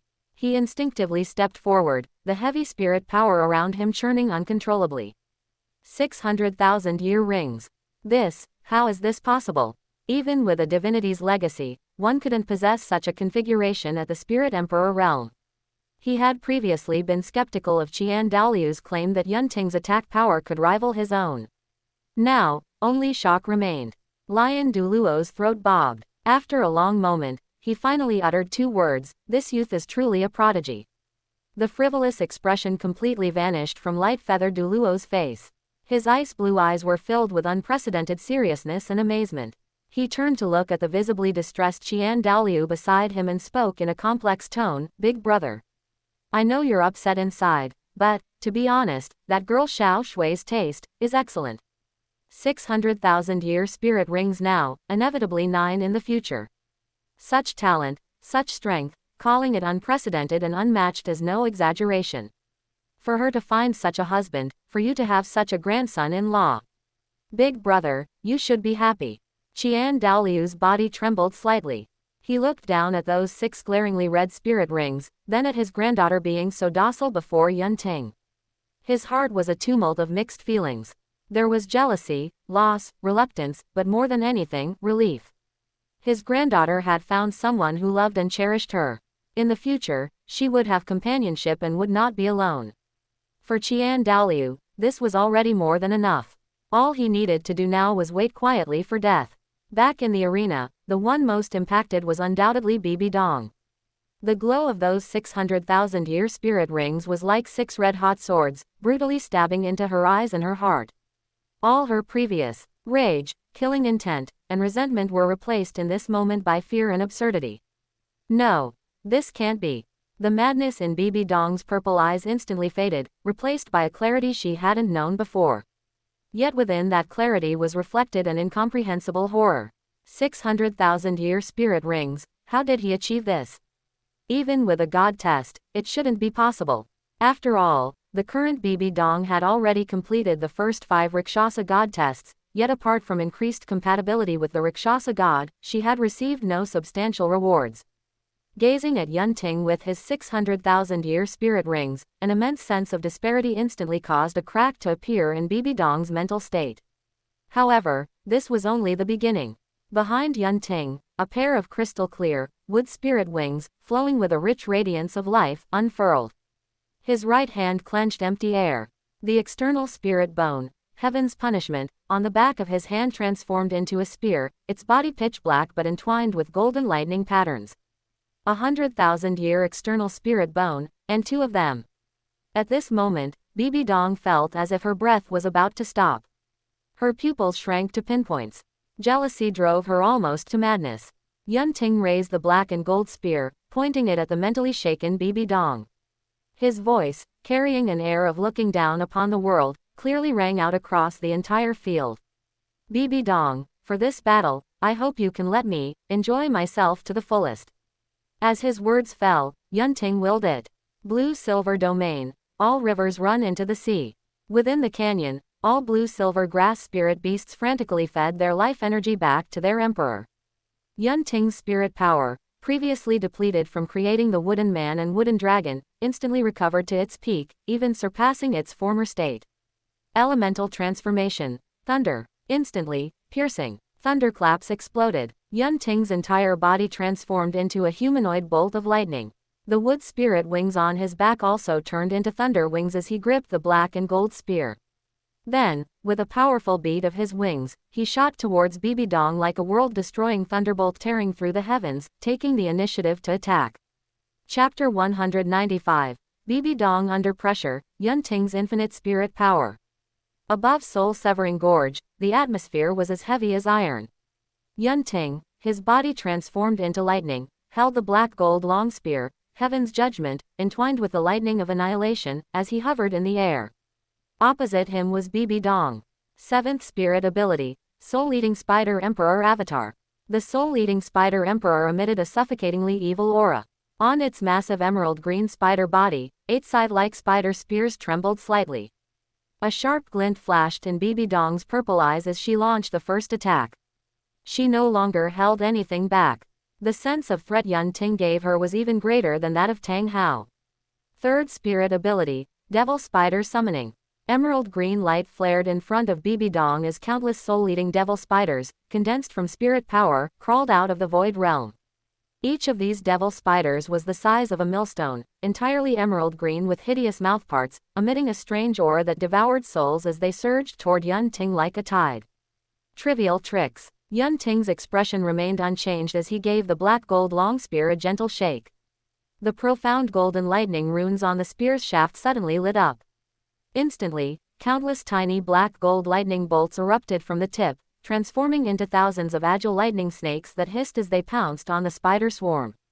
Crackle! The lightning snakes collided with the devil spiders, resulting in a dense series of explosions. The most young and rigid lightning of annihilation was the natural nemesis of these manifestations of sinister spirit power. Wherever the black gold lightning passed, the emerald green devil spiders melted like snow, collapsing and vanishing one after another, unable to last even a single breath. Seeing this, Bibi Dong's expression turned extremely ugly. Although her third spirit ability wasn't her strongest, at her rank 98 spirit power, its might was enough to handle an ordinary titled Douluo. She hadn't expected it to be neutralized so casually by Yun Ting. Sixth spirit ability, Eternal Scar. No longer testing him, Bibi Dong directly used her strongest single target attack spirit ability. The two emerald giant scythes formed by the front limbs of the soul-eating spider emperor avatar were raised and crossed once more, with emerald green light condensing to the extreme. Immediately, an emerald green cross-shaped ripple containing the rule of ignoring physical defense slashed toward Yun Ting in an instant. This time, Yun Ting didn't even dodge. At the very moment the eternal scar was about to hit his body, his entire person suddenly turned into a bolt of pure humanoid lightning. The emerald green cross-shaped ripple passed through his body as if it had hit thin air, flying straight into the distance and leaving two bottomless gashes on the canyon's rock walls. Lightning elementalization. It granted immunity to all physical attacks and energy damage from non-ultimate attributes. Though Bibi Dong's eternal scar was powerful, it hadn't reached the level of an ultimate attribute, making it completely ineffective against his elementalization. What? Bibi Dong's pupils shrank abruptly as a storm of shock rose in her heart. One of her strongest single-target attack spirit abilities hadn't even touched the corner of Yun Ting's clothes. How was this possible? 100,000-year right leg bone spirit ability, Shore of Dreams. In her shock and anger, Bibi Dong utilized the 100,000-year right leg bone skill from Xiao Wu's mother. A dreamlike pink halo spread out with her as the center. Within the halo, countless beautiful phantoms seemed to float, capable of making one sink into them and striking directly at the depths of the soul. Since physical attacks were ineffective against Yun Ting, Bibi Dong simply switched to a mental attack. She refused to believe Yun Ting could defend against this move. Hey! Yun Ting chuckled as a blue-gold light flashed briefly on his forehead. 100,000-year head spirit bone skill, blue-silver protection. An invisible, incredibly tough mental barrier instantly enveloped Yun Ting. When the dreamlike pink halo touched this barrier, it was like waves hitting a rock, dissipating silently. Yun Ting's gaze remained as clear as before, not affected in the slightest. 100,000-year head spirit bone. Bibi Dong's voice changed pitch, her purple eyes filled with disbelief and an envy that was almost overflowing. 300,000-year spirit bones. Just how many fortuitous encounters has this kid had? By this point in the battle, Bibi Dong's heart had sunk to the bottom. Physical attacks are useless, mental attacks are also useless. Furthermore, this kid's spirit power seems infinite under the enhancement of that domain. Meanwhile, my spirit power is being consumed rapidly. I can't drag this out any longer, otherwise, I'll be worn to death sooner or later. Thinking of this, a ruthless look flashed in Bibi Dong's eyes, and a blinding crimson light suddenly erupted from her chest. A terrifying aura, far more evil and violent than before, as if it wanted to slaughter all living beings, burst forth. 100,000-year torso bone spirit ability. Rakshasa ghost eyes scorch the heavens, one breath slaughters 3,000 realms. In the next instant, a crimson light pillar nearly a foot in diameter, condensed to the extreme, ignored the distance of space and shot straight at Yun Ting with a killing intent that could annihilate everything. This strike was aimed directly at the divine soul, and its power far exceeded even the eternal scar. Facing this terrifying strike, Yun Ting's gaze also turned a bit more serious. Fourth spirit ability, Thunder Prison Thunder Qilin. He pointed the black gold long spear toward the sky, and the black gold lightning filling the air converged frantically, instantly condensing into a giant Qilin beast dozens of meters high, composed entirely of destructive lightning. The Qilin roared at the sky, its voice shaking the surroundings as it carried a majestic heavenly might and charged boldly toward the crimson light pillar. Rumble. Crimson and black gold, two destructive forces collided fiercely in midair. The terrifying explosion tore a massive hole in the clouds above. The raging turbulent energy made everyone watching below feel their scalps go numb as they retreated repeatedly.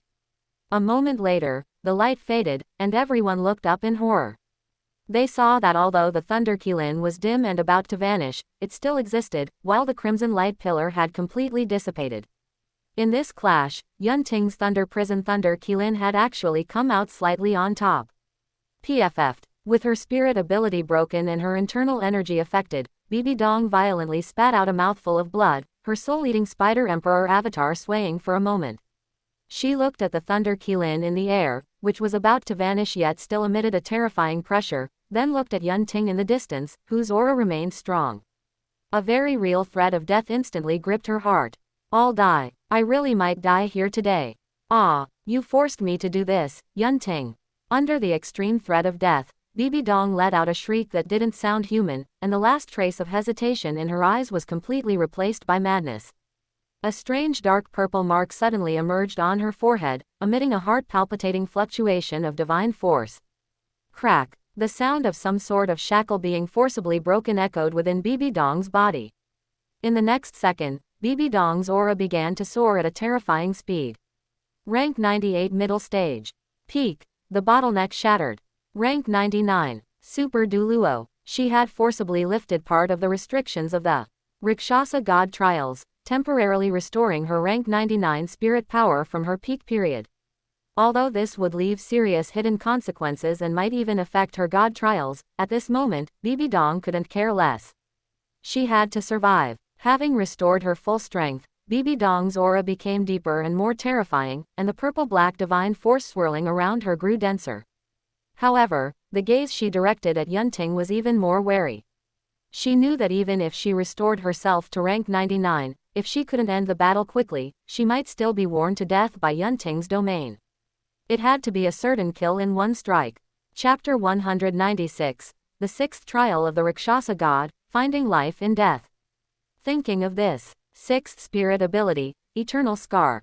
Merge. Bibi Dong frantically poured all her spirit power, along with the evil divine force of the Rakshasa God within her, into this single strike.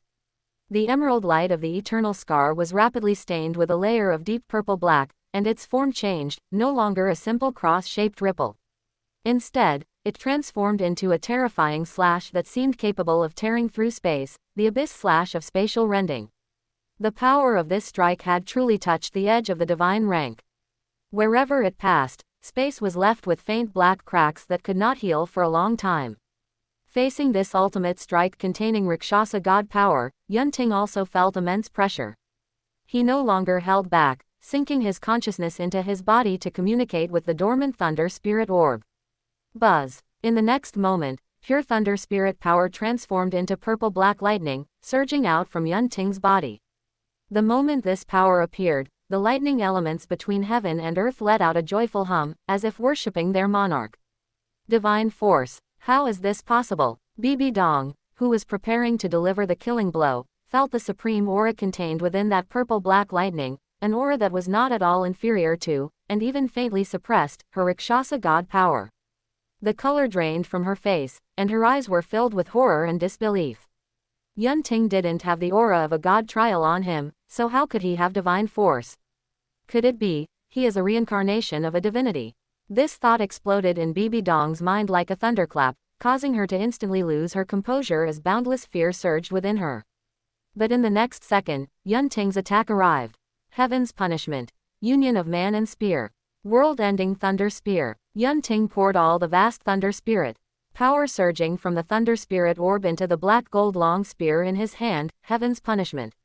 The black gold long spear emitted an excited hum, its shaft instantly enveloped by purple-black lightning condensed to the extreme. The destructive aura caused the space within a 100-meter radius to begin distorting. In the next instant, Yunting merged with the spear, transforming into a purple-black lightning spearlight that pierced through heaven and earth, violently colliding with Bibi Dong's abyss slash. Screech. Boom. Thunder spirit power and Rakshasa God power, two completely different forces, engaged in the most brutal collision high above the canyon. The purple-black lightning and the black-purple evil light tore and annihilated each other frantically. Every collision caused the space to tremble violently, as if this piece of heaven and earth could collapse at any moment. Below, everyone had long since stopped fighting, staring blankly at the duel of divine forces above that transcended their understanding. Yu Guan and Gui Mei's faces were deathly pale, their bodies trembling all over. Chen Xin gripped the seven-kill sword tightly, his eyes erupting with unprecedented battle intent, yet also carrying a hint of helplessness. He could no longer intervene in a battle of this level. Qian Runshui and the other two girls huddled together, their beautiful eyes full of worry. Even Qian Douluo on the distant mountain peak held his breath, his golden eyes fixed intently on the two tangled forces. 10 breaths later, crack. The first crack appeared on the surface of the black-purple evil light. Immediately after, the crack spread out like a spiderweb. No, Bibi Dong let out an unwilling shriek, frantically driving her Rakshasa god power in an attempt to repair the cracks. However, it was all in vain. Break. Yun Ting's cold voice came from within the thunder spear. In the next moment, the thunder spear's light flared brilliantly, and the purple-black lightning transformed into a furious dragon, completely tearing the evil light to shreds in one bite. The remaining spear light's momentum did not decrease, charging toward Bibi Dong as she watched in absolute horror. Poochie. With an unstoppable force, the world-ending heaven's punishment spear light instantly pierced through the chest of Bibi Dong's soul-eating spider emperor avatar. The terrifying power passed through her body, exploding into a massive spatial black hole behind her, while the purple-black lightning surged frantically into the wound, destroying her meridians, bones, and internal organs. Ah! Ah! Bibi Dong let out a shrill scream of extreme agony, her spirit avatar instantly collapsing to reveal her battered human form. She looked down at the terrifying wound in her chest, a hole that went clean through, its edges scorched black and being continuously eroded and expanded by purple-black lightning, and could clearly feel her life force rapidly draining away. I'm going to die. I'm really going to die. Suddenly, resentment, hatred, fear, countless negative emotions exploded in Bibi Dong's heart. No, I don't want to die. I can't die. My revenge hasn't been taken yet. A strong will to survive erupted from the depths of Bibi Dong's heart. Just then, the dimmed Rakshasa mark on her forehead suddenly erupted with unprecedented dark purple light. Subsequently, a cold, evil voice rang out in the depths of her soul. Open black lens bracket Rakshasa God 6th trial, finding life in death, close black lens bracket. Open black lens bracket persist for 10 breaths in a near-death state, completed, close black lens bracket. Open black lens bracket reward. Rakshasa God affinity increased by 10%, close black lens bracket. Buzz. The black-purple Rakshasa God power erupted like a volcano from the mark on Bibi Dong's forehead, instantly repelling the purple-black lightning that was ravaging her body. The massive Rakshasa God power temporarily stabilized her near-fatal injuries. Yun Ting. This enmity is irreconcilable. I will remember this. Bibi Dong gave Yun Ting a venomous look. Seizing the moment the Rakshasa God power erupted, she used the last of her strength to violently tear the space beside her. She transformed into a dark purple light and dove into the shattered spatial rift in a pathetic state, vanishing from sight. The spatial rift quickly closed, leaving only wisps of evil aura that had not yet dissipated, and Yun Ting, who was slowly retracting his spear in the air, his breathing slightly uneven. Yun Ting looked at the healing space, frowning slightly. He could feel that the direction Bibi Dong had fled was filled with an extremely dense aura of Rakshasa God power. That place was likely the legacy secret realm of the Rakshasa God. With his current strength, he still couldn't kill Bibi Dong unless he could borrow the angel god's divine force. Thinking of this, Yun Ting set aside his thoughts and swept his gaze down at the ashen-faced members of Spirit Hall. Yu Guan, Gui Mei, Demon Bear, the 9 elders, as well as the remaining palace guards, all looked at him with eyes full of terror, as if they were looking at a demon god descended upon the mortal world. A moment later, it was unclear who moved first, but then all the remnants of Spirit Hall, like a receding tide, fled frantically toward the outside of the canyon, not even daring to look back for fear that a single slow step would result in their total annihilation. Yun Ting did not stop them. Killing these pawns was of little significance. The real targets were Bibi Dong and the Rakshasa god behind her. Junior brother, A Ting. 3 delicate cries, tinged with a bit of sobbing, rang out. Qian Runshui, Shui Binger, and Du Guyan transformed into 3 streaks of light, throwing themselves forward recklessly. On their 3 exquisite faces, tear stains were not yet dry, and they were filled with lingering fear and worry. Only when they tightly embraced Yun Ting's warm body and felt his steady, powerful heartbeat did the 3 girls' hanging hearts finally settle. It's all right.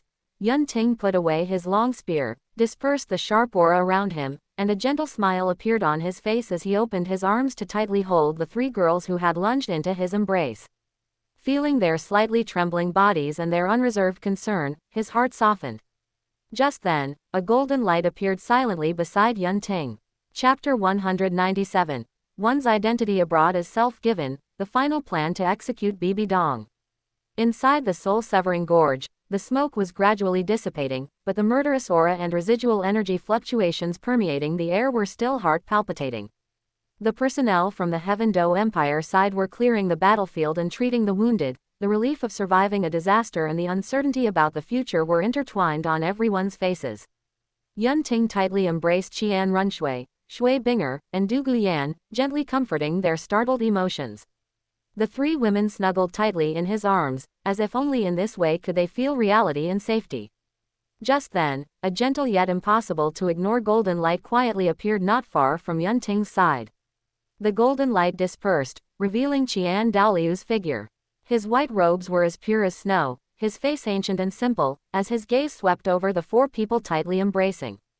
Especially when he saw his granddaughter, Qian Runshui, almost completely buried in Yun Ting's arms. The corner of his mouth twitched imperceptibly, and a trace of unspeakable bitterness and complexity flashed in his eyes. Cough, cough, cough. Qian Dalu coughed heavily twice, breaking this slightly romantic atmosphere. Qian Runshui abruptly raised her head from Yun Ting's arms like a startled fawn. Seeing it was Qian Dalu, her willow-like brows instantly furrowed, and almost instinctively, she took a step forward, spreading her arms to shield Yun Ting firmly behind her. Her golden eyes were full of vigilance, fearing that Qian Dalu would harm Yun Ting. Seeing his own granddaughter's unhesitating protective stance, Qian Dalu felt as if his heart had been pricked by a needle, feeling chilled to the core.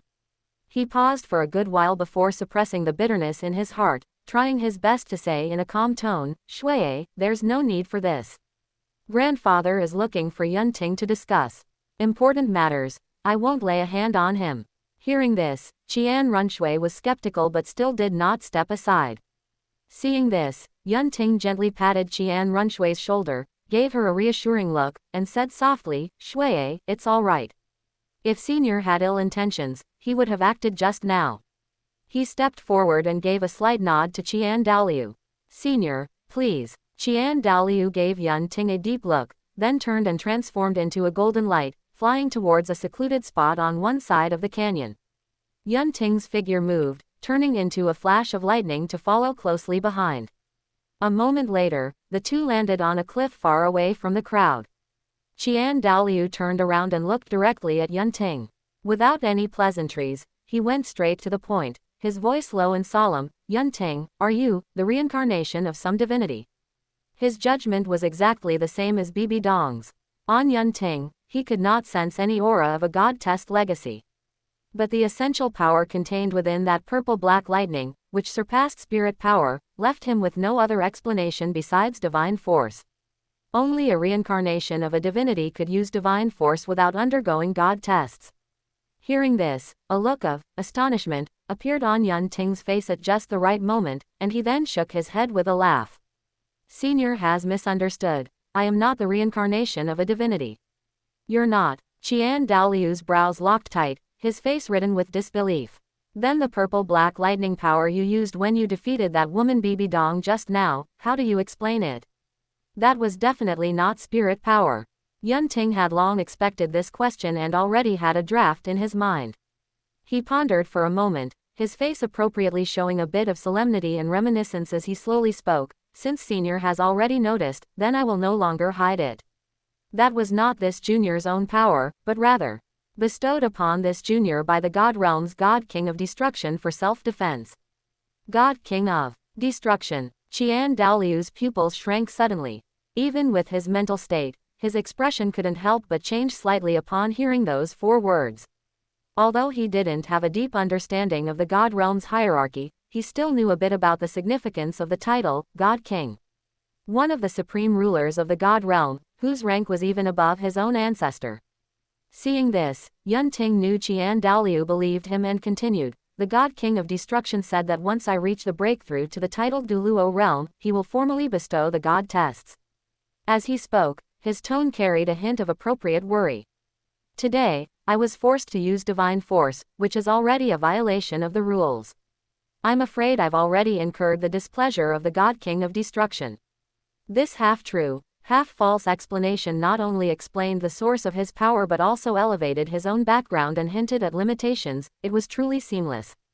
Hearing this, the doubts in Qian Daoliu's heart were instantly dispelled, replaced by an unspeakable shock and joy. The inheritor of the God King of Destruction, what did that mean? It meant that Yun Ting's future was limitless. When the time comes, as long as Shui can inherit her own ancestor's angel god position, and the couple both achieve ascension to the God realm, the Spirit Hall will reach unprecedented glory under their leadership. Thinking of this, the gaze with which Qian Daoliu looked at Yun Ting completely changed. His previous scrutiny and complexity all turned into softness and undisguised satisfaction. He stroked his snow-white beard, and a smile even appeared on his face. The more he looked, the more he felt that this grandson-in-law before him was very pleasing to the eye. Yun Ting keenly captured the change in Qian Daoliu's attitude and struck while the iron was hot. Senior, regarding the matter of Bibi Dong, this junior has already made a decision. Call me grandfather. Qian Daoliu's smile faded slightly. Tell me, what are you thinking? Ah, grandfather. Yun Ting called out helplessly, then continued, on the day of the grand finals, I want to publicly execute Bibi Dong in front of the world at the Supreme Pontiff Palace. And have Shui personally carry out the execution to send her on her way. What? The smile on Qian Daoliu's face instantly froze, and he cried out in shock, his eyes full of astonishment and disapproval. Yun Ting, this is absolutely out of the question. Bibi Dong is, after all, the Supreme Pontiff of the Spirit Hall, her status is special. And, she and Shui are mother and daughter after all. Having Shui personally, this is too cruel. How will Shui face herself in the future? How? Yun Ting interrupted Qian Daoliu, his tone resolute. Senior, how is the current Bibi Dong any different from a fallen soul master? Is she still worthy of the position of Supreme Pontiff? Furthermore, the situation between her and me has already reached a point of life and death, with absolutely no room for reconciliation. As for mother-daughter affection. Speaking of which, Yun Ting gave a cold laugh. Does Senior think that in Bibi Dong's heart, she has ever treated Shui as a daughter? Her desire to capture Shui back to the palace today, was it out of motherly love or for control and blackmail? Besides, regarding this matter, Shui has agreed. The last few words were like a heavy hammer striking Qian Daoliu's heart, causing his body to sway and the color to drain from his face. Shui actually agreed to personally kill her mother. What kind of heartbreak and determination must she have gone through? Yun Ting did not give Qian Daoliu time to digest this, continuing to increase the stakes with a pained tone. Senior, you should know better than anyone that the angel god represents justice, order, and purification. As a descendant of the angel god, if Shui knows her biological mother has fallen into demonhood and is harming the common people, yet she shows favoritism and indulgence because of personal feelings or even harbors hesitation. Do you think the angel god would recognize such an inheritor? Can her state of mind still remain pure and flawless? Would the inheritance of the angel god position be flawed because of this, or even fail? Flawed state of mind, failure of the god position inheritance. Qian Daoliu muttered these words repeatedly, as if struck by a bolt of lightning. Chapter 198. The Rakshasa God's Discovery, Yun Ting's Potential Crisis. The greatest meaning of his life was to ensure that Qian Runshui could successfully inherit the angel god position. If Bibi Dong's existence would become a heart demon and obstacle on his granddaughter's divine path, then, in an instant, a cold killing intent uncontrollably rose from Qian Daoliu's eyes. For Shui's path to godhood, any obstacle must be removed. Yun Ting looked at the killing intent rising in Qian Daoliu's eyes, knowing the time was ripe, and said in a deep voice, So, Senior, I will need you to take action when the time comes. Bibi Dong possesses Asura god power, which is eerie and difficult to deal with. Only your angel divine force, supremely young and holy, can completely suppress or even purify her evil power to ensure nothing goes wrong. This is also to ensure Shui's state of mind remains pure, allowing her to smoothly inherit the angel god position. Hearing this, Qian Dalu closed his eyes and took a deep breath. When he opened them again, his eyes were filled with determination. He nodded heavily, his voice raspy but firm. I understand. When the time comes, I will take action. Yun Ting's heart settled, and he cupped his hands. Thank you, grandfather. Then, Yun Ting turned around and transformed into a bolt of lightning to return to the convoy. Seeing Yun Ting return safely, Qian Runshui let out a long sigh of relief and hurriedly went to meet him, her beautiful eyes full of concern. She was truly afraid that her grandfather might make things difficult for Yun Ting because of her. Yun Ting smiled and shook his head, indicating that everything was fine. Afterwards, under the protection of the royal knights, the convoy set off again towards Spirit City. Meanwhile, inside a hidden cave far away from the canyon, Tang Hao suddenly spat out a mouthful of black blood, his face pale, and he fell straight back, completely losing consciousness. Dad, Tang San's eyes nearly split from grief as he rushed forward, hurriedly probing Tang Hao's body with his mysterious heaven skill internal energy. Upon inspection, his heart immediately sank to the bottom. At this moment, the meridians in Tang Hao's body were severely blocked, old and new injuries intertwined, his spirit power was in complete chaos, and his life aura was like a candle flickering in the wind. He must be treated as soon as possible. Tang San didn't dare to delay. He carried the heavy Tang Hao on his back, pulled Xiao Wu along, and under the cover of night, moved stealthily like a ghost. He quietly caught up with the Heaven Do team that was resting, blended into the chaos, and returned to the Suotuo City high-rank Spirit Master Academy carriage. Quick, call a healing-type Spirit Master. Tang San lowered his voice and growled at the startled lead teacher inside the carriage. Also, find a way to get healing herbs, as many as possible. The lead teacher looked at the blood-covered, dying Tang Hao, and then at Tang San's ferocious expression, feeling lost for a moment. Tang San was Yu Xiaoging's disciple, and Yu Xiaoging had a deep relationship with Bibi Dong, yet now Bibi Dong had acted so ruthlessly against the Tang father and son. The water here was too deep, he didn't dare to wade in. But seeing Tang San's eyes that looked ready to devour someone, the lead teacher finally compromised. I'll go arrange it. On the other side, Rakshasa Secret Realm. This was a bizarre space eternally shrouded in purple-black mist, the ground cracked and flowing with thick dark red liquid, the air filled with sickening resentment and death chi. In the center of the secret realm, there was a pool about 100 zhang in diameter. The pool didn't contain water, but rather boiling, thick resentment, condensed from the grievances of all living beings collected by the Rakshasa god over countless years.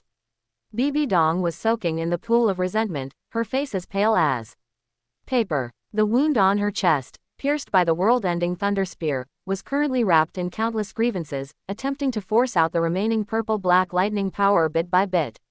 Each time a sliver was forced out, her body trembled violently, and large beads of sweat rolled down, mixed with blood. Painful groans were squeezed out from between her teeth. At this moment, the Rakshasa god's divine thought silently descended upon Bibi Dong. The divine thought swept over her heavily injured body, and a flash of undisguised disdain crossed her eyes. If it weren't for the fact that the resentment in Bibi Dong's heart was deep enough, and that she had an unbreakable karma with the descendants of the angel god, making her an excellent pawn to destroy the angel clan, how could she, the Rakshasa god, have chosen such a lunatic, whose reason was completely eroded by personal feelings and hatred, as her successor? How could a piece of trash who couldn't even control her own emotions be worthy of inheriting the Rakshasa god position? Unfortunately, there was no one else, so she could only continue. Subsequently, the divine thought began to flip through Bibi Dong's memories. When she saw the deeply hidden but incredibly pure Asura divine force inside Tang San's body. Oh, the Rakshasa divine thought let out a playful, light, oh. Then, she laughed. The laughter echoed in the empty secret realm, carrying undisguised irony and malice. Asura, oh Asura, I didn't expect you to give up on that ant called Tang Chen and secretly nurture a new successor here on Douluo Star. Truly, karma is helping me. I was just worrying about not finding a suitable successor, and you've delivered one right to my door. Subsequently, the Rakshasa divine thought continued to inspect. When she saw that purple-black lightning, her laughter stopped abruptly. The destructive aura contained in that lightning was pure, overbearing, as if it wanted to annihilate everything in the world. If she hadn't been certain that the thunder god had fallen long ago in the ancient war of the gods, she would have almost thought the thunder god had reappeared in the world. What shocked the Rakshasa divine thought even more was that when she tried to trace the source of this lightning power, she was actually blocked by an invisible force. That power level was extremely high. Even with her divine thought as a first-class god, she was unable to penetrate it. In the entire god realm, there were only 5 people who could block her investigation, the 2 great god kings and the 3 great law enforcement gods. And the destruction concept contained within that purple-black lightning. The God King of Destruction. The Rakshasa divine thought murmured to herself, a flash of surprise and doubt crossing her eyes, before she thought of something. That's right, a day ago, that fellow Asura was fuming in the God realm, saying his divine thought on Douluo star had been destroyed. He wanted to use the God realm central hub to investigate, but he was stopped by those 2 fellows, Destruction and Life. Destruction divine force, purple-black lightning, filled with the ultimate destruction concept. As all the clues connected, the Rakshasa divine thought suddenly realized, and a playful, gloating expression appeared in her eyes. Interesting, truly interesting. So this was all the work of the God King of Destruction. Hee, Asura, you're definitely going to have to swallow this grievance. Subsequently, a thick sense of malicious mischief appeared in the eyes of the Rakshasa divine thought. If she told Asura about this, not only could she watch the show, but she might even take the opportunity to snatch that kid named Tang San away from Asura. By then, not only would she have a more suitable successor, but she could also make that fellow Asura look like a fool. Moreover, a conflict between god kings would definitely be a spectacular show. Thinking of this, the Rakshasa god's mind moved, and a faint wisp of divine thought flew out from the secret realm, silently crossing through space and drifting towards the direction of the Asura god temple in the god realm. Having done all this, she looked at Bibi Dong, who was struggling in pain in the pool of resentment, and a cold arc curled at the corner of her mouth. Recover well, my successor. There are still tasks waiting for you. Ha ha ha. Subsequently, the Rakshasa divine thought dissipated, and the secret realm returned to dead silence. Only the bubbles rolling in the pool of resentment and Bibi Dong's suppressed groans of pain proved that there were still living things here. On the other side, the Asura God Temple. Chapter 199. Asura Gods plan to kill 2 birds with 1 stone. Arrival at Spirit City, 4,000-word mega chapter. God Realm, Asura God Temple.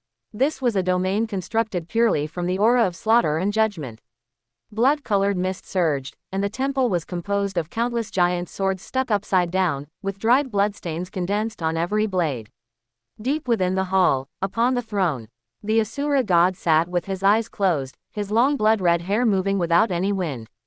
It had been a day since that wisp of his divine thought on Douluo star was destroyed. Having a divine thought destroyed in the lower realm did not harm his true body, but it was a great humiliation, like being bitten by an ant. What frustrated him even more was that those 2 fellows, Destruction and Life, had actually joined forces to prevent him from using the God Realm Central Hub to investigate Douluo star, under the high-sounding pretext of maintaining the stability of the lower realm and preventing the abuse of divine power. Hey, maintaining stability. The Asura god sneered in his heart. Destruction, you'd better not let me catch you. Just then, at the edge of the temple's space, a trace of extremely subtle fluctuation rippled silently. That fluctuation carried undisguised malice and a hint of schadenfreude. The Asura god suddenly opened his eyes, his crimson pupils reflecting a blurry figure condensed from black-purple mist. It was a wisp of the Rakshasa god's divine thought. Asura, I hope you've been well. The voice of the Rakshasa divine thought was like a snake's tongue, carrying a bizarre sweetness. Get out. The Asura god uttered only one word.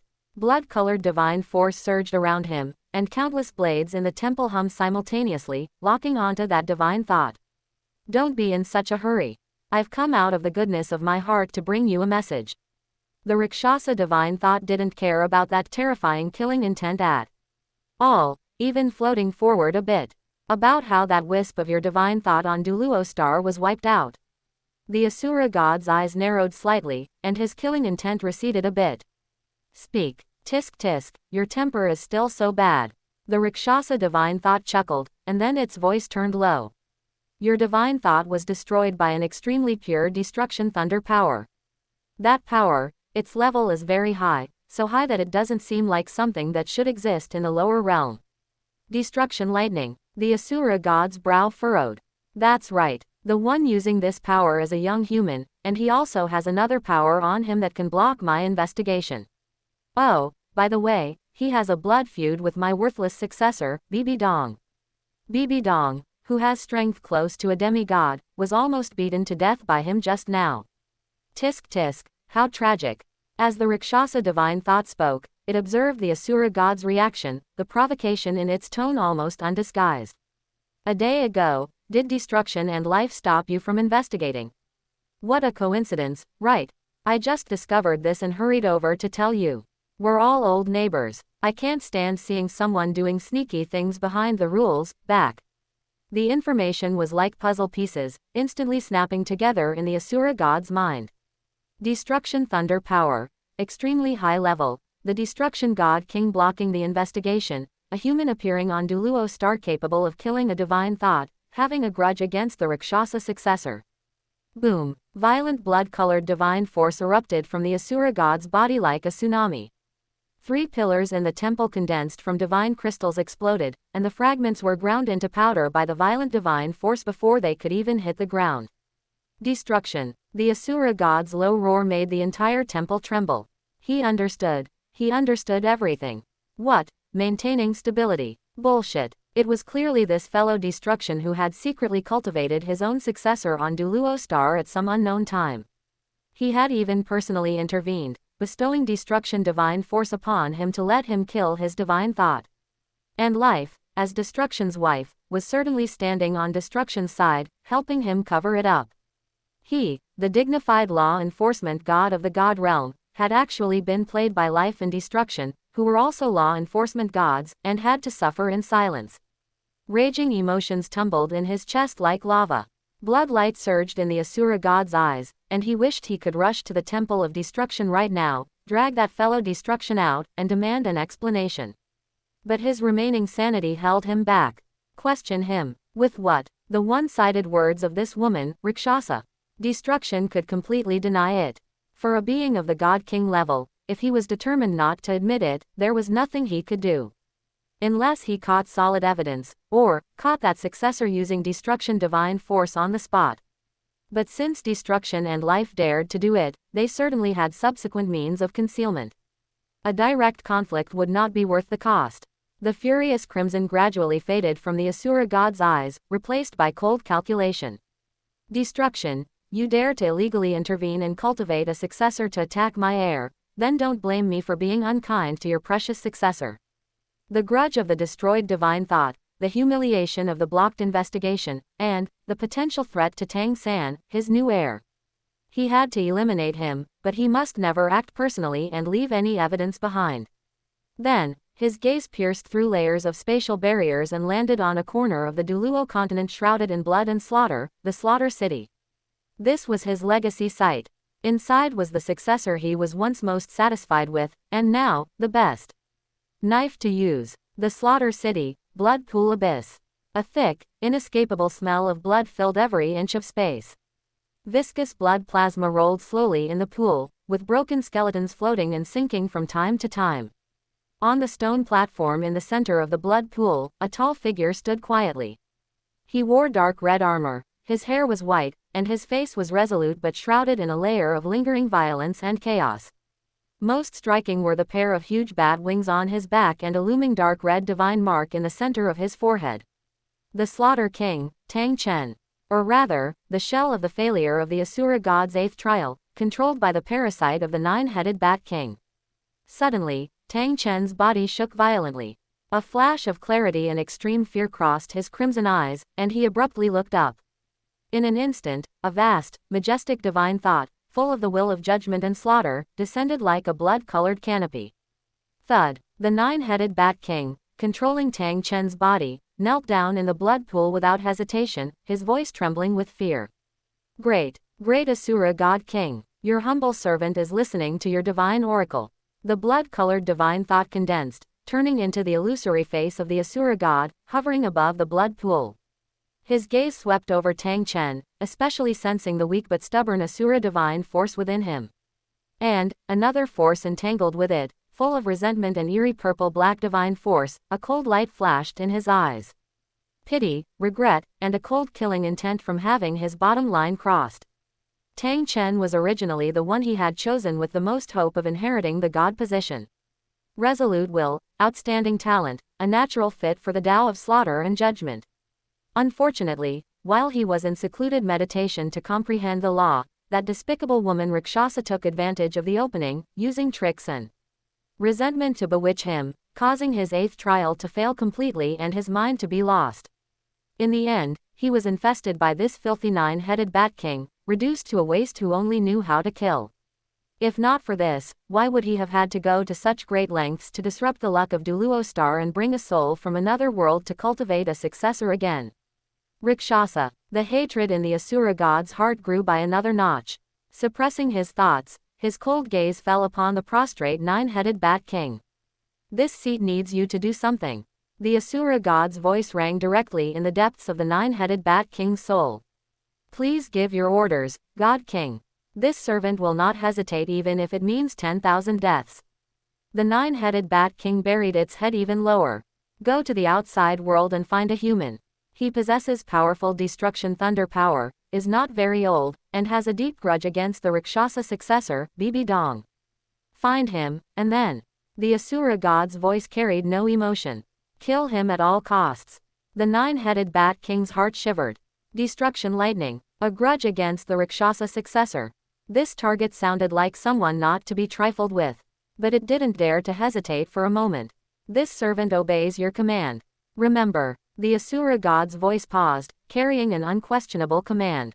When you strike, use all the power you can mobilize, including that residual Asura god power in your body. The 9-headed Bat King was stunned. There was indeed an eerie divine force left over from when the Rakshasa god bewitched Tang Chen years ago, which was entangled and fighting with the Asura divine force. This was also one of the reasons why Tang Chen's consciousness was chaotic and it could parasite him.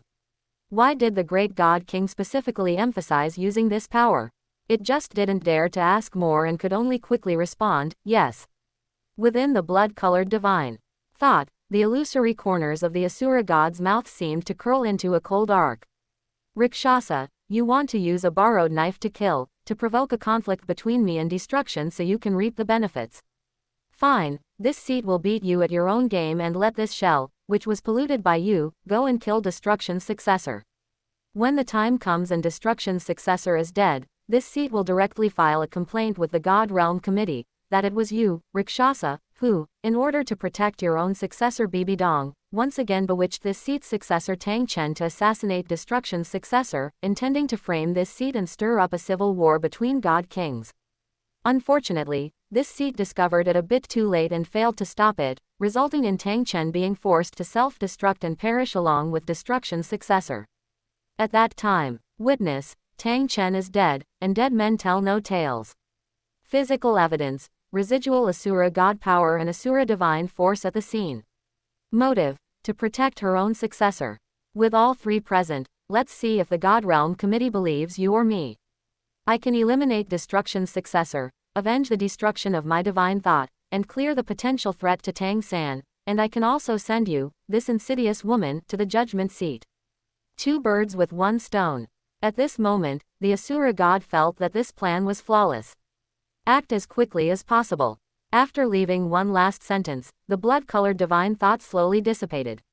Immediately, the blood pool returned to a deathly silence. The 9-headed Bat King slowly stood up, its crimson eyes flashing with thought. Although it didn't fully understand the Asura God King's deep meaning, the order had to be executed. Then, it threw its head back and let out a silent screech. Soon, figures shrouded in black robes, emitting a thick smell of blood, appeared around the blood pool like ghosts and knelt on one knee. Go, the 9-headed Bat King's hoarse voice rang out, find out what major events have happened in Spirit Hall recently, especially regarding Supreme Pontiff Bibi Dong. Find the young human who possesses destruction lightning. Yes, The black-robed figures agreed in unison and then dissipated like black smoke. A moment later, the undercurrents of the Slaughter City began to surge toward the outside world. 7 days later, the towering silhouette of Spirit City finally appeared on the horizon. This city was hailed as the Spirit Master Holy Land, and its grandeur was comparable even to Heaven Do City or Star Luo City. The convoy had already slowed down when it was still several miles from the city gate. Because on both sides of the road ahead, crowds of people were already lined up. Not only were there ordinary spirit masters and citizens who had come upon hearing the news, wanting to catch a glimpse of Yunting's true appearance, but there was also an official welcoming party sent by Spirit Hall.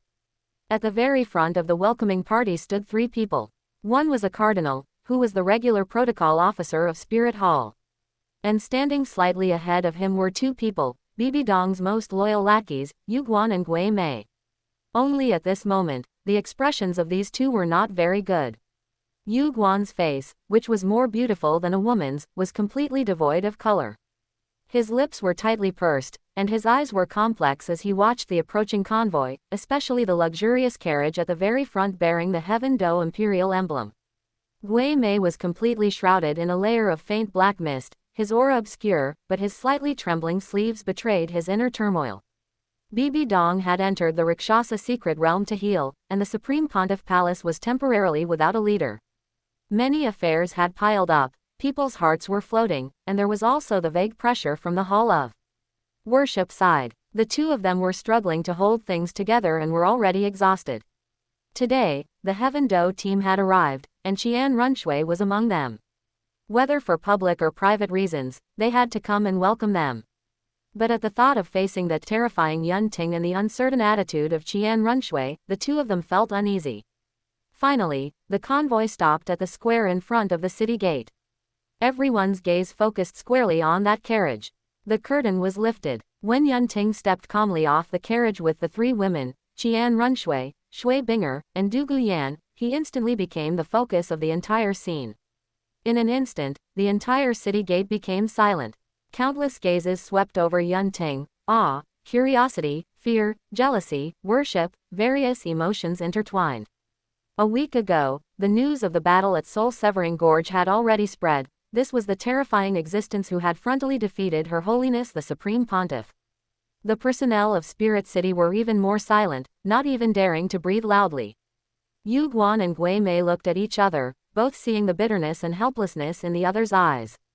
Taking a deep breath, the 2 of them stepped forward a few paces together and bowed toward Qian Runshui. Your subordinates, Yu Guan, Gui Mei, greet the young lord. The voices, amplified by spirit power, spread clearly. This was a statement of position, but also a move made out of helplessness.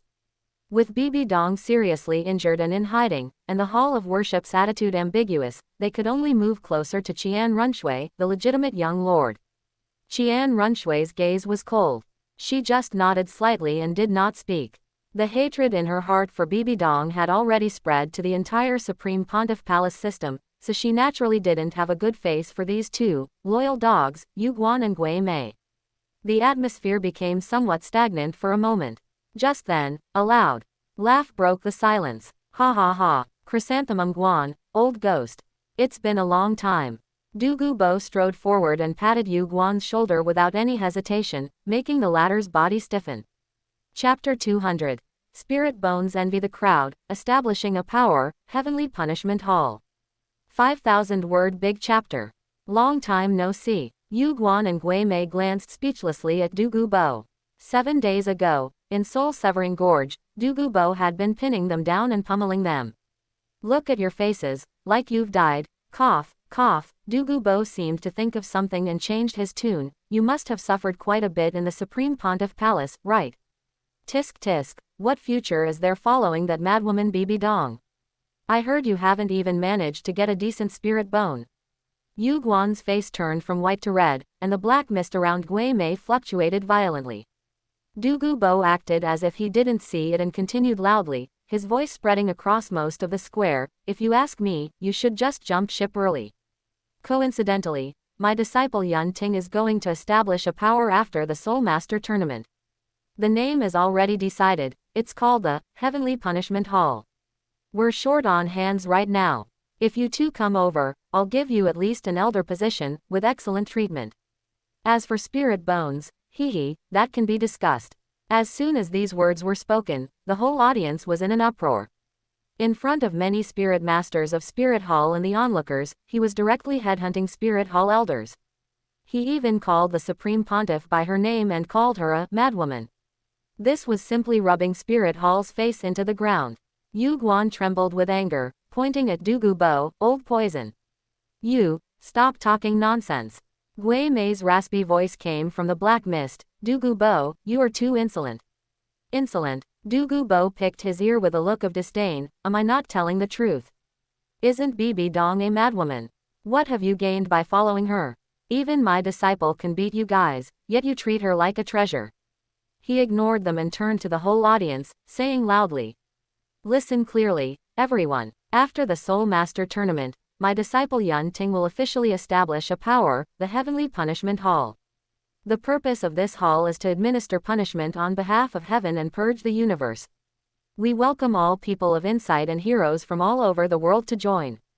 As long as you pass the audit, you will be a founding member of the Heavenly Punishment Hall, sharing in this grand event with us. The sound waves rolled, clearly entering everyone's ears. Ning Fengji and Chen Shen stood not far away, smiling at each other. They had known about this plan for a long time and were naturally calm at this moment. Other academy teams and representatives of various powers had different expressions: shock, reflection, hesitation, interest, and so on.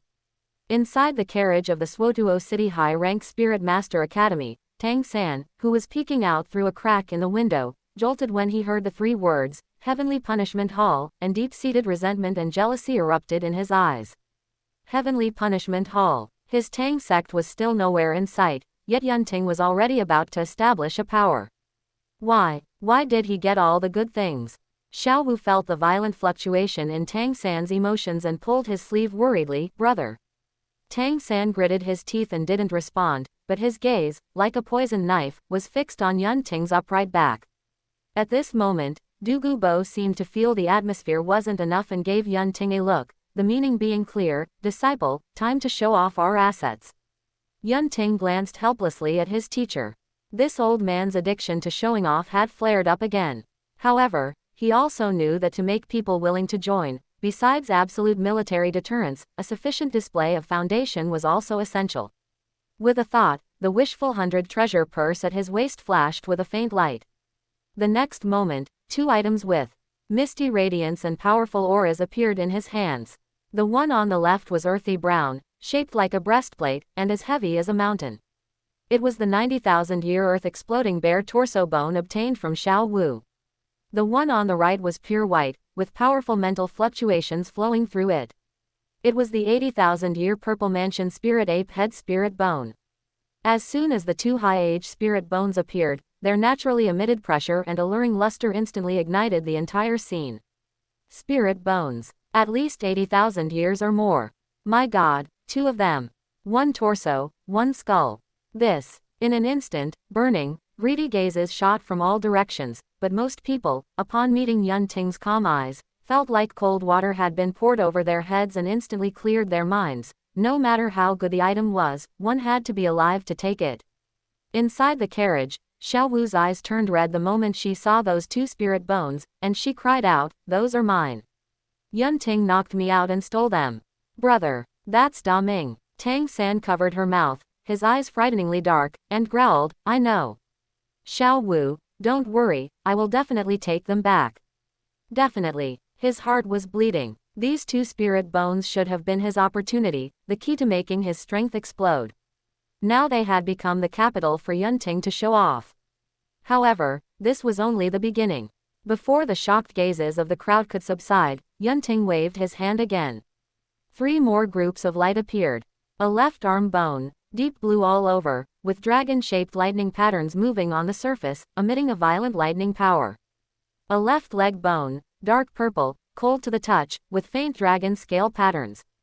A torso bone, the one with the most powerful aura among the 3, dark gold, emitting a terrifying dragon pressure. These were the 3 spirit bones of over 70,000 years obtained from Yuanjun. 5 high-age spirit bones appeared at the same time, and the spirit power fluctuations they emitted intertwined, forming a heart-palpitating storm of pressure. The low-rank spirit masters on the square even felt it a bit difficult to breathe. The faces of Yu Guan and Gui Mei completely turned the color of pig liver when they saw these three spirit bones. How could they not recognize them? These were the three spirit bones Yun Ting had snatched from Yu Yuanzhen's corpse right in front of them on the night the Blue Lightning Tyrant Dragon sect was destroyed.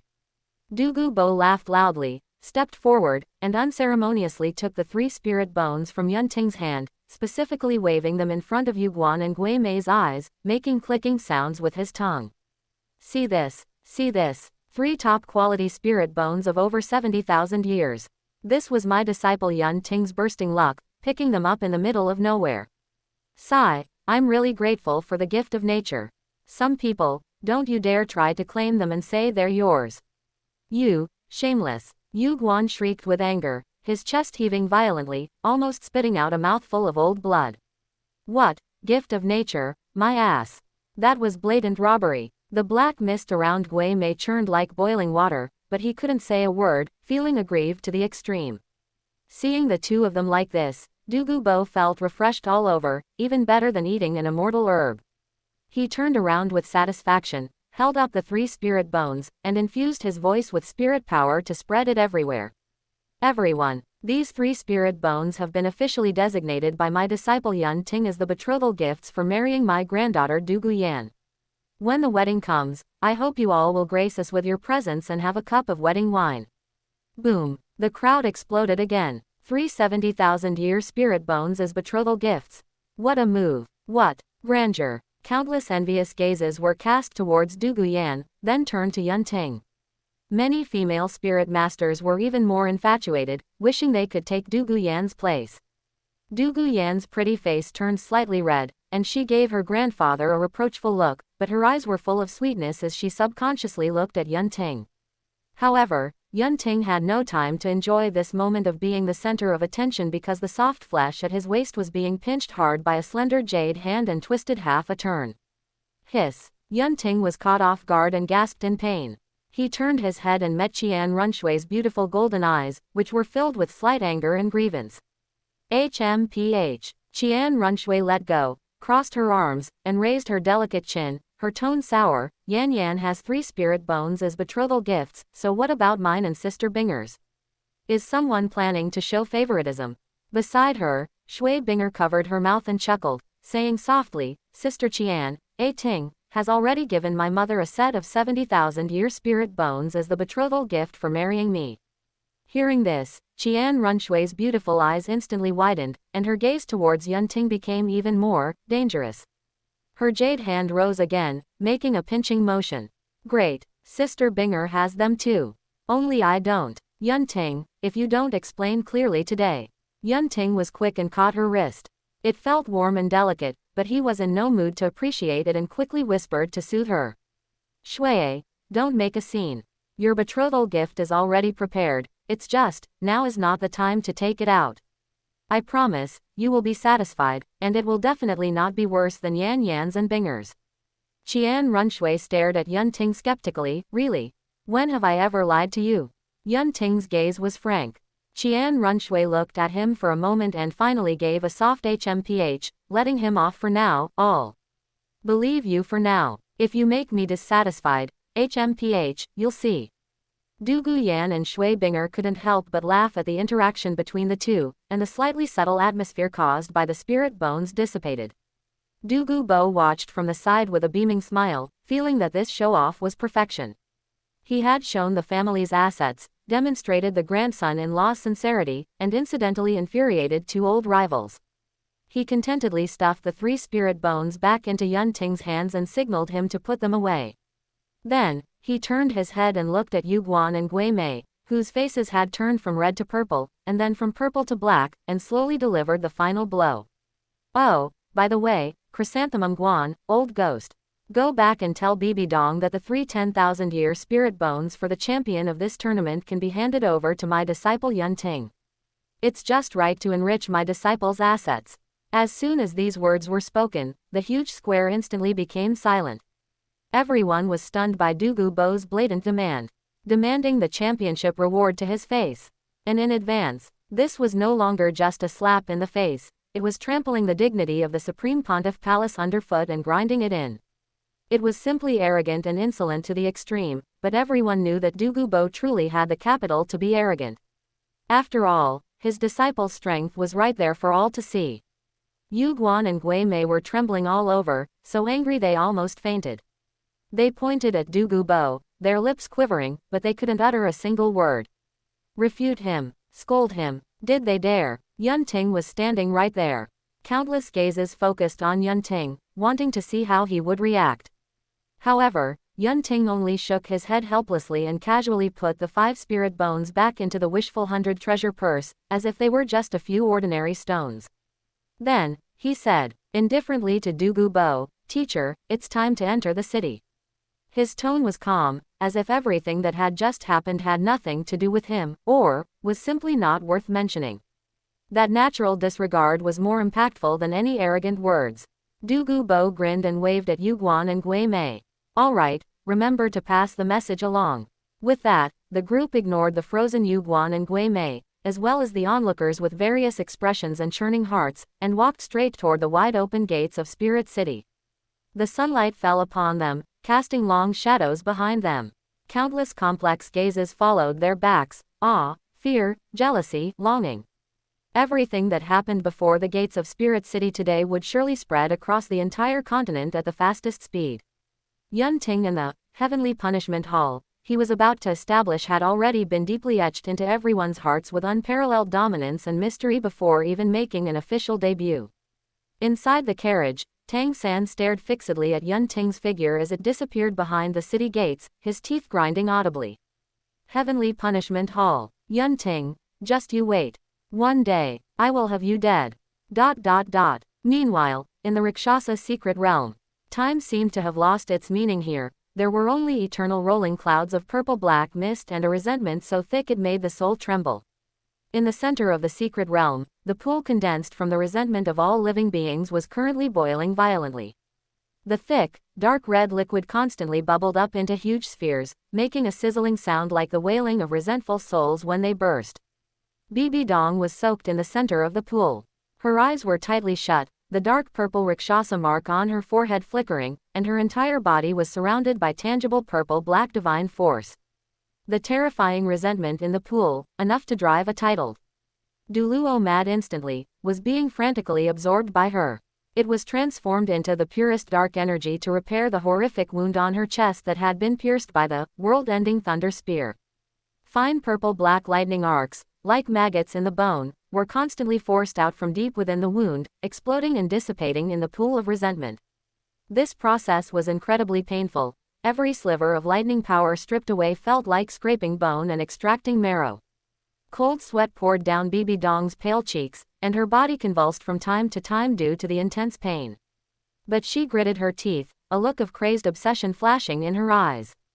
Yunting, Yunting, I want you dead. I must have you dead. Hatred and humiliation were the greatest motivations supporting her through this inhuman pain. 7 full days and nights passed. When the last stubborn black-gold lightning arc emerged from the wound and dissipated into green smoke in the pool of resentment, Bibi Dong suddenly opened her eyes. Boom! The vast Rakshasa divine force erupted from her body like a geyser, blowing the thick liquid in the pool into waves several meters high. The wound on her chest squirmed and healed at a speed visible to the naked eye, finally returning to its original state without even a single scar, her skin as smooth as jade. But Bibi Dong's hand subconsciously moved to her lower abdomen. Even though it had clearly healed, whenever she thought of how that black gold spear, wrapped in the lightning of annihilation, had pierced through her with unstoppable force, a phantom pain originating from the depths of her soul would surface. This was not physical pain, but the shame of defeat and the fear of that power, which had left an imprint in her heart. A divinity reincarnation. He must be the reincarnation of some divinity. Bibi Dong's purple eyes were filled with heaven-towering hatred, but deep down, there was a trace of wariness and confusion that even she was unwilling to admit. If he weren't a divinity reincarnation, how could she explain that purple-black lightning that stood above the Rakshasa divine force?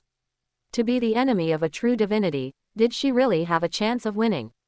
This thought had just arisen when it was swallowed by an even stronger madness. No, I have the Rakshasa god position. As long as I complete the tests, I can also become a god. When that time comes, it remains to be seen who will emerge victorious. Just as Bibi Dong's emotions were in turmoil, the Rakshasa mark on her forehead erupted with an unprecedented dark purple light without any warning. A cold, evil, and high and mighty divine thought voice rang directly in the depths of her soul. Open black lens bracket Rakshasa God 7th test, pull out the Rakshasa demonic scythe, close black lens bracket. Bibi Dong was first stunned, then wild joy welled up in her heart. The Rakshasa demonic scythe. That was the exclusive divine artifact of the Rakshasa god. It possessed supreme power, and was said to be able to sever the divine soul and corrode the godhead.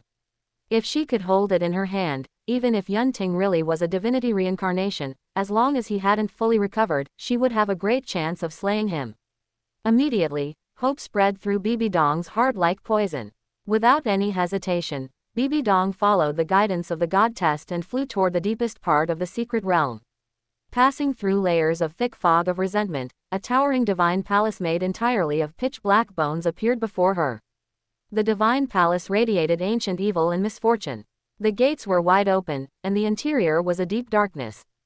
Bibi Dong stepped into the divine palace. The main hall was incredibly empty, except for an altar in the center, also made from a pile of bones. On the altar, a weapon was quietly stuck at an angle. It was a giant scythe. The entire body was dark purple, made of an unknown material that was neither metal nor jade, and it flowed with a ghostly light like a living thing. The handle was long and covered with twisted runes. The blade was curved like a crescent moon, so sharp it seemed as if it could cut through light. A dark red liquid, seemingly condensed from countless suffering souls, constantly dripped from the edge of the blade, falling onto the bones on the ground with a sizzling, corrosive sound. Just looking at it, Bibi Dong felt her soul trembling. This was the instinctive fear of a lower-tier life form facing a supreme demonic weapon, but at the same time, a strong sense of desire and affinity came from the Rakshasa mark. She took a deep breath, suppressed the throbbing in her heart, and walked step by step toward the altar. There were no guards as she had imagined, no complex rituals, and not even any obstacles. She reached out both hands and grasped the ice-cold handle of the scythe. Exert strength. Pull. The heavy resistance she had expected did not appear. The Rakshasa demonic scythe, which looked enough to make even a super Douluo lose their composure, was easily pulled out by her, like a branch stuck in soft soil. Bibi Dong was stunned, holding the demonic scythe and standing on the altar somewhat blankly. It was too easy. So easy that it made her feel strange, even uneasy. Which of her previous Rakshasa god tests hadn't been full of difficulties, hovering on the brink of life and death? It had taken her a full 14 years just to barely pass 5 tests. The 6th test, life from death, was only completed by chance when she was heavily injured and on the verge of death by Yunting. This crucial 7th test, the test to obtain the divine artifact, how could it be so simple? Holding the divine artifact that seemed to have a life of its own, the doubts in Bibi Dong's heart did not decrease but grew deeper instead. She always felt as if there were a pair of invisible eyes at a higher place, watching all this with mockery and calculation. Open black lens bracket Rakshasa God 7th test, pull out the Rakshasa demonic scythe, completed, close black lens bracket. Open black lens bracket reward, Rakshasa God affinity increased by 10%. Current affinity, 80%. Close black lens bracket. The cold notification sound rang again, and immediately after, a far purer and more vast Rakshasa divine force flowed back from the demonic scythe like a flood, injecting into her body. Buzz. Bibi Dong's aura instantly surged, and the purple-black divine force around her burned like flames, making her look like a world-destroying demoness. The demonic scythe in her hand also seemed to let out a joyful light hum, establishing an initial connection with her. The feeling of being filled with power temporarily dispersed the doubts in her heart. I don't care what's strange about it. Power. I have obtained power. The purple light in Bibi Dong's eyes flared as she lightly swung her arm holding the demonic scythe. A tiny purple-black scythe beam swept past, and in the space dozens of meters ahead, a faint black crack appeared silently, only slowly closing after a long time. A casual strike possessed the power to tear space. Bibi Dong's heart swelled with pride, her previous fear and wariness were suppressed, and killing intent once again took the upper hand. Yunting, Du Gubo, and that rebellious daughter Qian Runshui, you all deserve to die. She was going to head out now and plan how to wipe these people out in one go. Chapter 201. Yu Xiaogang consuming a human again, Bibi Dong's plan. Supreme Pontiff Palace. The exit of the Rakshasa secret realm connected to an absolutely secret room deep in the rear of the Supreme Pontiff Palace. Holding the Rakshasa demonic scythe, Bibi Dong stepped out of the secret room. Then, with a thought, the Rakshasa demonic scythe changed its form, turning into a magnificent scepter inlaid with purple-black gems, concealing most of the divine artifact's original aura. The familiar corridor seemed exceptionally desolate at this moment. Bibi Dong didn't go to the Supreme Pontiff Palace immediately. Instead, with an anxious look, she walked toward the secret room where Luerlong had previously been imprisoned. She had spent these 7 days healing in the Rakshasa secret realm, leaving Yu Xiaogang locked in the secret room the entire time. Before long, arriving before the secret room, Bibi Dong pushed open the door, and a faint scent of blood and decay rushed toward her. At this moment, the secret room was empty, save for a curled-up figure lying motionless in the shadows of the corner. Xiaogang. Bibi Dong's heart tightened as she hurriedly stepped forward. Yu Xiaogang's cheeks were sunken, his eyes were tightly shut, and his breath was so weak it was almost undetectable. 7 days, a full 7 days. Aside from devouring Luerlong at the very beginning, Yu Xiaogang had not eaten anything. Left alone by Bibi Dong in this cold secret room with no one to care for him, he was now on the verge of total exhaustion. No, Xiaogang, you can't die. Bibi Dong hurriedly knelt down and took Yu Xiaogang into her arms, unhesitatingly channeling a stream of pure Rakshasa divine force into his body.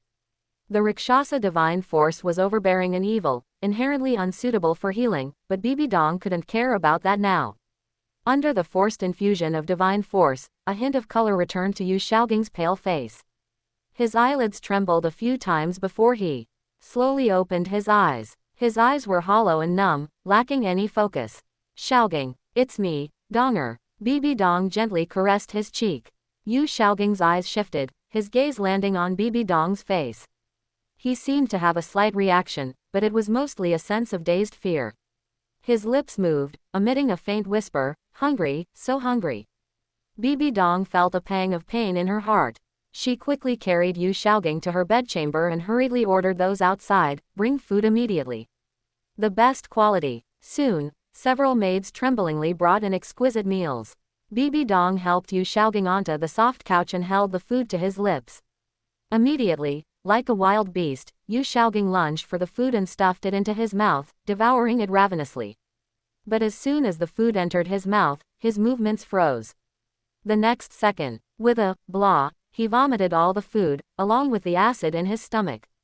No, I can't eat. I can't eat. A look of immense fear and breakdown appeared in Yu Xiaogang's eyes. His left hand gripped his hair tightly. I'm a monster. I ate Erlong. I ate. Blah. He retched while weeping bitterly, his mind clearly on the verge of collapse. The horrific memories of devouring Luerlong were backfiring on him. A purple light flashed in Bibi Dong's eyes as her cold divine force silently invaded Yu Xiaogang's chaotic consciousness. Xiaogang, look at me. Her voice carried a strange, bewitching power, merging with the Rakshasa divine force. Eating humans is not a sin. It is evolution. It is the most direct way to gain power. Look, those who mocked you, insulted you, and saw you as trash, their flesh and blood, their souls, they are all your nourishment. Why resist? Accept it. Enjoy it. How powerful was the cognitive warping power of the Rakshasa divine force, let alone against someone like Yu Xiaogang whose mind was already on the brink of shattering. The fear and breakdown in Yu Xiaogang's eyes gradually subsided, replaced by a dull blankness. Then, deep within that blankness, a light of greed slowly ignited. He stopped vomiting and wailing, his gaze returning to the food. Then, he grabbed it again, stuffing it into his mouth and swallowing in large gulps, even more fiercely than before. His gaze even involuntarily drifted toward a pale-faced young guard nearby, a gulping sound of swallowing saliva coming from his throat. He felt that the scent emanating from that guard was much more fragrant than the food in his hands. Bibi Dong watched all of this, her lips curling into a morbid and satisfied arc. With a slight movement of her mind, the guard collapsed to the ground unconscious without even a groan. Xiaogang, go ahead. Bibi Dong gently stroked Yu Xiaogang's hair, her voice so tender it was bone-chilling. That is your reward. Yu Xiaoging's body shuddered as the last trace of humanity in his eyes was completely replaced by greed. He gave a low growl, dropped the food, and like a true beast, lunged at the unconscious guard, opening his mouth and biting down hard. Blood splattered everywhere. Inside the bedchamber, the sound of gnawing echoed, along with Yu Xiaoging's satisfied, muffled whimpers. Bibi Dong watched the scene quietly. Instead of stopping it, she let out a burst of joyful laughter that echoed through the empty bedchamber, filled with madness and distortion. Yes, just like that, my Xiaoging, let us fall into this infinite hell together. Ha ha ha ha. After a long time, Yu Xiaoging seemed full. He curled up in the pool of blood and fell into a deep sleep, his face actually wearing a strange sense of peace. Bibi Dong ordered people in to clean up the mess. After taking one last deep look at the sleeping Yu Xiaoging, she turned and left the bedchamber, the tenderness and madness on her face completely receding, replaced by coldness and majesty. Then, she walked toward the council hall of the Supreme Pontiff Palace. Inside the hall, Yu Guan and Gui Mei were overwhelmed with a mountain of official duties. When they saw Bibi Dong enter, they were first startled, then hurriedly rose and knelt respectfully in greeting. Greetings, Your Holiness the Supreme Pontiff. We welcome Your Holiness back from seclusion. Bibi Dong walked straight to the pontiff's throne and sat down, placing the Rakshasa demonic scythe, disguised as a scepter, beside her, her indifferent gaze sweeping over the two of them. What important matters have occurred during my absence? Yu Guan and Gui Mei did not dare to delay and quickly reported the important recent events one by one. The competing teams from the Heaven Do Empire and the Star Luo Empire arrived in Spirit City today and have settled into their respective assigned residences. At the city gate, Yu Guan paused here, a look of humiliation appearing on his face, but he still braced himself and said, Douluo Bo publicly announced that after the Soul Master Tournament, Yunting will establish a power named the Heavenly Punishment Hall, and recruit spirit masters from all sides to join. A cold light flashed in Bibi Dong's eyes, but she did not interrupt. Gui Mei added in a hoarse voice, moreover, they publicly displayed at least 5 high-age spirit bones. 2 of them have an aura intensity of over 80,000 years, specifically a head spirit bone and a torso bone. The other 3 are the spirit bones from Yu Yuanjun of the Blue Lightning Tyrant Dragon sect. Mentioning those 3 spirit bones, the expressions of Yu Guan and Gui Mei became even more unsightly. Chapter 202. Yunting's Reaction, Slaughter City's Action. Bibi Dong's fingers lightly tapped the armrest of the throne, making a rhythmic light sound. 5 high-age spirit bones, especially those 2 over 80,000 years old, even she was deeply moved. Just how many secrets and treasure troves are hidden within Yunting and Douluo Bo? Also, Yu Guan remembered Douluo Bo's arrogant appearance and gritted his teeth. Douluo Bo has a complete set of spirit bones on him, at least 50,000 years old. Hearing this, Bibi Dong's tapping on the armrest stopped. A complete set of 50,000-year spirit bones. Even though she had controlled the Supreme Pontiff Palace's treasury for many years, she couldn't put together a full set. Suddenly, the flames of greed burned fiercely in her eyes as she thought to herself. Yunting must die. Douluo Bo must also die. When that time comes, everything they have will be mine. Seeing Bibi Dong remain silent, Yu Guan hesitated again and again, finally speaking that most humiliating sentence, his voice as thin as a mosquito's buzz. Douluo Bo also asked me to inform Your Holiness that the 3 10,000-year spirit bones awarded to the champion of this tournament can be given to Yunting in advance to congratulate him on establishing his power. Crack. A corner of the throne's armrest was crushed by Bibi Dong's bare hand. Douluo Bo. Bibi Dong squeezed these 3 words through her teeth, her voice cold, the killing intent in her purple eyes almost solidifying. You are seeking death. Then, she laughed in extreme anger. Good, very good. Before I kill Yunting, I'll deal with you old thing first. I'll let you know what it means to wish for life but not be able to live, and wish for death but not be able to die. After venting her anger, Bibi Dong quickly calmed down and began to think about how to deal with Yunting. The battle in Soul-Severing Gorge made her understand that Yunting's strength was not the terrifying destruction thunder power, but that seemingly endless spirit power endurance. This was why Yunting, who wasn't even a spirit saint, could keep suppressing her in a fight. Thinking of this, a sinister plan formed in Bibi Dong's heart. Yu Guan, Gui Mei, she ordered coldly. Your subordinates are here. Immediately mobilize all available personnel in the Supreme Pontiff Palace, Bibi Dong said word by word. Exterminate all blue-silver grass within Spirit City and the surrounding 100-mile radius for me. Not a single stalk shall remain. Hearing this, Yu Guan and Gui Mei looked up in astonishment at the same time. Clear out blue-silver grass. This command was simply too strange, and the workload was enormous. Your Holiness, this, Yu Guan instinctively wanted to ask the reason. Do it, Bibi Dong interrupted unquestioningly. Yunting's spirit power supply most likely relies on blue-silver grass. By cutting off his foundation, he will be like a tree without roots or water without a source. At that time, I will have my own ways to ensure he cannot escape even if he had wings. Yu Guan and Gui Mei were delighted and hurriedly replied, yes. We obey your command. After the two retreated, they immediately began to frantically mobilize personnel. Soon, a bizarre scene appeared in Spirit City. Countless spirit masters, from spirit saints and spirit Douluos down to spirit grandmasters and spirit elders, swarmed every corner of the city like a plague of locusts. Gardens, roadsides, corners, wherever blue-silver grass could be seen, it was roughly dug up, the green plants pulled out by the roots and burned to ashes. As the news spread, it drew countless discussions and confusion, but no one dared to question the Supreme Pontiff Palace's order. This purge against blue-silver grass was already in full swing before nightfall. On the top floor of the Supreme Pontiff Palace, Bibi Dong stood by the window, overlooking the scattered fires starting to burn in the city below. She rubbed the scepter transformed from the Rakshasa demonic scythe, a cold smile on her lips. Yunting, what kind of expression will you have now that you've lost your spirit power endurance? I am truly looking forward to it. On the other side, in the exclusive courtyard of the Heaven Do Royal Academy in Spirit City, Yunting stood in the courtyard, retracting the blue-silver domain into his body. Then, the corners of his mouth curled slightly, clearing out blue-silver grass. They want to cut off my spirit power supply. Interesting. Saying that, Yunting placed his hand on the wishful 100 treasure purse at his waist, which contained a total of 40 to 50 blue-silver grass spirit beasts.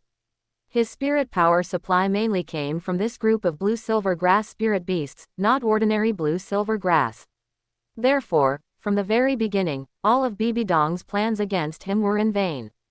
Thinking of this, Yunting looked up toward the Supreme Pontiff Palace and murmured to himself. Bibi Dong, is this your final struggle? It's truly disappointing. However, since you want to play, I will certainly accompany you until the very end. On the other side, Slaughter City. Over the course of a week, scattered information collected by the dispatched slaughter messengers began to gather through special channels. Heaven Do Empire, Continental Advanced Spirit Master Academy Elite Tournament, a peerless genius has appeared. Named Yunting, only 17 years old, captain of the Heaven Do Royal Academy team, spirit as the mutated plant type, Thunderclap Hell Vine, possessing terrifying lightning power. Displayed 6 10,000-year spirit rings in the qualifiers, shocking the continent. In Soul-Severing Gorge, the 6 10,000-year spirit rings evolved into 100,000-year spirit rings. A great battle broke out with the Spirit Hall Supreme Pontiff Bibi Dong.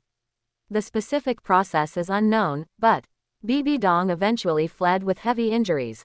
The nine-headed Bat King sat in Slaughter City, receiving the continuously returning intelligence, dangerous light flickering in its crimson eyes.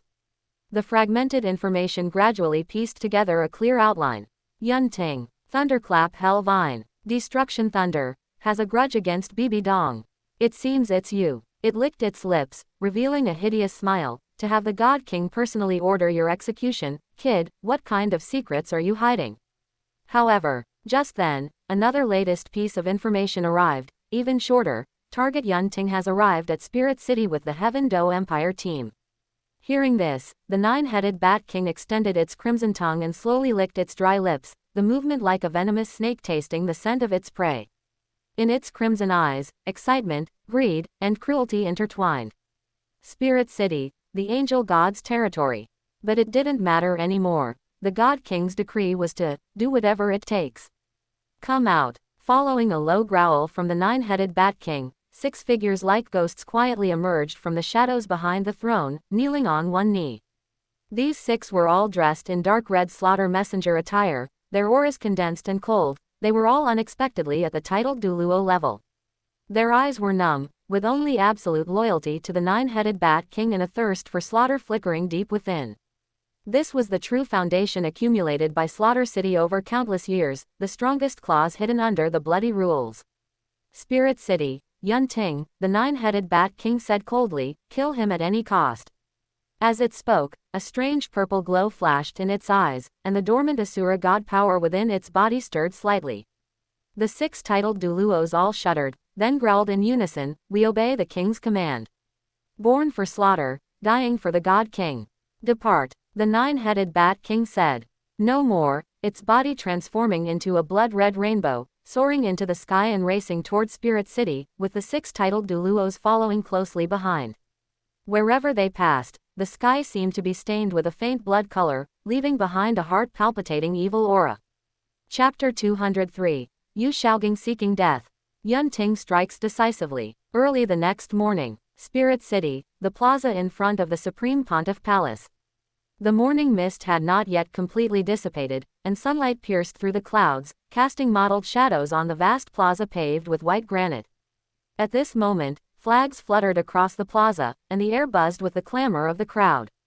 The finals of the Continental Advanced Spirit Master Academy Elite Tournament officially commenced today. 32 elite teams from the two great empires and various kingdoms and duchies, along with the Spirit Hall Academy team, totaling over 200 young spirit masters, stood in formation according to their divisions, their respective flags snapping in the morning breeze. However, unlike the lively atmosphere of previous opening ceremonies, today's plaza, though crowded, was permeated by an indescribable sense of oppression. Countless gazes, some overt and others hidden, filled with awe, curiosity, and wariness, glanced toward the Heaven Do Empire section from time to time. To be precise, they were looking at Yun Ting, who stood at the very front of the Heaven Do Royal Academy. 600,000-year spirit rings. One man crushing three titled Douluo. Defeating Supreme Pontiff Bibi Dong head-on. This news had already spread throughout Spirit City. In the face of absolute strength, the brilliance of any genius seemed dull. At this moment, Yun Ting stood there, he needed no words to become the focus of the entire venue. His invisible pressure made many arrogant young spirit masters feel as though they couldn't breathe properly. Within the Swotuo City high-rank Spirit Master Academy team, Tang San lowered his head, his fists clenched so tightly that his nails dug deep into his palms. It took immense willpower to suppress the surging jealousy and resentment in his heart. Xiao Wu stayed close to him, her eyes containing not only hatred but also a faint, imperceptible trace of fear.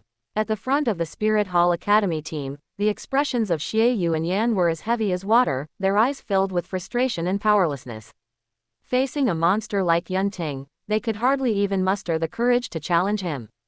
Only Juliana, standing at the very front, remained unusually calm on her exquisite face. Even her gaze toward Yun Ting carried a faint, imperceptible trace of mockery and disdain. Yun Ting, so what if your talent is peerless and your strength is overwhelming? Teacher said you won't live until that time. The championship is destined to belong to Spirit Hall. Juliana sneered inwardly. Last night, the words of her teacher, Bibi Dong, filled with confidence and killing intent, had given her immense assurance. Juliana firmly believed that her teacher must have a foolproof plan to completely eliminate the threat that was Yun Ting. Yun Ting keenly sensed this unusual gaze. He glanced slightly at Juliana and, noticing the disdain in her eyes, shook his head somewhat speechlessly.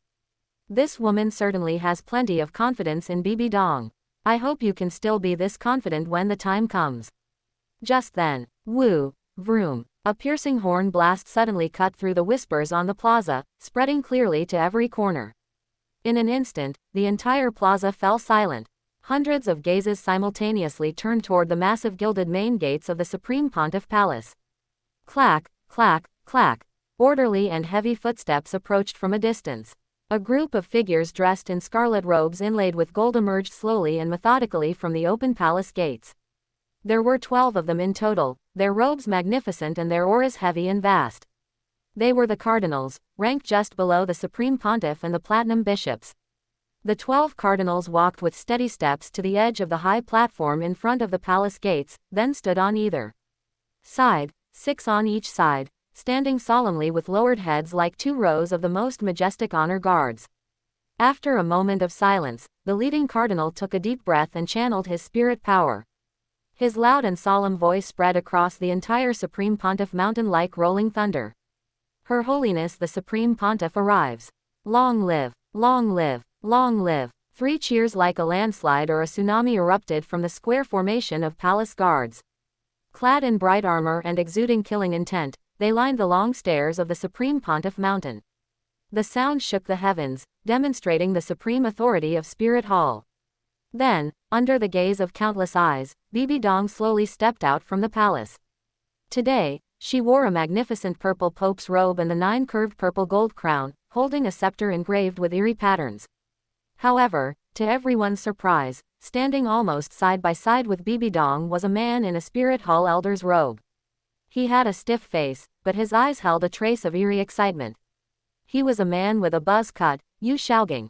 Bibi Dong even deliberately slowed her pace by half a step, as if she were accommodating him. Following behind Bibi Dong were Gui Mei and Yu Guan, as well as the 7 treasure glazed tile school sect master Ning Fengji and Chen Xin. PFF'd. In the Suotuo City team, Flender suddenly clutched his chest, nearly spitting out a mouthful of blood. He stared fixedly at Yu Shaogang on the high platform, his eyes erupting with overwhelming fury and disbelief. Why, Bibi Dong personally destroyed the Blue Lightning Tyrant Dragon sect. 2,500 lives. And Erlong's whereabouts are still unknown, her life or death uncertain. Yu Shaogang, a direct descendant of the Blue Lightning Tyrant Dragon sect and Erlong's lover, are actually standing beside the enemy. And you're even wearing a Spirit Hall elder's robe. You beast. Tang San was also stunned. He looked at Yu Shaogang on the high platform. First, a flash of joy crossed his eyes, teacher is still alive. But immediately, that joy was replaced by deep confusion and resentment. Teacher, why didn't you come to see me? Don't you know I need the cultivation method for twin spirits? The conflict between the spirit power of the clear sky hammer and the blue silver grass is becoming more and more serious. I can barely suppress it anymore. Could it be, he's been placed under house arrest by Bibi Dong? Coerced. Thinking of this, Tang San's hatred for Bibi Dong instantly broke through the suppression of fear, reaching an unprecedented peak. It's this woman who destroyed teacher's sect and seriously injured my father, leaving him unconscious. And now, she's even keeping teacher under house arrest. Damn it, Bibi Dong, you deserve to die. Beside Yun Ting, Qian Runshui saw Yu Shaogang standing side by side with Bibi Dong. Her delicate body trembled with rage, and she gritted her teeth. That woman, is she not even willing to pretend anymore? Yun Ting gently took her hand and comforted her. Shui, there's no need to get angry over someone so unworthy. His gaze swept over Yu Shaogang. Sensing the eerie, blood-soaked spirit power fluctuations within him, which were only at the Spirit King level, he understood. As expected, he has completely become a fallen soul master and has begun to rely on devouring humans to increase his cultivation. Just then, Bibi Dong, on the high platform, slowly raised the scepter in her hand. Greetings, Her Holiness the Supreme Pontiff. On the plaza, except for the competing teams, all Spirit Hall personnel, palace guards, cardinals, deacons, and spirit masters, simultaneously knelt on one knee with their heads bowed low. The sound shook the heavens. Among the competing teams, except for a few individuals, everyone else involuntarily bent their knees. In the entire plaza, only the few from the Heaven Do Royal Academy, led by Yun Ting, and the few from the Suotuo City Academy led by Tang San remained standing, appearing exceptionally conspicuous. On the high platform, Yu Shaogang looked down at the dense crowd kneeling below, enjoying the gazes of awe projected from all directions. A nearly pathological pleasure surged through his body like an electric current. This was power. This was status. Once, he was a piece of trash despised by everyone, a disgrace to his family, a poor wretch whose spirit power had been personally crippled by his father. Now, he was an honorary elder of Spirit Hall, a prominent figure standing beside the Supreme Pontiff, side by side with the most noble woman in the world. Those who had once mocked him, despised him, and trampled him into the mud didn't even have the right to kneel before him now. Suddenly, Yu Shaogang's breathing became rapid, and an abnormal flush appeared on his face. Then, his gaze swept over the two groups still standing on the plaza. Tang San and the others, forget it, they were his disciples after all, it was normal for them to have some pride. But as for Yun Ting's side, Yu Xiaoging's eyes instantly narrowed. What kind of thing was Yun Ting? How dared he flout the authority of the Supreme Pontiff? Having only recently regained consciousness, Yu Xiaoging was not yet aware of Yun Ting's terrifying battle record. Instantly, a surge of offended rage rushed to his head. Yu Xiaoging stepped forward, pointing his left hand at Yun Ting and the others as he shouted a stern rebuke. How audacious! Seeing Her Holiness the Supreme Pontiff and this honorary elder, how dare you not kneel? This rebuke was like a clap of thunder, exploding across the silent plaza. Everyone was stunned, looking at Yu Xiaoging in disbelief. Was this guy insane? Or did he just not want to live anymore? To actually dare to rebuke Yun Ting to his face? Did he not know what kind of existence he was facing? Sure enough, before Yu Xiaoging's words had even finished echoing, a cold light flashed in Yun Ting's eyes. He didn't even make a move. A strand of black gold lightning, no thicker than a hair, erupted from his fingertip, shooting toward Yu Xiaoging on the platform at a speed beyond visual perception. Before the lightning even arrived, its destructive aura made Yu Xiaoging feel as if he had fallen into an ice cellar. His very soul was trembling. The rage on his face was instantly replaced by boundless terror. His legs gave way, and he collapsed to the ground with a thud, the crotch of his pants instantly becoming wet. He never expected that Yun Ting would dare to directly strike him with intent to kill in front of Bibi Dong and under the watchful eyes of the masses. How insolent! Chapter 204. Yun Ting blasts Yu Xiaoging and Bibi Dong, Beastman Tang San. Bibi Dong's purple eyes turned cold. The scepter, transformed from the Rakshasa demonic scythe in her hand, vibrated slightly, and a dark purple light screen instantly appeared in front of Yu Xiaoging. Sizzle! The black gold lightning struck the light screen, making a piercing noise, and both were annihilated. Bibi Dong's cold gaze, like two sharp swords, locked firmly onto Yun Ting. Yu Xiaoging, having survived the disaster, slumped on the ground, gasping for breath. Suddenly, shame, anger, fear, and lingering dread intertwined, causing his face to twist. Feeling the countless contemptuous or mocking gazes from below the stage, he struggled to climb to his feet and pointed at Yun Ting with feigned bravado, his voice sharp and distorted. Yun Ting, you actually dare to publicly attack an honorary elder of Spirit Hall. Do you have a death wish? Men, arrest him for me. However, after his words fell, the entire venue fell into a dead silence. The cardinal looked at their noses, and their noses looked at their hearts, remaining motionless. Even Yu Guan and Gui Mei just lowered their heads, acting as if they hadn't heard anything. The palace guards looked at each other in dismay, not a single one dared to move. Arrest Yun Ting. What a joke. How was that any different from seeking death? Seeing that no one followed his orders, Yu Xiaoging's face turned completely the color of pig liver. He looked toward Bibi Dong as if for help. Dong. Supreme Pontiff. Quickly order the arrest of this madman. Hand him over to me to deal with. Bibi Dong's expression was icy, and she was just about to speak. Below the stage, Yun Ting laughed first, his laughter filled with undisguised ridicule. Gangzi. His voice wasn't loud, but it spread clearly throughout the venue. I say, you're a freakish-looking waste with a broken arm who doesn't even have the cultivation of a spirit emperor. What exactly did you rely on to become an honorary elder of this spirit hall? Could it be you really relied on your superlative skill at being a freeloading gigolo? I see this spirit hall is truly rotten to the core. Any random cat or dog can manage to become an elder. As soon as these words came out, the people belonging to Spirit Hall immediately glared at him, but many were secretly wondering in their hearts, indeed, what virtues or abilities did this Yu Xiaoging have? Yu Xiaoging was so angry his whole body trembled. His left hand pointed at Yun Ting as he stammered, you, for a long time, unable to say a single complete sentence. Yun Ting sneered and continued his verbal bombardment. Also, Gangzi, that nonsensical martial soul mimicry theory of yours, which relies entirely on piecing together plagiarized bits, saying plant-type spirits can absorb animal-type spirit rings. This kind of bullshit was actually certified by Spirit Hall and even widely publicized. As he spoke, he intentionally glanced at the iron-faced Bibi Dong, his words pointed, I'm really curious, which idiot approved it? How brainless must one be to do something so ridiculous that it makes them a laughingstock? The words fell. Quiet. A death-like silence. Everyone held their breath, looking at Yunting in horror, then stealing glances at the Supreme Pontiff on the high platform. This was no longer a provocation, this was a direct slap to the face. Bibi Dong's face had already darkened so much it seemed it could drip water. The chill in her purple eyes almost froze the space.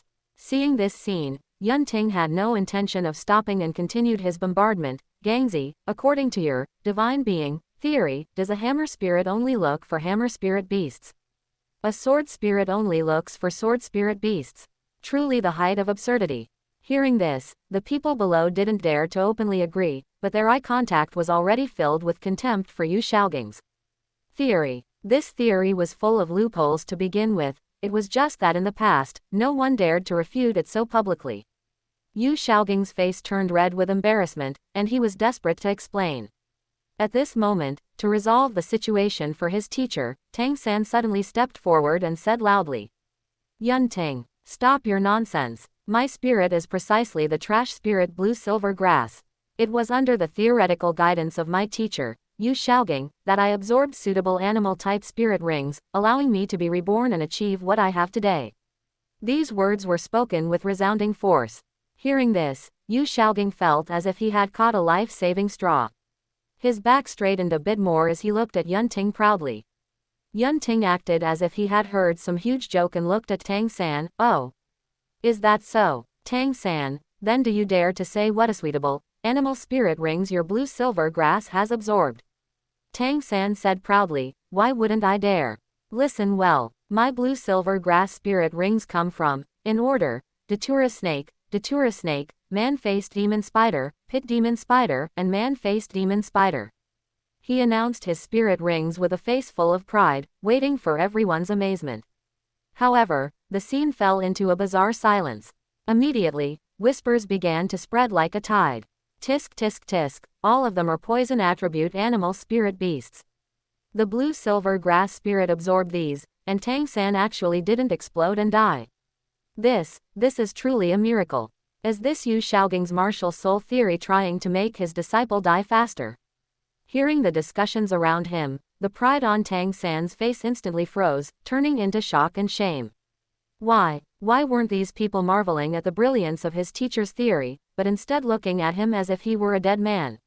Looking at Tang San's fluctuating expression, a mocking smile appeared on the corner of Yunting's mouth. "Tang San, did that idiot Gangzi never tell you the prerequisite for the birth of twin spirits?"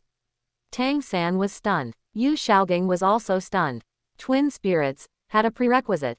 Without waiting for them to answer, Yunting said slowly, "First, the spirits of both parents must never be the same. The further apart they are, the greater the chance of producing twin spirits. Second, the quality of the spirits of both parties must be infinitely close." As he spoke, his gaze, like a sharp sword, pierced Tang San. "In other words, if your mother were truly an ordinary blue silver grass spirit master, then she would have no qualification at all to combine with the world's #1 tool spirit, the clear sky hammer, and give birth to you, who possesses twin spirits. Therefore, your blue silver grass is not some trash spirit at all. It is an existence of equal quality to the clear sky hammer. Tang San, the current you is just an idiot who was fooled into being crippled by Gangzi." "What?" Tang San felt as if he had been struck by lightning. He suddenly looked up at Yunting, then suddenly looked at Yu Xiaoging on the high platform.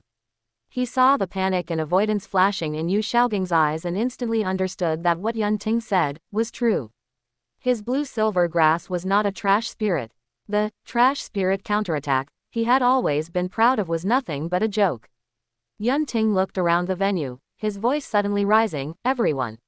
I'm sure you're all curious why the universally recognized trash spirit blue silver grass can coexist in one person with the clear sky hammer spirit." Everyone pricked up their ears.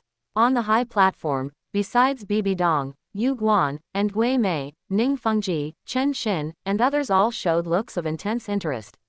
Tang San suddenly looked up, an ominous premonition surging in his heart. Yunting looked at him, word by word, like the tolling of a judgment bell.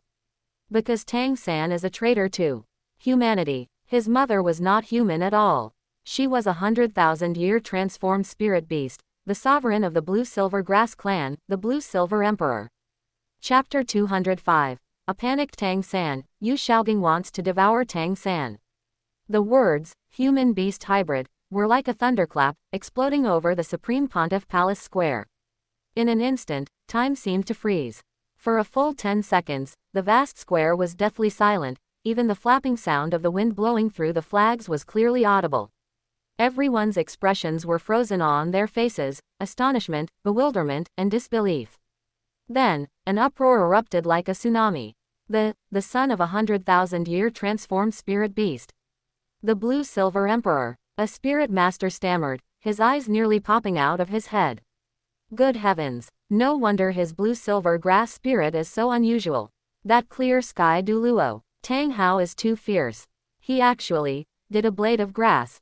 Someone spoke in a strange tone, filled with unspeakable shock and a trace of vulgar admiration. Wait, that's not the point. Tang San is a half-beast. Tang Hao's union with a spirit beast makes him a traitor to humanity, doesn't it? A sharp voice pointed out the key issue, instantly triggering an even greater commotion. If we kill Tang San, will a spirit ring drop? Or even a spirit bone? As the words fell, countless greedy gazes began to flicker, constantly lingering on Tang San. That shouldn't be possible, right? Aren't wolf-talking monsters born from the union of humans and storm devil wolves? I've never seen a spirit ring drop after killing them. Someone remained rational and raised a doubt. Idiot. Can a wolf-talking compare to a 100,000-year blue-silver emperor? Someone immediately retorted. There might not be a spirit ring, but what about a spirit bone? There's a tiny chance of spirit bones appearing among wolf-talking packs. Therefore, the possibility of a spirit bone being nurtured within Tang San's body is extremely high. This analysis led many nearby to nod secretly, their gazes toward Tang San becoming even more fervent, as if looking at a human-shaped peerless treasure. On the high platform, Ning Fengji, Chen Xin, and the others stood up abruptly, their usual composure replaced by extreme shock. Ning Fengji's eyes flickered. As the seven treasure-glazed tile school sect master, his understanding of spirits and spirit beasts far exceeded that of ordinary people. He instantly realized that if what Yun Ting said was true, Tang San's very existence was a special case that subverted common knowledge. A spirit ring might be a long shot, but a spirit bone, the offspring of a 100,000-year spirit beast emperor, had a breathtakingly high chance of harboring a high-quality spirit bone. Thinking of this, Ning Fengji's gaze toward Tang San instantly became incredibly fervent. At this moment, Tang San felt as if he had been struck by 5 bolts of lightning. His body trembled violently, not out of anger, but out of fear. Was what Yun Ting said true? Was his mother really a 100,000-year transformed spirit beast? After all, Tang Hao never told him detailed information about his mother. Every time he asked, Tang Hao would respond with silence, his eyes filled only with pain. In an instant, various past doubts flooded his mind. His mother was always the vague yin in his father's mouth, and the uniqueness of his blue-silver grass. No, impossible. Tang San gritted his teeth. Even if it was true, he could never admit it. Once his identity as a half-beast was confirmed, he would become the public enemy of all spirit masters on the continent, with no place to call home. You're talking nonsense. Tang San suddenly looked up, his eyes bloodshot, roaring with all his might, Yun Ting. You're framing me. Slander. This is slander. Xiao Wu was even more scared, to the point of soul flying away and spirit scattering, her entire face losing its color as her hands tightly gripped Tang San's arm. She knew better than anyone what it meant for the identity of a 100,000-year transformed spirit beast to be exposed, let alone its descendant. Suddenly, a massive fear like the fox mourning the death of the rabbit overwhelmed her, but at the same time, a shameful, secret sense of relief at finding a kindred spirit arose deep in her heart. Seeing that Yun Ting ignored him, Tang San became fly into a rage out of humiliation. A flash of crazed killing intent crossed his eyes, and his right hand subconsciously reached for the storage spirit tool at his waist. Little San, calm down. Flender and Dai Mubai held him down firmly from both sides. Flender's face was pale as he growled, "This is the Supreme Pontiff Palace. If you make a move, you're looking for death." Hearing this, Tang San forcibly suppressed the killing intent in his eyes. He knew Flender was right. He then took a few deep breaths, trying to steady his voice, and looked up to stare fixedly at Yun Ting. "Where is the evidence?" Yun Ting, you say I am the son of a spirit beast, where is the proof? Without evidence, your words are just slander. Seeing this, Yun Ting still ignored Tang San and instead looked toward the high platform. He was curious about what Bibi Dong would do.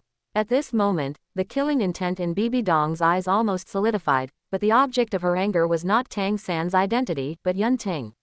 This kid had once again disrupted her rhythm, drawing everyone's attention to the insignificant Tang San and making her look passive and embarrassed in front of Yu Xiaogang.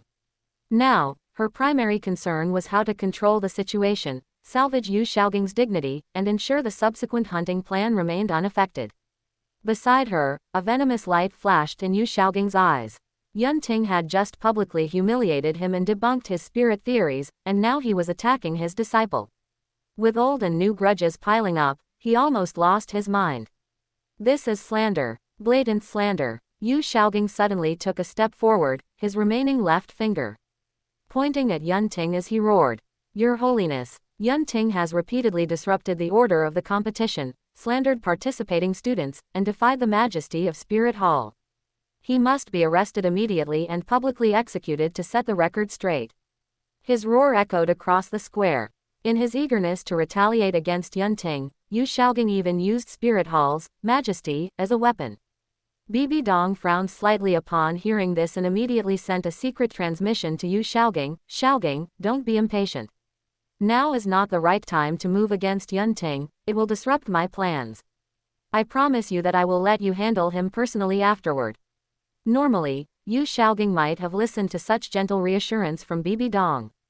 But at this moment, Bibi Dong's comfort sounded like stalling to him. It was perfunctory, it was her being unwilling to stand up for him. Suddenly, a fire of betrayal burned fiercely in Yu Xiaogang's heart. He roared internally, fine, very well. Since you won't help me, I'll rely on myself. Then, his gaze involuntarily drifted toward the pale-faced Tang San below.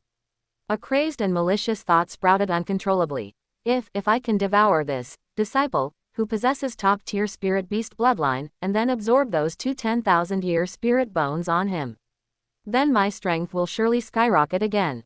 When that time comes, who cares about Yun Ting or Bibi Dong? Yu Xiaogang forcibly suppressed the greed in his eyes, forcing a look of compliance onto his face as he whispered to Bibi Dong, everything shall be as your holiness decides. Only, I ask your holiness to please protect my disciple Tang San. I still have some research on spirit theories that requires his assistance. He found a high-sounding excuse for himself. Bibi Dong nodded slightly upon hearing this. Chapter 206. Yun Ting vs. Star Luo Royal Academy. She knew very well whether Tang San was a beastman or not, but she didn't care at all. After all, Tang Hao's life was nearing its end, and Tang San had long ceased to be a concern. Since he was useful for Yu Xiaogang's spirit theory research, she would keep him for now. Then, she raised her head and slammed her scepter heavily onto the ground. Clang! The crisp sound of metal clashing spread out with ripples of spirit power. Yu Guan immediately understood, and his shrill voice, infused with spirit power, echoed throughout the venue. Silence. The pressure of a titled Douluo swept through with the voice, and the noisy square instantly fell silent. Everyone's gaze focused on the high platform. Bibi Dong held her scepter, her gaze sweeping across the field, her voice carrying unquestionable authority. There are still doubts regarding Tang San's identity. Until it is clarified, everything is merely speculation. This seat will send people to conduct a detailed investigation. During this period, Tang San is not to leave Spirit City and shall await further orders. As soon as these words were spoken, the expressions of the people below varied, and many felt doubtful. Under Yun Ting's testimony and logical analysis, Tang San's human beast identity was almost certain. Her Holiness the Supreme Pontiff's move seemed quite suspicious of shielding him. Hearing this, Tang San breathed a long sigh of relief, his back already soaked with cold sweat. He looked gratefully at Yu Xiaogang on the high platform, thinking his teacher had mediated on his behalf to win him a slim chance of survival. At the same time, the resentment in his heart toward Yu Xiaogang for misleading him also dissipated a bit. A faint, imperceptible curve appeared at the corner of Yun Ting's mouth. He wasn't surprised by Bibi Dong's decision and was even glad to see it happen. He sneered in his heart, Bibi Dong, go ahead and shield him. The more you protect him, the more crimes you'll have, like harboring a spirit beast and becoming a traitor to humanity. Once the old rabbit's identity as a 100,000-year transformed spirit beast is exposed. Afterward, the commotion temporarily subsided, and the opening ceremony continued as usual. Bibi Dong's gaze swept over the young spirit masters below, her scepter tapping lightly. Instantly, 3 clusters of radiant light emerged from her side, floating in midair. The powerful energy fluctuations immediately attracted everyone's attention. These were the championship rewards for this tournament, 3 10,000-year spirit bones. Ghost Douluo Guimei stepped forward at the right moment and introduced, these 3 spirit bones are the mind-condensing wisdom skull, the burst incineration flame right arm bone, and the rapid flight wind chasing left leg bone. All of them come from 10,000-year spirit beasts. Among them, the wisdom skull originates from a powerful existence with over 50,000 years of cultivation. It was personally slain by the previous Supreme Pontiff. Its value is second only to external spirit bones and 100,000-year spirit bones. It is a top-tier treasure.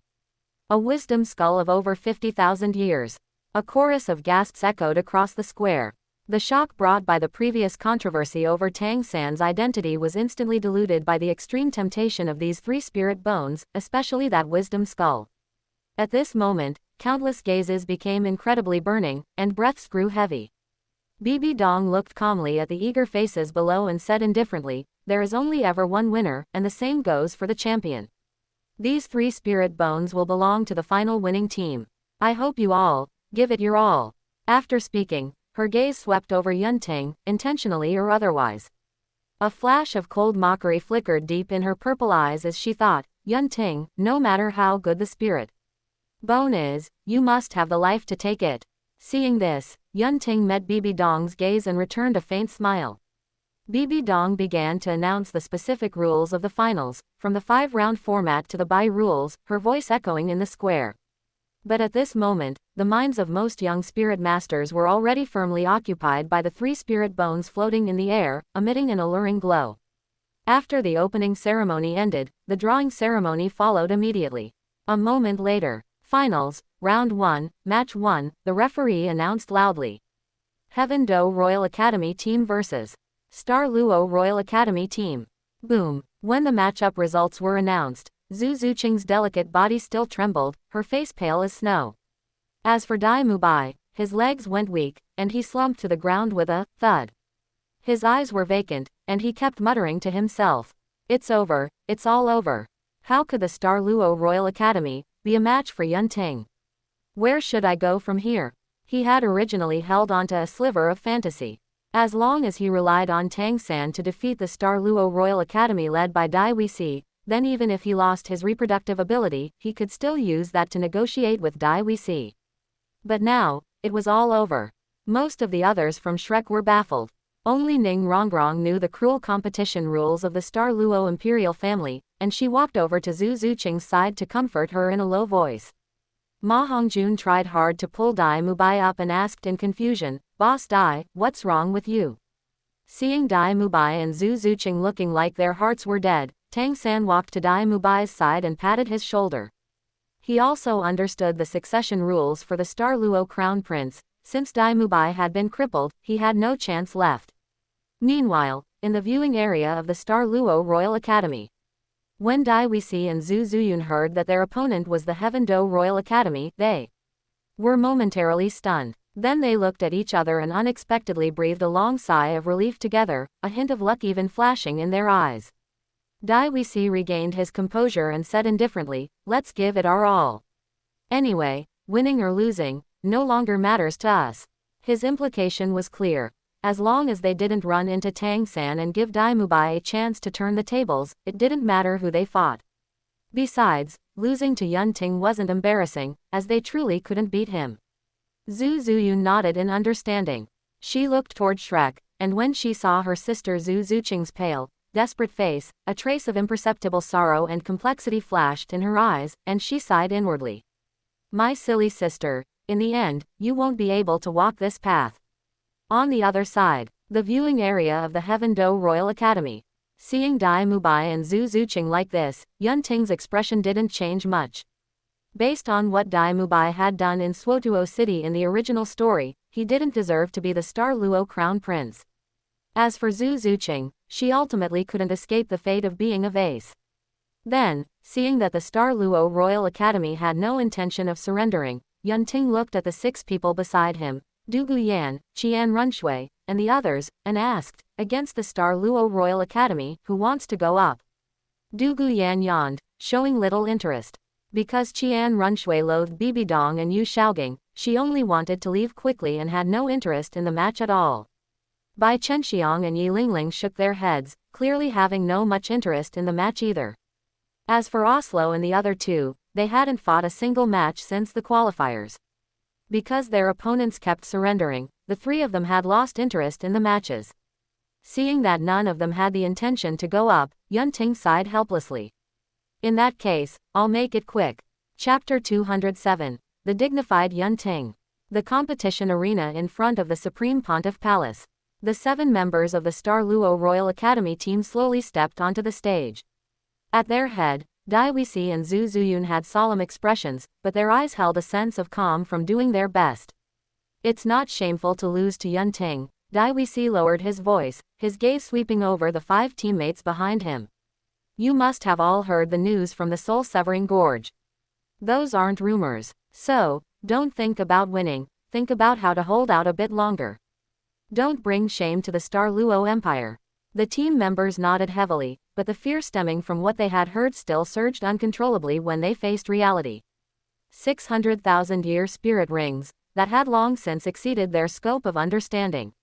Opposite them, from the Heaven Do Royal Academy formation, only Yun Ting walked out alone, stepping onto the stage with a composed pace.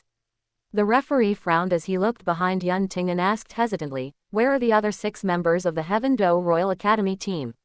I alone am enough. Yun Ting's voice was flat, yet it spread clearly throughout the entire venue.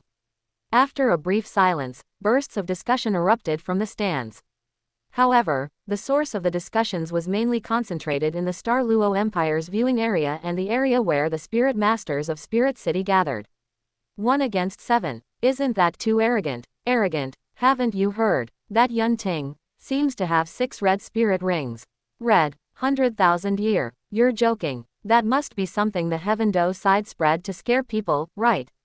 I don't believe it. Exactly, a spirit emperor having 600,000 year spirit rings. At least make the story sound believable. ... Meanwhile, the Heaven Do viewing area and the high-ranking figures on the platform who truly knew the inside story remained silent. On the stage, Dai Wixi took a deep breath, forcibly suppressing the shadow in his heart. Prepare for battle. Boom. The 7 members of the Star Luo team activated their spirits simultaneously. Among the 6 members, 5 were actually spirit ancestors, their spirit rings flashing with light. Dai Wixi and Zhu Zuyun completed their spirit body enhancement. The auras of the White Tiger and the Hell Civet rose as the 2 prepared to unleash their martial soul fusion skill at any moment. Seeing this, Yun Ting looked up with a calm gaze, spirit power surging within his body. The next moment, buzz. Red, red, red, red, red, red. 6 spirit rings, crimson as blood and radiating a 100,000-year aura that made the soul tremble, slowly rose from beneath Yun Ting's feet. There was no earth-shattering eruption of spirit power, but the moment that pure, ultimate red light appeared, it was as if even the light itself was being swallowed. The entire plaza seemed to freeze. Hiss. The sound of people gasping for air swept like a tide from the Star Luo viewing area and the Spirit City stands. Red, it's really red. My god, the rumors are true. Yun Ting, he really has 600,000-year spirit rings. Gasps, screams, and shouts of disbelief instantly drowned out the previous voices of doubt. For those spectators who hadn't seen it with their own eyes, facing this cognition-shattering sight was far more intense and direct than for those in the Heaven Do section who were already mentally prepared. On the high platform, Ning Fengji's expression was calm, with only a hint of emotion flitting through his eyes. Chen Xin nodded slightly and whispered, seeing it again, it still feels incredible. They had seen this sight at the soul-severing gorge. The shock had passed, and now they felt more admiration for Yun Ting. On the pontiff's throne, Bibi Dong's purple eyes were cold, her knuckles turning white as she gripped her scepter. The Humiliation of the defeat at the soul-severing gorge was closely tied to these 6 red rings. Seeing them again, the stifled killing intent and irritability in her heart almost burst out of her body. Beside her, Yu Xiaoging's body trembled uncontrollably. His eyes were filled with disbelief and fear, as well as a trace of jealousy. At this moment, however much glory Yun Ting had, Yu Xiaoging felt like just as much of a clown. Those 600,000-year spirit rings felt like repeated slaps to the face of his already bankrupt, martial soul theory. At the Douluo Empire's representative seats, several high-ranking officials had extremely grim expressions. They looked at each other, their eyes filled with horror and helplessness. They knew Dai Wuxi was bound to lose, but they hadn't expected it to be in such a manner. In the face of absolute power, even struggling seemed pathetic. On the stage, facing the 6 red rings, the 6 members of the Douluo team turned as pale as paper. Their bodies stiffened, and their spirit power circulation became incredibly sluggish. It wasn't just spirit power suppression, it was an instinctive fear brought about by an absolute superiority in the level of existence. Cold sweat poured down Dai Wuxi's forehead. He gritted his teeth and almost squeezed a roar out of his throat. Execute the tactic. Go, go, go. The 4 spirit ancestors were jolted awake by that roar. Enduring the trembling deep in their souls, they charged at Yun Ting almost numbly.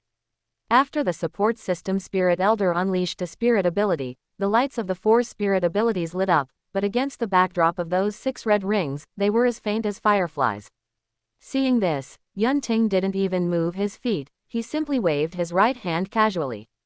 5 black gold electric arcs, as thin as hair, silently pierced through the air. ZZZZT.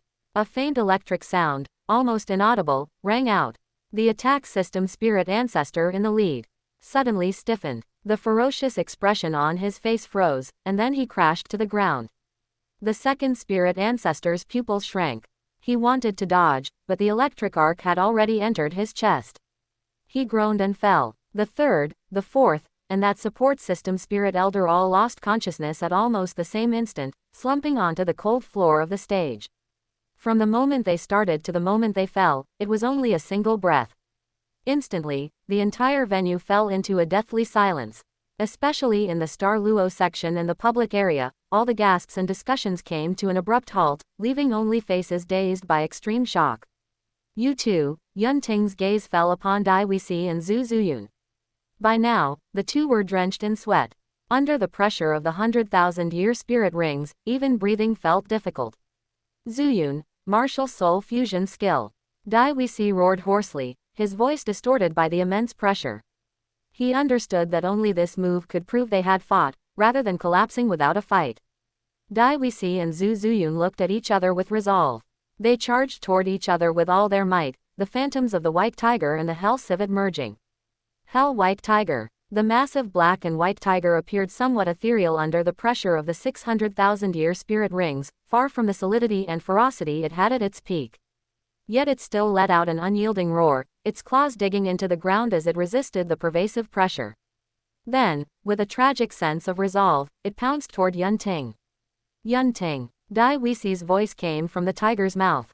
This is the final dignity of the Douluo imperial family. The tiger's roar shook the air, its giant claws tearing through the atmosphere as it pounced in front of Yun Ting. On the stage, Yun Ting looked at the pouncing Hell White Tiger and nodded slightly. Respectable. As his voice fell, he raised his right hand and pointed his index finger into the air. Rumble. Second spirit ability. Parasite. Inescapable net. Chapter 208. Actions from all sides. The Slaughter King attacks. The arena floor suddenly exploded. Hundreds of thick black-purple vines burst from the ground, weaving into a giant net covering the entire field in an instant. ZZ. Black-gold lightning coursed through the net, the crackling sounds incessant.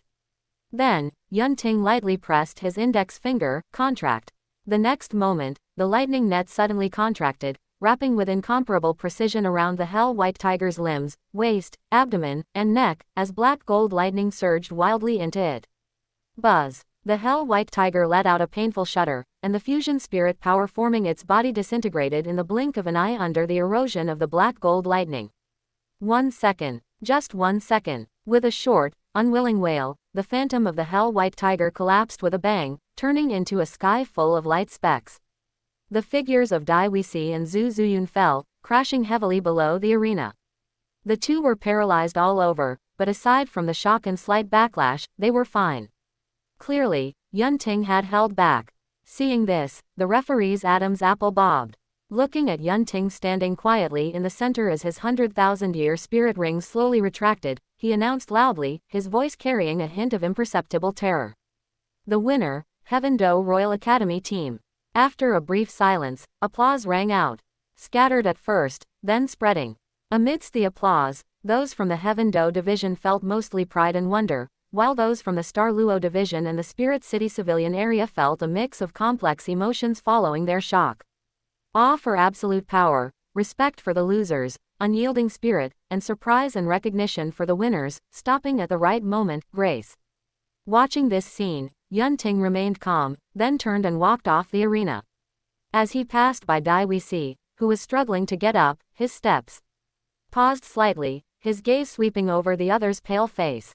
Daring to step up, at least in this regard, you are stronger than Dai Mubai. Dai Wuxi's movements froze. He looked up at Yunting's departing back, a relieved curve pulling at the corner of his mouth, thinking to himself. Yeah, at least, I fought with dignity, unlike my foolish little brother. On the high platform, Ning Fengji let out a soft breath and nodded slightly. Young friend Yunting's strength is unrivaled in this generation, and his conduct has become increasingly steady and measured. At this moment, the coldness in Bibi Dong's purple eyes was almost overflowing. The more Yunting displayed this grace, the more eyesore it was to her, proving her past decision-making errors. Yu Guan's mental transmission quietly sounded, Your Holiness, should the subsequent matches be proceed according to the original plan, Bibi Dong interrupted coldly, her gaze scraping over Yunting's back like a knife. Before the final match begins, no mistakes are allowed. On the other side, Shrek. Dai Mubai watched the Douluo Royal Academy being defeated so effortlessly by Yunting, and the last shred of hope in his heart was completely extinguished. Suddenly, despair surged in his heart.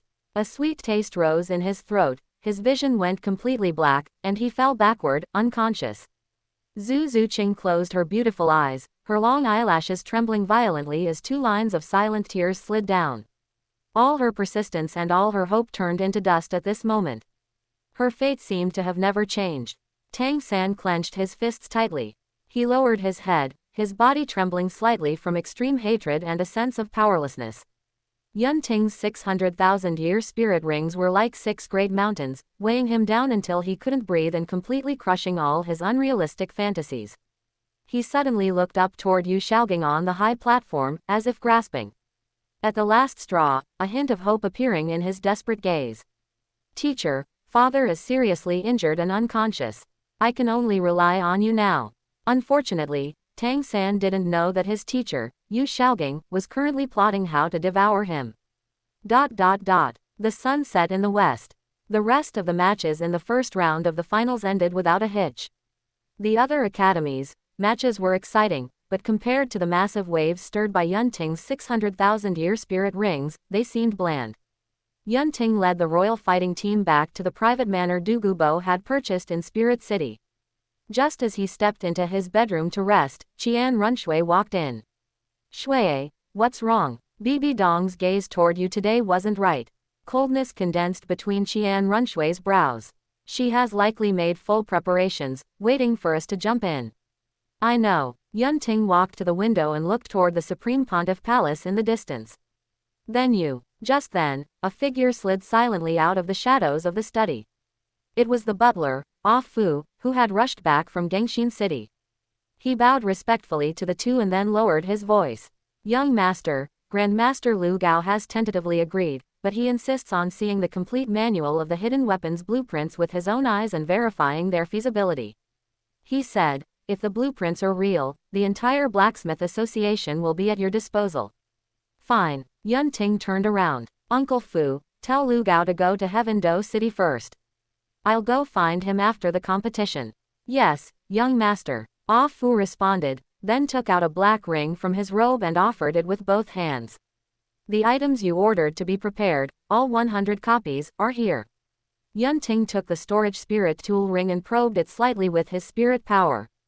Inside the ring space, 100 mirror image soul tools were neatly stacked, all recording the same content: the love story of Yu Gang and Brother Scar. Qian Runshui also sent out a wisp of spirit power to investigate. After a moment, her brows furrowed slightly as she looked at Yun Ting. You're going to give Bibi Dong something to do, of course. Yun Ting withdrew his spirit power, a teasing smile playing on his lips. We can't let her be too idle, spending all day only thinking about how to deal with us. ... Meanwhile, 50 miles outside Spirit City. Deep in the dense forest, where moonlight could hardly penetrate the layers of leaves, 7 black-robed figures stood quietly on the ground like frozen statues. The leader was tall, and beneath the wide hood, only a pair of blood-red pupils were exposed. He was the 9-headed Bat King, who had traveled thousands of miles from the Slaughter City. The 9-headed Bat King slowly raised his head, his blood-red pupils piercing the night to lock onto the distant city that faintly emitted a holy radiance even in the dark. Then, he raised his right hand and grasped the air. Suddenly, a blood-red longsword appeared in his hand. It was the divine artifact, the Asura demon sword. Originally, as a parasitic spirit beast, it had no right to touch the Asura demon sword, but the Asura god, to ensure he could kill Yun Ting, had granted him the ability to use it. Everyone, stay close to me. The 9-headed Bat King gripped the Asura demon sword and said coldly, do not leak even a trace of your aura. After all, this place is the territory of the angel god. Before he finished speaking, the 6 titled Douluo behind him suppressed their auras to the minimum. Seeing this, the 9-headed Bat King still felt it wasn't safe enough. Then, with a thought, he controlled Tang Chen to use the slaughter domain to envelop the 6, ensuring they wouldn't be detected after entering Spirit City. Find Yun Ting and execute the decapitation plan. With those words, the 7 figures vanished simultaneously, merging into the deep night and stealthily heading toward Spirit City.